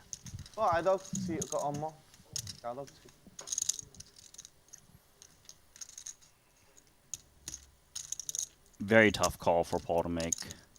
But I will say this. Not an impossible one if he gets the sense that something doesn't add up.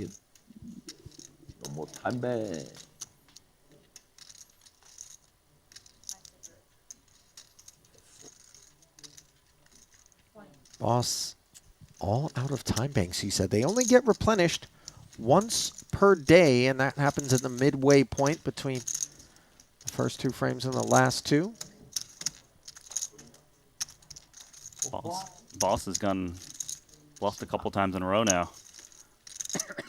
Nicely done from Handz, recognizing that ace-queen showdown value shriveled up quite a bit. Yep.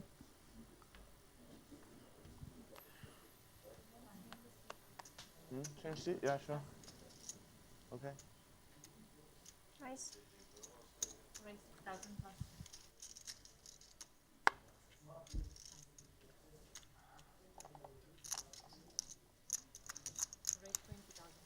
Notice that Elton opts to 3-bet Elizabeth Chen.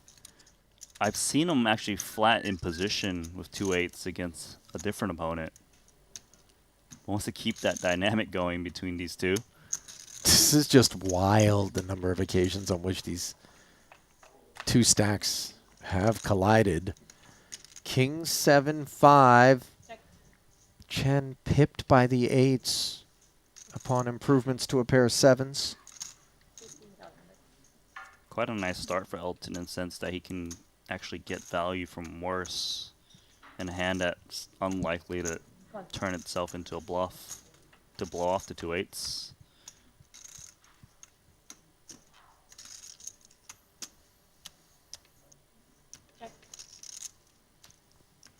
Third club pairing the board on the turn. Should be a lot of passivity on this turn. You don't want to fold a draw.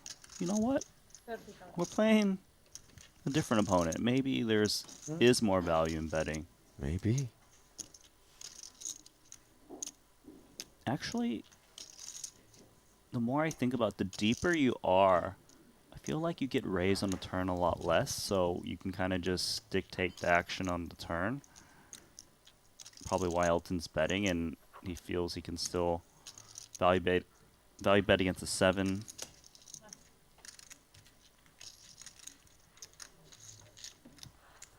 Oh. Another round goes Elton's way. And another opportunity for us to draw attention to the world's biggest online poker room. Award-winning software and all kinds of fun available in the GG Poker Streets, our official online partners. Sign up today. Use sign-up code Triton_2024 if you're a new player, and on a $20 deposit, we'll get you the full bonus along with a $50 Global Millions ticket. You can get in on all of the fun. Play with the pros every Friday with Russian cash.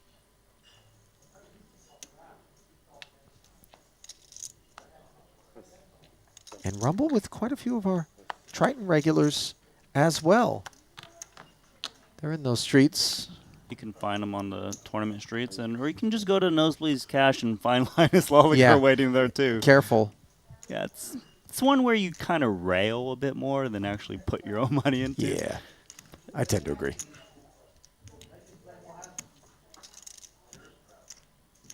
Okay, I had to look at this again, and I just saw 8-3 suited opening in the cutoff, and then I saw Elton. Okay, makes sense.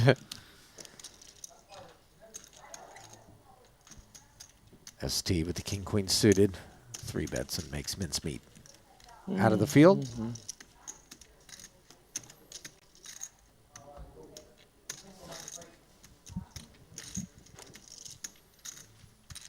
So I told you my Shanghai New Year's Eve story. Go on. Told you the table tennis. What else happened in Shanghai? You know, counterfeit designer merchandise, you know, super fakes, things like that. There's a building in which a lot of that stuff is apparently available for purchase, and my cousin takes me down there, not because, hey, I'm looking to buy knockoff stuff, but he said, this is the most fun you're ever going to have. We see jacks versus ace jack. More fun for Linus until the ace flops and puts Andy Nee in the lead. But he basically made a rule for me and said, whatever the first price is that they give you, you can never offer more than 10% of that price. And I was like, come on, man, there's no way. So how often can you get 90% off? That was the plan. That was the exercise for the day. How many times were you successful? I can't wait to tell you. 4,000 is Andy's bid to down the jacks. Successful thus far. Continues to be that way. In texture that leaves Linus perhaps engaged. That's a rough turn card for Linus. Yeah, he's going to think the jacks are good. He's seen Andy actually value bet thinner than some other players. So it's not unreasonable for Andy to actually be still betting like an 8 in this spot. Even some other pocket pairs. Especially for this price of 9K.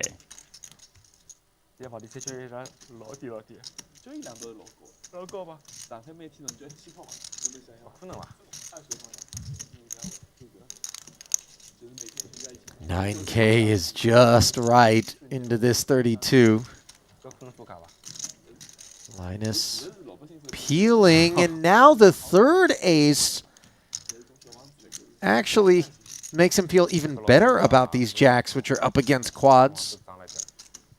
Yeah, maybe there was a world where Linus check folds the river, but with the ace, now he's thinking, all right, whatever you bet, you can have it. You like the overbet here, Randy? The polarizer? I like a big bet, yeah, at least pot size. Maybe he goes a little smaller, but Linus has a lot of pocket pairs that is higher than an 8. I like the overbet because it feels as though if we had quad aces, maybe we'd be looking for something a little bit more milky, and that kings and queens would not be associated with the desire to overbet this river. Yeah, Linus played this hand pretty passively, so he might feel his hand is a bit more face up and needs to defend, and nicely done. Andy. He's been cruising today. Man. Wow. Showed him the other 2 jacks. Well, 45. Open.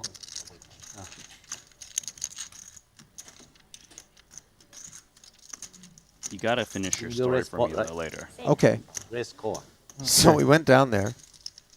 And by the way, you watched Scooby-Doo when you were a kid, the cartoon where there's like a wall and the wall spins and there's like something like that. That's where the good stuff is. And it's like a crawl space almost back there, you know? But they don't put the real, like, you could get in trouble for this stuff out on display in the front of the shop. Don't listen to him, demonstrator. So we're back there and like for 20 minutes, this woman would give me a number.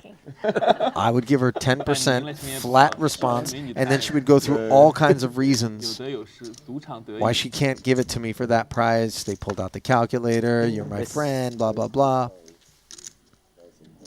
Eventually, unbeknownst to me that day, my cousin had learned fluent Mandarin over the course of the last 2 years, so he knew everything that was being said, and he jumps in. Mind you, this is a big Persian guy, does not look like someone who can speak Chinese, and advises the woman in the shop, you can either keep wasting your time with my cousin over here, or you can sell it for 10% and get on to the next customer. And they both looked at him in complete disbelief and took 10%. And because he looked back at me and he was like, dude, we have to buy it now. You can't walk out after you've successfully negotiated it. That's rude. And I'm like, but I don't want this. He's like, it doesn't matter.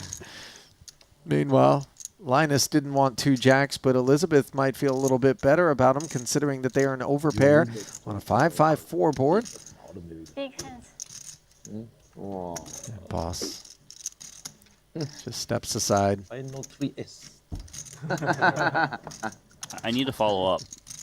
Yeah. So on Christmas, who did you give the bag to? My sister, and I told her it was fake. And then you know what the most messed up part is? She was like, oh, okay, whatever. I'll just use it as a gym bag. And she left it in the back of her SUV one day, and someone broke the back of the glass to steal it. 上头了，反正。看到我上头，就觉得要搞起来嘛。上头了，上头啦！不搞个8000很难追输的。打得很鱼啊，今天。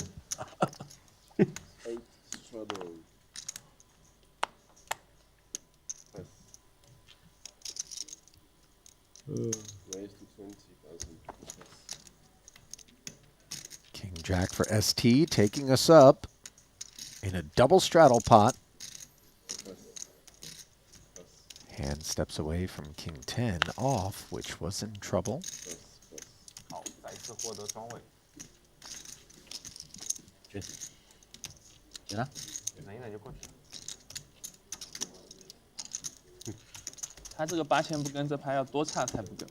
Elton 两个连在一起。 would have loved to play, but maybe not with that holding. Out of position.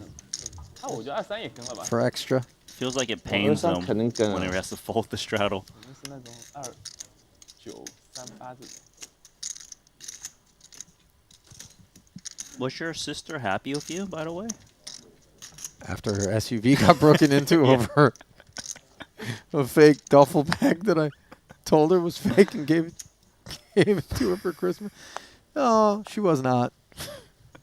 I want to see that guy who stole it try and resell it, though. Yeah, it might have had a tough time getting it authenticated. I mean, it didn't even look close to real. It was like a joke. Anyway. Real deal in the form of 10-9 suited for Esti, which turns into a flush draw here. The real Handz and Elton's holdings. Yeah, set of fours.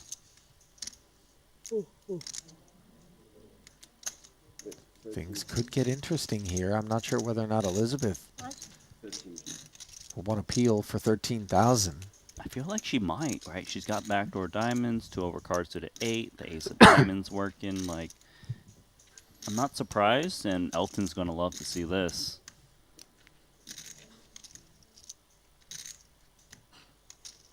Bet and a call of 13K. Time to build that pot. No doubt.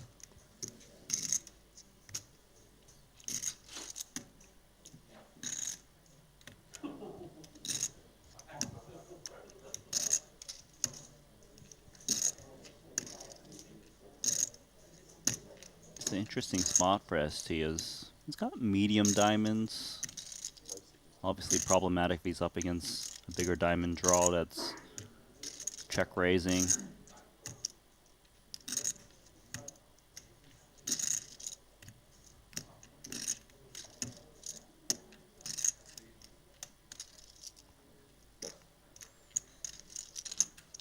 Makes sense.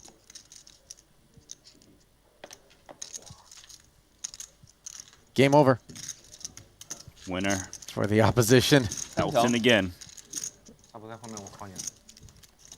I think he expected a call out of at least one set. But it was chunky. It was a big check raise.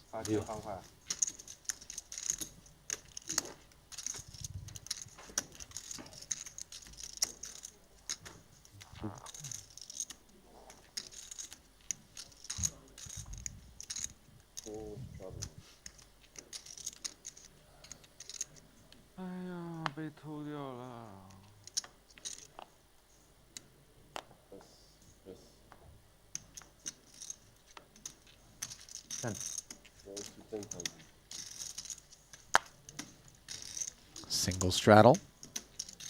Suited wheel ace for Handz. 2.5x. A better suited ace for Chen. Curious to see how Handz will play this when it gets back to him, because ace-5 suited is a candidate to 4-bet bluff with. I know he's never going to fold. Calling, of course, makes a lot of sense. He has seen Elizabeth. Well, actually, I'm surprised he lays that one down. I want to say I am too, but I don't know. I don't know enough about Handz. I don't know whether or not he's in the black right now and he's looking not to have to make big investments, you know, in marginal spots or press. I know it's weird because, like, yeah, I guess Handz seems to be very selected on when he wants to kind of go for it, and yeah, because he has it in him. We've seen it plenty of times, more than once, right? So yeah, it was just sometimes you just don't feel it, and in that case, he was correct.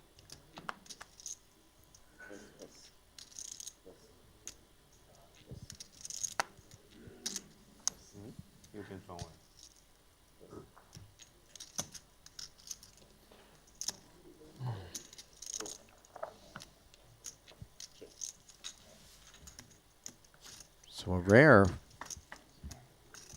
big blind limp against the straddle, which gets allowed by ST. Ace 8-6, second pair, decides to check. Cannot pick up anything from Andy ST. Starting to go for value.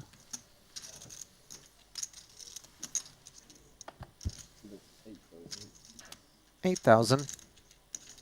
And in spite of picking up that gutter, The 5 heads straight into the muck. Hand that was involuntarily played out of the straddle.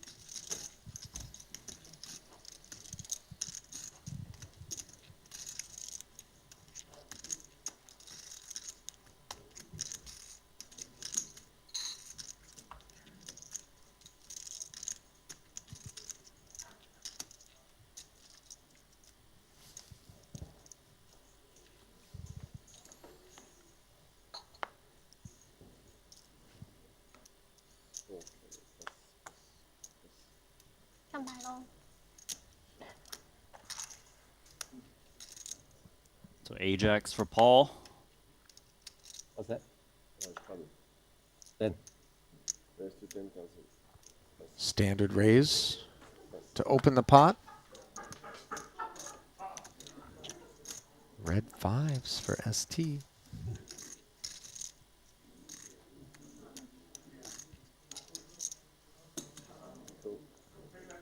He'll go set mining as Aaron will drop a 5 into the muck. Only one mine left. And there it is.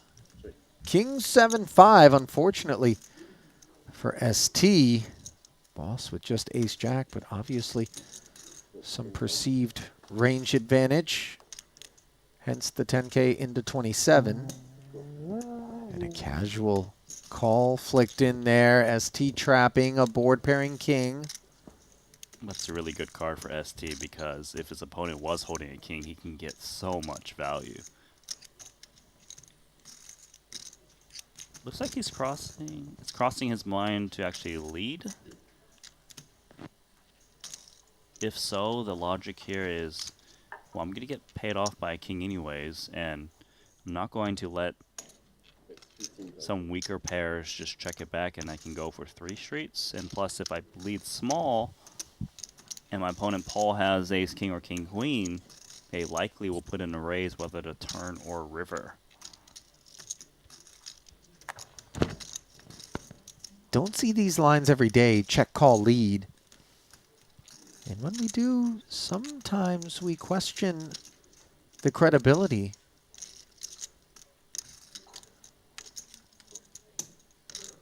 As Paul is doing. With nothing more than ace-jack high and a river card that you should feel hasn't changed anything. Look at that check. This is really dirty. Prefer online. Faster. Paul could check back and just take showdown if he thinks that the line from ST is fishy, like an 8-9, an 8-6, something in that hood that just waves a white flag. Yeah, I think ace-jack has enough showdown value. ST's check on the river after leading turn is basically try to get bluffs to attack, and the king will bet for me. 真不打了，这 S 太大了。哇，吓死我 No bite. 欧鸡，哇，好在画面来，挖到怎么又给清掉了？哎呀，怎么不是全嗨呢？全嗨就打了。 Could have been a bloodier affair. 对，有威胁了。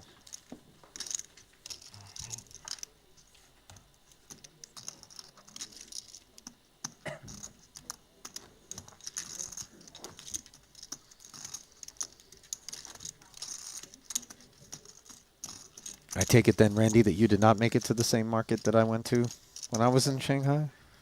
The counterfeit market. Yeah. No, I don't know about that one. So you went to do all the real stuff shopping while you were there. How much is this outfit? This Montclair outfit? $4. No, $4. And that's with the 10% off, or is that the original price?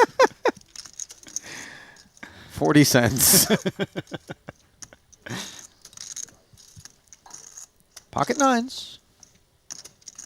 3xing the straddle. Esti likes the look of this King 10 suited enough to play back for 50. All of a sudden, ace jack off becomes a far less attractive enterprise.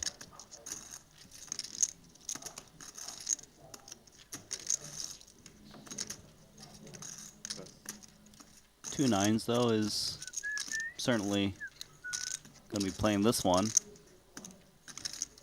The two deepest stacks at this table.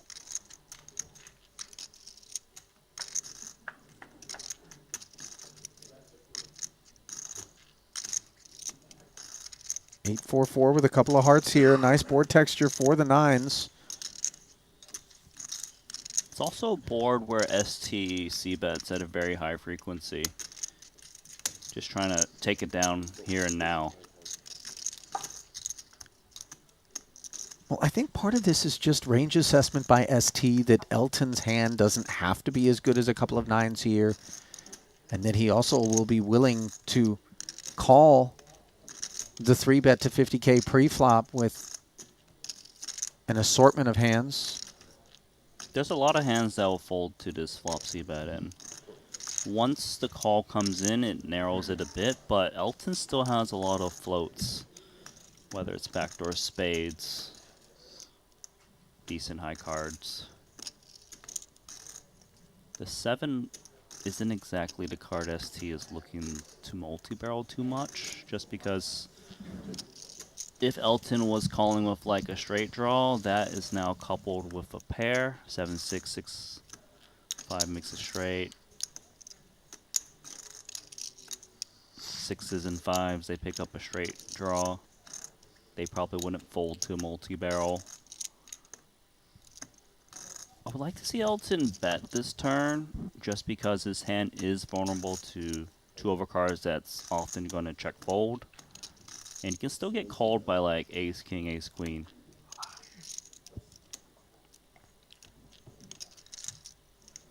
Well, Elton is able to take it.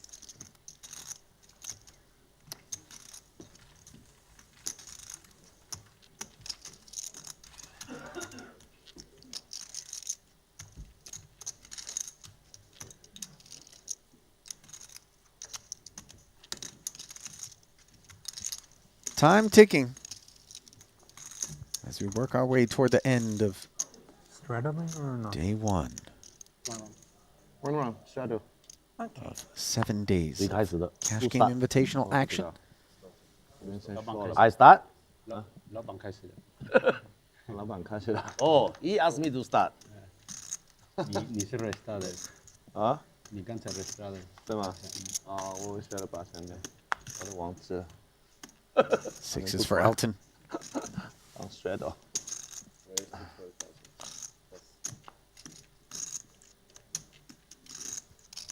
So ST 3-bet the last hand, not going to 3-bet this ace-4 suited against Elton.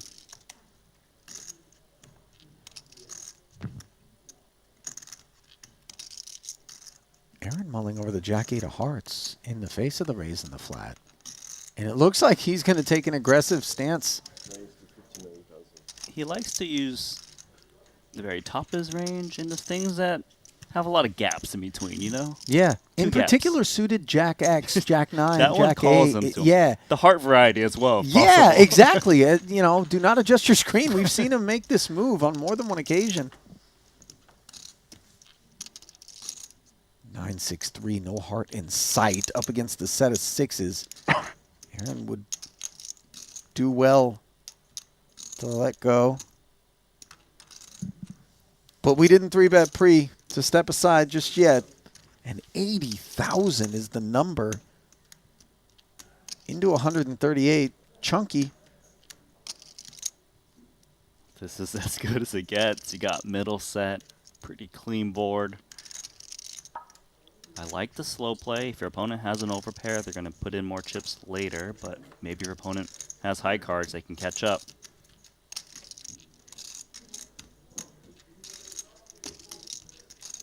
The 9 is actually not a great card for Elton because it's not the card that Aaron Zang would be looking to multi-barrel as a bluff too much, even though he makes the full house here.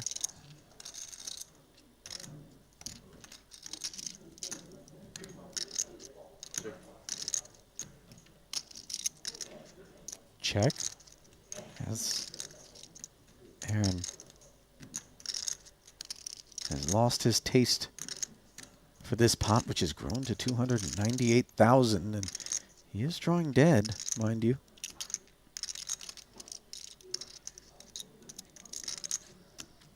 Drawing up a barrel of 140,000 is Elton. Yeah, Elton is looking to try and get all the chips in there by the river.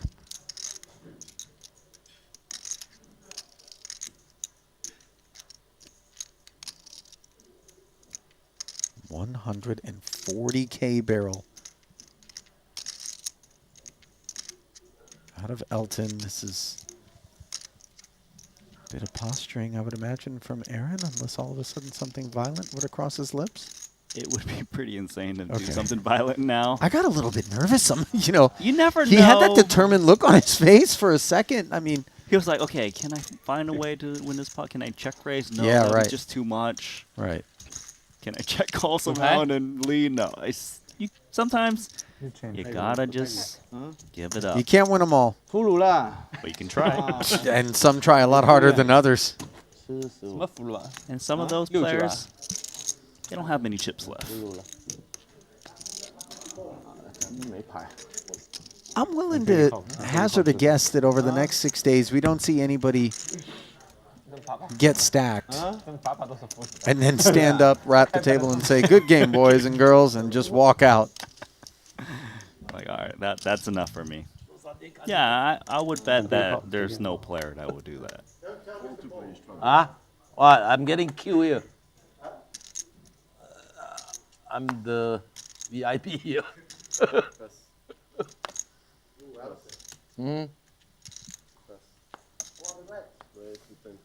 Here, all win here. Here, all lose. 4 of them win, 4 of them lose.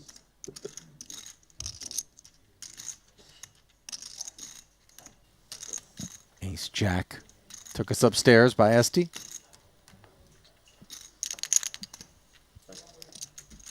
Take it, sir.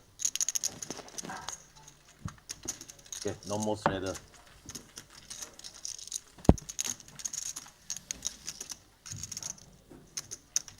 Straddle off. Deem's boss. For how long? Neat. You hate to be the one that tries to reactivate it after boss has given the directive to turn it off, by the way. Surrender. Must know when to quit.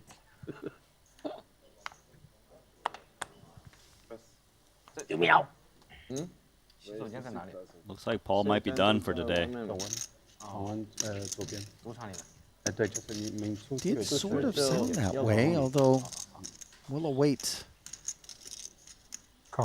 whether or not his stack stays in place or is revisited. But that does mean we can straddle again, right? No straddle needed for Elton to get splashy with 5-3 suited.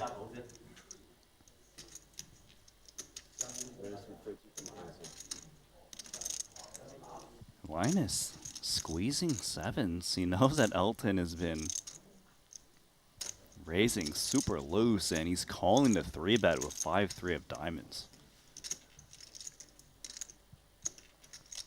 On more than one occasion, some of these flatters versus Elton opens have been looking to invite someone to hang themselves by leveraging those flats to make their hand look really good as a 3-bet, sometimes even all in. I mean, there's 79,000 in the middle. It's sevens versus 5-3 suited 3-bet pot. Advantage sevens, but staring up at 2 overcards is Linus. Not exactly the board he was looking for. Then again, he knows Elton defends really wide, so there's probably more hands than normal that will fold to a flop c-bet.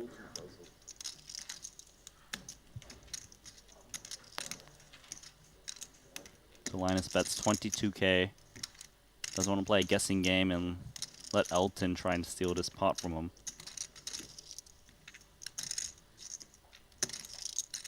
Okay, someone's came to play. I don't need to point out who it is. interactions with the 6 of diamonds deemed sufficient for Elton to carry on. That's not the card he had in mind here, but the fact that he did carry on and has position on Linus over here means this isn't so much about him making a winner or picking up equity as it is about seeing whether or not Linus has that second barrel in him. It's a tricky one, the second barrel. His opponent does improve on the king sometimes, right? Ace 10, 10, 9, 2 pair. Could also be slow played on the flop. Queen Jack. Now Elton, to float this flop, at some point, it's got to be thinking to attack. The king is also that card that kind of hits that squeezer and check, right? Like Linus has got a lot of ace kings. That'll probably play it slow now, given the board development. I feel like if Elton wants to bluff this one, he needs to bet this turn and fire the river a lot to attack one pair. Well, the thing is, I don't think Linus is going to get to the river in the face of this 80K check folding, but you're suggesting that in the event that he did get called, he would have to stay with it, obviously. Yep. He's up to that task, by the way, you know, just depending on... Of course, certain rivers you wouldn't follow through, No. but Elton, like, really just put a move on Linus there. Not the first person that he will have taken a bite out of en route to an almost $750,000 profit on the session thus far. Esti Wang running in second. A lot of runway between those two profit margins. Andy Nee also up handsomely. Aaron Zang rounding out the winners. Those are big red figures for Linus, Handz, Boss, and Chen. As one pot after another seems to just figure out a way to park itself in front of Elton. And granted, he's helped them head that direction with his choices and navigations. But his appetite for big pot, deep stack poker, straddles especially. If you don't make hands against Elton, it's really annoying to play against. Sometimes you do make hands against Elton, and it's really annoying to be in second place against them. Like, oh, how did you find the miracle straight? Like, you're not supposed to have this hand in your range? He's definitely gone runner on some folks and punched some tickets to the asylum. Ace 9 suited for Linus Love. Yeah, things not looking so good for Linus this session. Modest rebate, but modest is where I place the emphasis.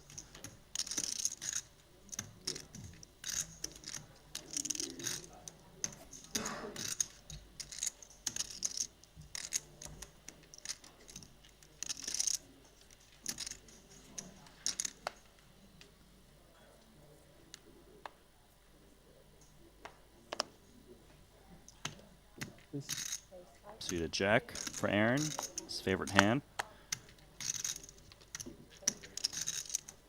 Yeah, it really is the hand class that piques his interest. You ask your player, what's your favorite hand? Yeah. He's like, Jack 8 suited. Yeah.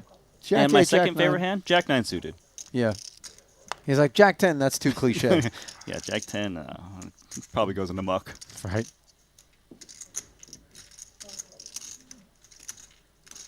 He's got the lone picture card. Pretty incredible in a four-way pot.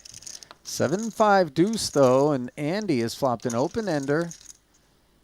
7 of clubs interactions for Aaron, but not sure how proud he is of it. Nice set there for a Linus. Yep, that's the hand of the moment. And that hand is not going to check this one back.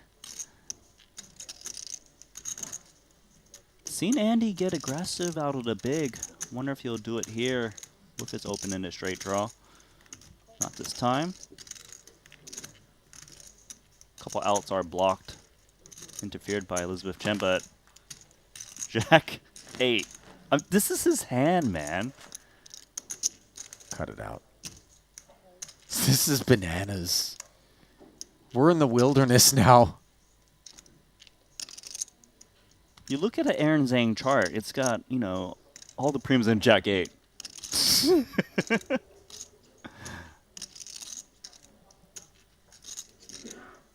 Now, there is a question here on whether to re-raise or call. I feel like when you re-raise, though, you kind of turn your hand a little bit more face up. I don't know if Linus wants to do that. You know, there's occasions on which you look like you've got a big draw as well, though, that would prefer not to be pressured into playing a big pot and getting there. Rather draw the curtain here and now. Great spot for Andy to close action. Yeah. Clean outs. That's exactly what he does, as Linus in no hurry, apparently.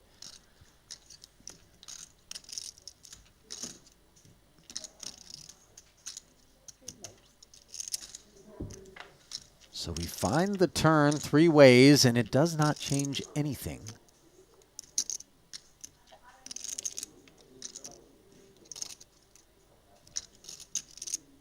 So Aaron was selling the story that he's got a big hand on the flop. Gets called in 2 spots. I don't think he expected that.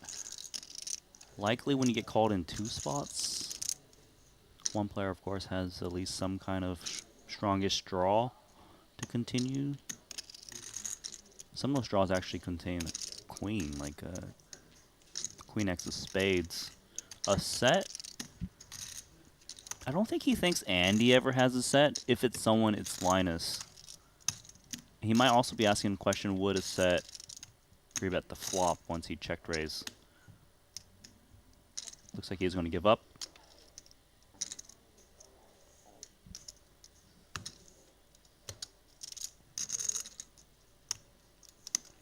That leaves Linus to dictate turn sizing here with 110 in the middle. Uh-huh.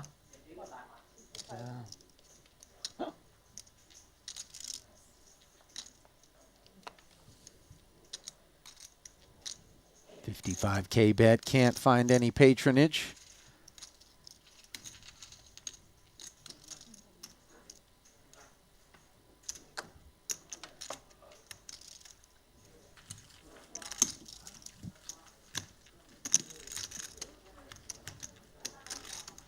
Winding things down.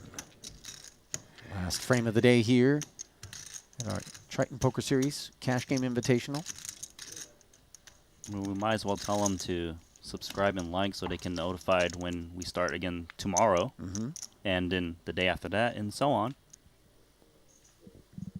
I'm told, by the way, that the start time could potentially be pushed back even further tomorrow, so can't overstate the importance of making sure you get a good night's rest and you're fresh and ready to go, because 8 hours of play with a 6 p.m. start, provided we start exactly at that time, you're talking about, you know, a grueling day. But more importantly, it's so that you don't miss a single hand, because obviously the action's been crazy. So subscribe and like, get notified, turn on that email notification when someone goes live. I think that's a thing. I'm not sure. Do it, because I will like you if you do it. Wow, Randy. Okay. What an overlay. Yeah. Meanwhile, it's a useless overlay, but take it. Andy liked ace-queen offsuit from the small blind, hence the 30K. He's got Chen in a bad way. Elton says goodbye to 5K with his 4-5, so it's down to heads up. And unfortunately for Elizabeth, she is not performing well. 69 in the middle. 1, 2, 3. Did someone fold 4-5? Is it that guy who's kind of smirking a little bit while getting massage? I didn't want to draw attention to it this time, but you may be right.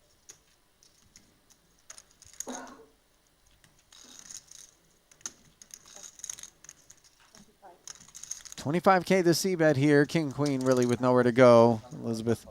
Yes. Out of there. 人都给你吃光啊，人都给你吃光。对啊，有 race 我就没吃光。真是啊，直接发出来，我要想吃，妈的。不同花最主要是。不是水的。对呀，同花肯定吃了，不同花也想来了，妈的，感觉来了。感觉。我 fold 了之后有点后悔了，已经有点后悔了，要拿回来。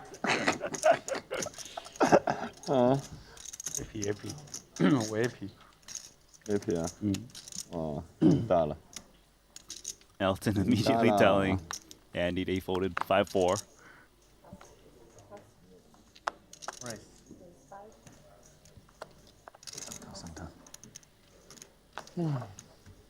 Linus makes it 5.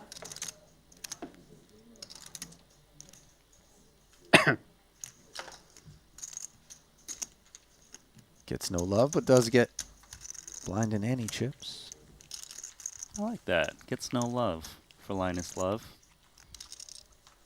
It was an accident, wasn't it? Shut up, Randy.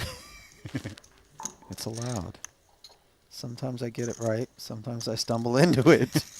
And then you discover it.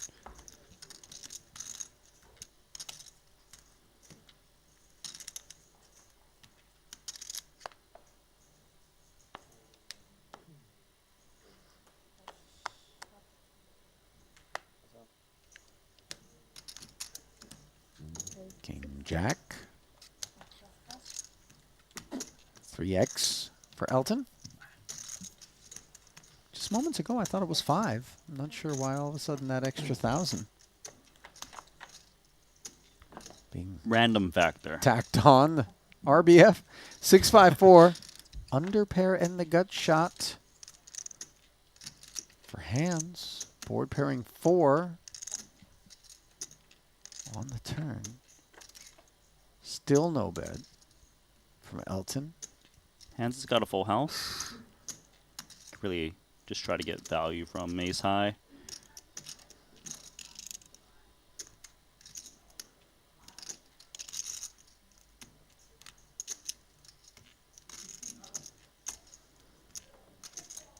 I mean, we're pretty comfortable that these deuces are good. We just need to pick a size that we think 25 can get paid. And yeah. Wow. Instant called by King High. That was really good value. I swear to you, I thought when he said 2,500, 25, I thought he meant 2,500. It was super cute based on the speed with which Elton flicked that chip over. Then I realized we don't have $2,500 chips. Last round means last 2 rounds. Okay. Okay. Last 2 rounds straddle. Elton. Oh. No restraddle? You want me to restraddle? No. You don't? Okay. Okay. Keep it friendly. Why would Linus bring it up if he didn't want it? Because you don't want to get re-straddled on. And pretty much your 4K is just burnt instantly. Yeah. So it looks like we've got 2 orbits of play left on the night, and Elton Tsang has negotiated to make sure they will be high variance in nature. This is the time to get unstuck or go for a massive win. Queen 9 turns into a gut shot straight draw, more than we can say for the 7 high of Linus, which is adrift. 幸亏这不是那个水的，水的就完蛋了。这个牌就给你要吃了。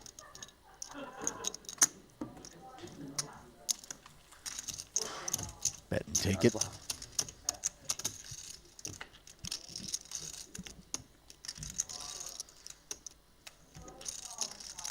During games where there's a predictive end to them, by the way, Randy, there are some personality types, certainly in my experience in the cash game streets, that are very inclined to be cognizant of that and begin to lower their VPIP dramatically so as not to have something disastrous unfold.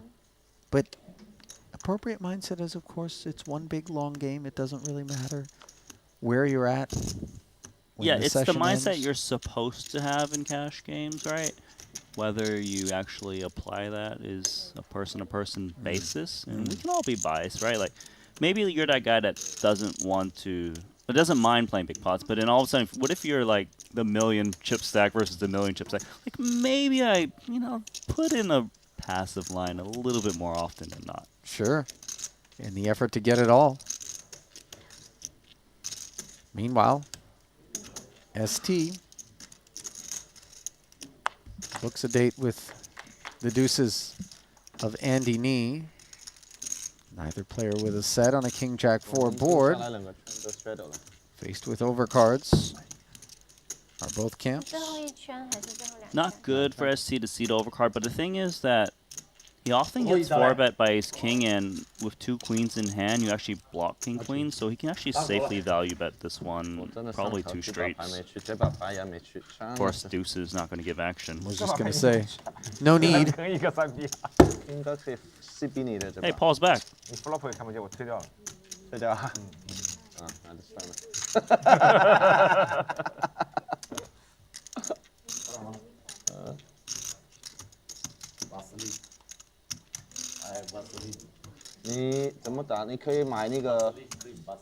He can buy strato maybe. Okay, right? 2, 4. Alright, so it looks like Paul came back and Elton knows what to do exactly buying the straddle. 先问。对啊，你 buy 那个 straddle 就可以了嘛，就 buy 个 straddle 就可以了。我们刚刚都在 straddle 嘛。对不对？ He really is a professional president of the straddle club. He's like the founder. He invented the straddle, possibly. Yeah. Coalition for straddle lovers. 5-6 suited. Here's a couple of overcards to the red 4s of Handz that are going to come along for the $11,000 pricing that Aaron has put on this.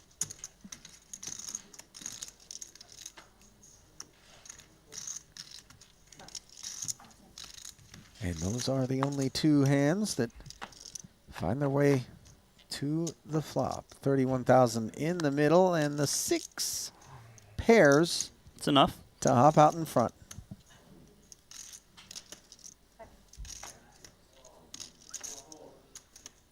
And now it triples. Now it's time to try to get some value, but he's actually continuing to check.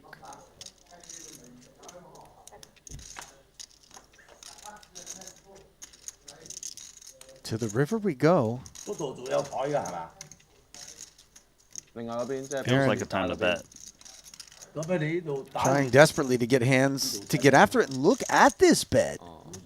Is this 100 in the 31? It is. My word.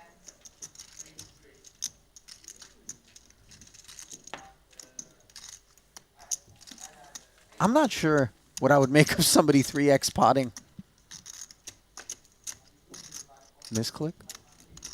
No, no, it wasn't. But that would be the first thing I would think in my head. I mean, it's kind of hard to misclick that. Well, he wanted to bet 4K and you found 4 whites. No, we know that he meant to bet. You think he accidentally grabbed the sticky chips? You know, he tried to bet 125 and 3 came along. I don't think so at all. 偷上来，你走不走啊？我呼噜啊，大哥，还不打，哇对啊，他说他呼噜我也不太信，哪有？要么是6呼噜，还有什么呼噜啊？6什么？69也不69 KK 啊，69 KK 不给他打了。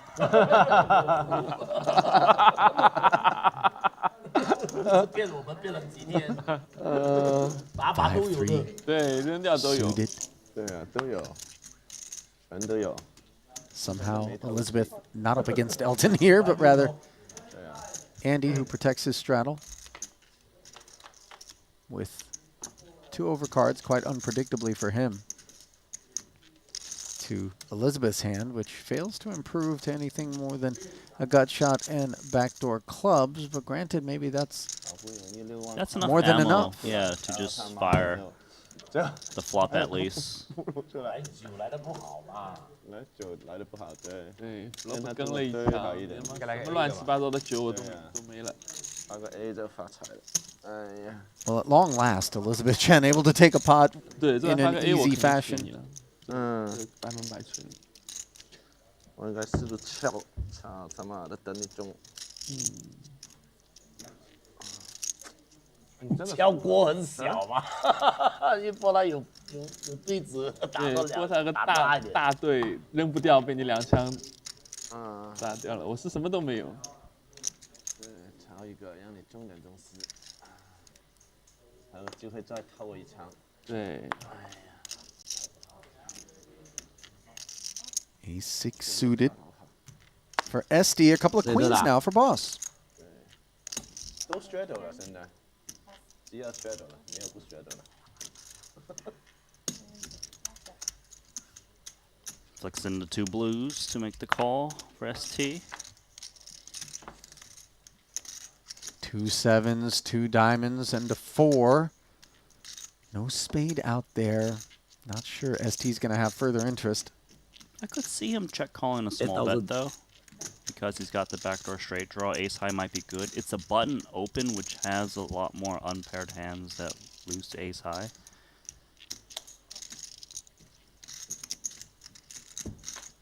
So we're going to take a peek at a turn, and what a turn it is for ST.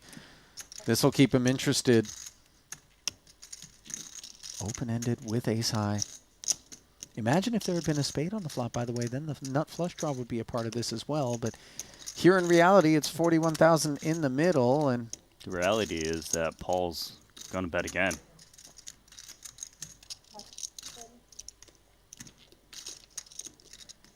Not greedy. 30 into 41. Meaningful, though. Yeah, still 75% pot. With ST's hand, I would think he was going to check call to turn a lot. I guess kind of knows his customer a bit more. And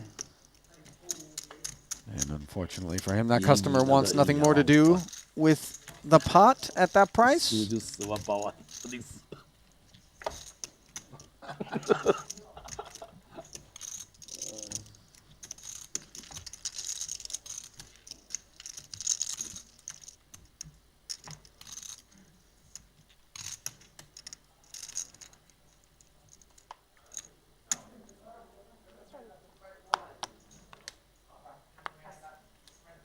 Zang in the straddle. Aces for Chen.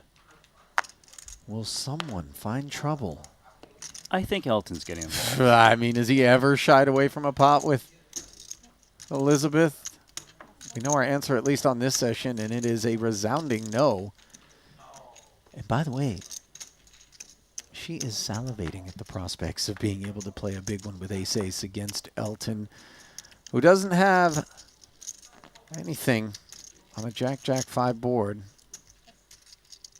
Setting the trap. That she is. Elton with the check back, and now a gut shot. That gut shot's going to probably get him in some trouble. Although this is a healthy bet, 20 into 30, 2/3.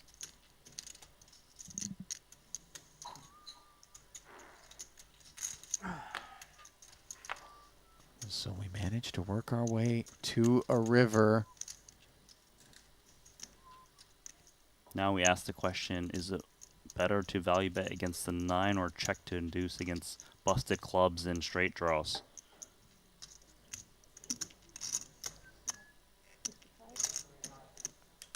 $55,000. Bet out of the aces, and now is he thinking about calling? This is just stop. Come on.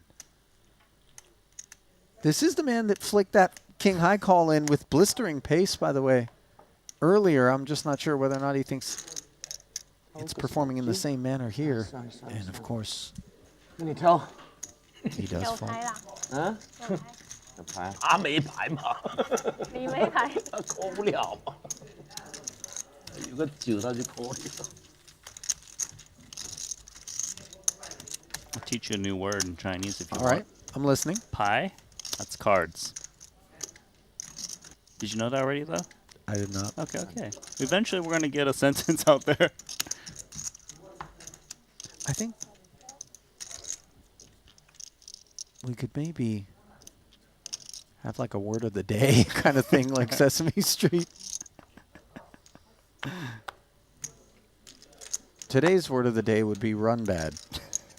It's 2 words, but, you know,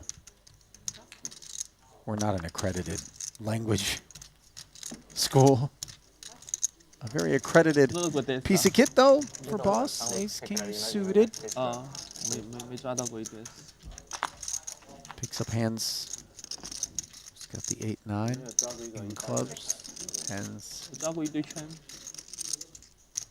His procedure. Oh, and out flopping was Handz. Outturned. With second pair. His lead short-lived.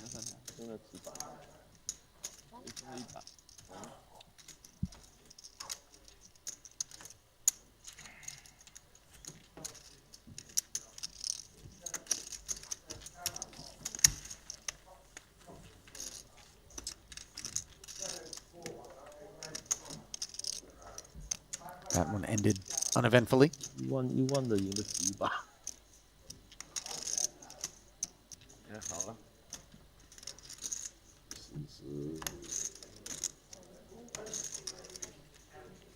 So that straddle, of course, still on. No, it's okay. Elizabeth, Jack 10.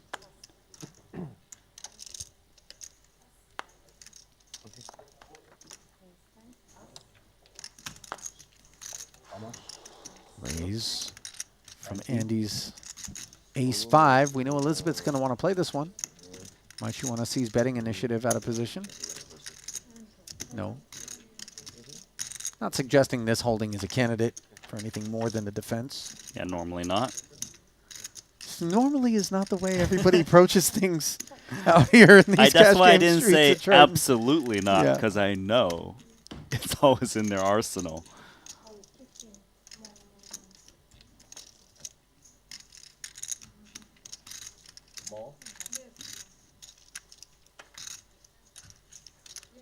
Little bet from the Ace-5 with the wheel gutty.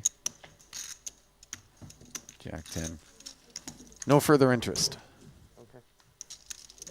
我隨啲散紙錶。有。2蚊夠啦。俾佢20蚊佢。呢啲就冇散紙嚟。喂，奇幫我取啲散紙嚟啊！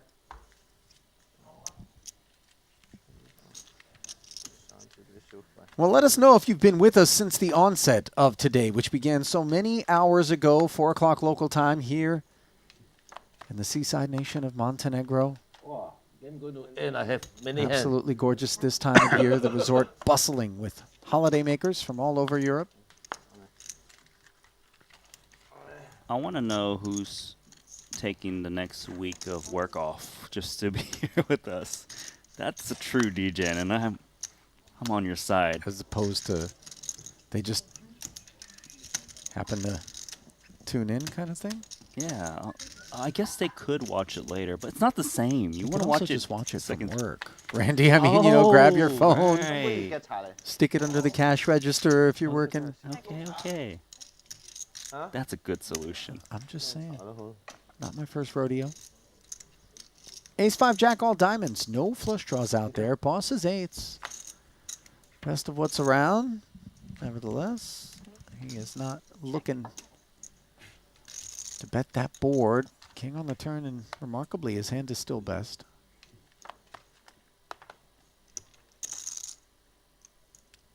If anyone can stab, they're just going to win it. Otherwise, Paul will take this one down.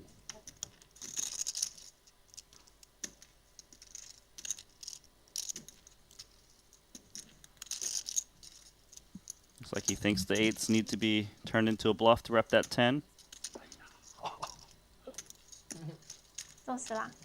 2个8，黑色的8。I'm all right with it. It feels quite weak to check back and then allow something like a jack or a queen on a board such as that to take us down. Well, take yourself up to tether.bet and enjoy a 100% welcome bonus with a minimum $20 deposit, and if you use code Triton as a new first-time user, we'll give you an extra 10 USDT. Want to get your sports betting fix on using crypto? You know where to go. Our partners over at tether.bet. Thank you, Elton. You let me win, I keep everything. You win, you down. So the double straddle's on. You don't want to be the guy straddling and you get double straddled on, which is Paul. And you're gonna make it 20K with kings. Esti A6 suited straight into the muck. Doesn't look like Andy's gonna get action. Unless Elton's feeling the deuce 4 off. Oh. Offsuit one gapper. It's a good hand. Let's go. Stop misleading people. Elton doesn't need a good hand, though. He sees beauty where others do not. Yeah. The thing is, you know, when you reflect upon all of the years in which he's been playing high-stakes cash games, it's precisely hands like this which have created some of the biggest pots that he's played. Not kings ran into aces for all of it, deep stack. It's these sorts of little ones, you know, he flops a deuce, and then check calls, then here comes the 4 for 2 pair. And you ruin someone's day real quick.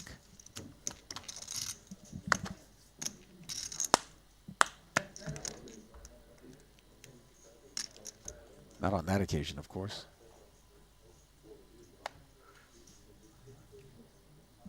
Oh, 看到了。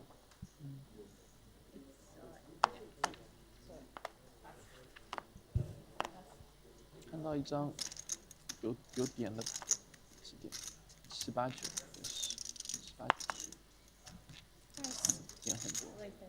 Pretty one for Elizabeth on the button, taking it up. Let us fight once again. Guess who? Coliseum's open. That it is. Shot deck. 3-3 finish shot deck. 容易追输。一说 shot deck， 谭老板肯定眼睛亮了。我本来就很困了，你说打短牌我可以打，长牌我打不动。 Check back from Elizabeth on that board texture. Delayed c-bet. Yeah. 打短牌轻松一点嘛。对啊。这三牌。Elton just bows out. 深筹码好打，怎么不好打？深筹码有点难的，其实有点难。100、200、100上200车，其实有点难打。有点难打。会难打嘛？不是一路来打深的。对啊。为了也不好，就是对，像白痴这样子。这肯定不好打。最少100、200个 NT 的。150上300侧。那个就好，那个就好，这个就那个好玩，好玩了。Ace-8 suited. 但最多6人桌了。对。For Zang. 再多就不好玩了，再多全是埋伏。 Shoots it up. Oh, it's going to be hard to hit that duck once 2 people fold ducks themselves. Yeah, Linus' effort to flop a set is an exercise in futility here. King, Queen, 10 with a couple of diamonds, Andy Nee. Flush draw. Yeah, he's got the most interesting hand of the 3 on his board texture. 我们有 straddle 嘛，还有我基本上赢的都是 double straddle。 Aaron checks as the pre-flop raiser, and Linus is contemplating with these deuces. No good. Oh, he's gonna bet.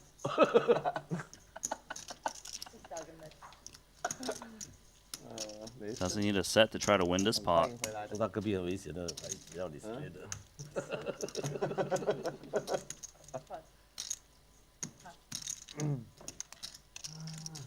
Linus tried to steal it. Facing resistance from a flush draw 4-liner on the turn now. And look at this. Andy going to seize the opportunity not to take the passive line any longer and represent Jack X. It's a line that would make sense, and you see Linus powerless to do anything other than pass Andy knee. Yet another pot. 1、2、3、4，是吧 ？All more hands left， 是吧？哇，就睡觉了。但是亚洲时间嘛。对，亚洲时间没调过来。 It won't be long now before we draw the curtain on day 1 of this Cash Game Invitational. 6点多早上。太阳闪闪了。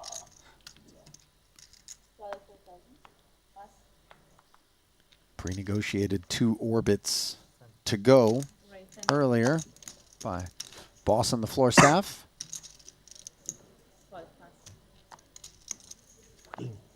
Pocket 5s and King Jack both in the mix for 10K ahead. Elton saying King 3 suited says, let's make it 50,000. I mean, okay. Yeah, let's make you go to sleep with a little bit less money, is his logic. Let's see whether or not he finds compliance.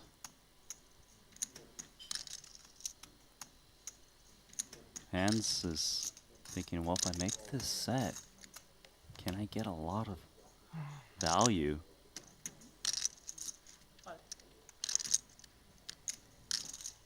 He's going to take a swing at it.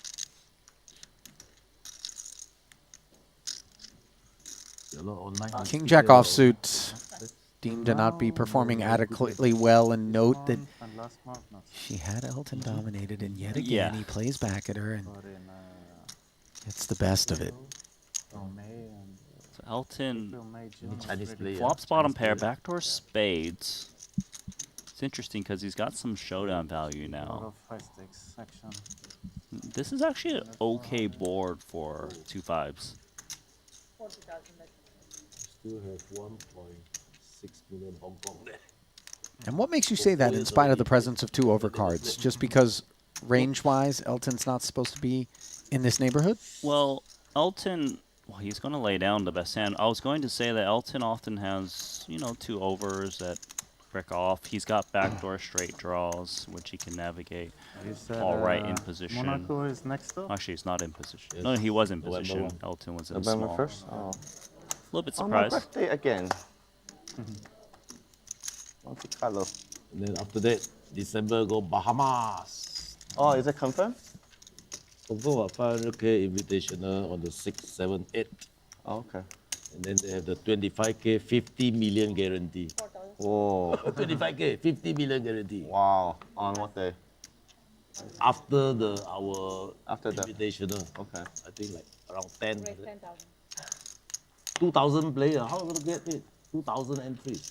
Wow, that's crazy. They qualify 1,000. 25K? Wow.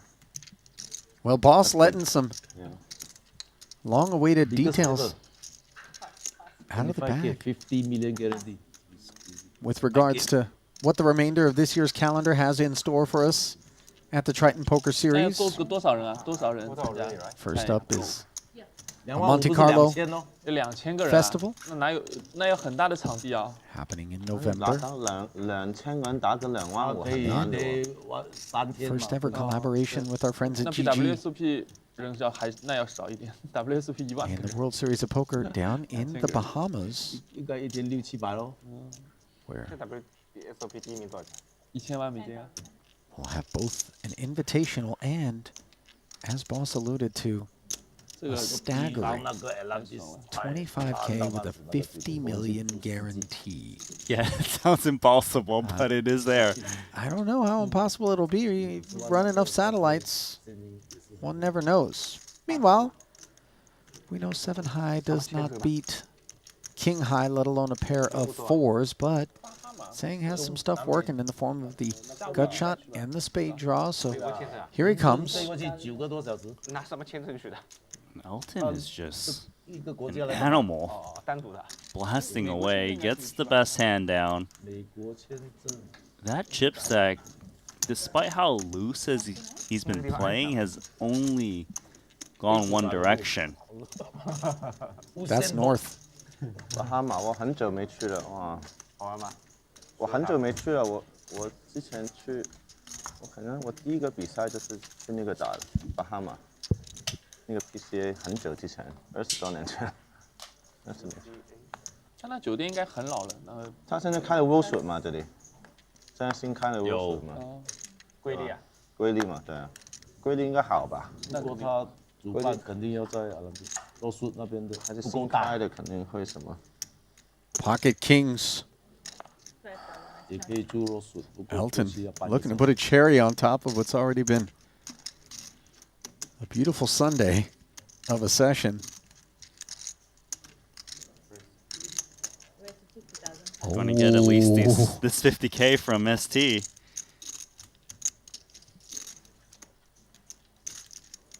And why don't we just end the day on like a $2.2 million pot somehow? How much you in, Zang? 850. I lose more than you. This is the boss. I'm the MVP. You know, as risky and as active as Elton has been, Randy, I can't recall any occasions on which a pre-flop 4-bet came down 1.2 as right. Elton's range is pretty strong here to 4-bet. He has been calling a lot of his hands. This is unlucky or not? You see, ST recognizing that exact fact. Just lets go of that ace deuce suited. 差点大回啊！哎呀，最后100牌算了，本来差点大回。大回来我也有点怕。你 AA 100把它清掉。对啊。Last hand. Last hand. Last chance. Well, oh, you still have many days, whole week. I mean, respectfully for Elizabeth, it's going to have to be a multi-way all-in to claw out potentially. Although she's got $500,000 in front of her, so you know somebody doubles her up here. Okay. Yeah, it would work. You're not really looking to play a double pop with King 3 offsuit. Well, you know, she didn't know that's what she was going to be dealt, but yeah, especially not against Ace King, which is what Aaron's got here. Hence the raise to 15,000. Looks like that's going to be it, right? King 3 is not quite enough hand to continue. Shouldn't be. She's out. Sure enough. Last hand or not. 509. Elizabeth puts it into the muck. So that's going to be that for what was a deeply entertaining first day of our first ever Cash Game Invitational here at the Triton Poker Series. And as we say goodnight, we give you a look at the current profit loss for the 8 that joined us. Brought to you by GG Poker. Heck of a day. That's a hell of a day for Elton Tsang. He played super loose, won the most, up 783,000. ST grinded very well, as did Andy Nee, but not so nice for Elizabeth Chen at the bottom. Well, if you liked what you saw, we're going to bring you some more. 6 additional days of it. Set your calendars for tomorrow and the next 6 days. Rumor has it a 6 p.m. start tomorrow, in contrast to our 4 p.m. start today. Keep an eye on Triton social media for confirmation.